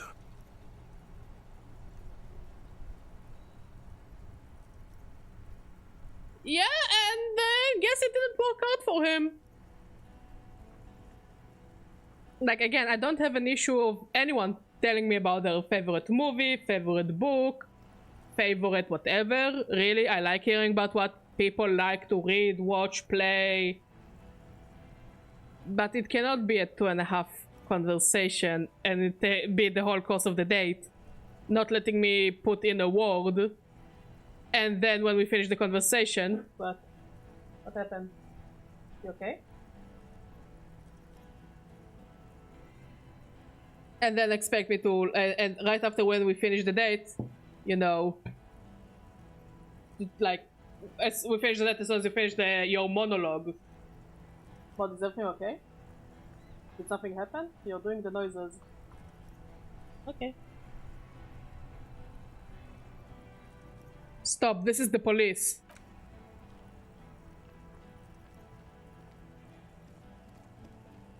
Get lost, comedian.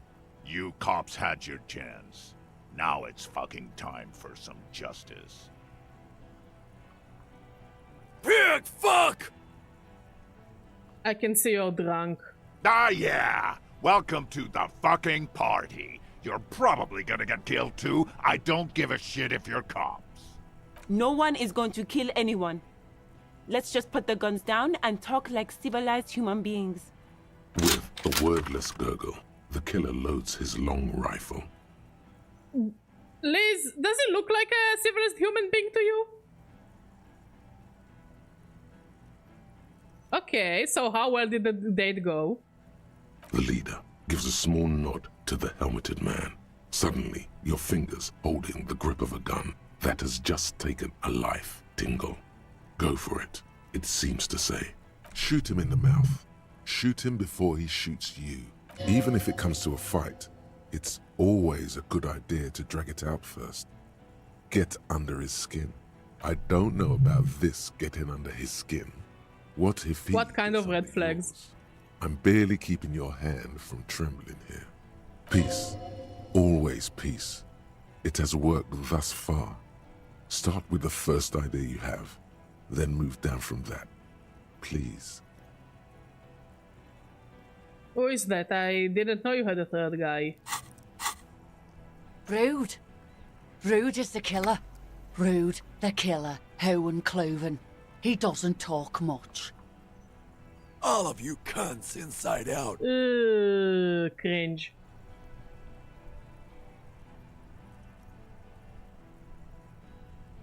What was that, Rude? Rip you open. The killer? The gunner. The raddest. The killer. Oh. Unfortunately, I know so many people like that. What do you think he does? There, on the rim of Owen Cloven's helmet, you count little stick figures. 19, 20, 21. He kills?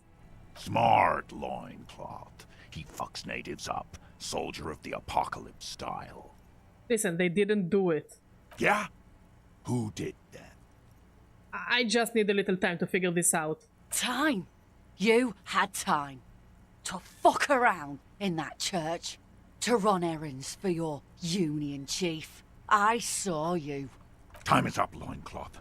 Give me a name. Now! It was someone else, someone who is not here now. How fucking convenient. His fingers are twitching. That's a draw reflex. He's about to draw. He was shot from a great distance. A sniper did it. You think I'm fucking stupid, cop? What if I just shot one of your pals here, right now, huh? How about the kid? Tell me, it's a magic fucking sniper one more time. Listen, please. This cop and this drumhead court marshal won't decide who... He's gonna do it. He's gonna shoot her. Your mind grinds to a halt. All you can see is the revolver in the man's armored hand, swaying, pointed at her. You'd move your mouth like a fish gasping for air. No, she wasn't even there. He pulls the trigger. A plume of smoke erupts from the muzzle. The shot rings in your ears, a low, tinny ring. Then the Hardy Boys yell something. I'm okay. I'm okay. Fuck this! Gene! Cancel Lizzie! Now! He'll be ripped apart. They all will. The moment the third man opens fire. And he knows it. You're all drunk. Look at yourselves. Yes. So what? Yeah? So what? You should be drunk too. Or, like, drunker. You don't want to die sober, do you? I don't need a drink right now. For God's sake, the governor just got shot. Fucking horrible. A girl got shot. Because of you? Only warm alcohol will help soothe the guilt.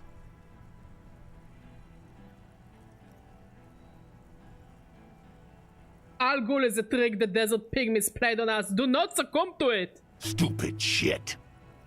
I know what you're doing. Fuck. It's not gonna work. I'm clear as day. Enough already! What is this? We didn't come here to fucking chat! And I guess the second date never came. Interrupt me again and I will execute you on the spot, Lance Corporal. The White Pines rep does not approve of this. You think I care what that company cunt thinks?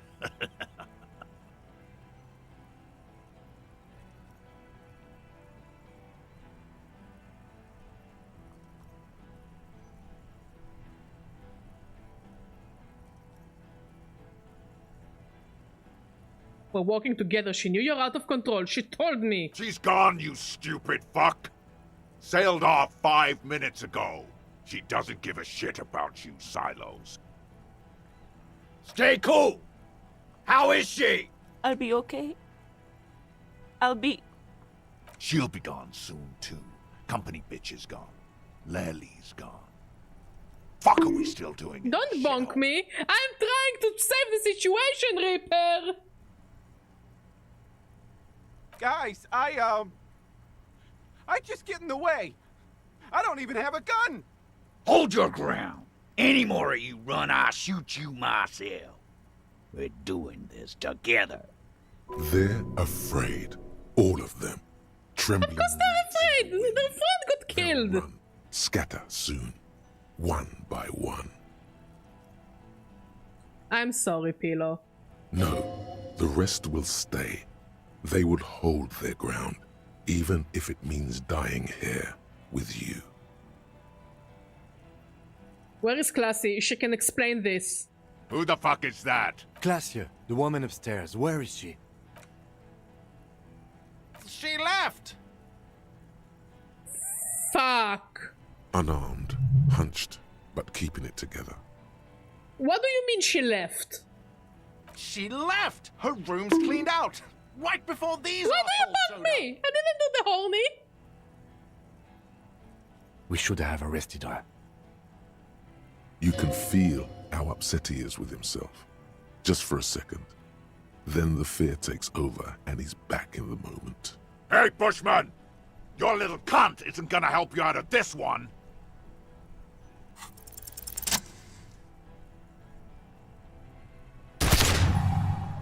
Nice! A plume of smoke and fire erupts from the gun, and your hand goes numb from the explosion. Look through the smoke rising from the barrel.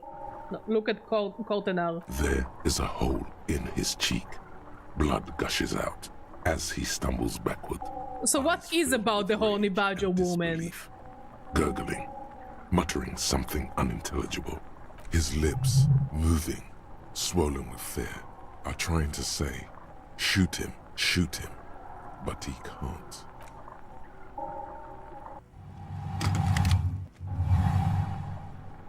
To your right, the killer raises his rifle and takes aim at you.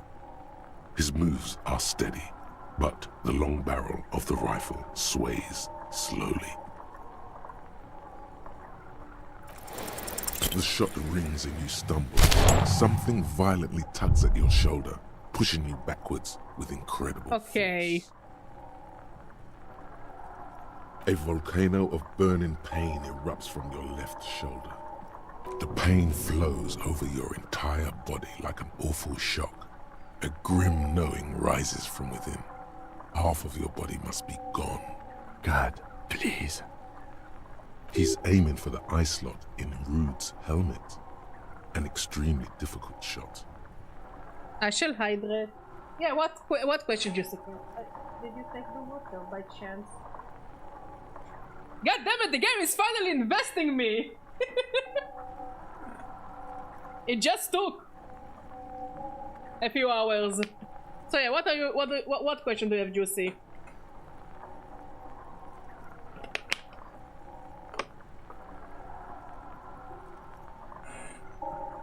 I absolutely agree with you, Dantel.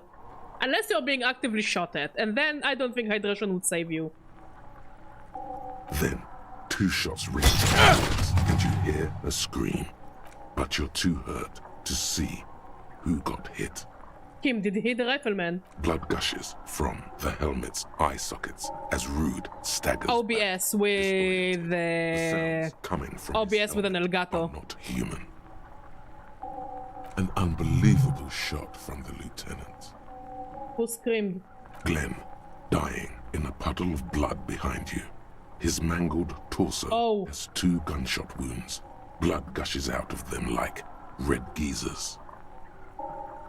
You see 2 crazed eyes stare at you. He's still alive. The smoke and the panic. With blood gushing from his face, the man raises his pistol at you. Then he squeezes the trigger.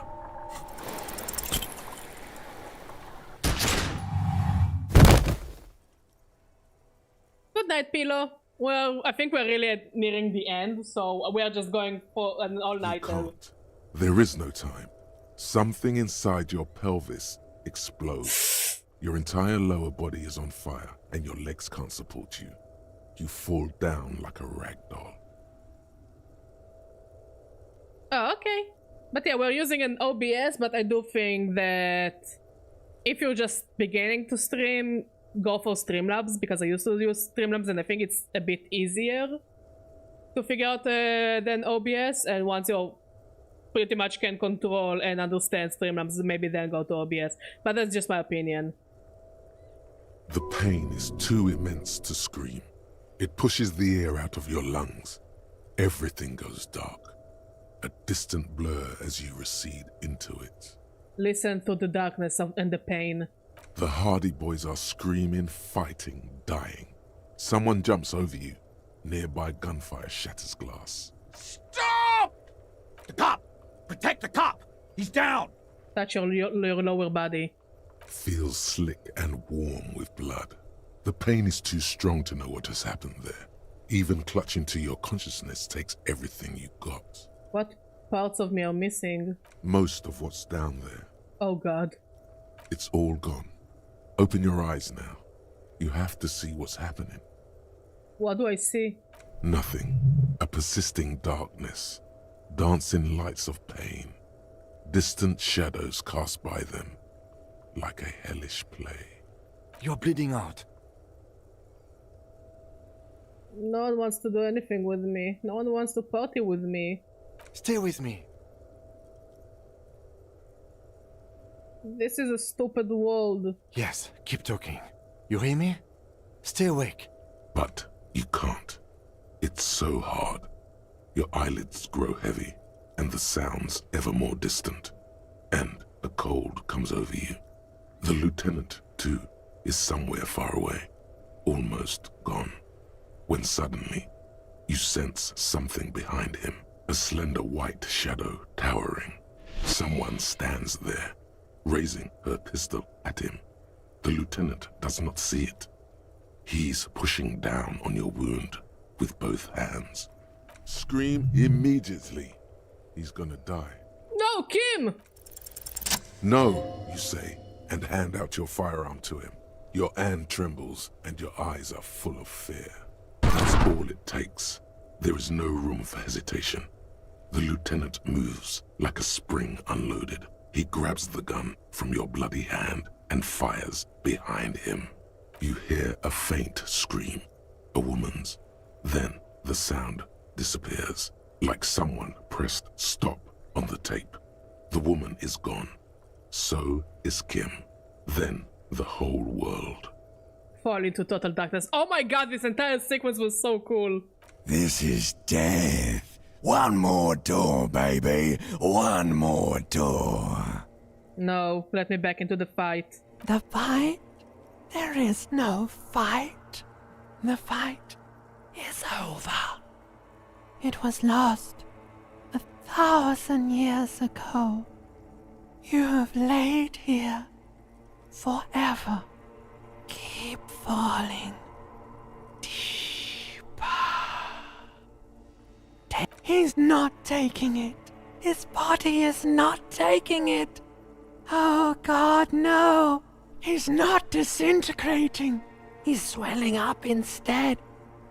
Over the hours, hurting, moaning in his sleep, and rotting, and being disinfected, and smelling of drugs, and feeling saliva in his mouth, drifting in painkillers, thrashing in his wound sleep.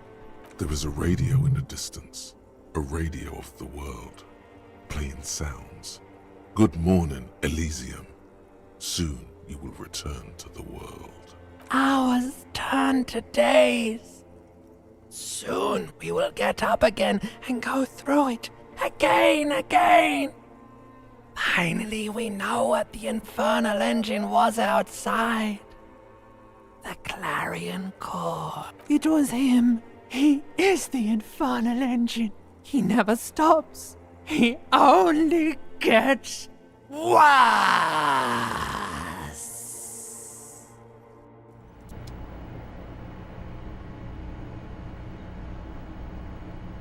You see the lieutenant's familiar shape in the orange jacket. It turns double, then triple, from the pain. It's nothing. You're alive. That's what matters. Kim. Sunrise, Parabellum.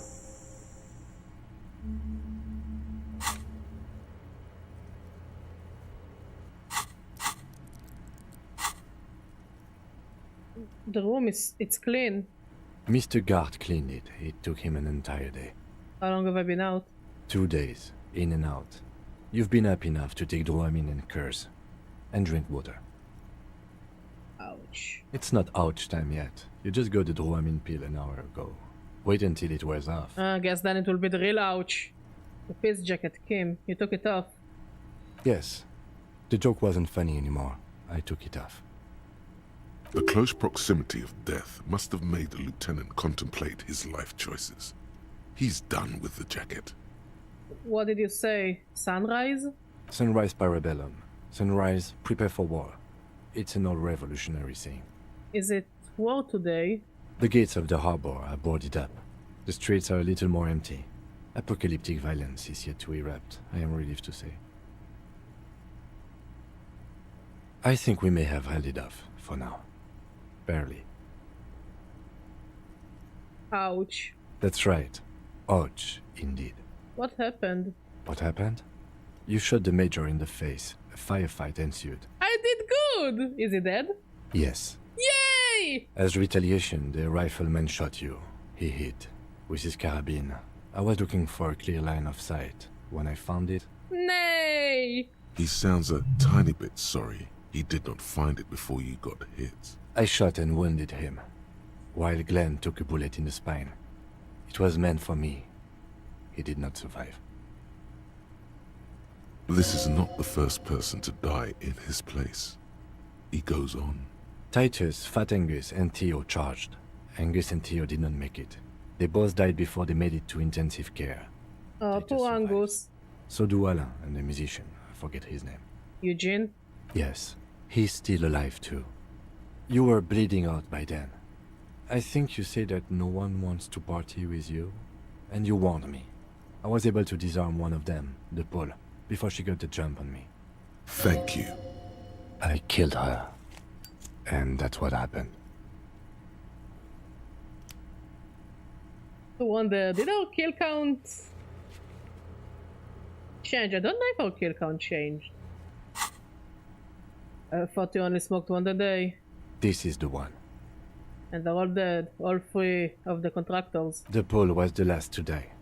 Evrard had their bodies returned to Crenel for a funeral. The company is yet to retaliate. Why?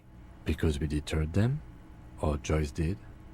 Maybe the harbor in full lockdown is too costly a target. Or maybe they are simply taking their time and will attack soon. I don't know.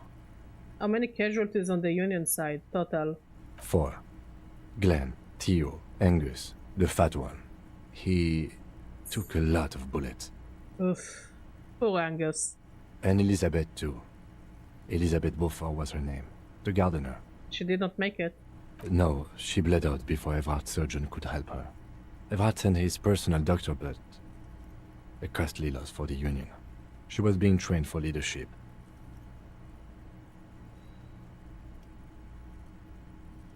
I did all I could there. I know you did. It's alright. And that's All. an absolute disaster. Yes, officer. 6 people are dead. It's not a success. 6, and yet you say 7. Kim. +1. Ruby. Yeah. But what's done is done. The violence is cordoned off. The Hornets did not get into the beehive. The worst scenario has not materialized. Yet. And we are still alive. Both of us. His smoking, his hunched back. You have it worse, but he took a real beating. That cigarette has medicinal purposes. How bad am I hurt? Pretty bad, officer. You've suffered 2 wounds. The first is below your shoulder. The bullet passed through your shoulder blade, luckily missing your lung and heart. The second shot hit you in the thigh, the left quadriceps. No major arteries were nicked, but the bullet had to be removed. Bacterial infection was treated with mercurochrome. Can I walk? We will see. You won't be able to dance much, that's for sure. You should be able to live with limping around, though. I'm glad that at least he's still smiling. Has anyone from my station been to see me? No. Oh. A man and a woman sit in the front seat of an armored motor carriage. The woman is driving. The man lights a cigarette. Jean Vicmer is his name. The asphalt vanishes under the wheels of the machine. Ahead, harbor cranes rise to the sky. Back to that shithole, he says. They don't care about me at all. I called your station after the fight. The injury was logged in. They told me they've sent officers to join you on the site. Oh, you haven't seen any, have you? I'm sure they're worried about you. If not my station, then who treated me? I did. Thank you. No need. Are you hurt? Not very. I have a concussion from that woman beating me with the butt of her gun. I tried to not move too much. Things would be worse if you didn't warn me. Thank you. I did not see her coming. Stupid of me. We're bonding! I am ending it today, Skybreak. Have some hope in Badger. Okay.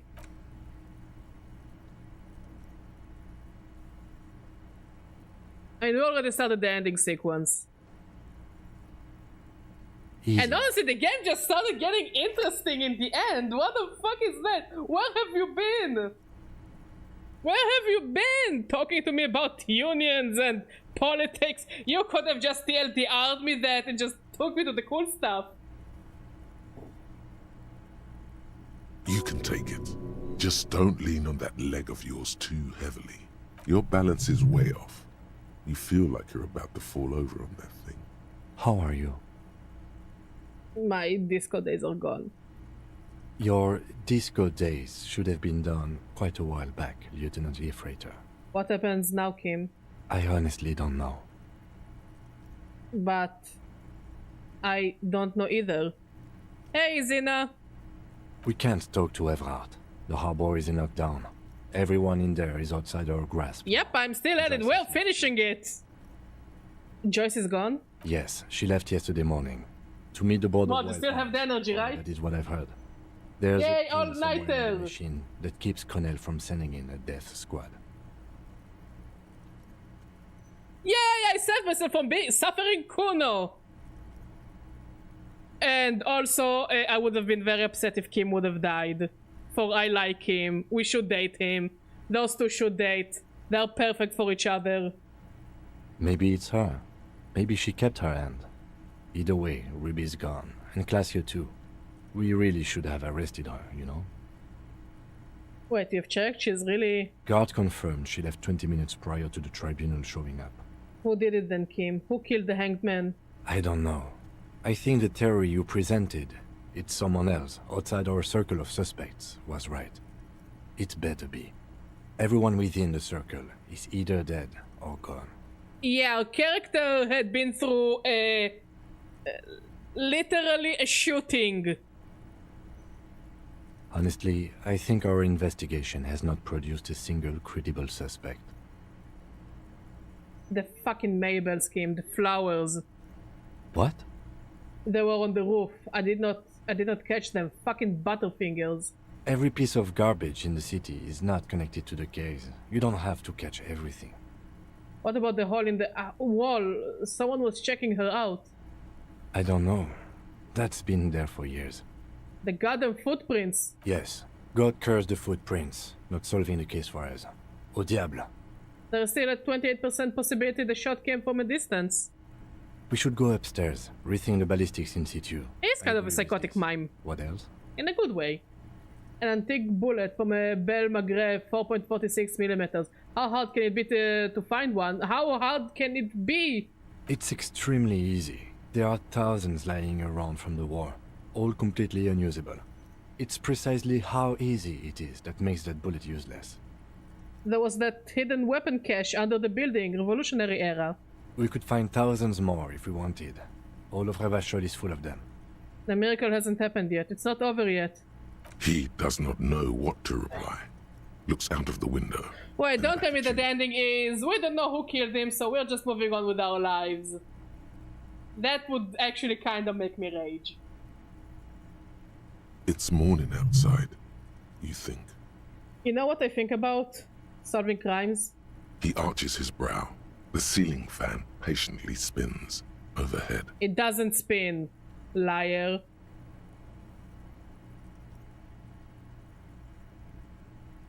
Solving crimes is hard. It really is very Good job, Juicy. That concussion must be making him dizzy. You're not ready to give up, are you? I know, but I can still try. No. Are you ready to limp? I'm ready. Good. Where do you want to limp to? A gust of wind blows in from the bay. The duraluminum box around you vibrates imperceptibly. A familiar cold, a red thread on the roof upstairs. Taut, plucked like a string by the gust. We should check Mrs. Katarzyna Alassyza upstairs. Why not?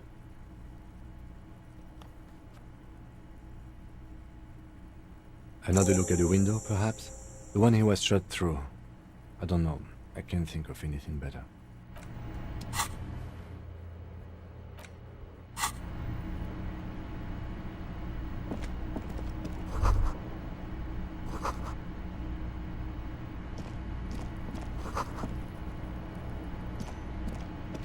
bed's a little...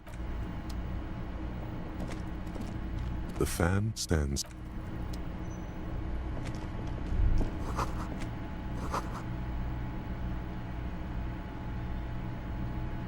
I can walk into Kim's Bathroom room? mirror has been wiped completely clean. You see the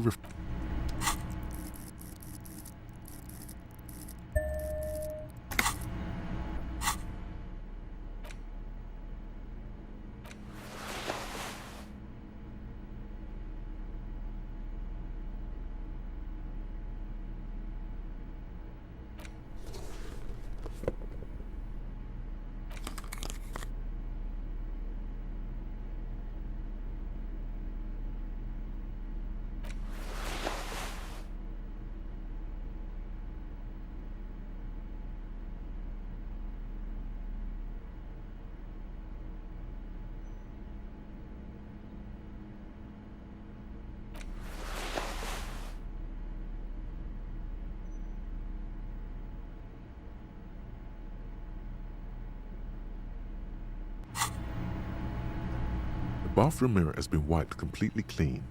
You see the... It's like something snaps in you. A nerve ending. A thought. A sadness. Your face in the mirror is suddenly clean of the layer that had distorted it for God knows how long. Just like that, it's over. The running gap... Look at his face! He looks so depressed Sad now. old man. No, I prefer his smile, honestly. What do you mean? I look perfect. I look like I want to make a shot to my parents when they have guests.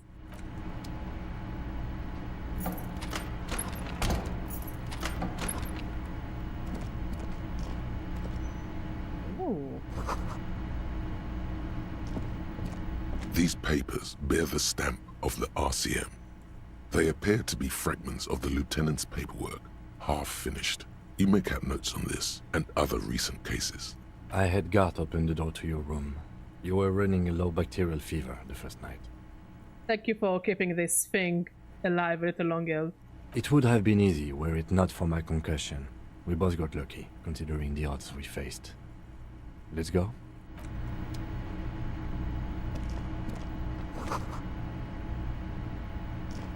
I am sure need...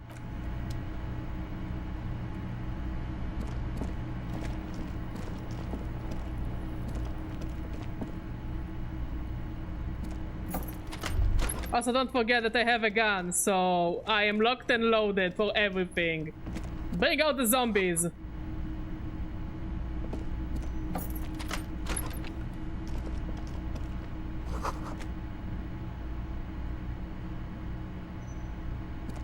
Next to the stack of bills, you see a note.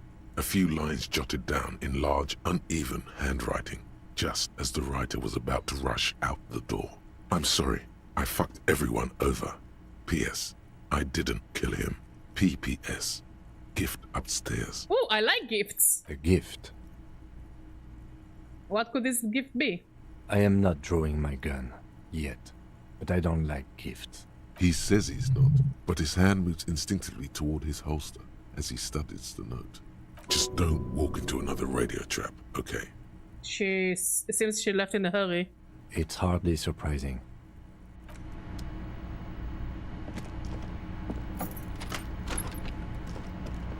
The medicine cabinet is empty. Not even a toothbrush. Pity. I was kind of hoping the gift would be in here. I always took you for more of a drunk than a chemical abuser, Lieutenant Freighter. Should we go? She's really cleaned this out. Mm-hmm. She certainly had her priorities straight when she was packing.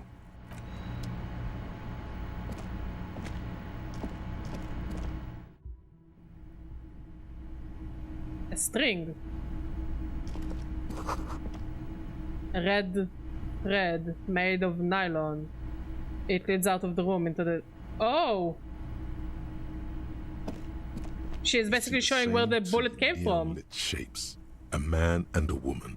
Only now a red thread bisects the room, pointing from the antenna outside to the cupboard on the wall. This is ballistics. She's left a trajectory for us.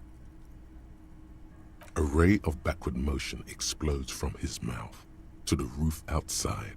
A prime, to then widen into a radius of locations in Martinez.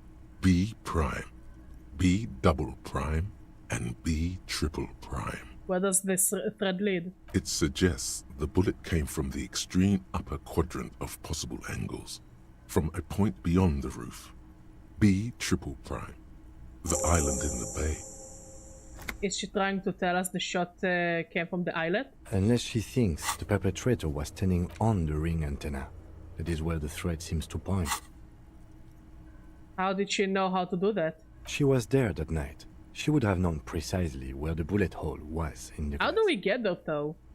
It also looks like there may be more to her skill set than we know. The question is, should we trust her? This is her way of saying she's sorry. I find that hard to believe. But at this point, what difference does it make?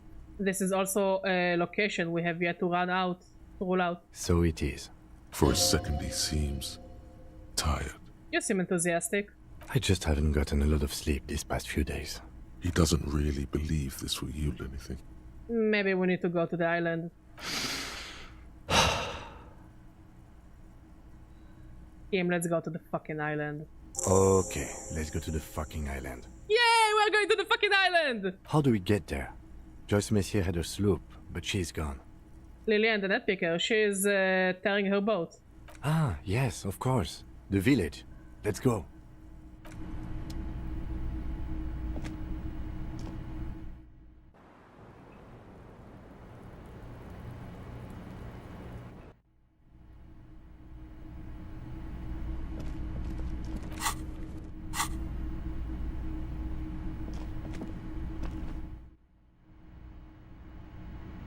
Wait, what?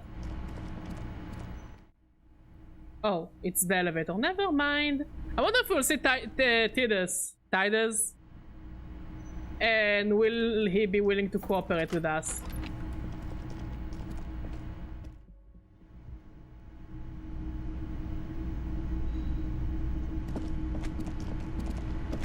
Oh, you're up. It's good to see you back on your feet. Did you like your room? They're a married couple because I'm gonna make them get married. I love them. I did, thank you. Big improvement. You're welcome. I thought it would be nice for you to wake up in a clean place after you, let's be fair, defended this establishment and its clientele from gunfire. I give credit where credit is due, and that, sir, was a nice shot. I was watching until you hit him. Crawled inside then. Bullets started flying. Anyway. He really wants you to realize that he was also on the balcony looking by. In the danger zone, so to say. I wish you a quick recovery. Also, you and your partner are staying here free now. Yay! This establishment supports cops. Yay! The stay is free, the drinks are not. Just felt I needed to specify that. Where did everyone go? Oh, you know, people don't tend to stick around after shootouts. Turns out they're not good for business. Well, that's a stupid business. What happened to the man with the sunglasses? I don't remember everyone who comes here, and many people wear sunglasses inside lately. Must be a fad. Okay, so I have to mention when it happened. You were right out there on the balcony. Yeah, I was. Yeah. That's because I'm a badass. Of course you are. It really took courage. Don't pick at him. Yeah, I guess you are a badass. Yeah, I don't know. Clients were panicking. And also, I guess I sort of found out that I don't give a shit if I die. Yikes. He means it. It's not just boasting. It's something he discovered about himself. Stepping onto that balcony. Alright, thanks. No problem. They'll come back. They always do. Can I talk to my homosexual friend? Hi again, gendarme. No. Bye-bye, gendarme. I love my homosexual friend.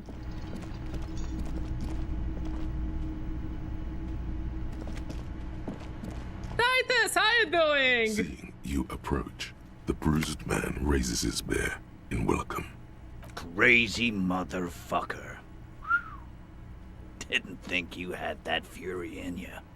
But I guess we're friends now. Also, you seem to be short on a few friends. I'm sorry about that. That was one hell of a shot. Hell of a shot. The fucks did not expect that. I guess what I'm trying to say here is, thank you for intervening, fellas. That was mighty brave of you. His hand is covered in bruises and half plastered. Still, this hulking lump of man is glad to be alive. This is big. It's as big of a thank you as Titus Hardy can muster under any circumstances. No need to thank me. Just doing my job.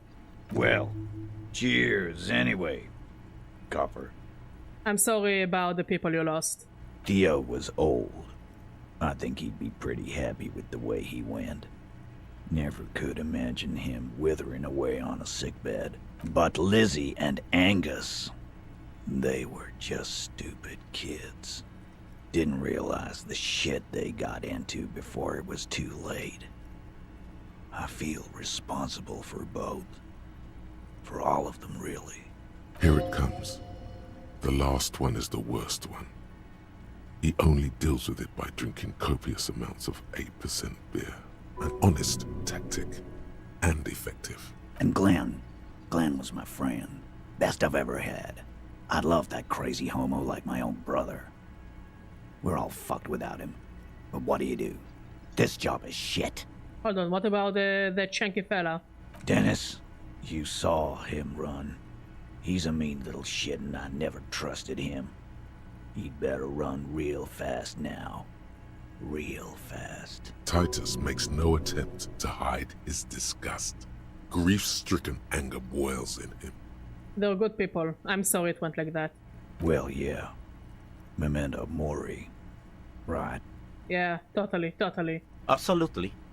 Today, I'm going to get drunk, eat good food, and bed a good-looking girl. 'Cause tomorrow, a motor carriage might run me over. Or you might die of a heart failure. Or syphilis. I don't think you can die of syphilis so fast. Or can you? Hey. Fuck you for ruining a beautiful idea. What's going to happen to the Hardy Boys now? First, we're gonna find Dennis. I'm going to find Dennis. I'm going to find him, and then I'm going to kill him.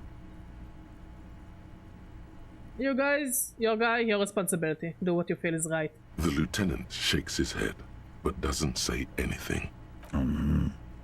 We're hunting that rat down.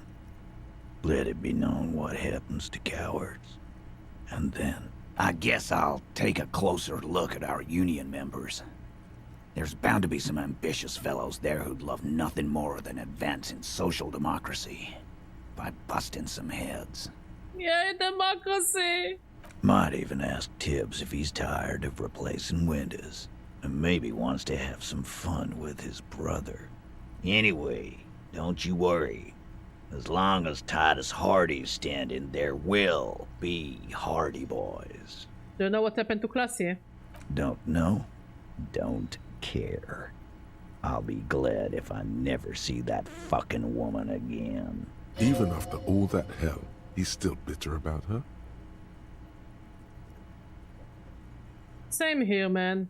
He shrugs and tries to look uninterested. His clenched jaw says otherwise. If anything, it's another score for him to settle one day. It'll have to wait for now. Any idea what I should do now? Judging by the sight of you, I'd suggest crawling into bed with a bottle of whiskey in one hand and a big tit in the other. Well, that's a way to spend the day. Yeah, go pay Monica visiting Janro. She's got a knack for making men forget about their worries. Biggest pair of milkers in all Rebacho. Hell, you both look like you could use some feminine company right now. Thank you for your advice, Eugene, and you too, Alain. I do always appreciate a good use of the expression milkers. Never thought I'd hear Kim say milkers, but also I don't need milkers, I have Kim! You're welcome, Bina Claude. You're all right in my book. So long, fellows. Be good so I don't have to come back here again. Take care, coppers. You two look after yourselves now. Death passed on you today, but men don't get that lucky twice. Copo Loco. And normal cop, I guess. Good luck in Shamrock. Scars made the best tattoos, they say. What's your type? Cock! Thanks for getting involved, guys. I don't know, all the women in this game have been so not nice to me, so I go for the next best thing, which is Kim, who has always been not nice to me. But he was not nice to me in a nice way. And if you ever feel like He validates me sometimes. back, I've got a few vacancies. You'd make one hardy boy, Copper. Wow, so someone's been a little boring. What? Yes, my standard liege. Someone's seen all sorts of wild ideas pop off and thought, I'll take the boring one. The regular, please. The brown. I like brown. Of course you do. And maybe some black shoes or a pristine white shirt to go with that. It's official. My lord's Copo type is regular cop. I'll let everyone know. I'll send out telefax. Wait. This will be my copper type now? Yes, the type of cop you are, sire.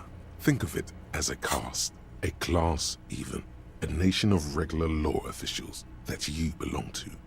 It comes, of course, with the usual benefits. Why not send out the telefax then? I'm not ashamed. Done and done. No actual communiques will be sent, of course. That would be too dramatic.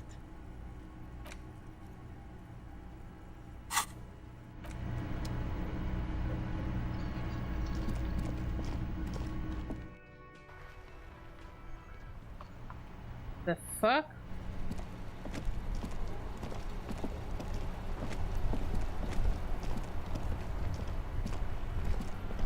The graffito has been painted over the traces of the fight that took place here. It smells of blood and heavy fuel oil. This was Cindy the Skull. Okay, Cindy the Skull finally found the awards for her masterpiece. The lieutenant crouches, touching the fuel oil with his finger. Looks like it, yes. This is still fresh. It wasn't here yesterday. I smell heavy fuel oil. And blood. Some of it is even yours. Yeah. You can actually stereotype yourself. Heavy fuel oil. Isn't that flammable? Step back, Lieutenant. The fuel oil catches fire immediately. Gorgeous. With an ominous hiss. A bright orange flash across the surface of the letters. Black smoke rises from the burning message. Disco Elysium. Title drop. A small step back. Roll He credits. looks at your face illuminated by the flames and nods silently. Then the fire falters. The flames warmed him too. Not at all in a bad way. Let's go to that island. Slowly, the flames subside, the fuel burning out. The air still smells of mazout and springtime.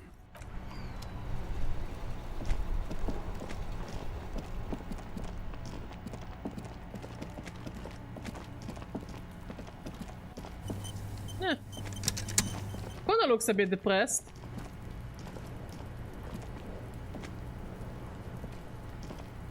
Everyone says you started crying in the middle of a firefight and then bled like a pig. I guess that was cool. Who's saying that? People, they say you'd kind of died for a moment, that you let your shit out already, but then came back. So I guess that's what's cool now. Just don't think because you got half your dick shot off and you're an invalid now, Kuno's gonna treat you different. Kuno doesn't reward weakness. It's business as usual with Kuno. Kuno's cold like that. Feels good for some reason. Watch out, pig. It's a dangerous world out there. But Kuno's got his eyes on you. What's that supposed to mean? Who knows?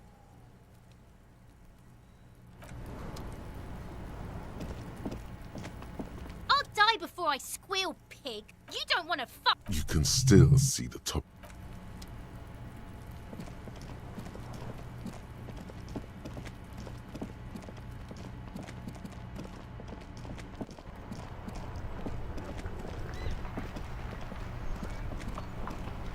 Mon Dieu! You set it on fire. What kind of a policeman are you? A beacon of light in the dull shores of mediocrity. You're welcome, Martinez. Oh, well, thank you, officer. It certainly lightened the mood. I got an achievement for saying 7 superstar unhinged lines. Honestly? Yeah. Yeah. I am happy about it. Yeah. Wow! Wow, what? A cop limping down the street, bleeding from the shoulder, face bruised, looking like hell? You know what that is? Cool! That's cool! Start with a little compliment, then work your way up from there. This is about business, remember. Hey, you seem like a really successful entrepreneur. Would you like to support a member of the local police force? Oh, okay. But why, officer? Because you need to solve the biggest case in the history of criminal sciences. See, this island over there? I need money to fund an expedition there. It's important for the case. Oh, I like expeditions. And I like you. I can give you 10 real? Corruption. It's just like bus or seagull. A kid watching out of a window. I mean, technically we are going on an expedition. He doesn't like it too much, but what do you do?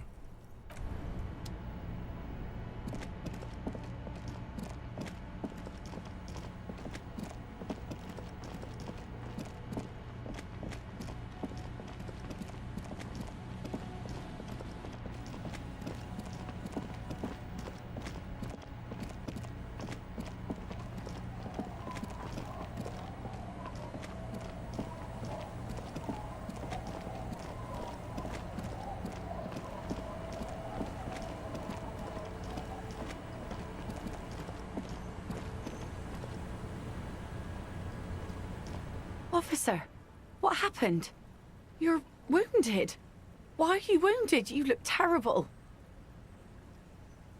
Some people hurt me. Is this from the shooting in town? We heard gunshots. Not that we don't hear gunshots all the time, but they were closer than usual. There was an exchange of fire on Rue de Saint-Guylaine.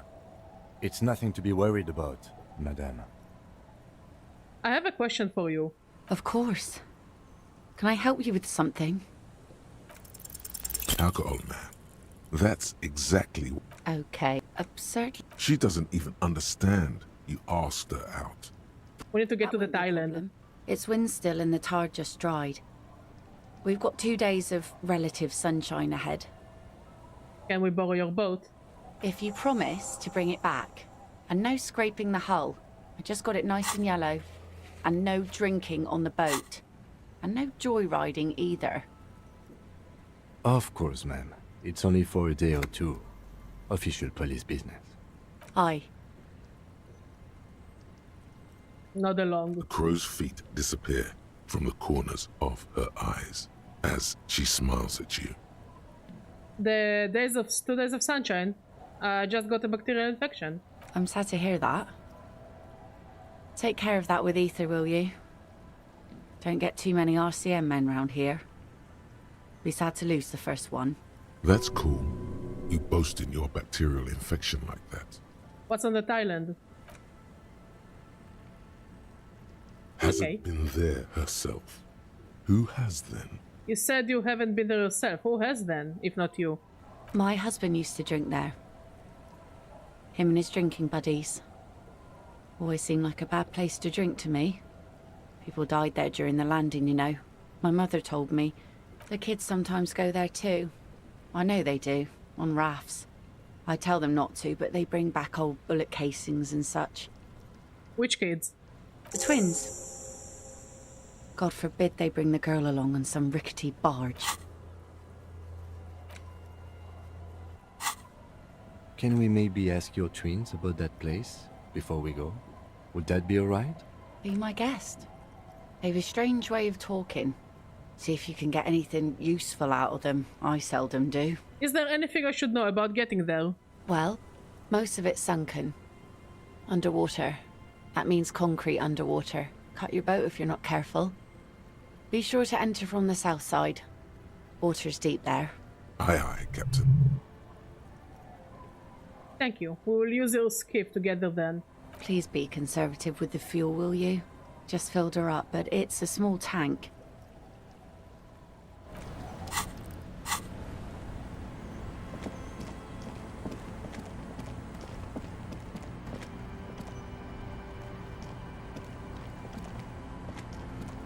Our tenant, the policeman. I hope the waves don't keep you up at night. What can I help you with? I got shot. Even I can see that. I told you not to bring your trouble with you, policeman. We've got troubles of our own here. Though I suppose you took the worst of it. Turns out you were your own ill omen. I guess you're right. The men with guns were coming for me after all. I'm not sure those were the last of the men with guns either. There are always more coming for your kind, officer. Then we'll be ready for them.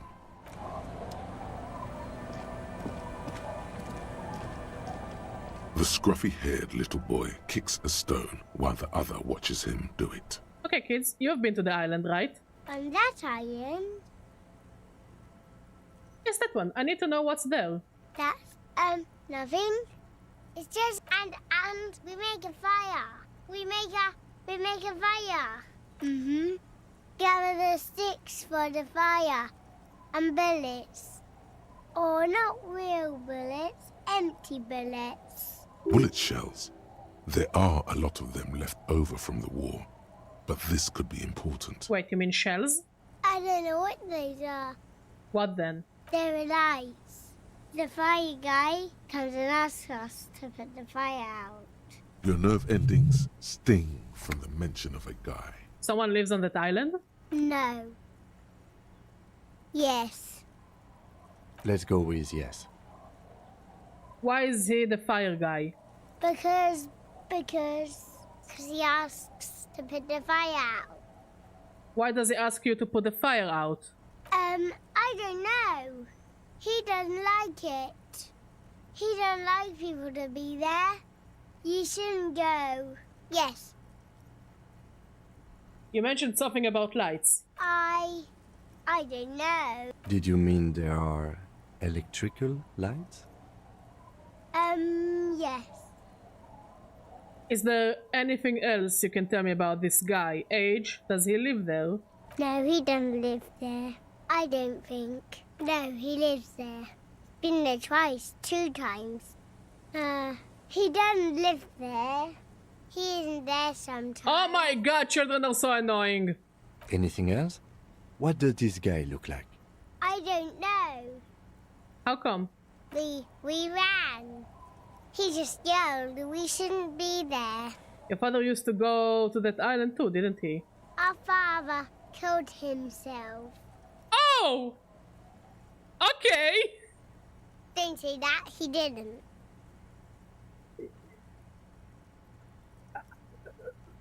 I'm sorry. Okay! Like, I know that kids can say the most random shit. But my god, kids can say some of the most random shit. Is that all you know? Is there anything more you can tell me about the island? There's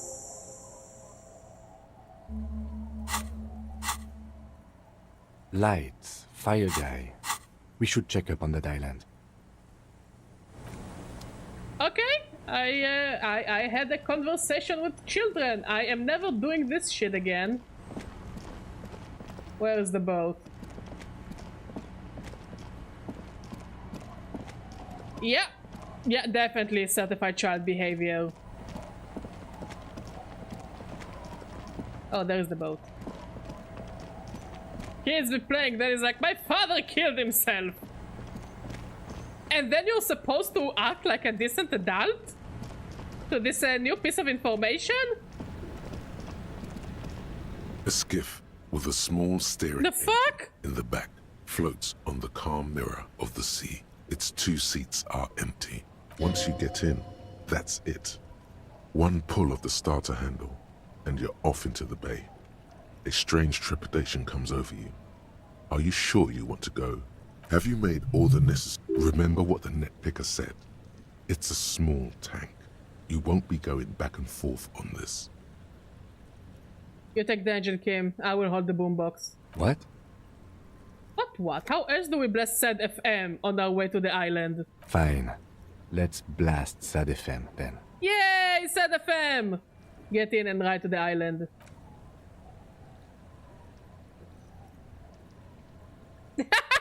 He's actually holding the boombox. That's amazing. Look at us. We totally look like pirates.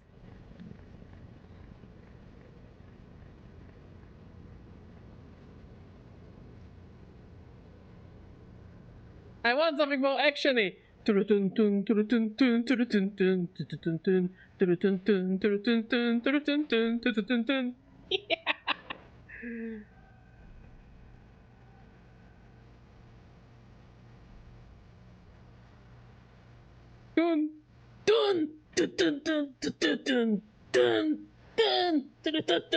dun dun.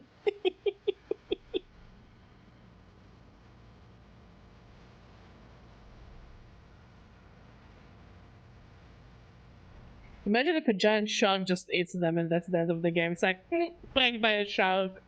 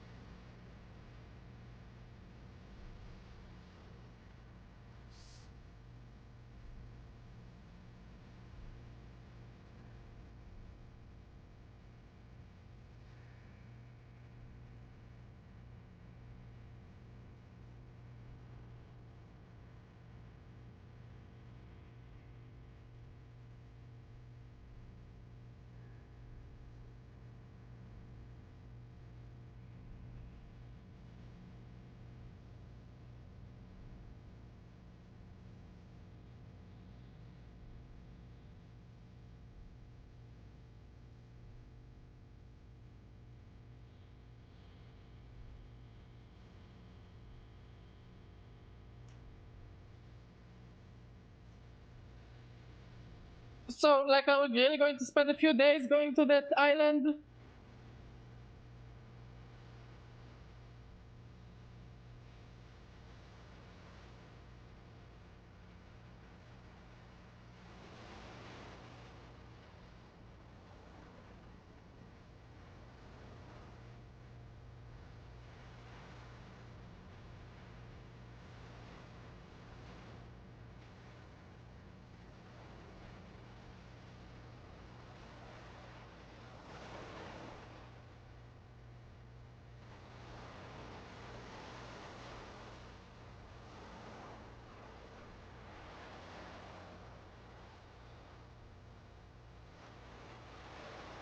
Oh, we made it.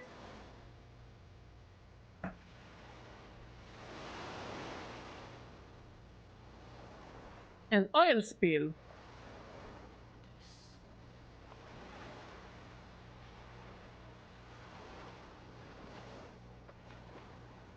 The boat comes to a slow stop. The lieutenant turns the engine off. Then there's silence. In the silence, a sputter of wings.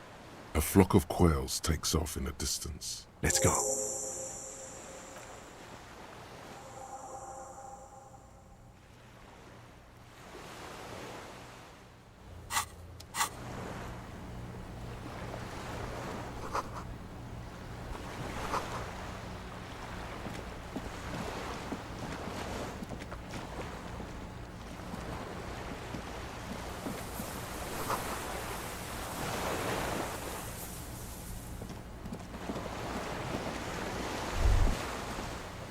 The chain trails off into the ocean, connecting the island to the supply depot on the coast. This leads to the depot in Land's End. Ah, yes, so it seems. What do you think it was used for? For bringing munitions to the island, maybe? And supplies? You could also lock the bay when you raise the chain. Lock it from whom? From enemies. Enemies of the commune of Revachol. This sea fort was a revolutionary fortification, I believe.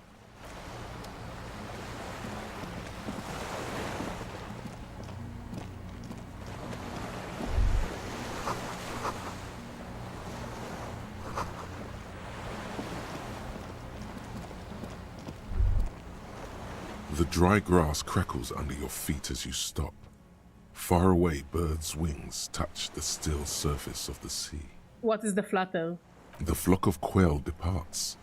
Now more than 100 meters away, 102, 105. Underneath the flutter. On the islet, there is almost no wind, just the light movement of air through the reeds. Bulrushes swaying on the waterline. Long dried leaves chafing against each other. The great ghost of the air is holding its breath. Him. Yes? This is where a lesser man would stop to think about the pain shooting up his right leg and into his groin. Not you. You're concentrated on how. Have you noticed how quiet it is? I have. Is that why we're stopping? Sorry, let's move.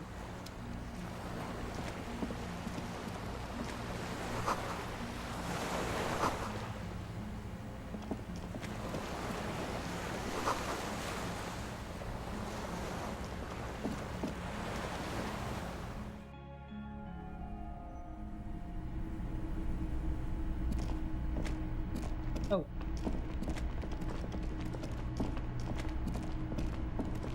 There's a machine gun here. There's a greasy old spring mattress in the corner, resting on piles of soft-cover books. White linen and a pillow are visible under a worn-out caracal blanket. Someone has been squatting here. The linen is fresh, recently washed. How recently? You force the rest of the sentence out through pain, thick as molasses, no longer able to hear yourself speak. You know, officer, you can rest here if you are feeling tired. I will keep watch. You could use some rest for what's ahead. Nah. Yes, anytime. If you need a rest later, it's okay by me. You don't have to be a hero. I love Kim. He really cares for us. Books and magazines lie scattered on the floor and on a makeshift cupboard. They are not particularly well organized. Sift through them. Most are soft covers, serialized fantastique and detective Okay, fine, we will go to sleep. and 30s. This You can join us, Kim. There is enough space for two. Animal adventures. Among what is mostly commercial fiction and serialized stories, you find a magazine cathodique for electrical engineering. Then it's back to pulp. Light erotica, an international thriller about circuit benders. Someone's made themselves a home.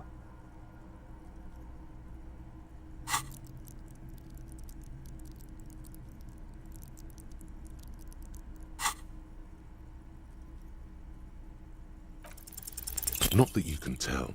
This is a digest of someone who's dead bored. Most of it is for entertainment purposes. Fittingly right next to the radiola on the floor.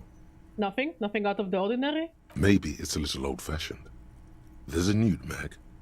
More than that, you can't say.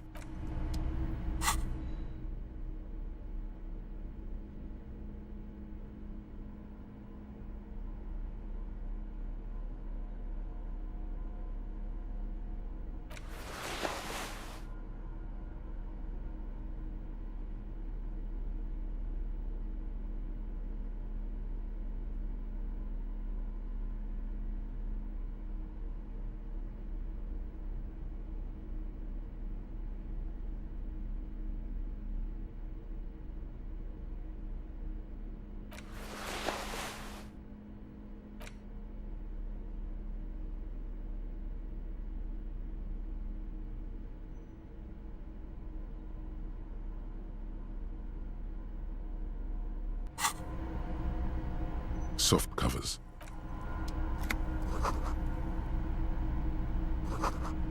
Hmm?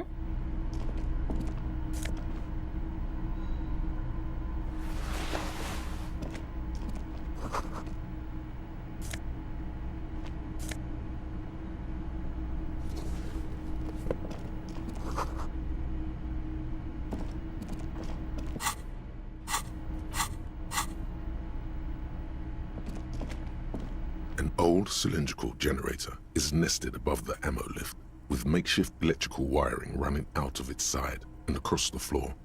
The cables disappear into the wall to your right. The lieutenant puts his hand on the metal barrel, checking for warmth. It's cold now, but someone has been maintaining it.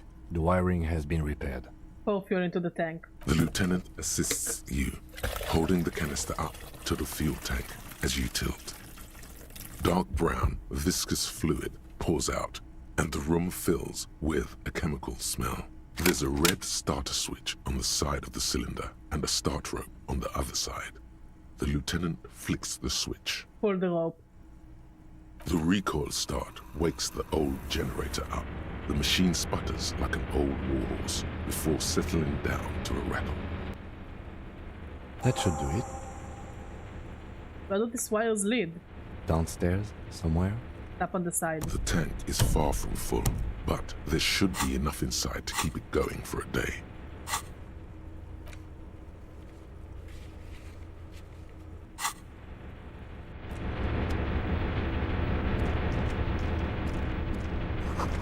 Okay, let's go to rest. Since the game does look like one last slip. You face the concrete wall. There's less light there, in the dark corner. Like a dog, you lie there. The blanket feels cold. The entire room does. Concrete and cold. Minutes pass. Half an hour, maybe. The sounds of the sea beyond grow distant. Your eyelids close. Until you feel yourself standing up in the darkness, right next to the mattress. Slowly, the world begins to hatch from the blackness. It's evening. Sleep. God, we look like such a mess.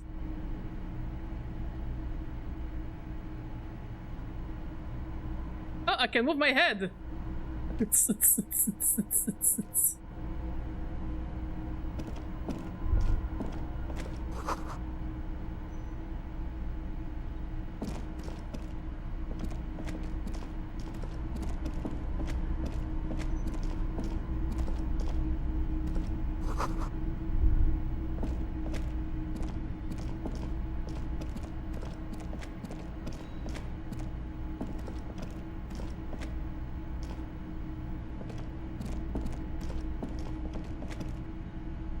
How the fuck do I go back to the beach?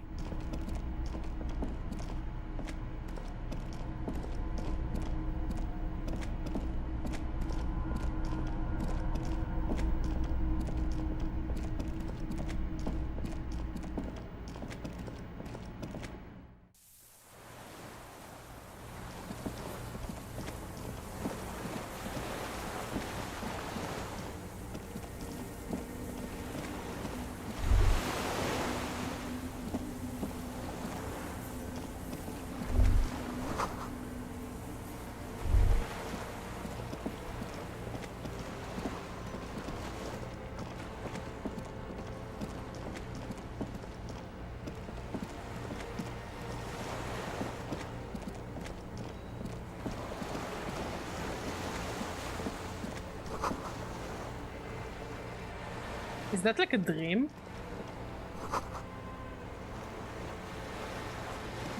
Yeah, it's a dream.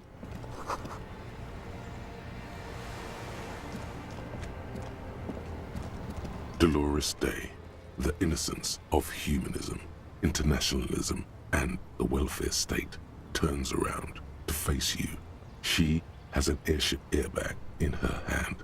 She seems to be in a hurry. Hey. Hey. Hey, that's all I get? I mean, hey to you too? How are you doing? I'm doing really good, actually. Both professionally and romantically. I've come to a fulfilling and peaceful period in my life. Well, how are you doing, Harry? I'm not doing very well. Don't say that. I know this positive thing sounds stupid to you, Harry, but it works. We all have an obligation to be happy. You too. And you will be. Now. Where are you going? I'm going to Morova. To live there, in Grad. It's 1 million kilometers away, Harry. Might as well be another lifetime. What's in the bag? Just my scepter, my globe cruciger, a spare silk gown, a toothbrush, travel documents, the crown of immortality. Crown of immortality? Aren't you already wearing now one? Oh, this. This is just a wreath. The crown of immortality is made of rarefied light, mana and raw palladium. It was passed on to me by the rulers of late antiquity. She looks at the suitcase, not knowing what more to say. Then, over her shoulder, silence. Her nuptial gown flows in the wind, wraps around her holy body. Anyway. Your skin is holy and soft. No, Harry. It's just regular skin. I'm not as beautiful as you always thought. So basically, it's his ex-girlfriend. You are. None of the others are as beautiful as you. She does not answer. There's that expression again. Silence. A distant wind blows. You can't think of anything pretty to say. Can you stay for a moment? We need to talk. We need to have one more massive epic showdown. No, Harry. No. I don't want a massive epic showdown. Wife. Okay, ex-wife. I want to go to the aerodrome. I have tickets for the 10:20 flight to Morova. Really, we don't have anything to talk about anymore. Every combination of words has been played out. The atoms don't form us anymore. Us. Our love. Our unborn daughters. Oh. Oh. It's all gone. I have to go to the aerodrome. I have to leave Ravachol and you.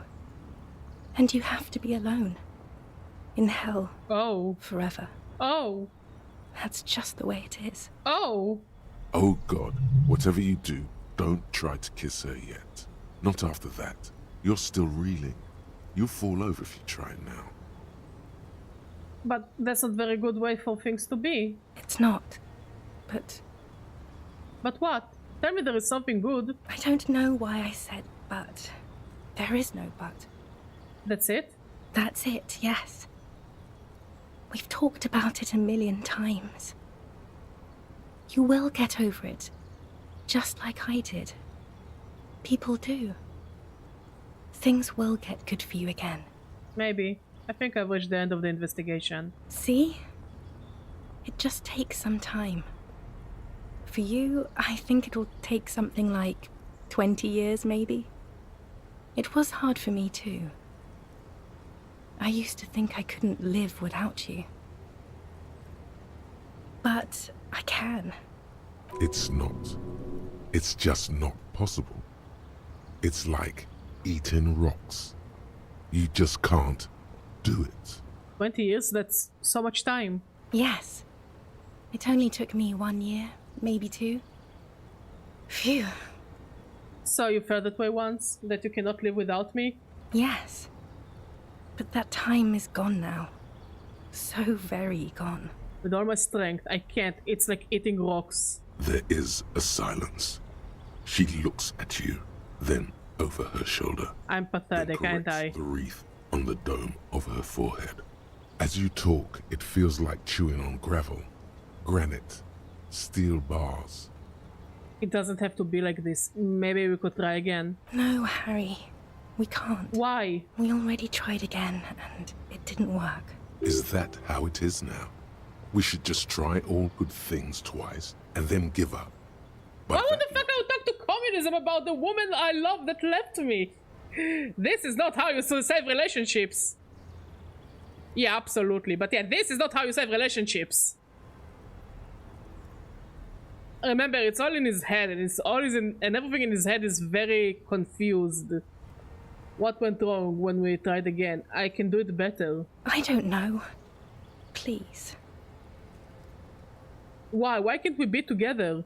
Harry, we can't be together because you're insane. Oh. She avoids turning them to you. I'm not insane, don't say that. They're turning moist now. Her eyes. She slowly shakes her head and tries to get a hold of herself, brushing her hands in her gown. What do you mean by insane? You know what I mean. Yes, I may know what you mean. No, you don't. You've worked there for so long, you can't even talk like a normal person anymore. It's always lists with you, questions. This is why I prefer Kim, he's nicer. Questions? Did someone say questions? They're not lists, they're trees. This is another one, isn't it? We're in a tree right now. Yes, but it's not possible to talk without trees. It's not just the lists or trees or whatever. You get sad, Harry. Too sad. People can't get that sad. It's impossible to watch. Wanna bet? I'm gonna get really sad right now. Other people get sad too, but not like you. You stay down for years. And then you start. Did you try to send him to therapy? You get violent. Oh, that's bad. In conclusion, you're ill. You're an old, insane man. And you have to be in hell until the end of your life. And I have to go to Morova. I get the feeling you're not really Dolores Day. I don't know what you mean. Dolores Day?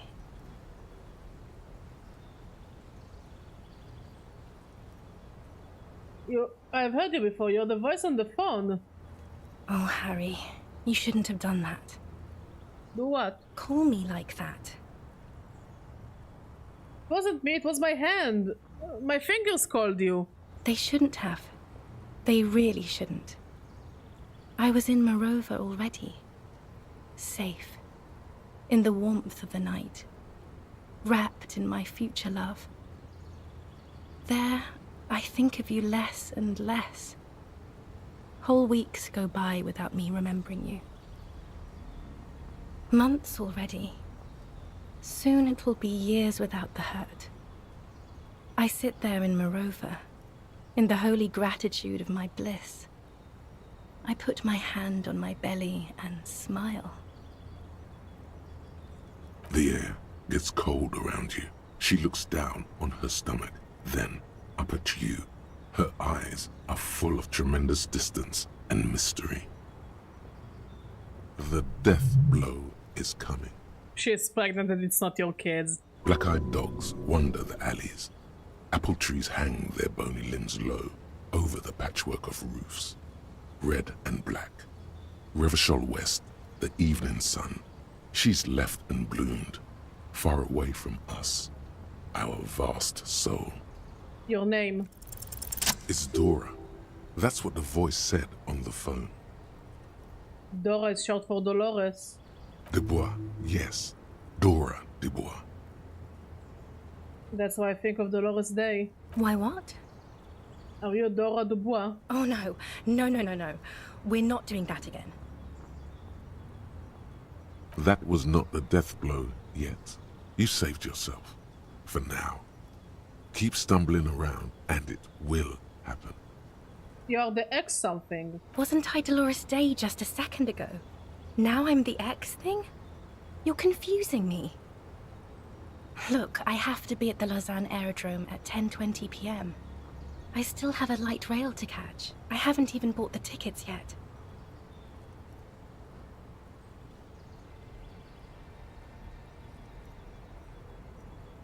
I'm glad we're having this conversation. I'm getting so much closure. I'm glad too, but I have to go. My friends are waiting for me on the platform. I can't let them wait. It's impolite. Cool, your friends. Say hi to your friends for me then. I will. 1,000 times you beat an animal. 1,000 times you've raised that fabric. What is underneath has always calmed you, centered you, made you sane.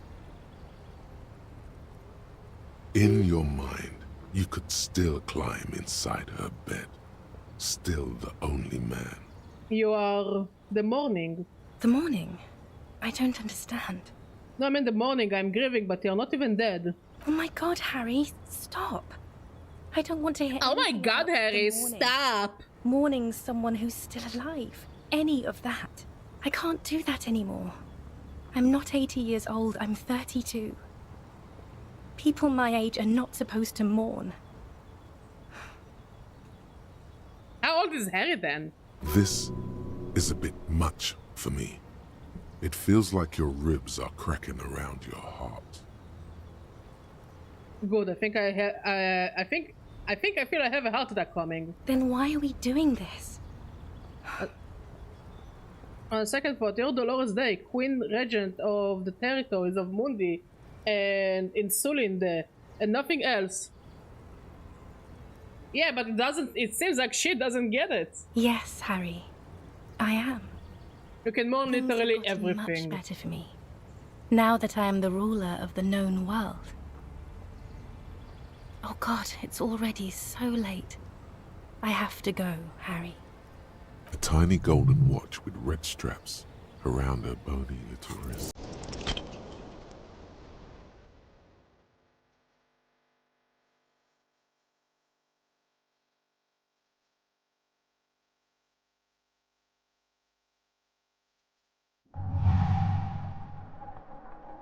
Your feet still tremble from the steps you took, as if over an enormous distance, standing against her. Her body close to you, radiating warmth. With your eyes closed, you move your lips on her mouth. She is not kissing you back. You're not kissing me back. The moment is ending. She is going to move her face away from yours.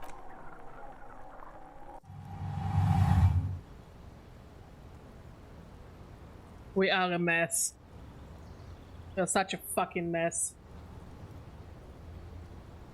Trying hard not to look at you.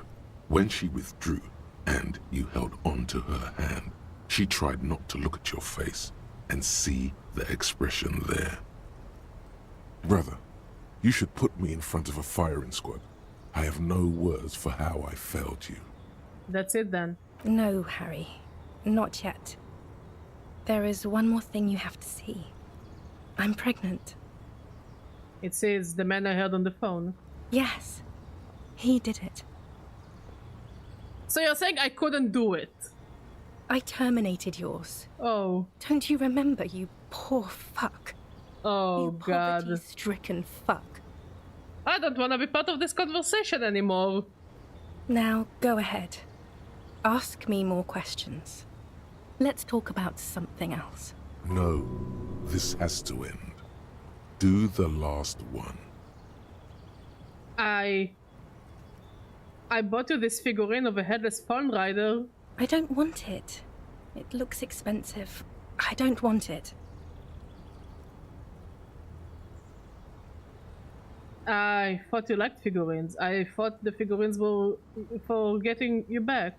That's not what figurines do, Harry. But then the figurines don't do anything. She looks at the headless found rider between your fingers and doesn't know what to say. The figurines don't do anything? Anything at all. But I thought the historic figure she had. She liked war games and figurines. Yes, I thought it would be good. What about dice? I had some custom dice made in this place, a doomed commercial area. Harry, I don't want things. I want to go to the aerodrome. Okay, I won't give you anything then. I didn't ask for things. It's too late to give me anything. I would have liked the headless fallen rider back then. But you said I have a vast soul and you will always come back to it. We both said a lot of things. We were very young. It was her. I can feel it. I can see it in her tender long fingers, in her wrists. Her hand wrote it, said those things. Actually, I didn't say it. You wrote it in a letter. A handwritten letter. I kept it in my paperwork. As Queen Regnant, I write a lot of letters. I have it right here. Let me refresh your memory. Let's take a trip down memory lane. Please, Harry. I just don't have time for this. Every morning when I step out and you're asleep behind me, I find little pieces of sadness in me. I carry it in my chest down Voyager Road. Every step I take, it grows until by the time I reach the fuel station, it has filled me completely. I step on the light rail and look back. Something. Bow collector. I know it will be like this until I walk back to you. You. Every step I take will get lighter. It almost makes me run. Sometimes I do. I can't believe I met you. I can't believe the happiness I feel with you. You have a vast soul, and I will always come back to you. Okay, stop. Yes. Are you happy now?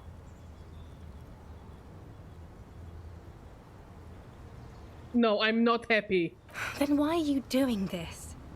It's a good thing I'm already passed out and bleeding this time. Otherwise, I'll pass out again. Very well. I wrote it. It was morning. You slept. There was hoarfrost on the ground when I left, on Voyager Road. It was autumn.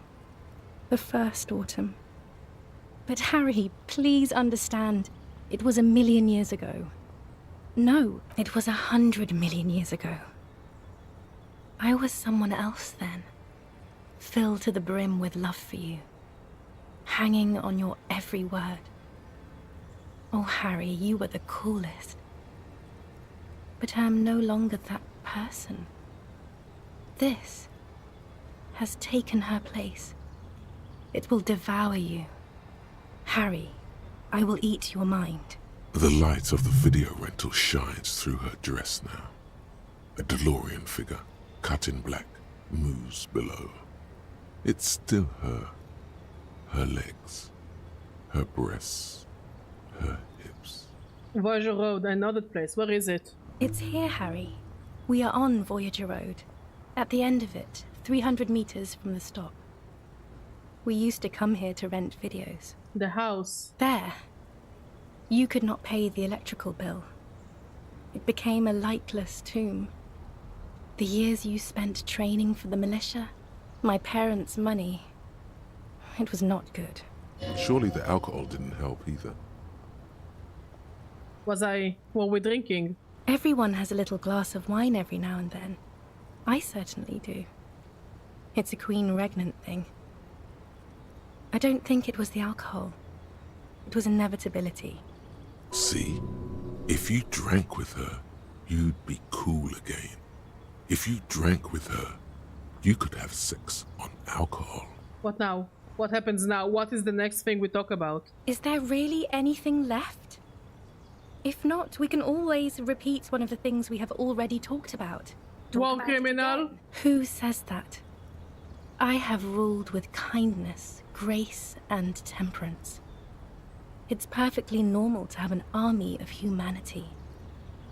I am the innocence of humanism. I call it whatever I want to. Besides, you're only saying this because things didn't work out between us. I really have to go to the aerodrome. I don't have time for this.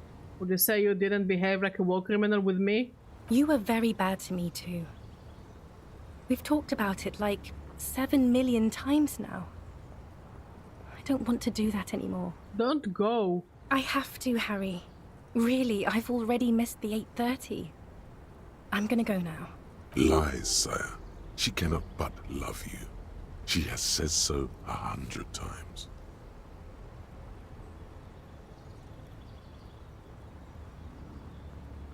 You don't want me to let you go. Not really. You asked me not to. That was someone else. I betrayed her, overwrote her, and I'm happier for it. And I'm really going now.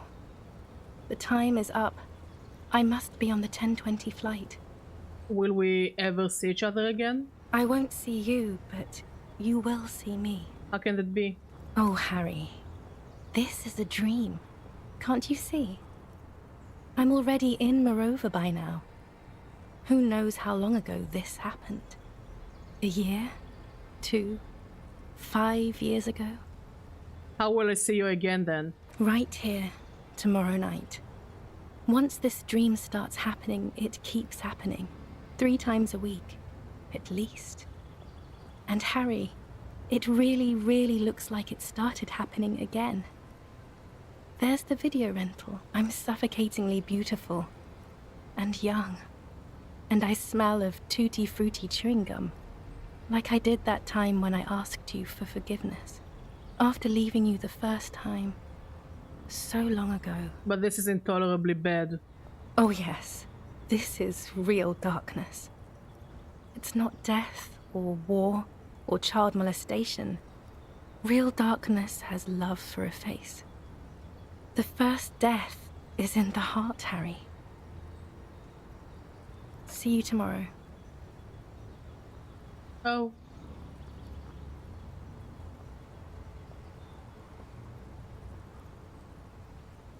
And I guess now we're waking up.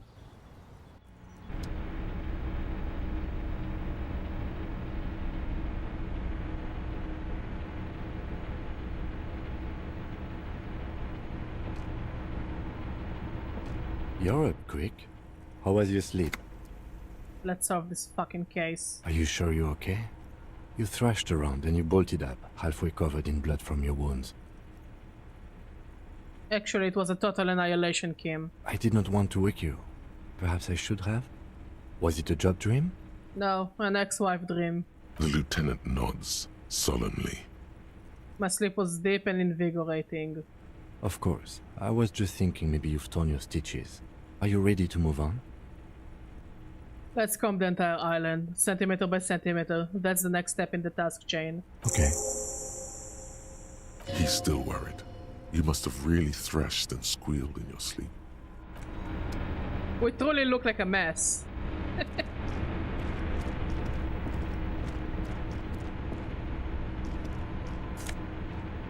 Painkillers. And money. You see a small metal door nested inside a larger one. A heavy steel blast door. Yes, Kitsuragi adopt me, be my new wife. It's very small. What's on the other side? Another part of the island, probably. The lock looks like it could still be usable. How do we open this? Maybe this is one of the doors we don't open? He's right. It would be better to open its big brother. A powerful engine hangs under the ceiling. It must control the blast door. You're right, we opened the big one. Do you see controls anywhere? I think there's a console just southeast. Let's look around. Getting the blast door open seems like the best plan.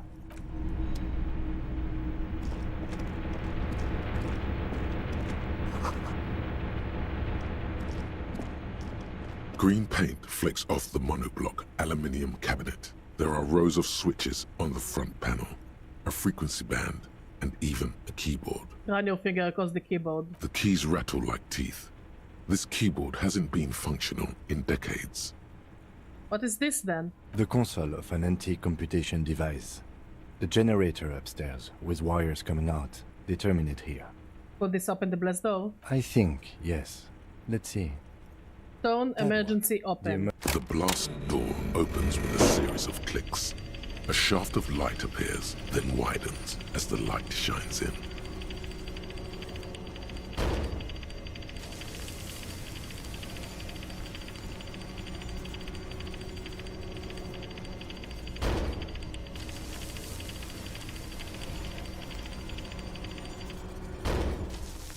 A sudden wave of anxiety makes your skin crawl. After you. What's there? I don't know. A thin wisp of smoke rises from a charred black fire pit. The wind picks up, then dies down again. I'm scared. Don't be. I have a gun. I also have a gun. I know. It was not easy to acquire. Let's go.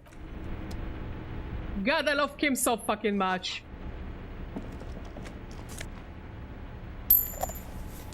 Let's go that way.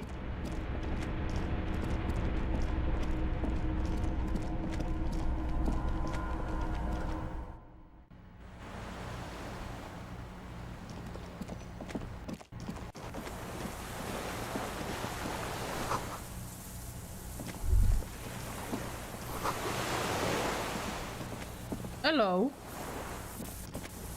An old man, wearing tracksuit trousers, leans on the frame stock of his rifle. He gathers a big ball of spit in his mouth, then spits it out into the extinguished fire before him. He raises his black eyes, hooded by creased eyelids, to meet yours. Unclouded by cataracts, his eyesight is sharp. Are you the fire guy? The what now? I can't hear you. Did you recently tell two kids to put out the fire, two twins? I may have. All sorts of little rats have come sniffing around, trying to give up the position. fire. Don't tell me he's some kind of an old man who thinks that they're still in the war. Bourgeoisie And he killed the guy because he thought he was against them in the war. You have retained your eyesight. My eyesight? Yes. Helps me see all the shit. A shudder of disgust passes his right side. He thinks they're still in the war. Side remains motionless. Did he close the blast door? I did. And you opened it. How? I fueled the generator, then used the console.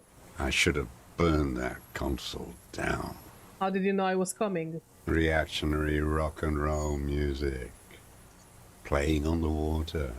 Told you we shouldn't play sad FM. Don't tell me what to do, Kim! You're not my wife yet. But you didn't say that, Kim. I did.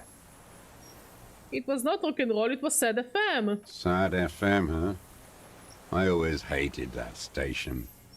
Phlegmatic, counter-revolutionary dirges.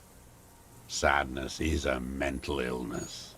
A weapon of the bourgeoisie. The fascists were right about rock and roll.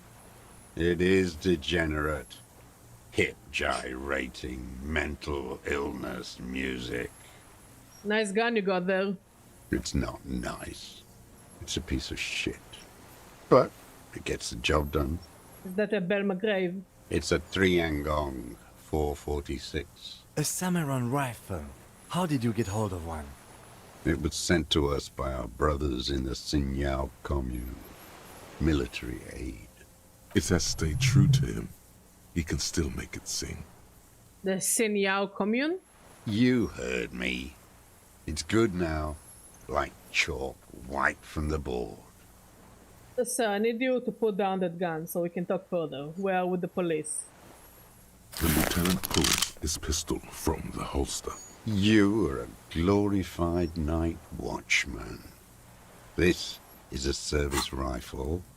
I can only lay it down before an enemy commander of corresponding rank. Okay, but keep the gun down while we talk. No. Oh! Put it down now, sir. Or you're gonna blow my brains out before you question me. To hell with it. It's a walking stick anyway. It's out of bullets. Like an amputated limb in the sand. Pick up the gun lying in the sand. His gaze follows your motions. The rifle feels surprisingly light in your hand. Frame stocked and patched in places with tape and wire. Still warm from his parched hands. Not the metal. The metal is ice cold. This weapon has been modified several times. Inspect it closer. The rifle's in a shabby state. Like a crutch that's seen too much travel. Hieroglyphs are embossed into the forearm, made of walnut. On the butt, you see Vespertine writing, burnt into the wood. Triangong, 4.46mm, made in Sinyao. It's as he said, it's a Triangong made in Sinyao. No one said it has to be a Belle McGrave. We were just guessing. From ballistics, it could easily have been a Triangong, too. It doesn't matter if it was made in Shanti Shanti. All it has to do is use jacketed ammunition. And it does. This uses jacketed ammunition 4.46. The right type and the right calibre. He's liking this. The rifle has been patched and modified several times. I wonder how old it is. The old man does not answer. He just stares in front of him. Stow the gun. The old man keeps following your motion with his gaze. His right arm twitches suddenly. This looked very much like the murder weapon. It could be used against him to get a confession. In time.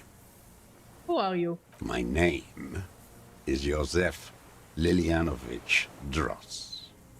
Political Commissar of the 114th Anti-Aircraft Division of the 4th Army of the Commune of Revachol. I am a deserter, a partisan, and a prisoner of war. This is my termless surrender. The commune of Revachol? Do you mean the ICM? Your holdover from the... From the Insular Indian Citizens Militia, the army of the revolution. I was recruited in Jamrock in '07, trained in the École de Contrôle Orient, and consigned to emergency defense duties in '08. I left my unit on the eve of the landing. When I returned here on May 14th, the commune had fallen. Still armed and ideologically trained, I wrote a criticism of myself and resumed partisan duties. How long have you been on this island? 43 years. No. I've been on other islands too. I was an Resurrection until they turned it into a spa in '18. Then I was an E-48, a nameless sound, until the sea washed over it. Then I came back here.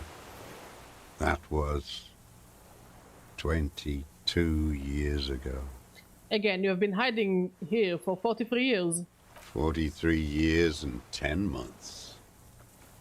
That's... I don't even know what that is. It's inhuman. It's sick. It's not how a human being should live. But I had to. I couldn't just forget. I couldn't just forget what I saw. What have you been doing during all this time? Hiding, fishing, waiting. Where the afternoon grows late, on Rue de Saint-Ghislain, people walk home. Street lights will soon be lit. Further inland, the streets are alive with workers, men, women, children, street hawks and migrant laborers. The temperature is steady. Alto cumulus clouds form above Precinct 41. Always waiting. For what? For her to return. Her who? Girl child. Revolution. Girl Child Revolution? It sounds like a lolly anime. Always. It actually does sound like a lolly anime.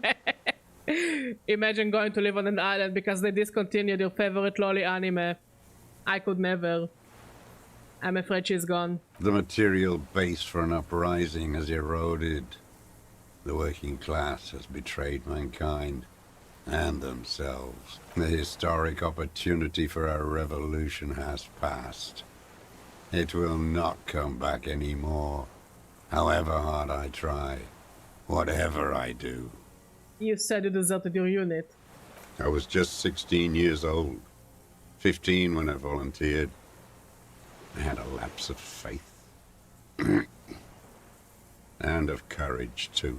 Lapse of faith? You could say I misunderstood the historic role of the proletariat and thought Mazovian socioeconomics were fallible. For a second, I doubted the irreducible laws of historic materialism. More revolution and a spin of Magical Girl side. Again, you would never see me do it over a lolly anime. A second is all it took. For what? For reaction to take hold. What's reaction? Petty bourgeois terror. It's in all men. It wasn't reaction, you were just afraid. It's the same thing. You haven't seen it. Not really. Not naked. It's impossible not to be afraid. I must say, and I'll be as honest as I can, and I don't know if it's the point or not, but by the end of the day, most of the very political characters in this game are all very pathetic. Like, I look at all of them, and they're all like different kinds of pathetic. I would say the least pathetic is Titus. But Titus's friends are kind of pathetic. Like, I don't think I've seen a single character there that is not pathetic to a certain degree. And this was when?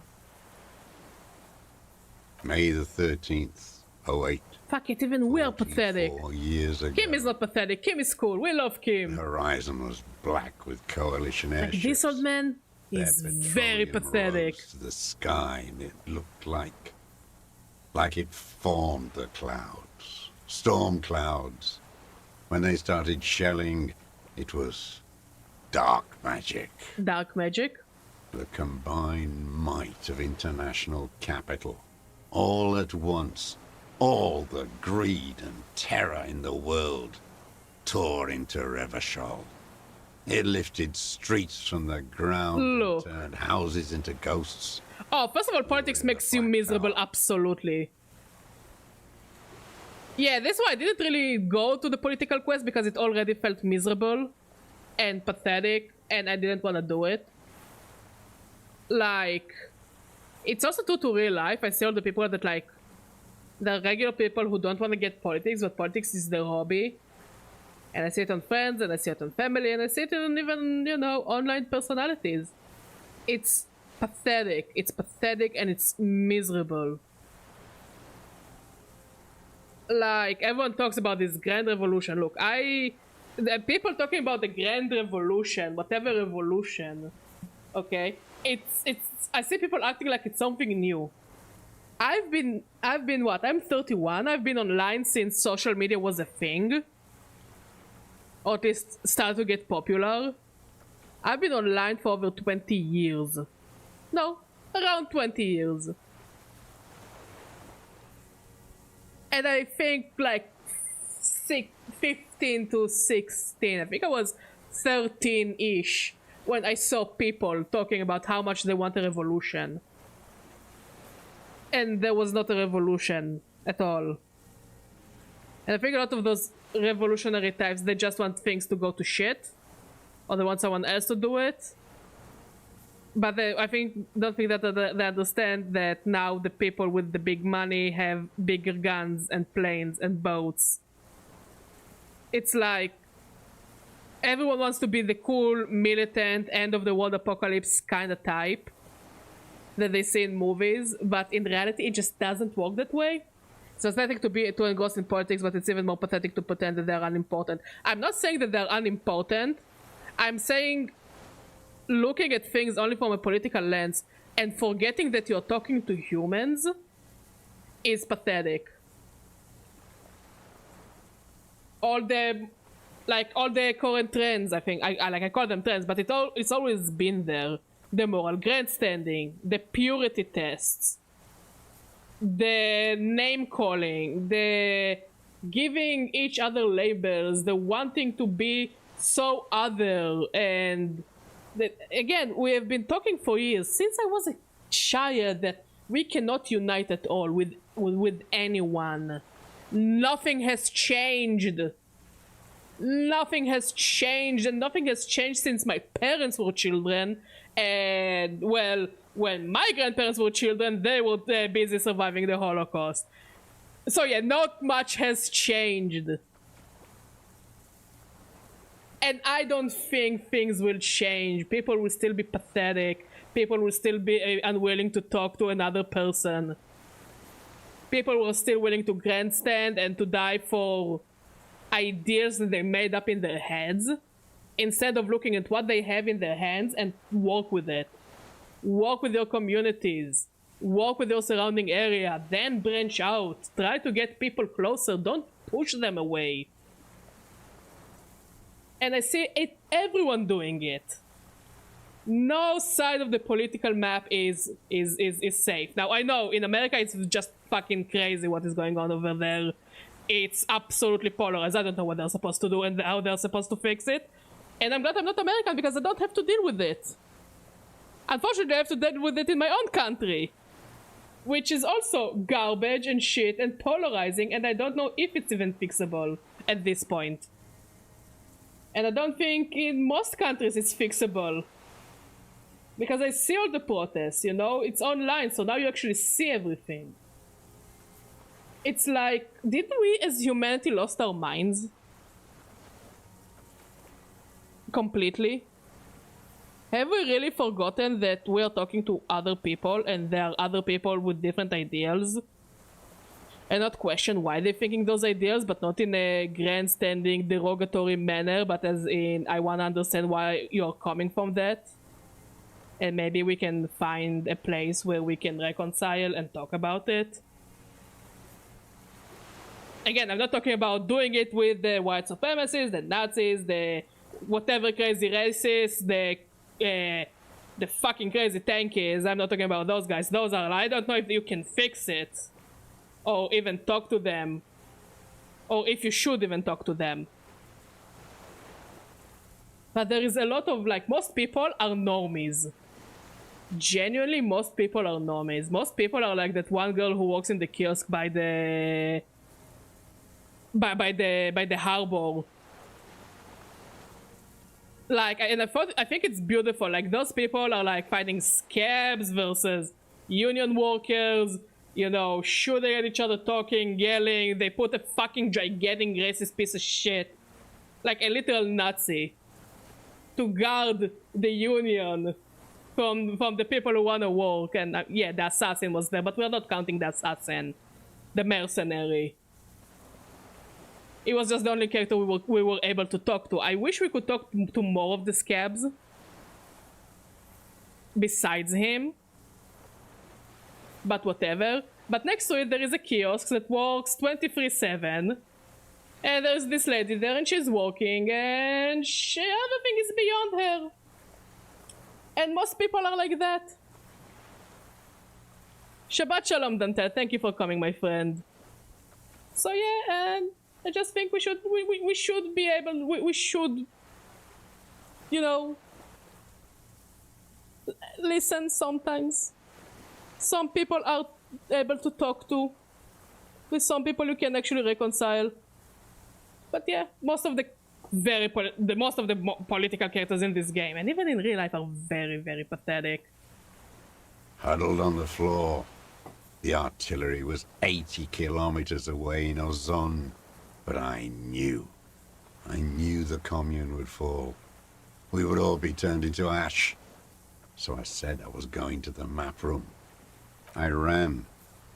I climbed the chain link across the water and hid inland. In the bunkers underground.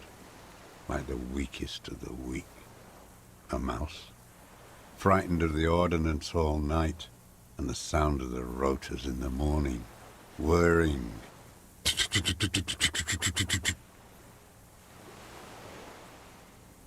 What was that?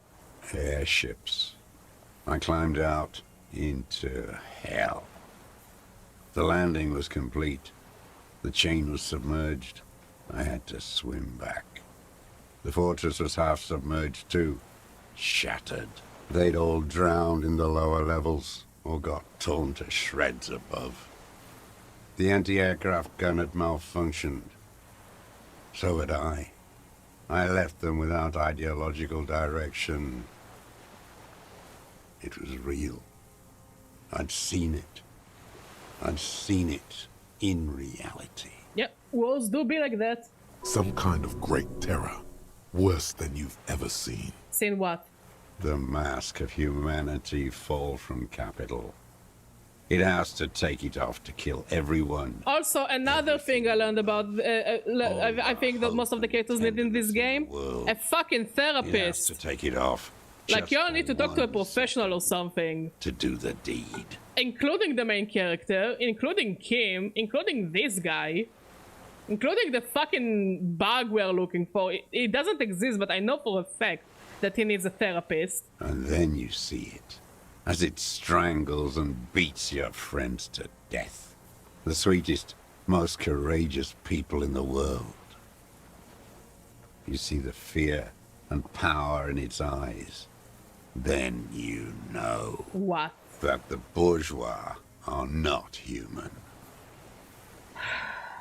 You have lost your mind. Now is not the time, Lieutenant Yofreto. It is the time. Also, I have his gun. What is he gonna do to me? I had to. I had to fight it. I could not stop anymore. What is this place, this island? It's not an island, Dwat. It's a defensive fortification of the commune of Revachol. And I am its last surviving defender. But it's an island. What was it used for? The congenitally deformed King Philip II built it to restrict access to the Bay of Revachol. We captured it in '02, retrofitted the fort with an AA gun to defend it. Yeah, we always need to send our warframes. Warframes are indeed the solution to it. Or any other giant mech. You mean the landing, attacking of Ravishol? Coalition military called it Operation Deathblow. I later found out on the radio they called it Deathblow. You're one of them. Tell me, who speaks like that? We had 50 million people on Caillou alone. Coalition military. Iblis. Iblis? The black-eyed angel. How have you survived all this time? How does anyone survive? I steal. Now hold on there.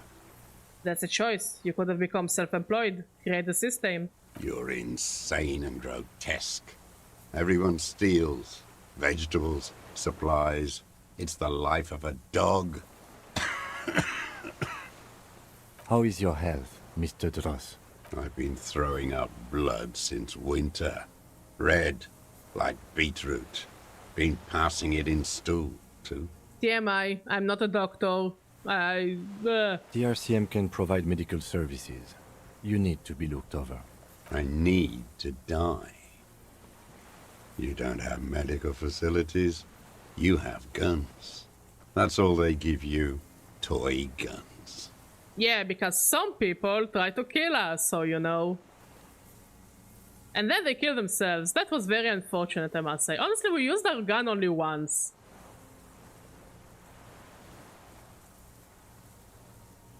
This is a serious situation. You need to be looked over, and we can do it. There's nothing to look over. The triage is in, and it's black. Administer morphine. Moribund. How have you coped mentally? I haven't. I have holes in my brain. Years missing. Others filled with pain only. A decade of... I don't even know what. Inferno? You notice the lieutenant is about to say something. I would imagine it gets tremendously difficult, mentally, to live in isolation. Traitors. It's better alone. I watch the people of this city turn the lights back on, more and more each year. Ruins, glimmering in the dark, like a fucking merry-go-round. But that's the human nature. We need to move on. Literally, we need to move on. In many cases, it's hard. That's why we need to learn from history, but we need to move on. What do you want them to do? Just keep sitting and suffering until something happens? It's disgusting. Again, most people are normies. Are they not heartbroken? How could they have moved on? How have you concealed yourself all these years? It was hard in the Thames. I didn't have partisan training. They were searching for stragglers, those bloodhounds. Floodlights on the water at night. There were posters, campaigns. We communards still hoped, and they needed to snuff that hope out. The East capitulated. Martinez and Cold City were turned to dust. But Jamrock, Forburg, even Coron, and Boogie Street, of course. It is amazing and sad, but also it's our survival instinct. Do you want us to go against our instincts of survival because Enter isn't here? Yeah, we lost the war, but we need to keep on moving. Or else we will lose whatever is left of our lives as well. It's in our nature to move on. It sucks. I know, it sucks. It's horrible. It's horrible to see everything burn down. But you need to move on. Such is life, and life sucks. So you can go to an island and just disappear there and hope for something positive to happen. Or, you know? And others too. It's pretty much where would you rather rot? I was still fighting. There were cells. I tried to contact them. Soon they all went silent. The frequency's dead. How did you get between here and the mainland? At night, I used a dinghy. I only went after dark then. When I got to the city, I stayed underground. Patrols, you lot, the commons too. They'd started snitching. In the city, you move underground? From bunker to bunker. Not anymore. No one cares now. I don't even have to hide. They think I'm another antisocial vagrant. I could walk straight into that town if I wanted. Why don't you just walk there? I don't want to. They're all traitors. Pigs, rabbits, and dogs. Men without ideals are only animals. Yeah, but here we say with ideals you don't go to the supermarket. And again, people need to survive. What are you gonna do about it? He does not want to see life moving on. People forgetting, drinking, laughing. Yeah, pathetic old man, unfortunately. The weapon cache under Sand Gisland to be in the basement. Have you been there? So you finally found it. There must have been a small squadron's worth of arms in there. Elmer Graves, right? They were damaged beyond use. I know. So you've been there? Sleeping. Some nights. Ammo scrounging on others. Those McGraves were shit, even before they corroded. Some had bullets in the chamber, however. Tell me another thing. The old man looks across the water, at the city, the ruins, the motorways rising above it. You said that is your termless surrender. You're with the RCM, the coalition-appointed mob that enforces bourgeois morals in Revachol. We're not coalition appointed, we just try to help people. You're the RCM. You represent the Moralist International, the enemy. Yeah, I'm very much into a moralist. I represent their adversary, le Parti Communiste d'Insolande. And how well did it go for you, mate? Take me to them as a prisoner of war. I have relinquished my weapon. I can no longer serve. No superiors can relieve me of my duty. You bulldoze them all to a mass grave for trying to free humanity. A spray of blood from his mouth on the black charcoal in the fire pit. So you're a communist soldier from the communist army? No, I am not a soldier. I am an ideological officer. I belong to the party, not the army. But you said you were trained and assigned to the defense corps. Trained in historical materialism, then assigned as a political commissar by the party. These things used to mean something. Wait, what does the political commissar do? The old man does not answer. He tilts his silver head and looks at the reeds. You see a small tremor pass through his legs. His job was to assure the army answers to civilian control and follows the ideology of the commune. Scientific communism. A commissaire politique is a night philosopher of the revolution, a future human.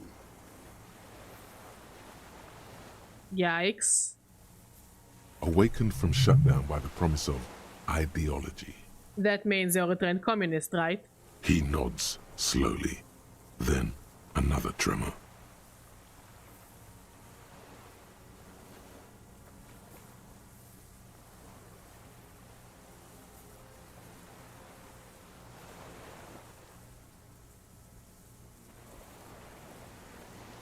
I'm not gonna say anything.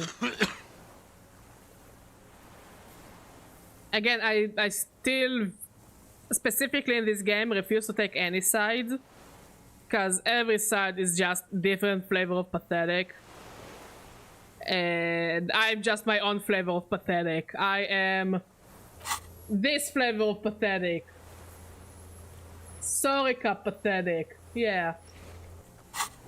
I have another serious question for you. There's nothing serious in this world.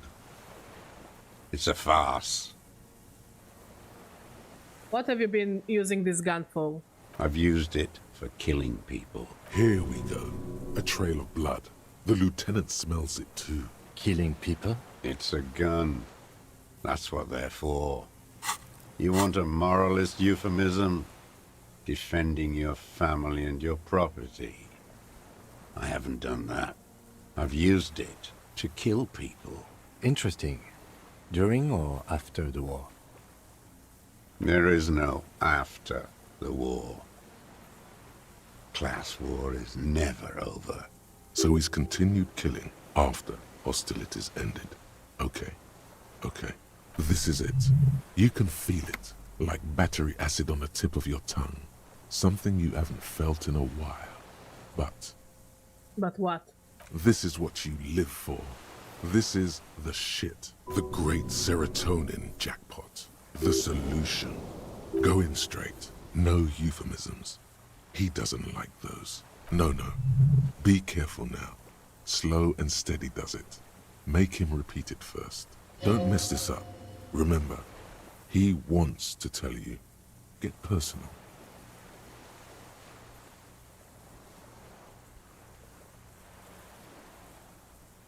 I know you want to tell me. Have you killed anyone with that gun in the last week or two? I don't want to tell you anything, you grotesque murderer. And why did you think that was a good idea? Don't listen to me. What did I just say? What did I just tell you? Don't drop the ball now. The who now? He heard you. He just wants to hear you say it again. This is dramatic flair on his part.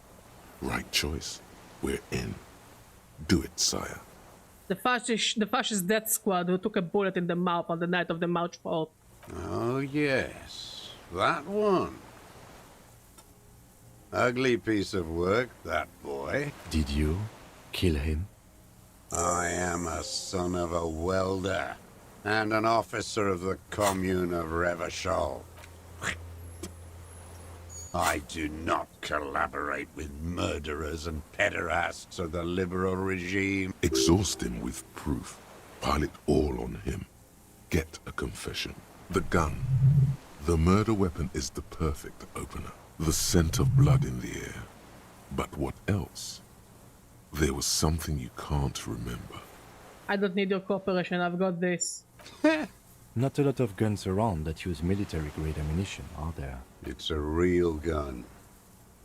Not like your little musketeer pistol. I've seen you prance around with that.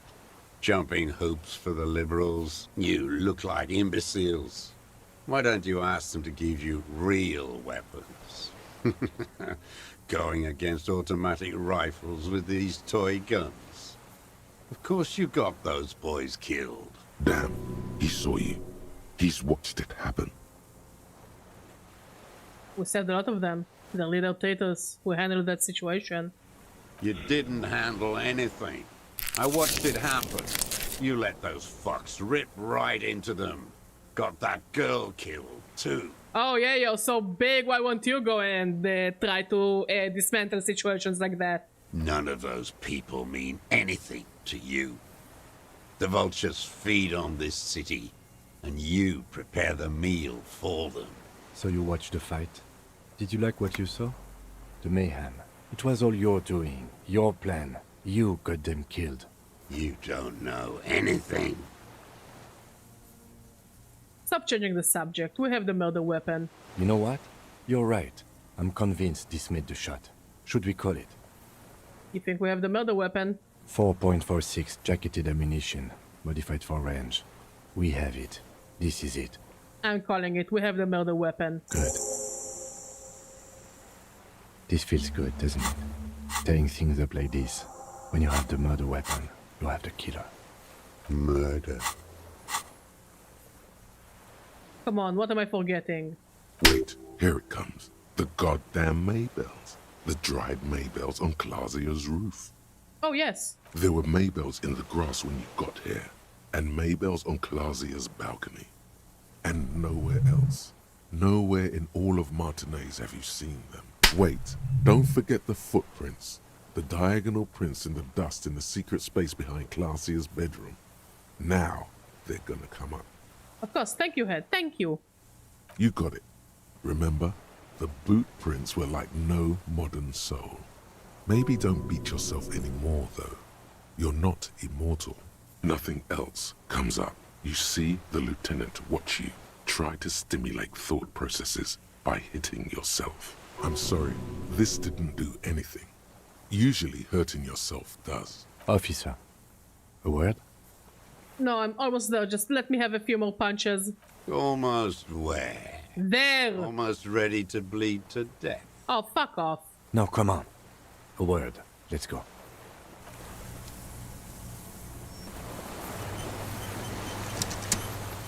I think we may have this. Do you think he did it? From nothing to this in a day. This is good, Lieutenant Gefreiter. We just need a confession first, and then maybe a solid motive later.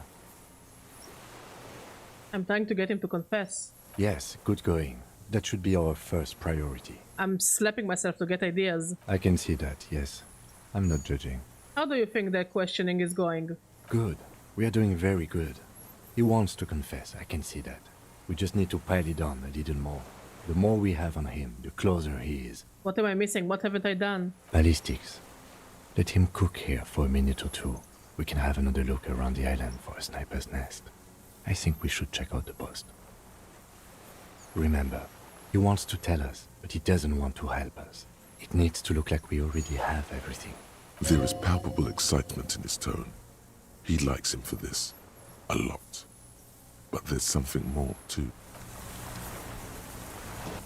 Okay, let's explore.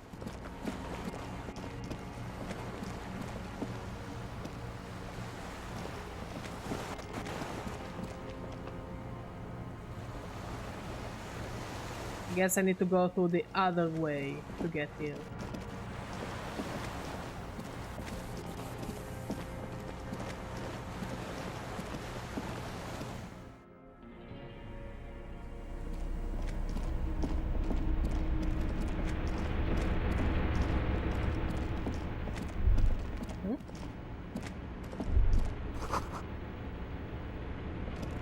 A dim gold. It's on.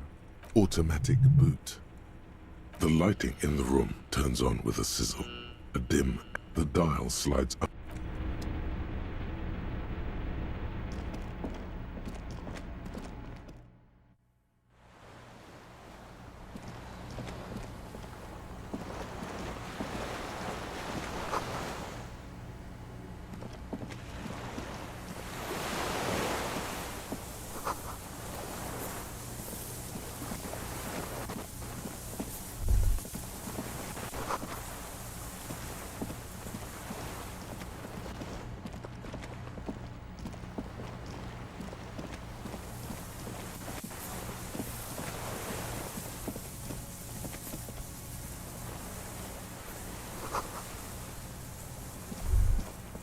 A strange feeling, looking at the water. Maybe you should just wander off into the sea. Leave it all and walk in with a bottle in your hand. Why? Perhaps there's someone there, under the water, waiting for you, smelling of tutti frutti and betrayal. Maybe you know it's going to hurt. Well, better than this.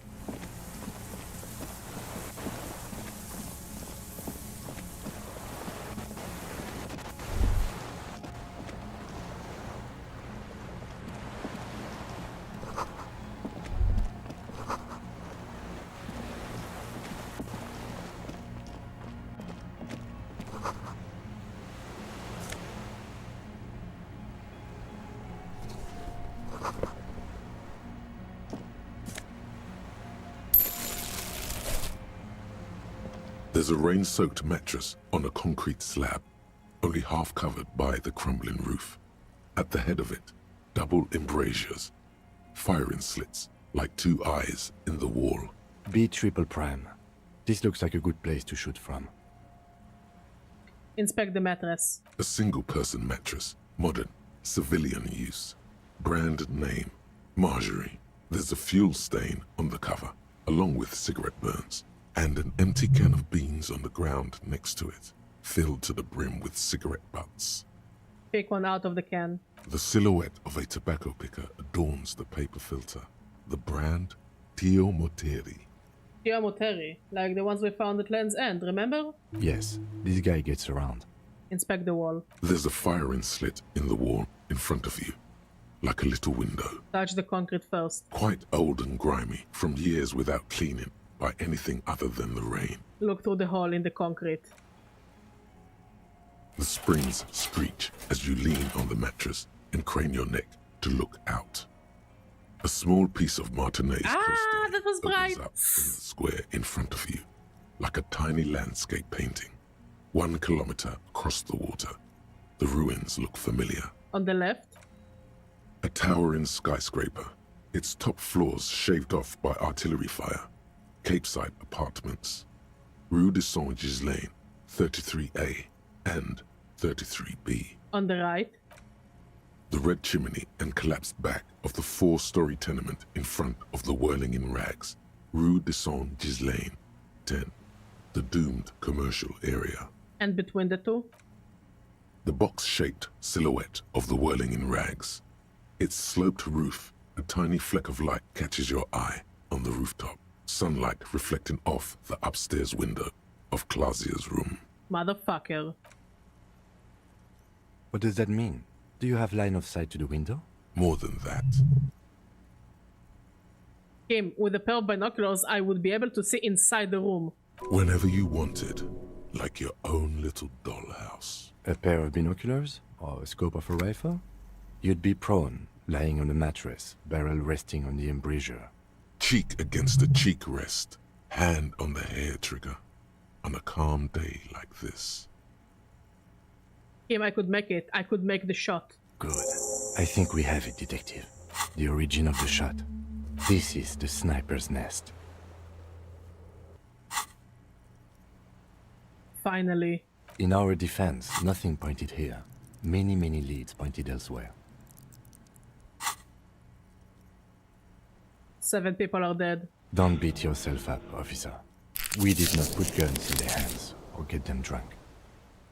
The lieutenant pauses. Regret comes over him. We will make up for it. Here. I feel it.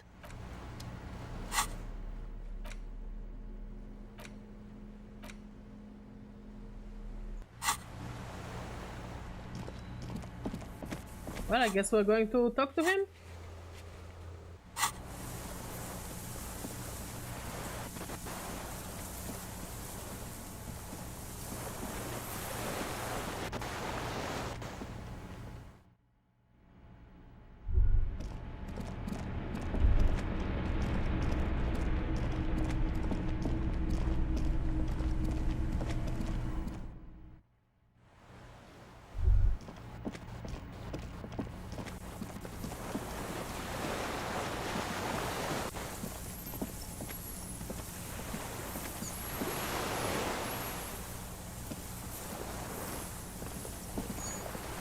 Minions of capital.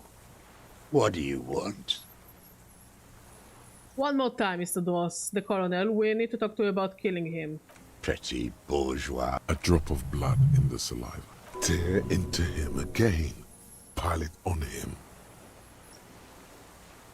Mabel's. Behind the victim's window. I saw them growing here. Damn Maybells. The whole island is turning white with them. My endgame stats is this. Pretty much this. And this, kinda. He seems tender suddenly. Nostalgic even. A strange mood swing. So many this year too? The spring is coming. No, it's already here. Wash the filth away. I haven't seen these flowers anywhere else in Martinez, only here. They blossom on the islets before. We fertilized them with our blood. Resurrection was snow white in May, before they ruined it. South, the Bay of Martinez is dotted with little freckles of islets, turning green, with white flowers in white snow. The coast, too, before they piled their containers on top of it, filled with broken, useless trash for fat-fingered bourgeois children to play with. You must get around a lot to stay undetected all these years. Do you know any secret paths? Pinball workshops? I may. A young woman called Classy. Ring any bells? Flowers like this were behind her window. Classy. You know her, right? She had intimate relations with the victim, the mercenary. With the victim? Like it or not, he is a victim. There is a small tremble, looks like a smile, a crooked smile, yet isn't quite voluntary. He's about to burst. I wonder what brand of boots you're wearing. Everything is brands with you individualists. Who cares what I don't know, I think I saw some shoes are? Flan branded Sansa. clothing Some shit. in the bunker.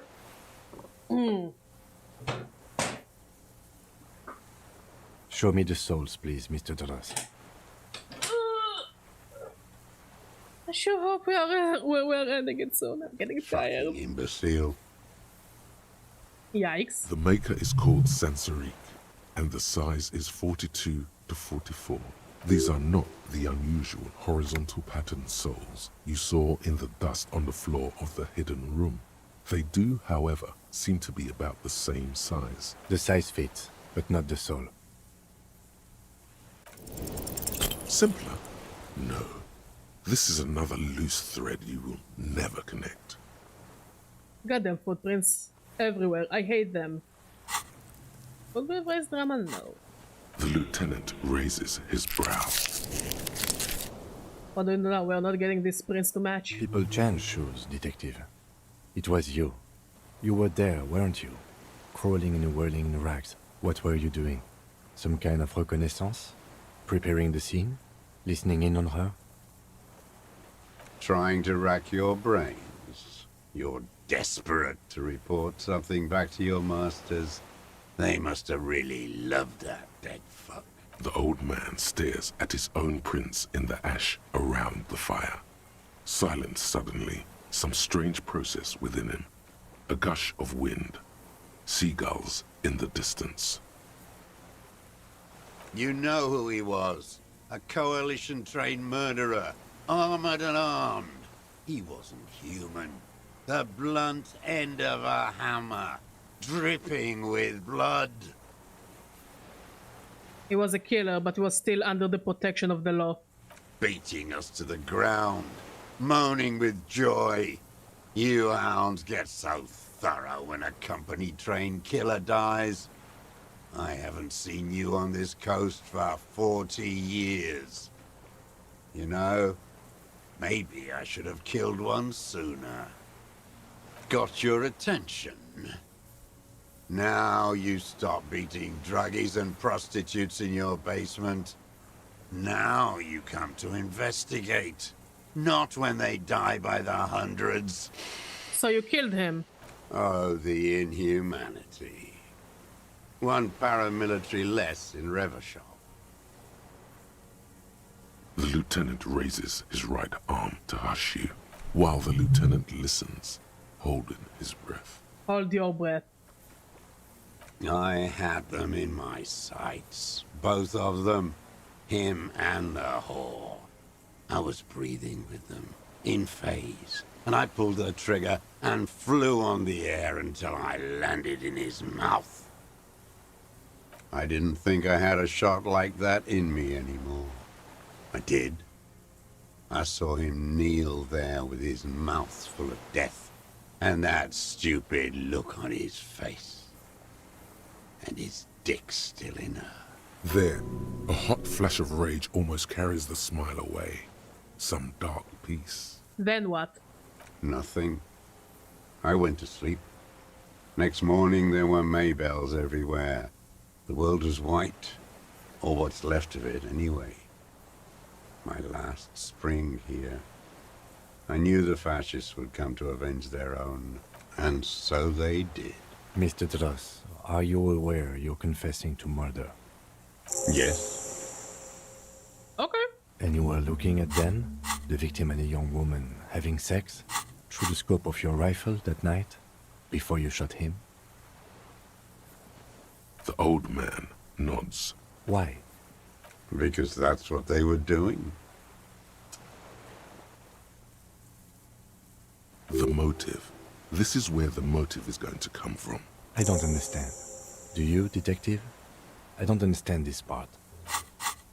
Why were you looking at them that night? I'm always looking. Are you always looking through the scope of a rifle? I'm just trying to understand. A rifle scope has the best magnification. Helps him see all the shit. And if you don't like it? Click. If it's part of the shit you see. Then you pull the trigger? Yes.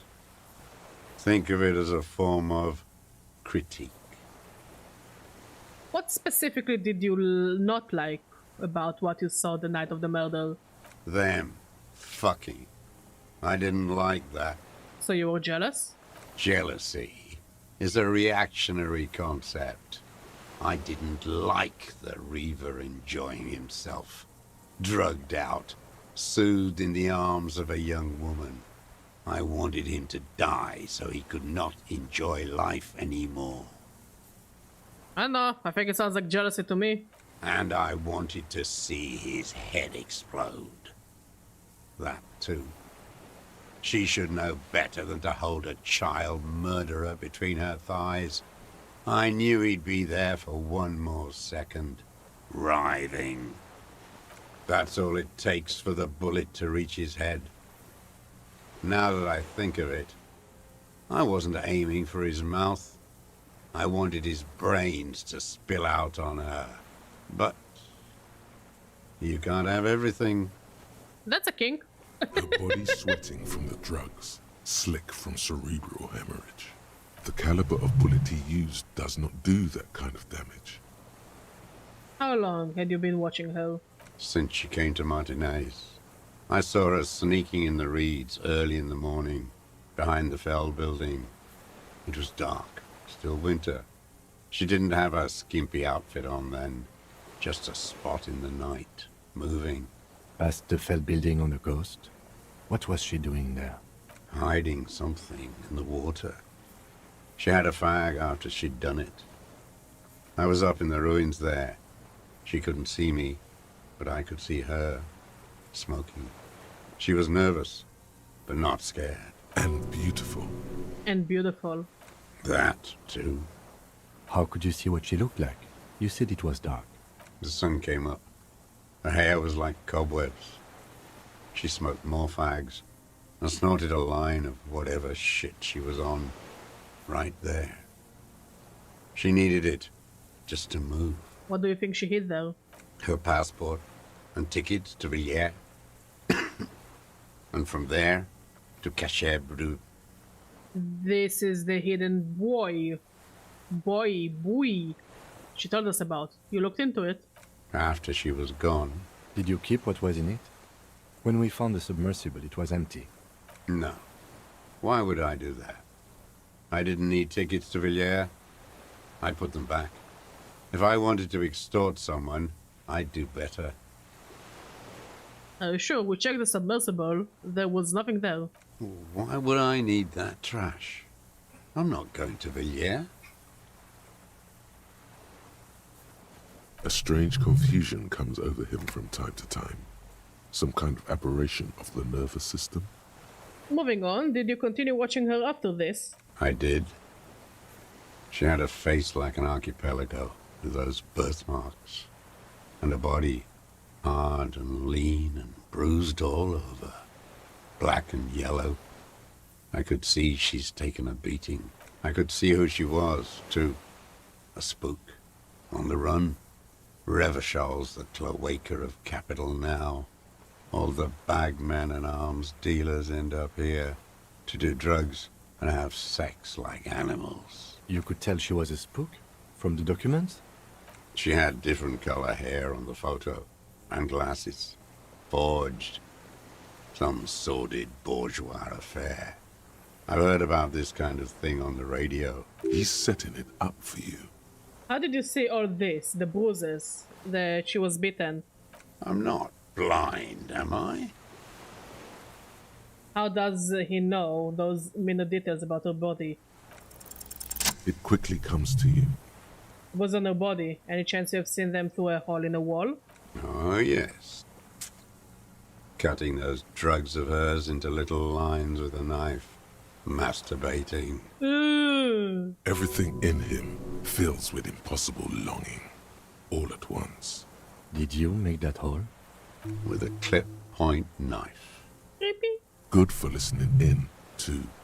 For hearing the moaning and the snorts. Ever see her through a window on the roof? Like that, too. Yes. Bending like a bow against the glass. You have seen through the secret road behind the wheeling in rags. Those were your footprints there. You just changed your shoes. I've been through all of Martinez. Every nook and cranny. Hi. And that too. Yes, that too. The things they did in that little room. What she'd do to feel good. Funny the way light works. Mate, I think she could be your granddaughter. Please, let's not be that creepy about that poor woman. You turn it on inside, and it gets so Doggy. dark out, you can't see a man looking in. I learned that in the 20s, when they were still hunting me. I've seen people do some shit, but... You hear the familiar scribble of the lieutenant's pen. A quick glance at you. How did you get in there? The hidden pinball workshop. I can just walk in there now after a good wash. I told you, they think I'm an antisocial. Closing hour is a good time. The kitchen's empty. You had to open the steel door in the kitchen? How? I got that open a long time ago. Some bourgeois game merchant lived there. I don't know, 15 years ago. He left spare keys all over, and I took one. Then I saw her turn the light on one night in my scope.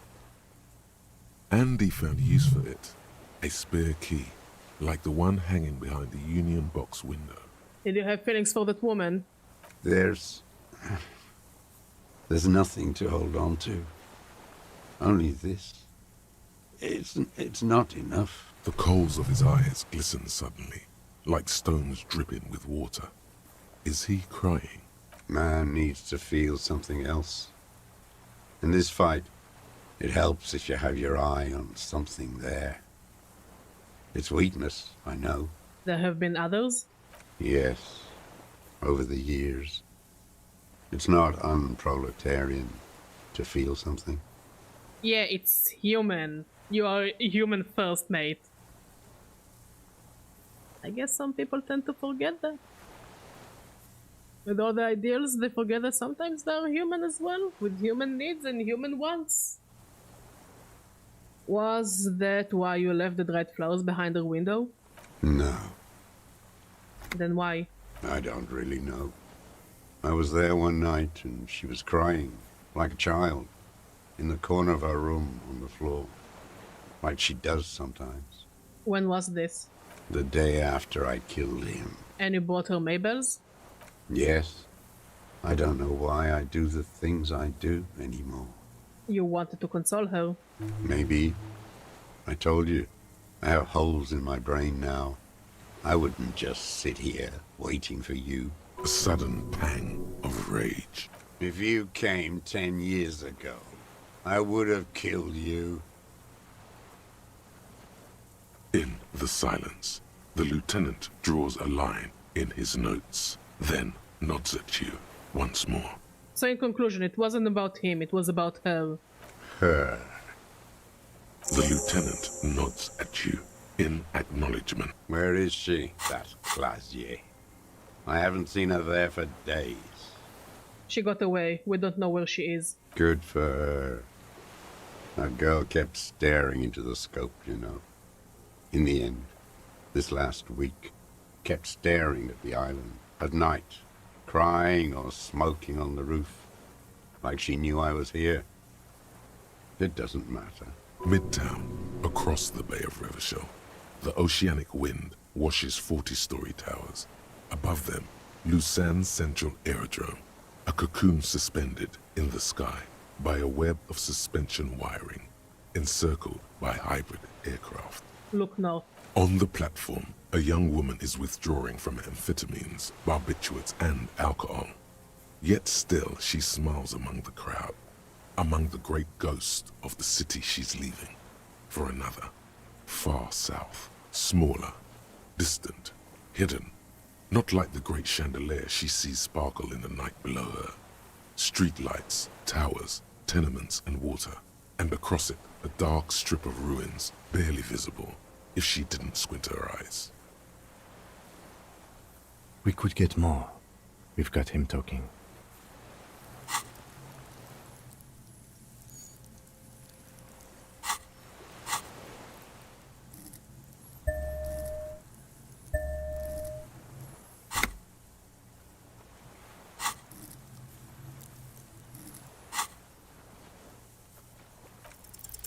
For a 60-year-old man with stomach trouble, who spent his entire life alone on an uninhabited island, he seems surprisingly fit. That's it? He's prone to erratic hand gestures and clearly malnourished. But that's it. You can see no more by looking at his slouched frame. The moment passes, and you say, Been looking at anything else you haven't liked? A tragic comedy. Druggies, prostitutes, and rentiers. A strange little engine seems to fire up in him again. It straightens his back. More specifically? Specifically, the whole city is a charnel house, stripped clean and draped in neon.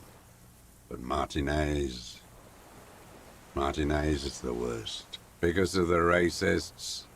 Everyone is a racist in Martinez. It's their favorite thing to do in the whole world. Listening to race-themed radio shows. In the ruins, in their lorries. Pumped full of steroids and Radio Revachol 92. Race this, race that.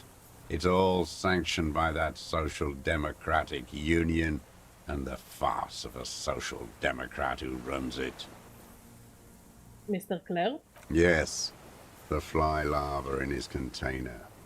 He let some nihilistic advertising yuppies erect a statue of Philippe III, a syphilitic murderer, on the town square, to spit on the working class. Anything more? Not since the serfs of ancient Pericarnassus has history produced a more inert social class than the Martinez proletariat. The rest of Revachol at least pretends to rebuild. These people still live in ruins. In tents, like animals. Like those boom-boom morons on the ice. A pity they didn't drown in that tent of theirs. That's all? The worst of them is the blood-drenched Sucrion on her yacht, licking her lips. The old whore's gone now. Her gun-toting porcelain men are dead. So, actually, no. The worst is that old cock parading around in his uniform, throwing balls all day. It's not enough that the racists and liberals are dancing on our graves. The old loyalist ghouls still parade. I wonder what he would have said to me if I was wearing the uniform. If he would have said anything. Every morning he's there, while the parasites he fought to protect are off in Ozon, or Quayamoran, or some other island they built their palaces on, feeding on drugs and having sex with their own children.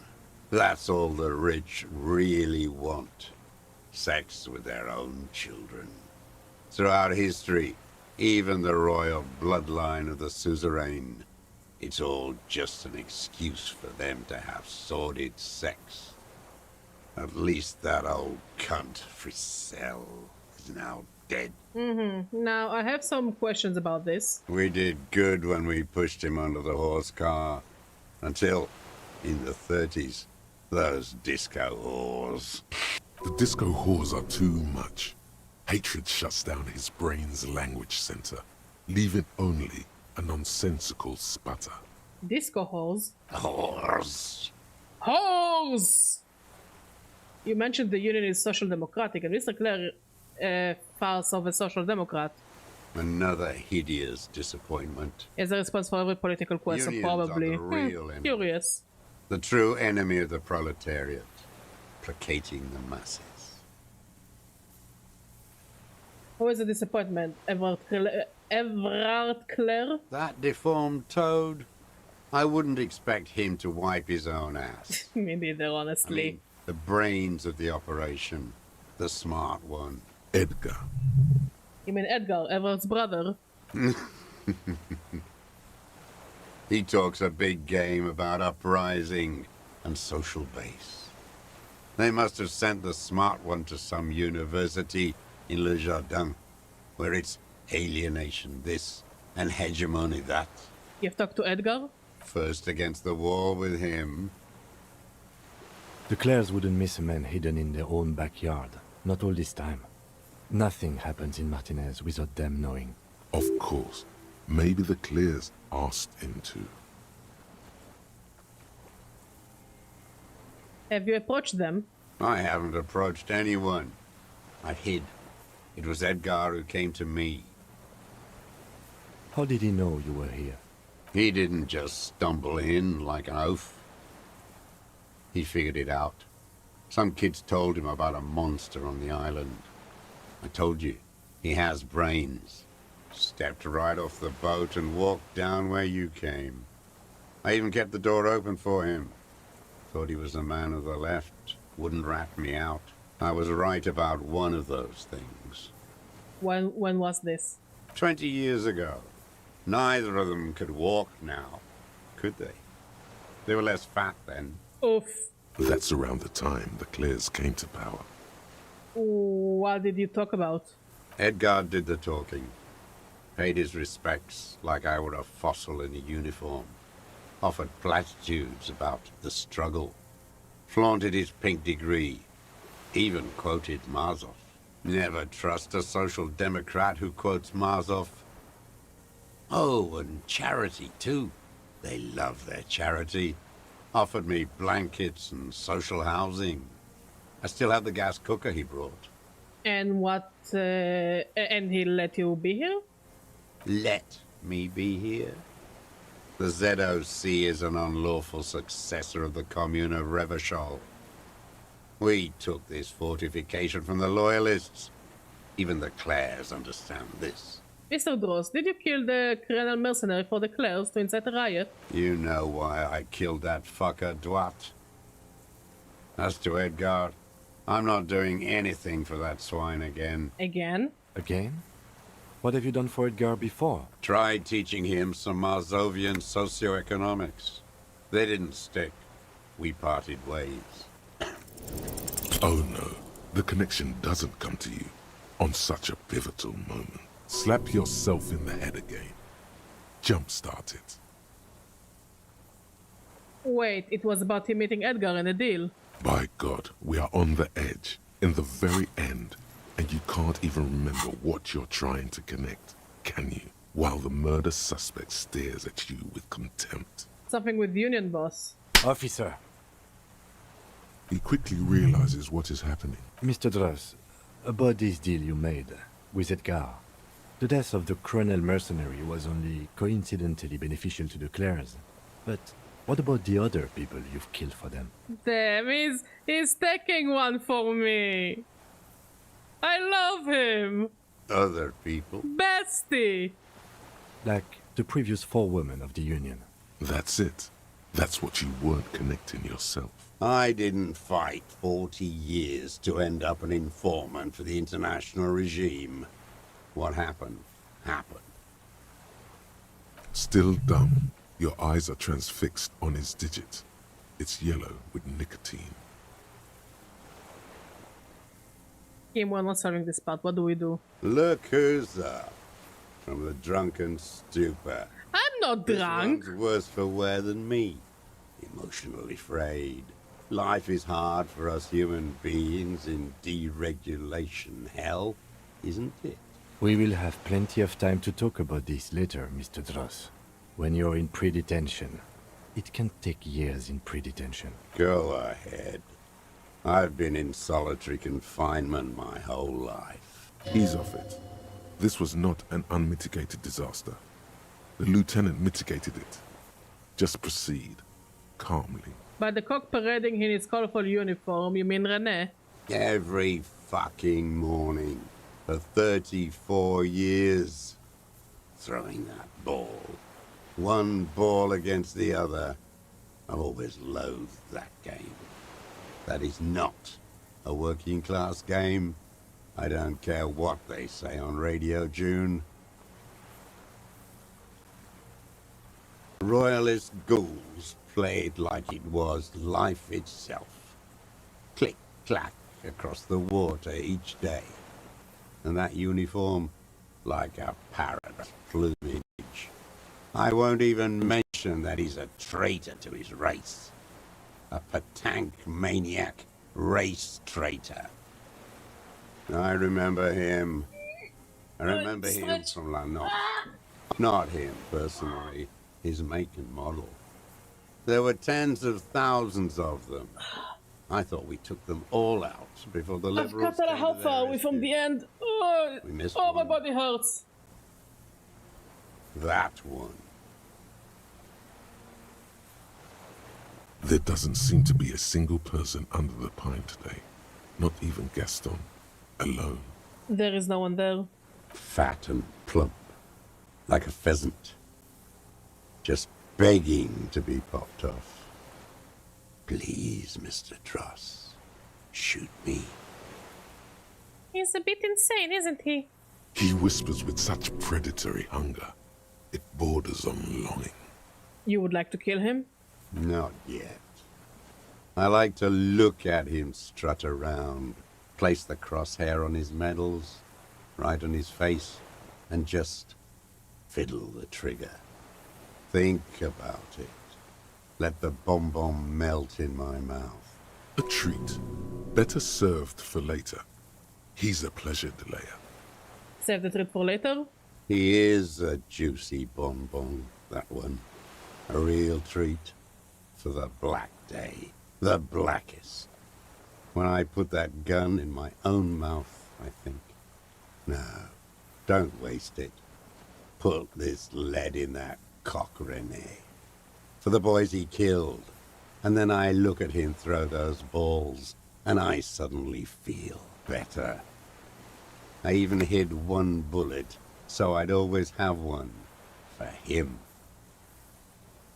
Haven't seen him around lately. Strutting around. Must be down with arthritis. I hope it hurts like hell. I hope he sweats blood. René is dead. He died of old age a couple of days ago. No. Yes. I waited too long. Yes, you did. I waited too long and now he's dead? Yep. I'm sorry, Mr. Dross. I understand you knew him for a long time. Knew. Kim, you are amazingly charitable man. They're all dead now. Fuck it. You cared about him. All human beings care about each other. I cared for seeing his head explode. Now, God damn this world. I'm sorry. Fuck you. Okay. Are you okay, Mr. Dross? Go on. You think I haven't seen people die? It's all I've seen them do. Fuck and die. All the other plans we had. To love. To colonize the Pale. It's all fucked. It doesn't look like he is. Okay. I'm glad we talked about this now. Glad we talked about what? His lip curls. Glad we talked about Yosef Little Bros, you're under arrest for the murder of the Colonel here in Martinez. What? But you said I would be taken to the... To the where? The sum of all the erratic movements, fidgeting. Yeah, he lost it. He's been exhibiting. The wind picks up. The silence on the water is broken all around you. Little shivers of waves appear. The lieutenant continues, like an incantation. Your Wayfarer rights have been suspended. Information provided to the officers on the scene will be used against you by the prosecution. You will be given legal counsel within 1 week and must face court in 44 days. Do you understand? Do you understand? But... He is afraid. No, I don't want to. I have to stay here. He's sweating. Beads are forming on his forehead. Pupils are dilated too. Eyes getting blacker and blacker. Your confirmation is not required, sir. Now on to the boat.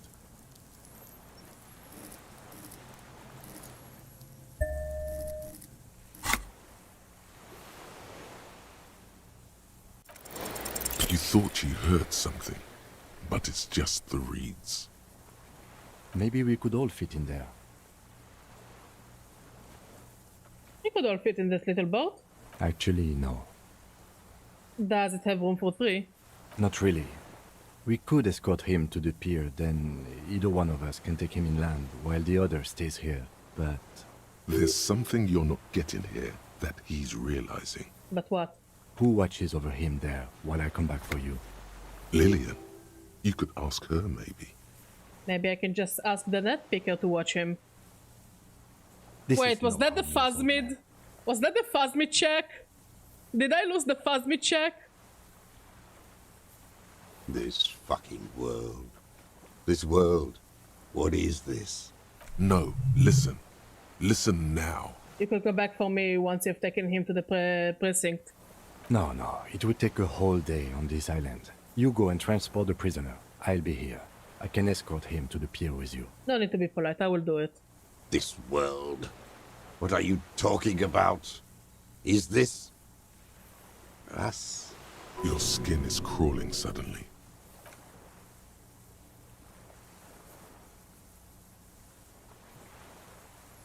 The fuck is that?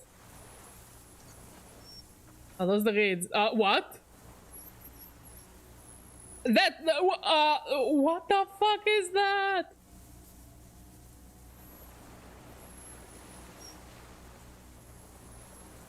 A delicate tangle of arms and legs unfolds from the reeds, limb by limb, to then just stand there, moving its scythe-like arms in ghostly silence. What is that? What are you talking about? The giant stick insect. There's nothing there. The stick insect is over 3 meters I love the profile picture, it looks so cool. with its tiny pinprick eyes and its grotesquely small head. You feel your legs shaking under you and your gun hand rise instinctively. There is, I see it. Tell me what you see, damn it. I can't make out one small thing in the reeds. Kim, can you see it? I can see it. Kim, I was right. Kim! Kim, I was right! Kim! Kim! Kim! I'm literally shaking him in my head. Kim, I was right, damn it!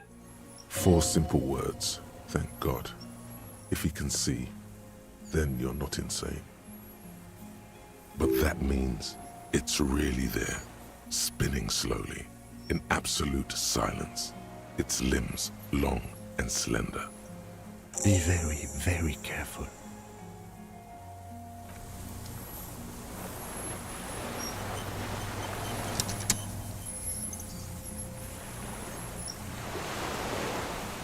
Can I talk to the Phasmid?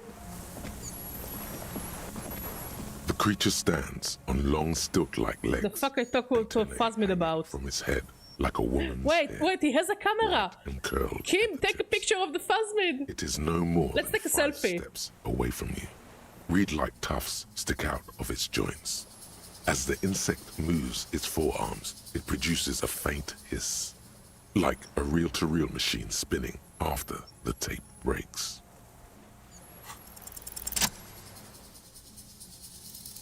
Slowly, with your breath held, you take 2 small steps toward the phasmid.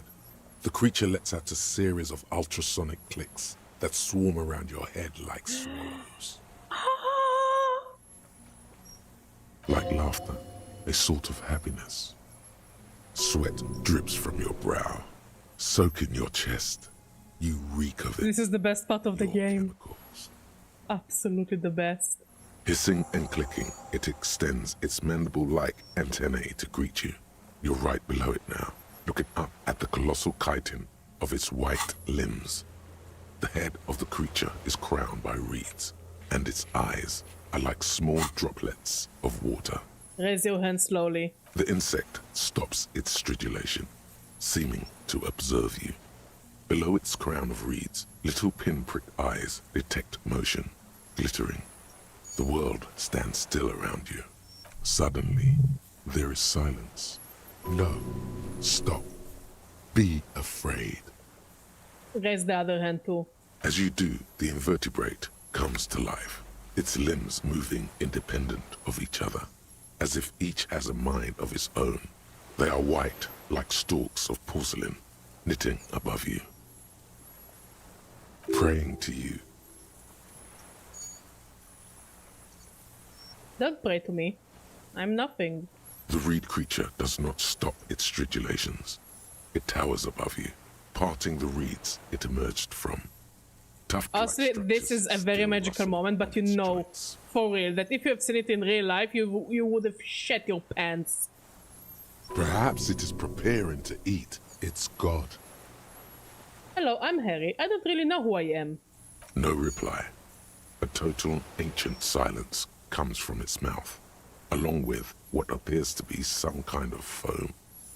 The stridulations of its limbs continue all around you. Stand on your tiptoes and look more closely. You were right. Little bubbles form on the mouth parts of the creature, on its segmented lower lip. It looks to be foaming, slowly. The foam is white, then yellowish. The faintest smell like you've never felt before, like burnt roses. It's foaming. Careful, it may be poisonous.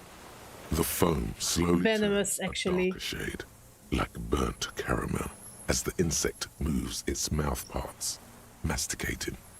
The little bubbles begin to burst, one by one, letting out that same smell, like summer burning. I exist. I exist too. Tell me what it's like for you. It's wonderbar. Yes, holy is the Lord of hosts, and all the earth is filled with his glory. Now, I will tell you what it's like for me.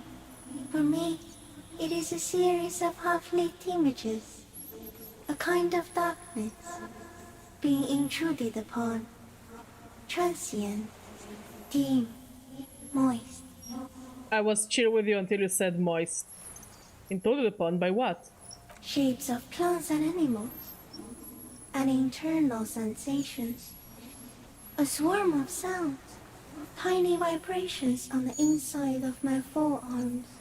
All speak of complexities totally beyond my understanding. I am at the end of a narrow funnel, weightless, so light, it only feels like something to be me. In truth, perhaps I'm nothing. I certainly do not have a soul. And if I did, it would never ache. You're the type of animal I would like to be. Are you sure? Yes, I'm sure. Why do you ask? Sometimes, when molting, I will grow a lost limb. One time something went wrong, and a small leg replaced a missing antenna. A small leg. That's horrible. Yes, the leg tried to move around independently, making it hard to walk. You don't have a foot there now. Yes, thankfully someone ate it. The next time I molded, I grew an antenna again. I'm a detective. So am I. I was born to detect sucrose rewards and semiochemicals. What were you born to detect? She's me, for real, for real. I was born to detect you. Yes. No one detected me for such a long time. For thousands of years. I dithered, out of sight. Trapped myself in greenery. This is my masterpiece. No one believed I exist. Almost no one. Until you came, detective. Dripping of blood that smells like strawberries. Across the calm sea. The first in 1,000 years. This is dream. What is happening? No. You're awake. I am real. Light is forming me. This is real. Where does this come from? All this around us, the world. Not even the birds know that. Not even the water lily.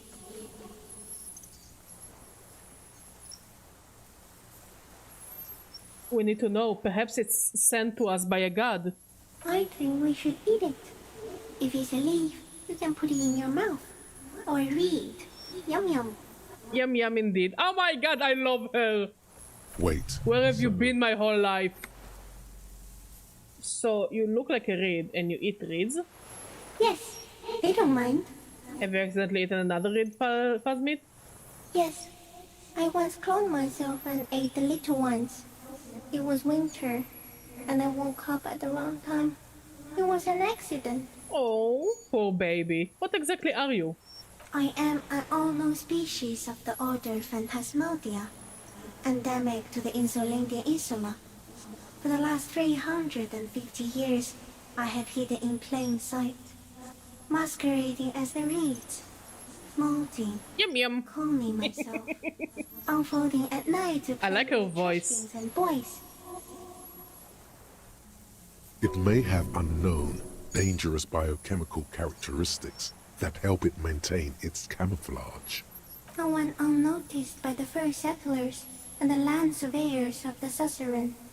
Also, by the soldiers of the revolution and officials of the occupation.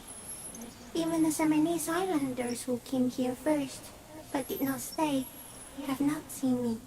Excuse me, Miss Bug. Miss Phasmid Bug, friend. Bug. How do you know what a revolution is, what an occupation is, and how do you know the name humans gave to your current geographical area? Just asking.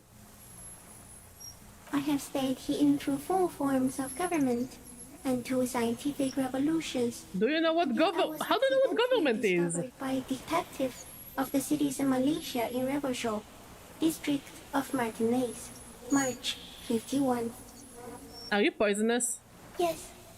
I do not have a starter display, so I use a neurodegenerative element to aid in camouflage. Do not worry. It is only destructive over long periods of time.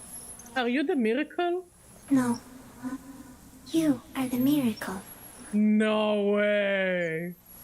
The moral of our encounter is, I am a relatively medium life form, while you are extreme, all-engulfing madness. A volatile simian nervous system, ominously new to the planet.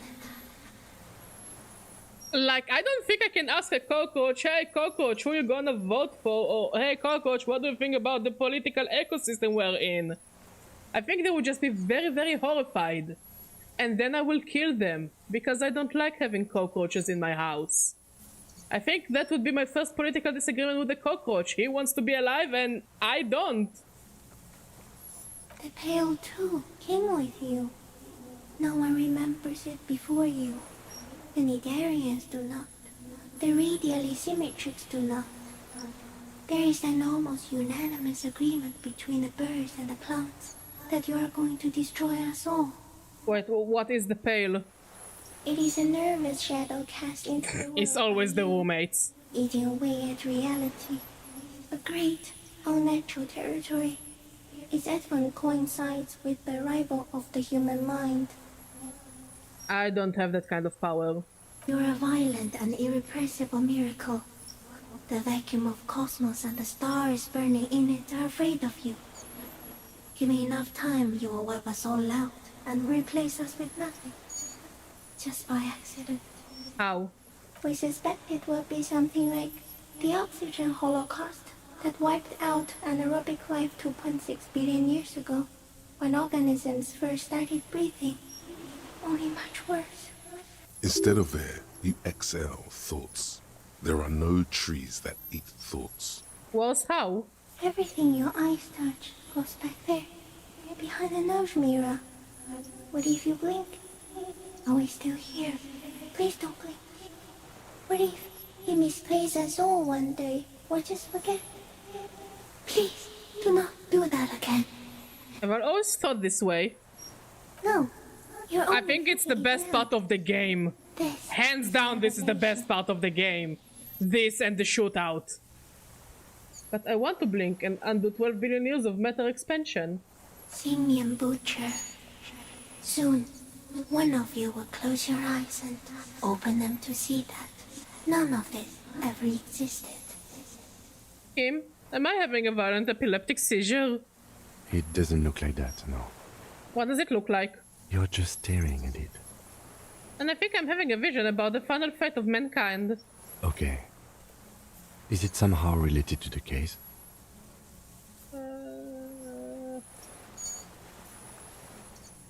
Sort of?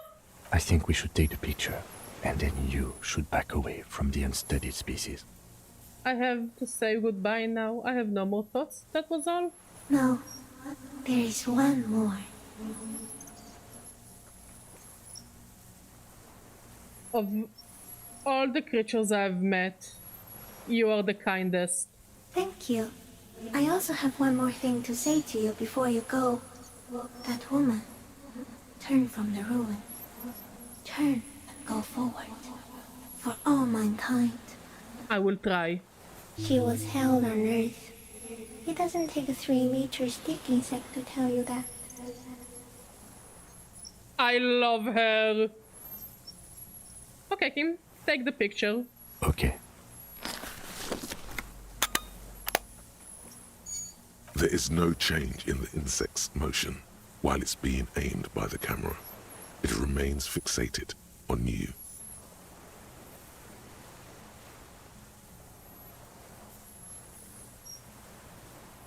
I think the shootout was interesting because it definitely felt like a stressful situation where your choices actually matter. Like for most of the game, I felt that like, yeah, my choices kind of changed the dialogue and relationship with other characters, but not that drastically. And the shootout actually felt like every choice I made and every failed roll I made actually changed the game completely. And honestly, I wish the game had more like those split-second decisions. I'm not talking about quick time events, but more of those dice rolls that are like all or nothing kind of dice rolls.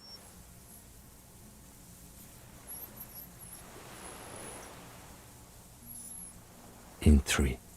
If it moves, you jump back. I'll shoot. Here we go. 3, 2, 1. The shrill flash. Oh, it was so painful in my eyes. Freezes in its bright light. Fuck, why did it have to be so bright? Toward the lieutenant. Another thing, I would appreciate if the game would stop flashbanging me. Before you. Holy shit. I got it. Reach out and touch the creature's whisker. The antennae hang from a great height. With your hand shaking, you barely touch the tip of the left whisker. On contact, the chitin curls into a spiral, like the tip of a poison ivy. Its touch on your fingertip feels cold, ticklish. The sensation is electrifying, resounding through your body. It is surprisingly delicate, the curly end of the whisker, like a young vine. It's even a bit wet. Looks like someone's got hurt in a fight. This antennae is much smaller than the other one. Be careful, detective. It's moving. Look at your finger. You were right. It glistens with some kind of moisture. The creature in front of you stays frozen. Lick your finger. It tastes like sugar, very faint. The anthropod towers above you, tufts of reeds pointing from limb and head alike. Odorless, mostly comprised of water. Carefully pet, its size like forearm. The limb before you is incredibly light, like eggshell. It's much lighter than a reed. You feel a soft push could tip the creature over. Its hollow exoskeleton collapsing. Warning! Run your hand up the slender limb higher. A small shudder passes the creature's arm.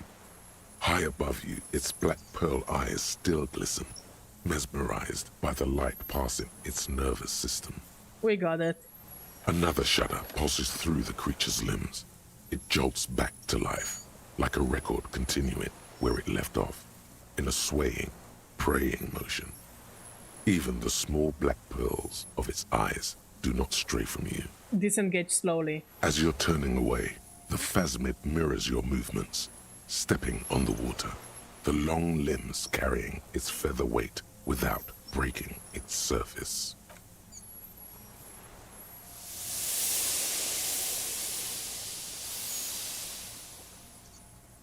Okay, bye.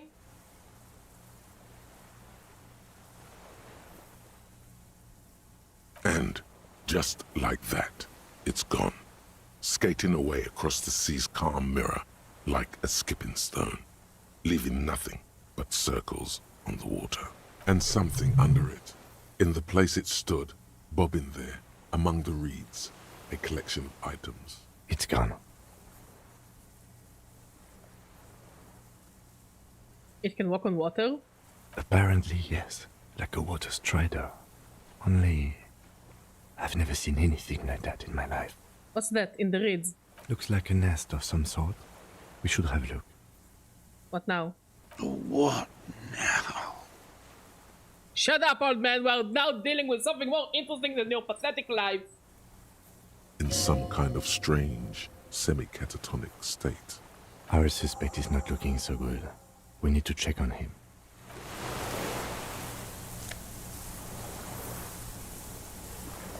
A passport.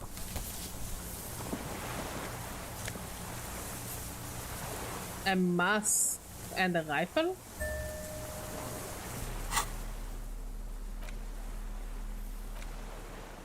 This passport, issued by the Sovereign Republic of Oranje, is issued to a black-haired woman called Katarzyna Alazie.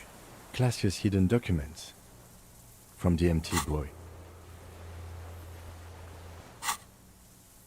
Look at the photo. It's Klasia, with short black hair and glasses. She looks boyish, younger somehow. What was this doing in the phasmid's nest? Maybe our man, Mr. Dross, took it from Classia's, or whatever her name was. Hiding place, or... Best for some blackmailing plan? Perhaps. But that still doesn't explain how it got into the nest. I think the phasmid took it. Like a magpie? What a coincidence. Then it would also have collected the other objects, which would be highly unusual. I can see how the helmet could wash up on the island. And the scope. Maybe Mr. Dross lost it. But to seek this out would be very unusual behavior for an arthropod. How do you know? A few seconds ago you said it didn't exist. Suddenly you are an expert on phasmids? It says Katarzyna Alazie. She said it would be for Anouk Meyer-Smith. Anouk Meyer-Smith. Katarzyna was supposed to be a real name. She lied to us. Yes, somehow she managed to lie to us. One more time. In a way, she's still lying to us right now. What's a real name then? I don't know. But it's not Katarzyna Alazie, or Klasia, or Anouk Meyer-Smith. We didn't even scratch the surface with her, detective. Perhaps it's better that we didn't arrest her. Who knows what hell she'd be raising in my district by now.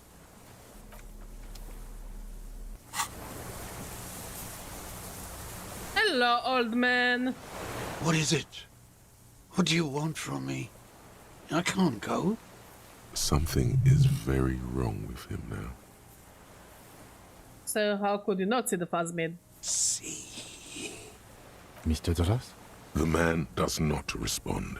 He keeps staring, black eyes glazed over and bulging from their sockets, his gap-toothed mouth shaking. Like an addict of some terrible substance. Touch his shoulder gently. The plastic cape feels coarse. A light shiver passes the man. Other than that, no reaction. He feels small and frail. He's going into some kind of psychomotor immobility. The good news is, this solves our transportation problem. Doesn't it, Mr. Dross? The trembling mouth appears to sigh. Between this and the broken tire he's used for a boat, I think it's safe to leave him here, while we go and get help. It will need to be medical first, I'm afraid. What has happened to this man? Old age and shock. I think it's the old age and shock, yes. Let's not blame everything on the fucking Phasmid. The appearance of the Phasmid, in conjunction with the stress of the arrest. He spent his entire life here. For him to leave would be... We found some things in the Phasmid's nest, Mr. Dross. He stares into the reeds. Your words don't stir anything in him. Perhaps you should... Show him the ceramic helmet. Nothing. Just dull staring. Not even rage left, wherever he is. The last embers have gone out. The war is over. If Kuno kicked it into the sea, as he said he did, the ebb would put it back here. This makes sense. Mr. Dross could have picked it up. Or it's always the Phasmid. If it did, this is incredible. Show him the Oranese passport. No reaction. His breathing is slow, and he appears very old all of a sudden. Around 80. This is an old man, at last. No longer a tin soldier, but the broken down remains of a man. Did you take this passport and other papers from a boy on the coast? The spirit. He hears us. The spirit? No reply. He's gone again.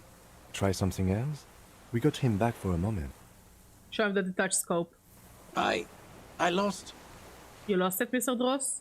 He turns his eyes to the reeds again. Like, how can you arrest this man? Beige and white just stripes. You know. Like, the best you can do for him is put him in a nursing home and just, you know, let him live the rest of his life as comfortably as possible. He lost the scope. Even though he did horrible shit. With the help of a magpie Phasmid. This sight is a T9, Mr. Dross. Was it attached to the rifle when you made the shot? Silence. Not even a sigh. You've gotten all you will out of this poor being. I'm going to let you rest now, Mr. Dross. The plastic cape flaps around his face in a gust of wind. His back is slouched and his mouth open. The blacks of his eyes are receding. His pupils are returning to normal. The strength has all gone out of him. Just frail old bones in a sack of tracksuit trousers and a windbreaker. Hang tight. We should think about getting back to the mainland. To get help. He'll be safe here. If we don't take too long. Well, let's go.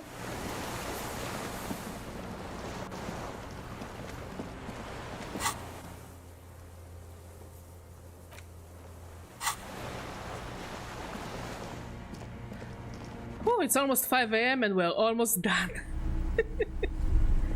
Yes, Badger has been girl bossing too close to the sun.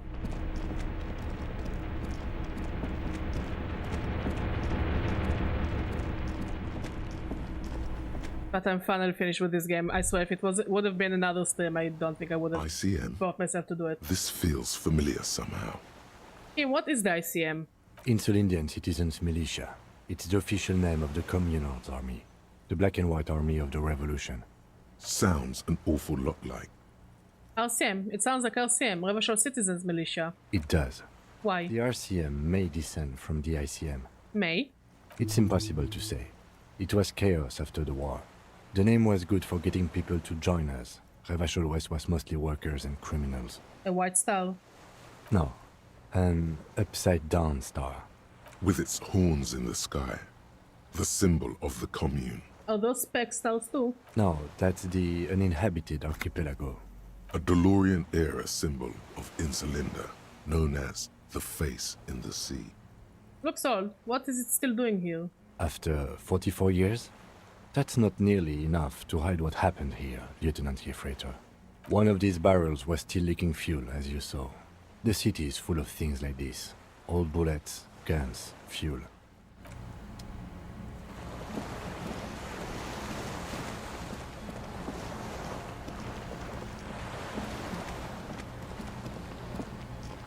The skiff is swaying on the way. Let's. We are done here. The skiff rocks gently under your weight as you get in. The ride back is uneventful and quiet, but for the sound of conversation on the water, there is someone inland waiting for you. You reach the jetty and climb out of the skiff.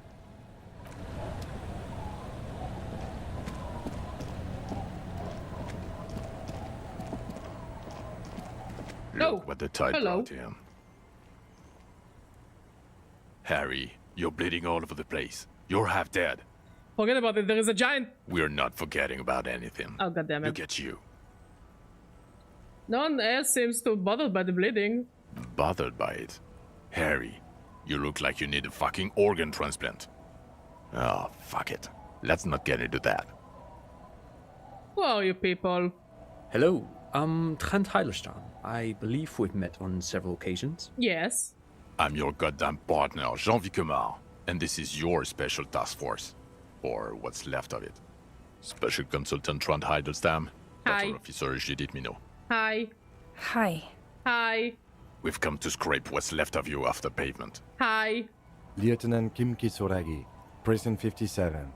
We've just come from the island. That's where my our husband. investigation Say hi. was. We might need your help with something later. As if he recalled that he's in fact a decorated police lieutenant and not a naughty boy.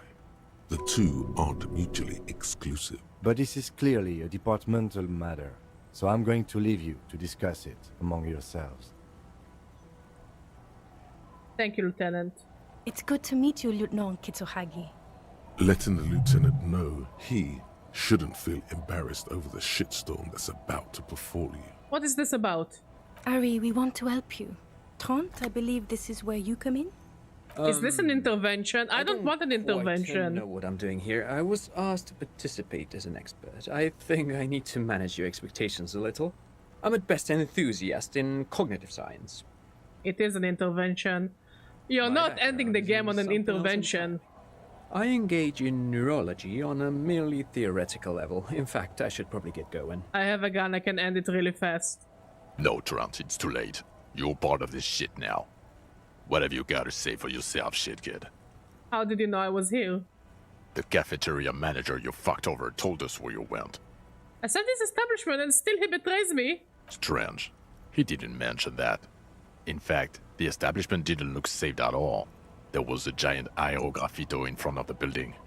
It was on fire. It was this one junior delinquent. I don't know.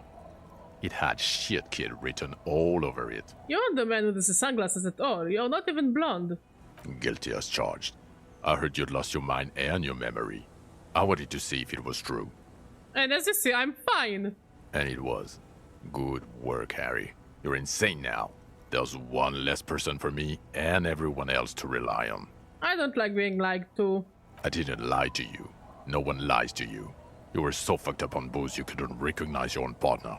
You never told me you're not a horse-faced woman. Lieutenant, my name is not Horse-Faced Woman. It's Judith Minot. I was assigned to your unit 2 months ago. I thought we were friends. Why do you look like BoJack Horseman?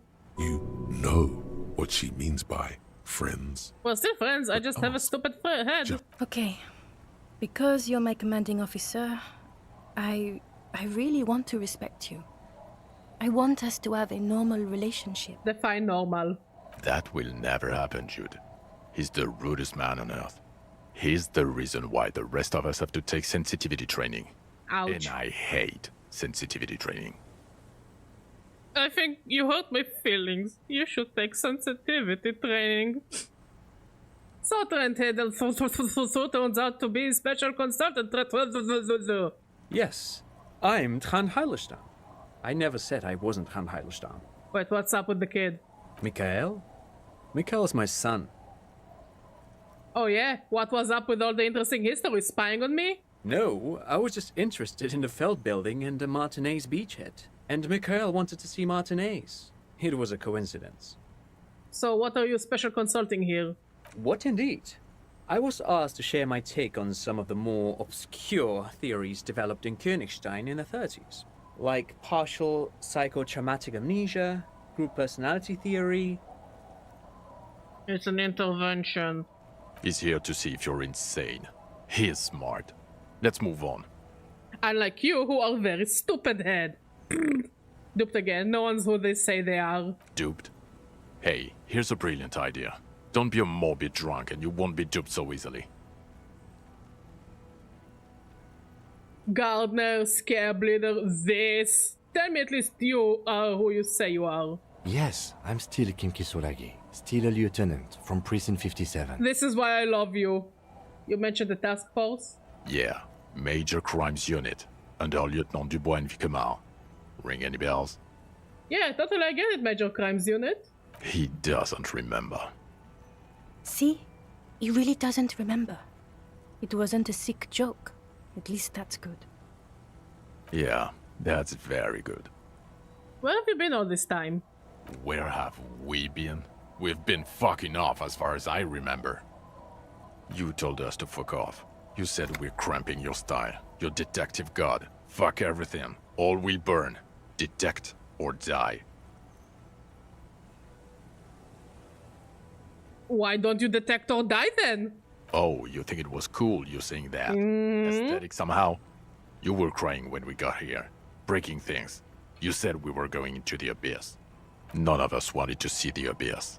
So we fucked off.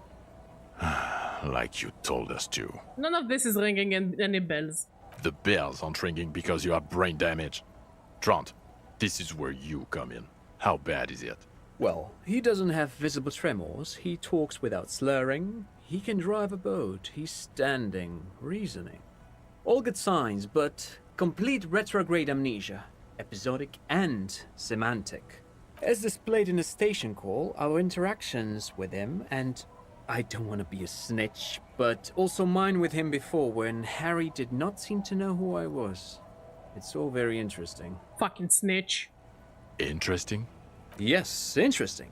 I have my theories, but I would like to hear Harry's thoughts first. Harry, what do you think happened to you? Neurologically, psychologically, and why not socioeconomically? Wait, socioeconomically? You think I'm so poor I lost my memory? Not when you phrase it like that. But I don't think critical theory... I know everyone thinks this is far-fetched pink academia, but still. I don't think it should be off the table here. What? He lost his memory because of capitalism? It's so stupid. No, not like that. I'm not talking for Hedefort's cool here. But Harry, I asked you, what do you think happened?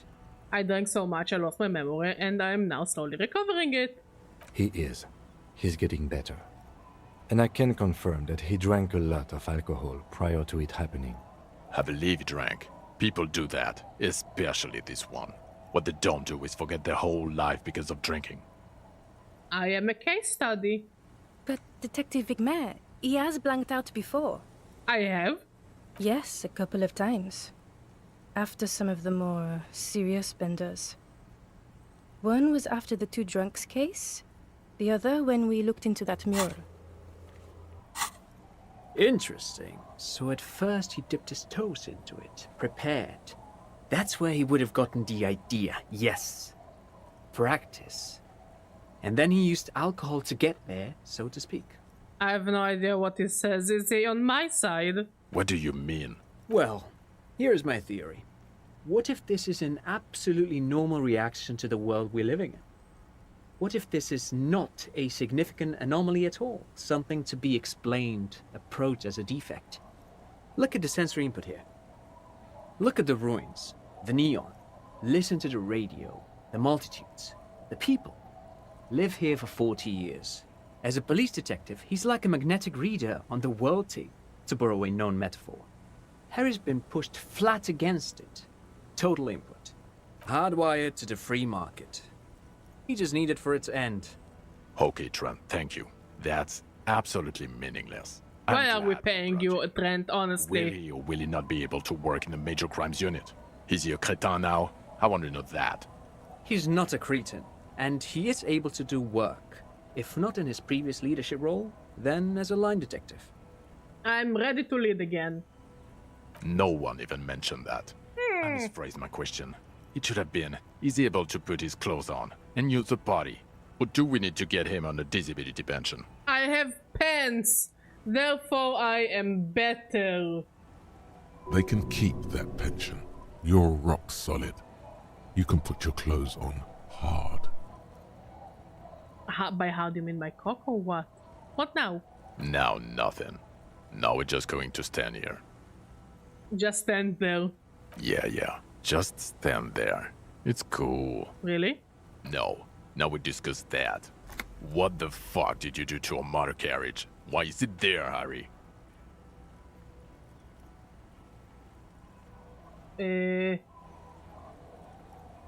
I drove it into the ocean when I was drunk. Honestly, honesty is best policy. Refreshing. He just admits it. Thank you for your honesty. Thank you for destroying 45,000 real of police property that's coming out of everyone's payslip. I'm sorry. I'm sorry. It doesn't matter. Your badge, Harry. Show me your badge. I got my badge right here. In a rush to demonstrate your badge, your eager fingers can't sustain a grip on the smooth plastic, and the badge slips out of your hand.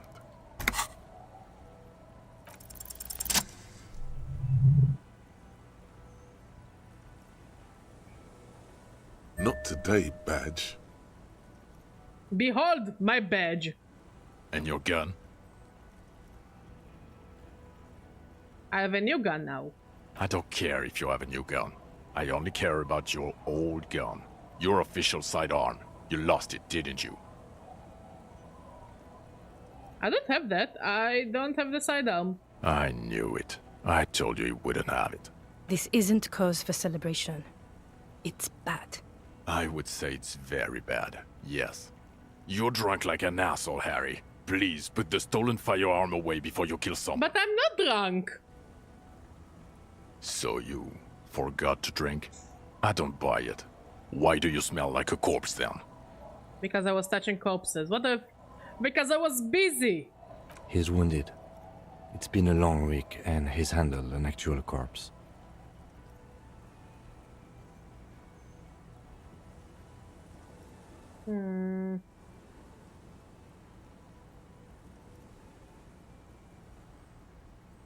None of this matters. My other situation is meaningless compared to what I've discovered. What you've discovered? You let the suspect escape, a certain Clasier, because you were too drunk to assess a flight risk. We've read the report, Sari. Lieutenant Kitsuhagi's. We know.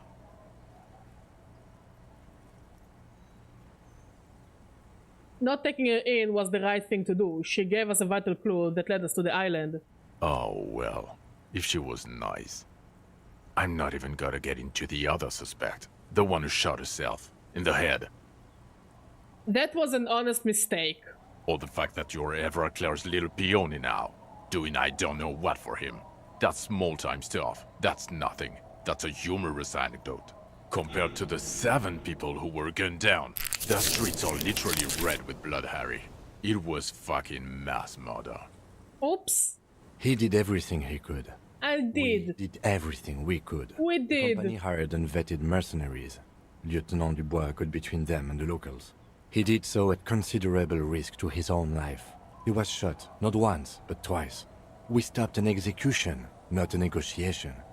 The loss of life was minimal compared to what it could have been. I also solved the case. It solved all of it. Detective, it's better if I do that. Okay. Thank you for the input, Lieutenant Kitsuragi. I didn't mean to suggest you didn't handle the situation.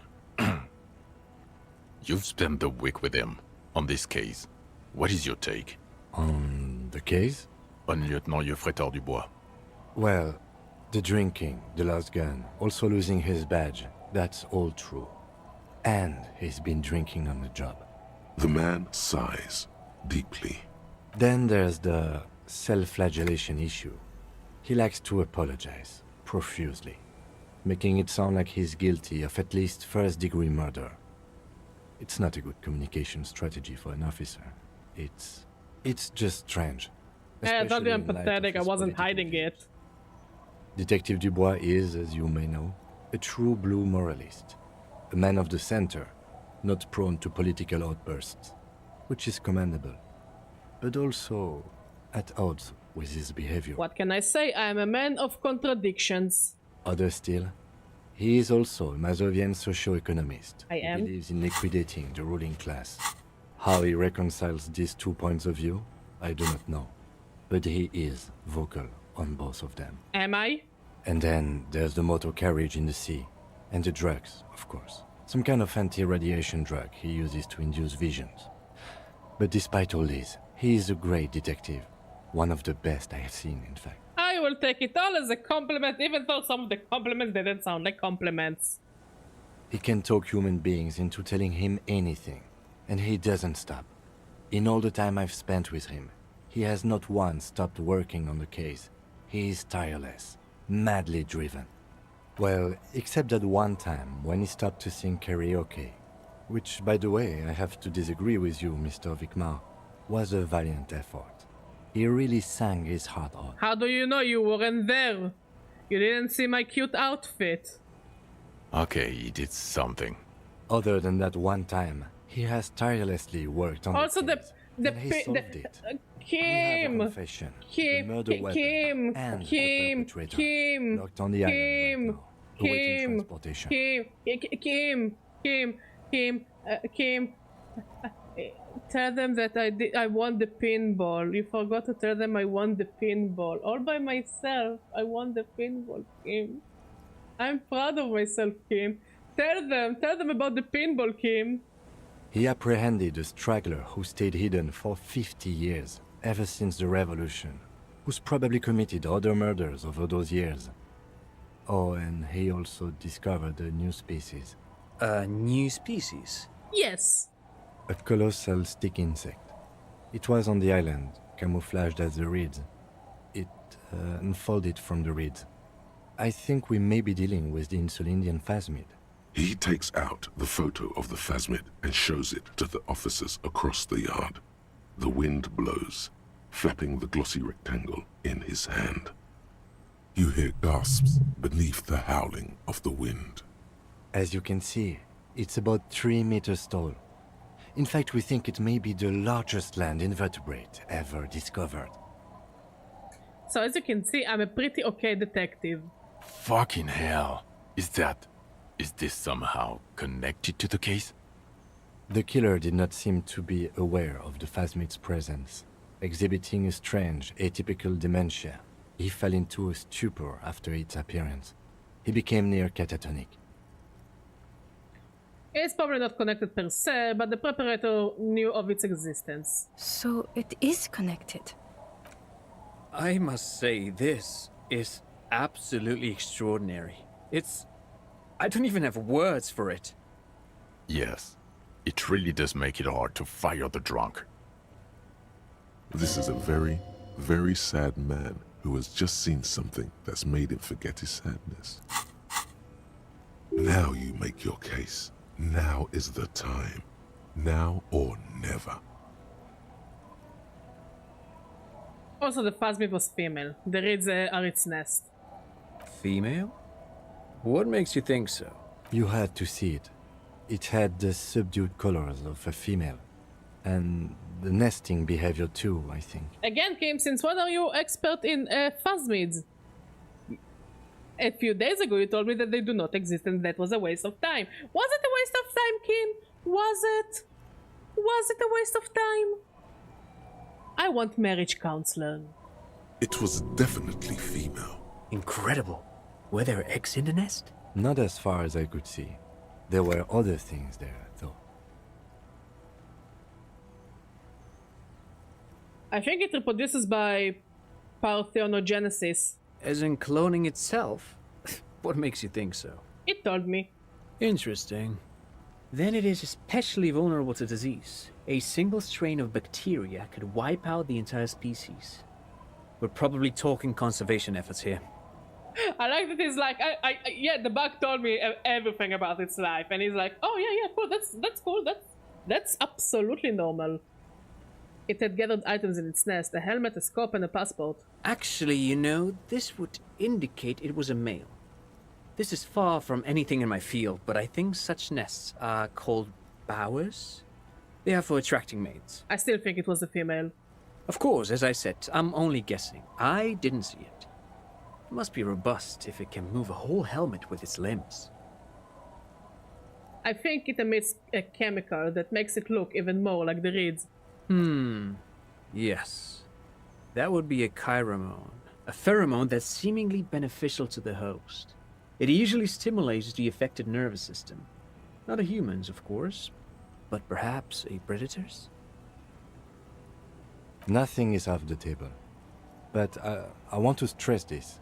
The find does not have to be connected to the case. The case is 100% prosecutable, without any chiromones. Yeah, but chiromones are cool, I guess. Of course, Lieutenant. Of course. We should treat the case and the phasmid as completely separate from each other. People are not going to... They're not going to go for this speculation in the constabulary. It had mandibles that looked like hair, and it was completely white on the inside. Yes, but also reed-colored, beige and brown, a little green on the outside. After unfolding from a single stalk, it still retained parts that looked like reed tufts on its limbs. Incredible. The PR value of this is exceptional. Carp discovers new species. Maybe even discovers the Insulindian phasmid. No, that's too much. Heard what? This would really help with some of the problems we've been having. Absolutely, this is great. This does not say vigilante murderers to me at all. This says science, news, human interest. You know, it's a really good thing you have that photo. Without it...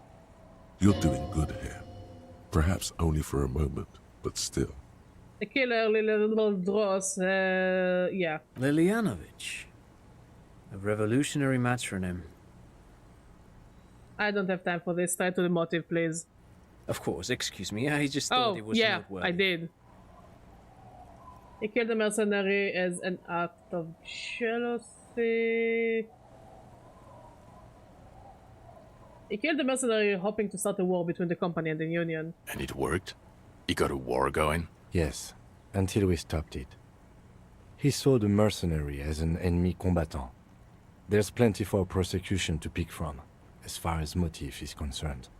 Also, we have ballistics from the gun, matching the bullet found in the dead mercenary's head, and 2 officers on the scene that Mr. Dross confessed to. Yeah, I understood that.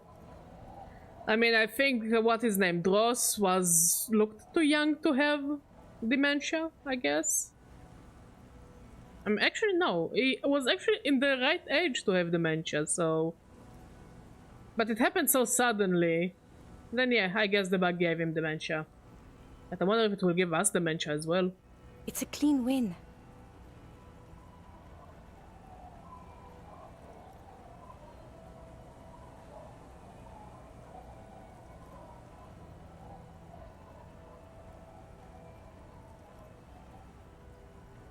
It's more than that, a perfect folding mechanism, like the phasmid. Perfect folding mechanism? Get over yourself, Harry. I can still smell the booze on the wind. Oh, shut up. God damn it. It is bad. Even you can smell it. But I didn't drink any booze. It's just a little celebration. The previous head of the Dobardur Union was assassinated by our killer. This is a conversation for when we are no longer out in the open. In Martinez, where Evrard and Edgar Clare have ears everywhere. And eyes, too. Your return from the island must not have gone unnoticed. Understood, of course. I would prefer not to partake in anything Union-related, for political neutrality. There was also a dead man on the boardwalk, a missing person I found. Yes. Fallen through a gap in a boardwalk. Drunk. How did you know I found him? The body was transported to Precinct 41, our morgue. I had Tilbrook and Mullins take care of funeral arrangements and family stuff. You're not the only cop in the world, Harry. This all comes back to us. Still, good work with the missing person, Detective. I also looked into the mystery of the doomed commercial area. I don't know what a doomed commercial area is.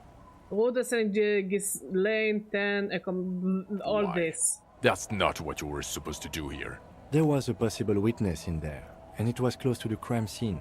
He was just chasing a lead and ended up advising a local shopkeeper. It was okay. Of course.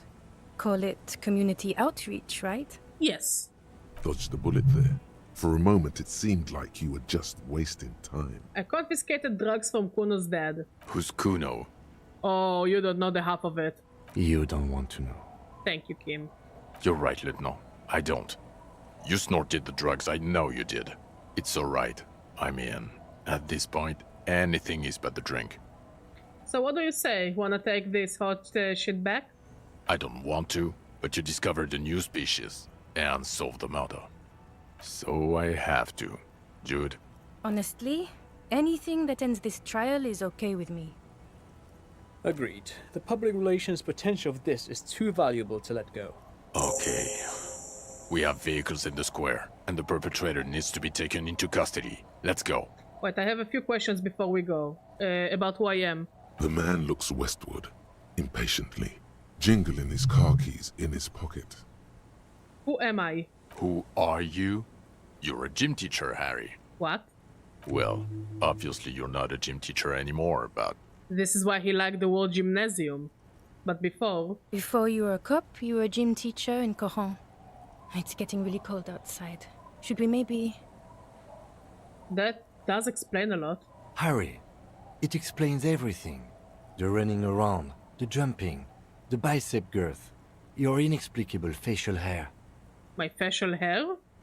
The collection of farm sportswear I've amassed. The fact that you don't seem to know what homosexuality is, and how you're able to perform a 360-degree spin kick too. I know what homosexuality is. I am a homosexual because I like disco. The raw, robust stamina output. Also, this guy. Just everything about this guy. Are we hating on him? God, even this javelin throwing freak hair. When was this? When I was a gym teacher?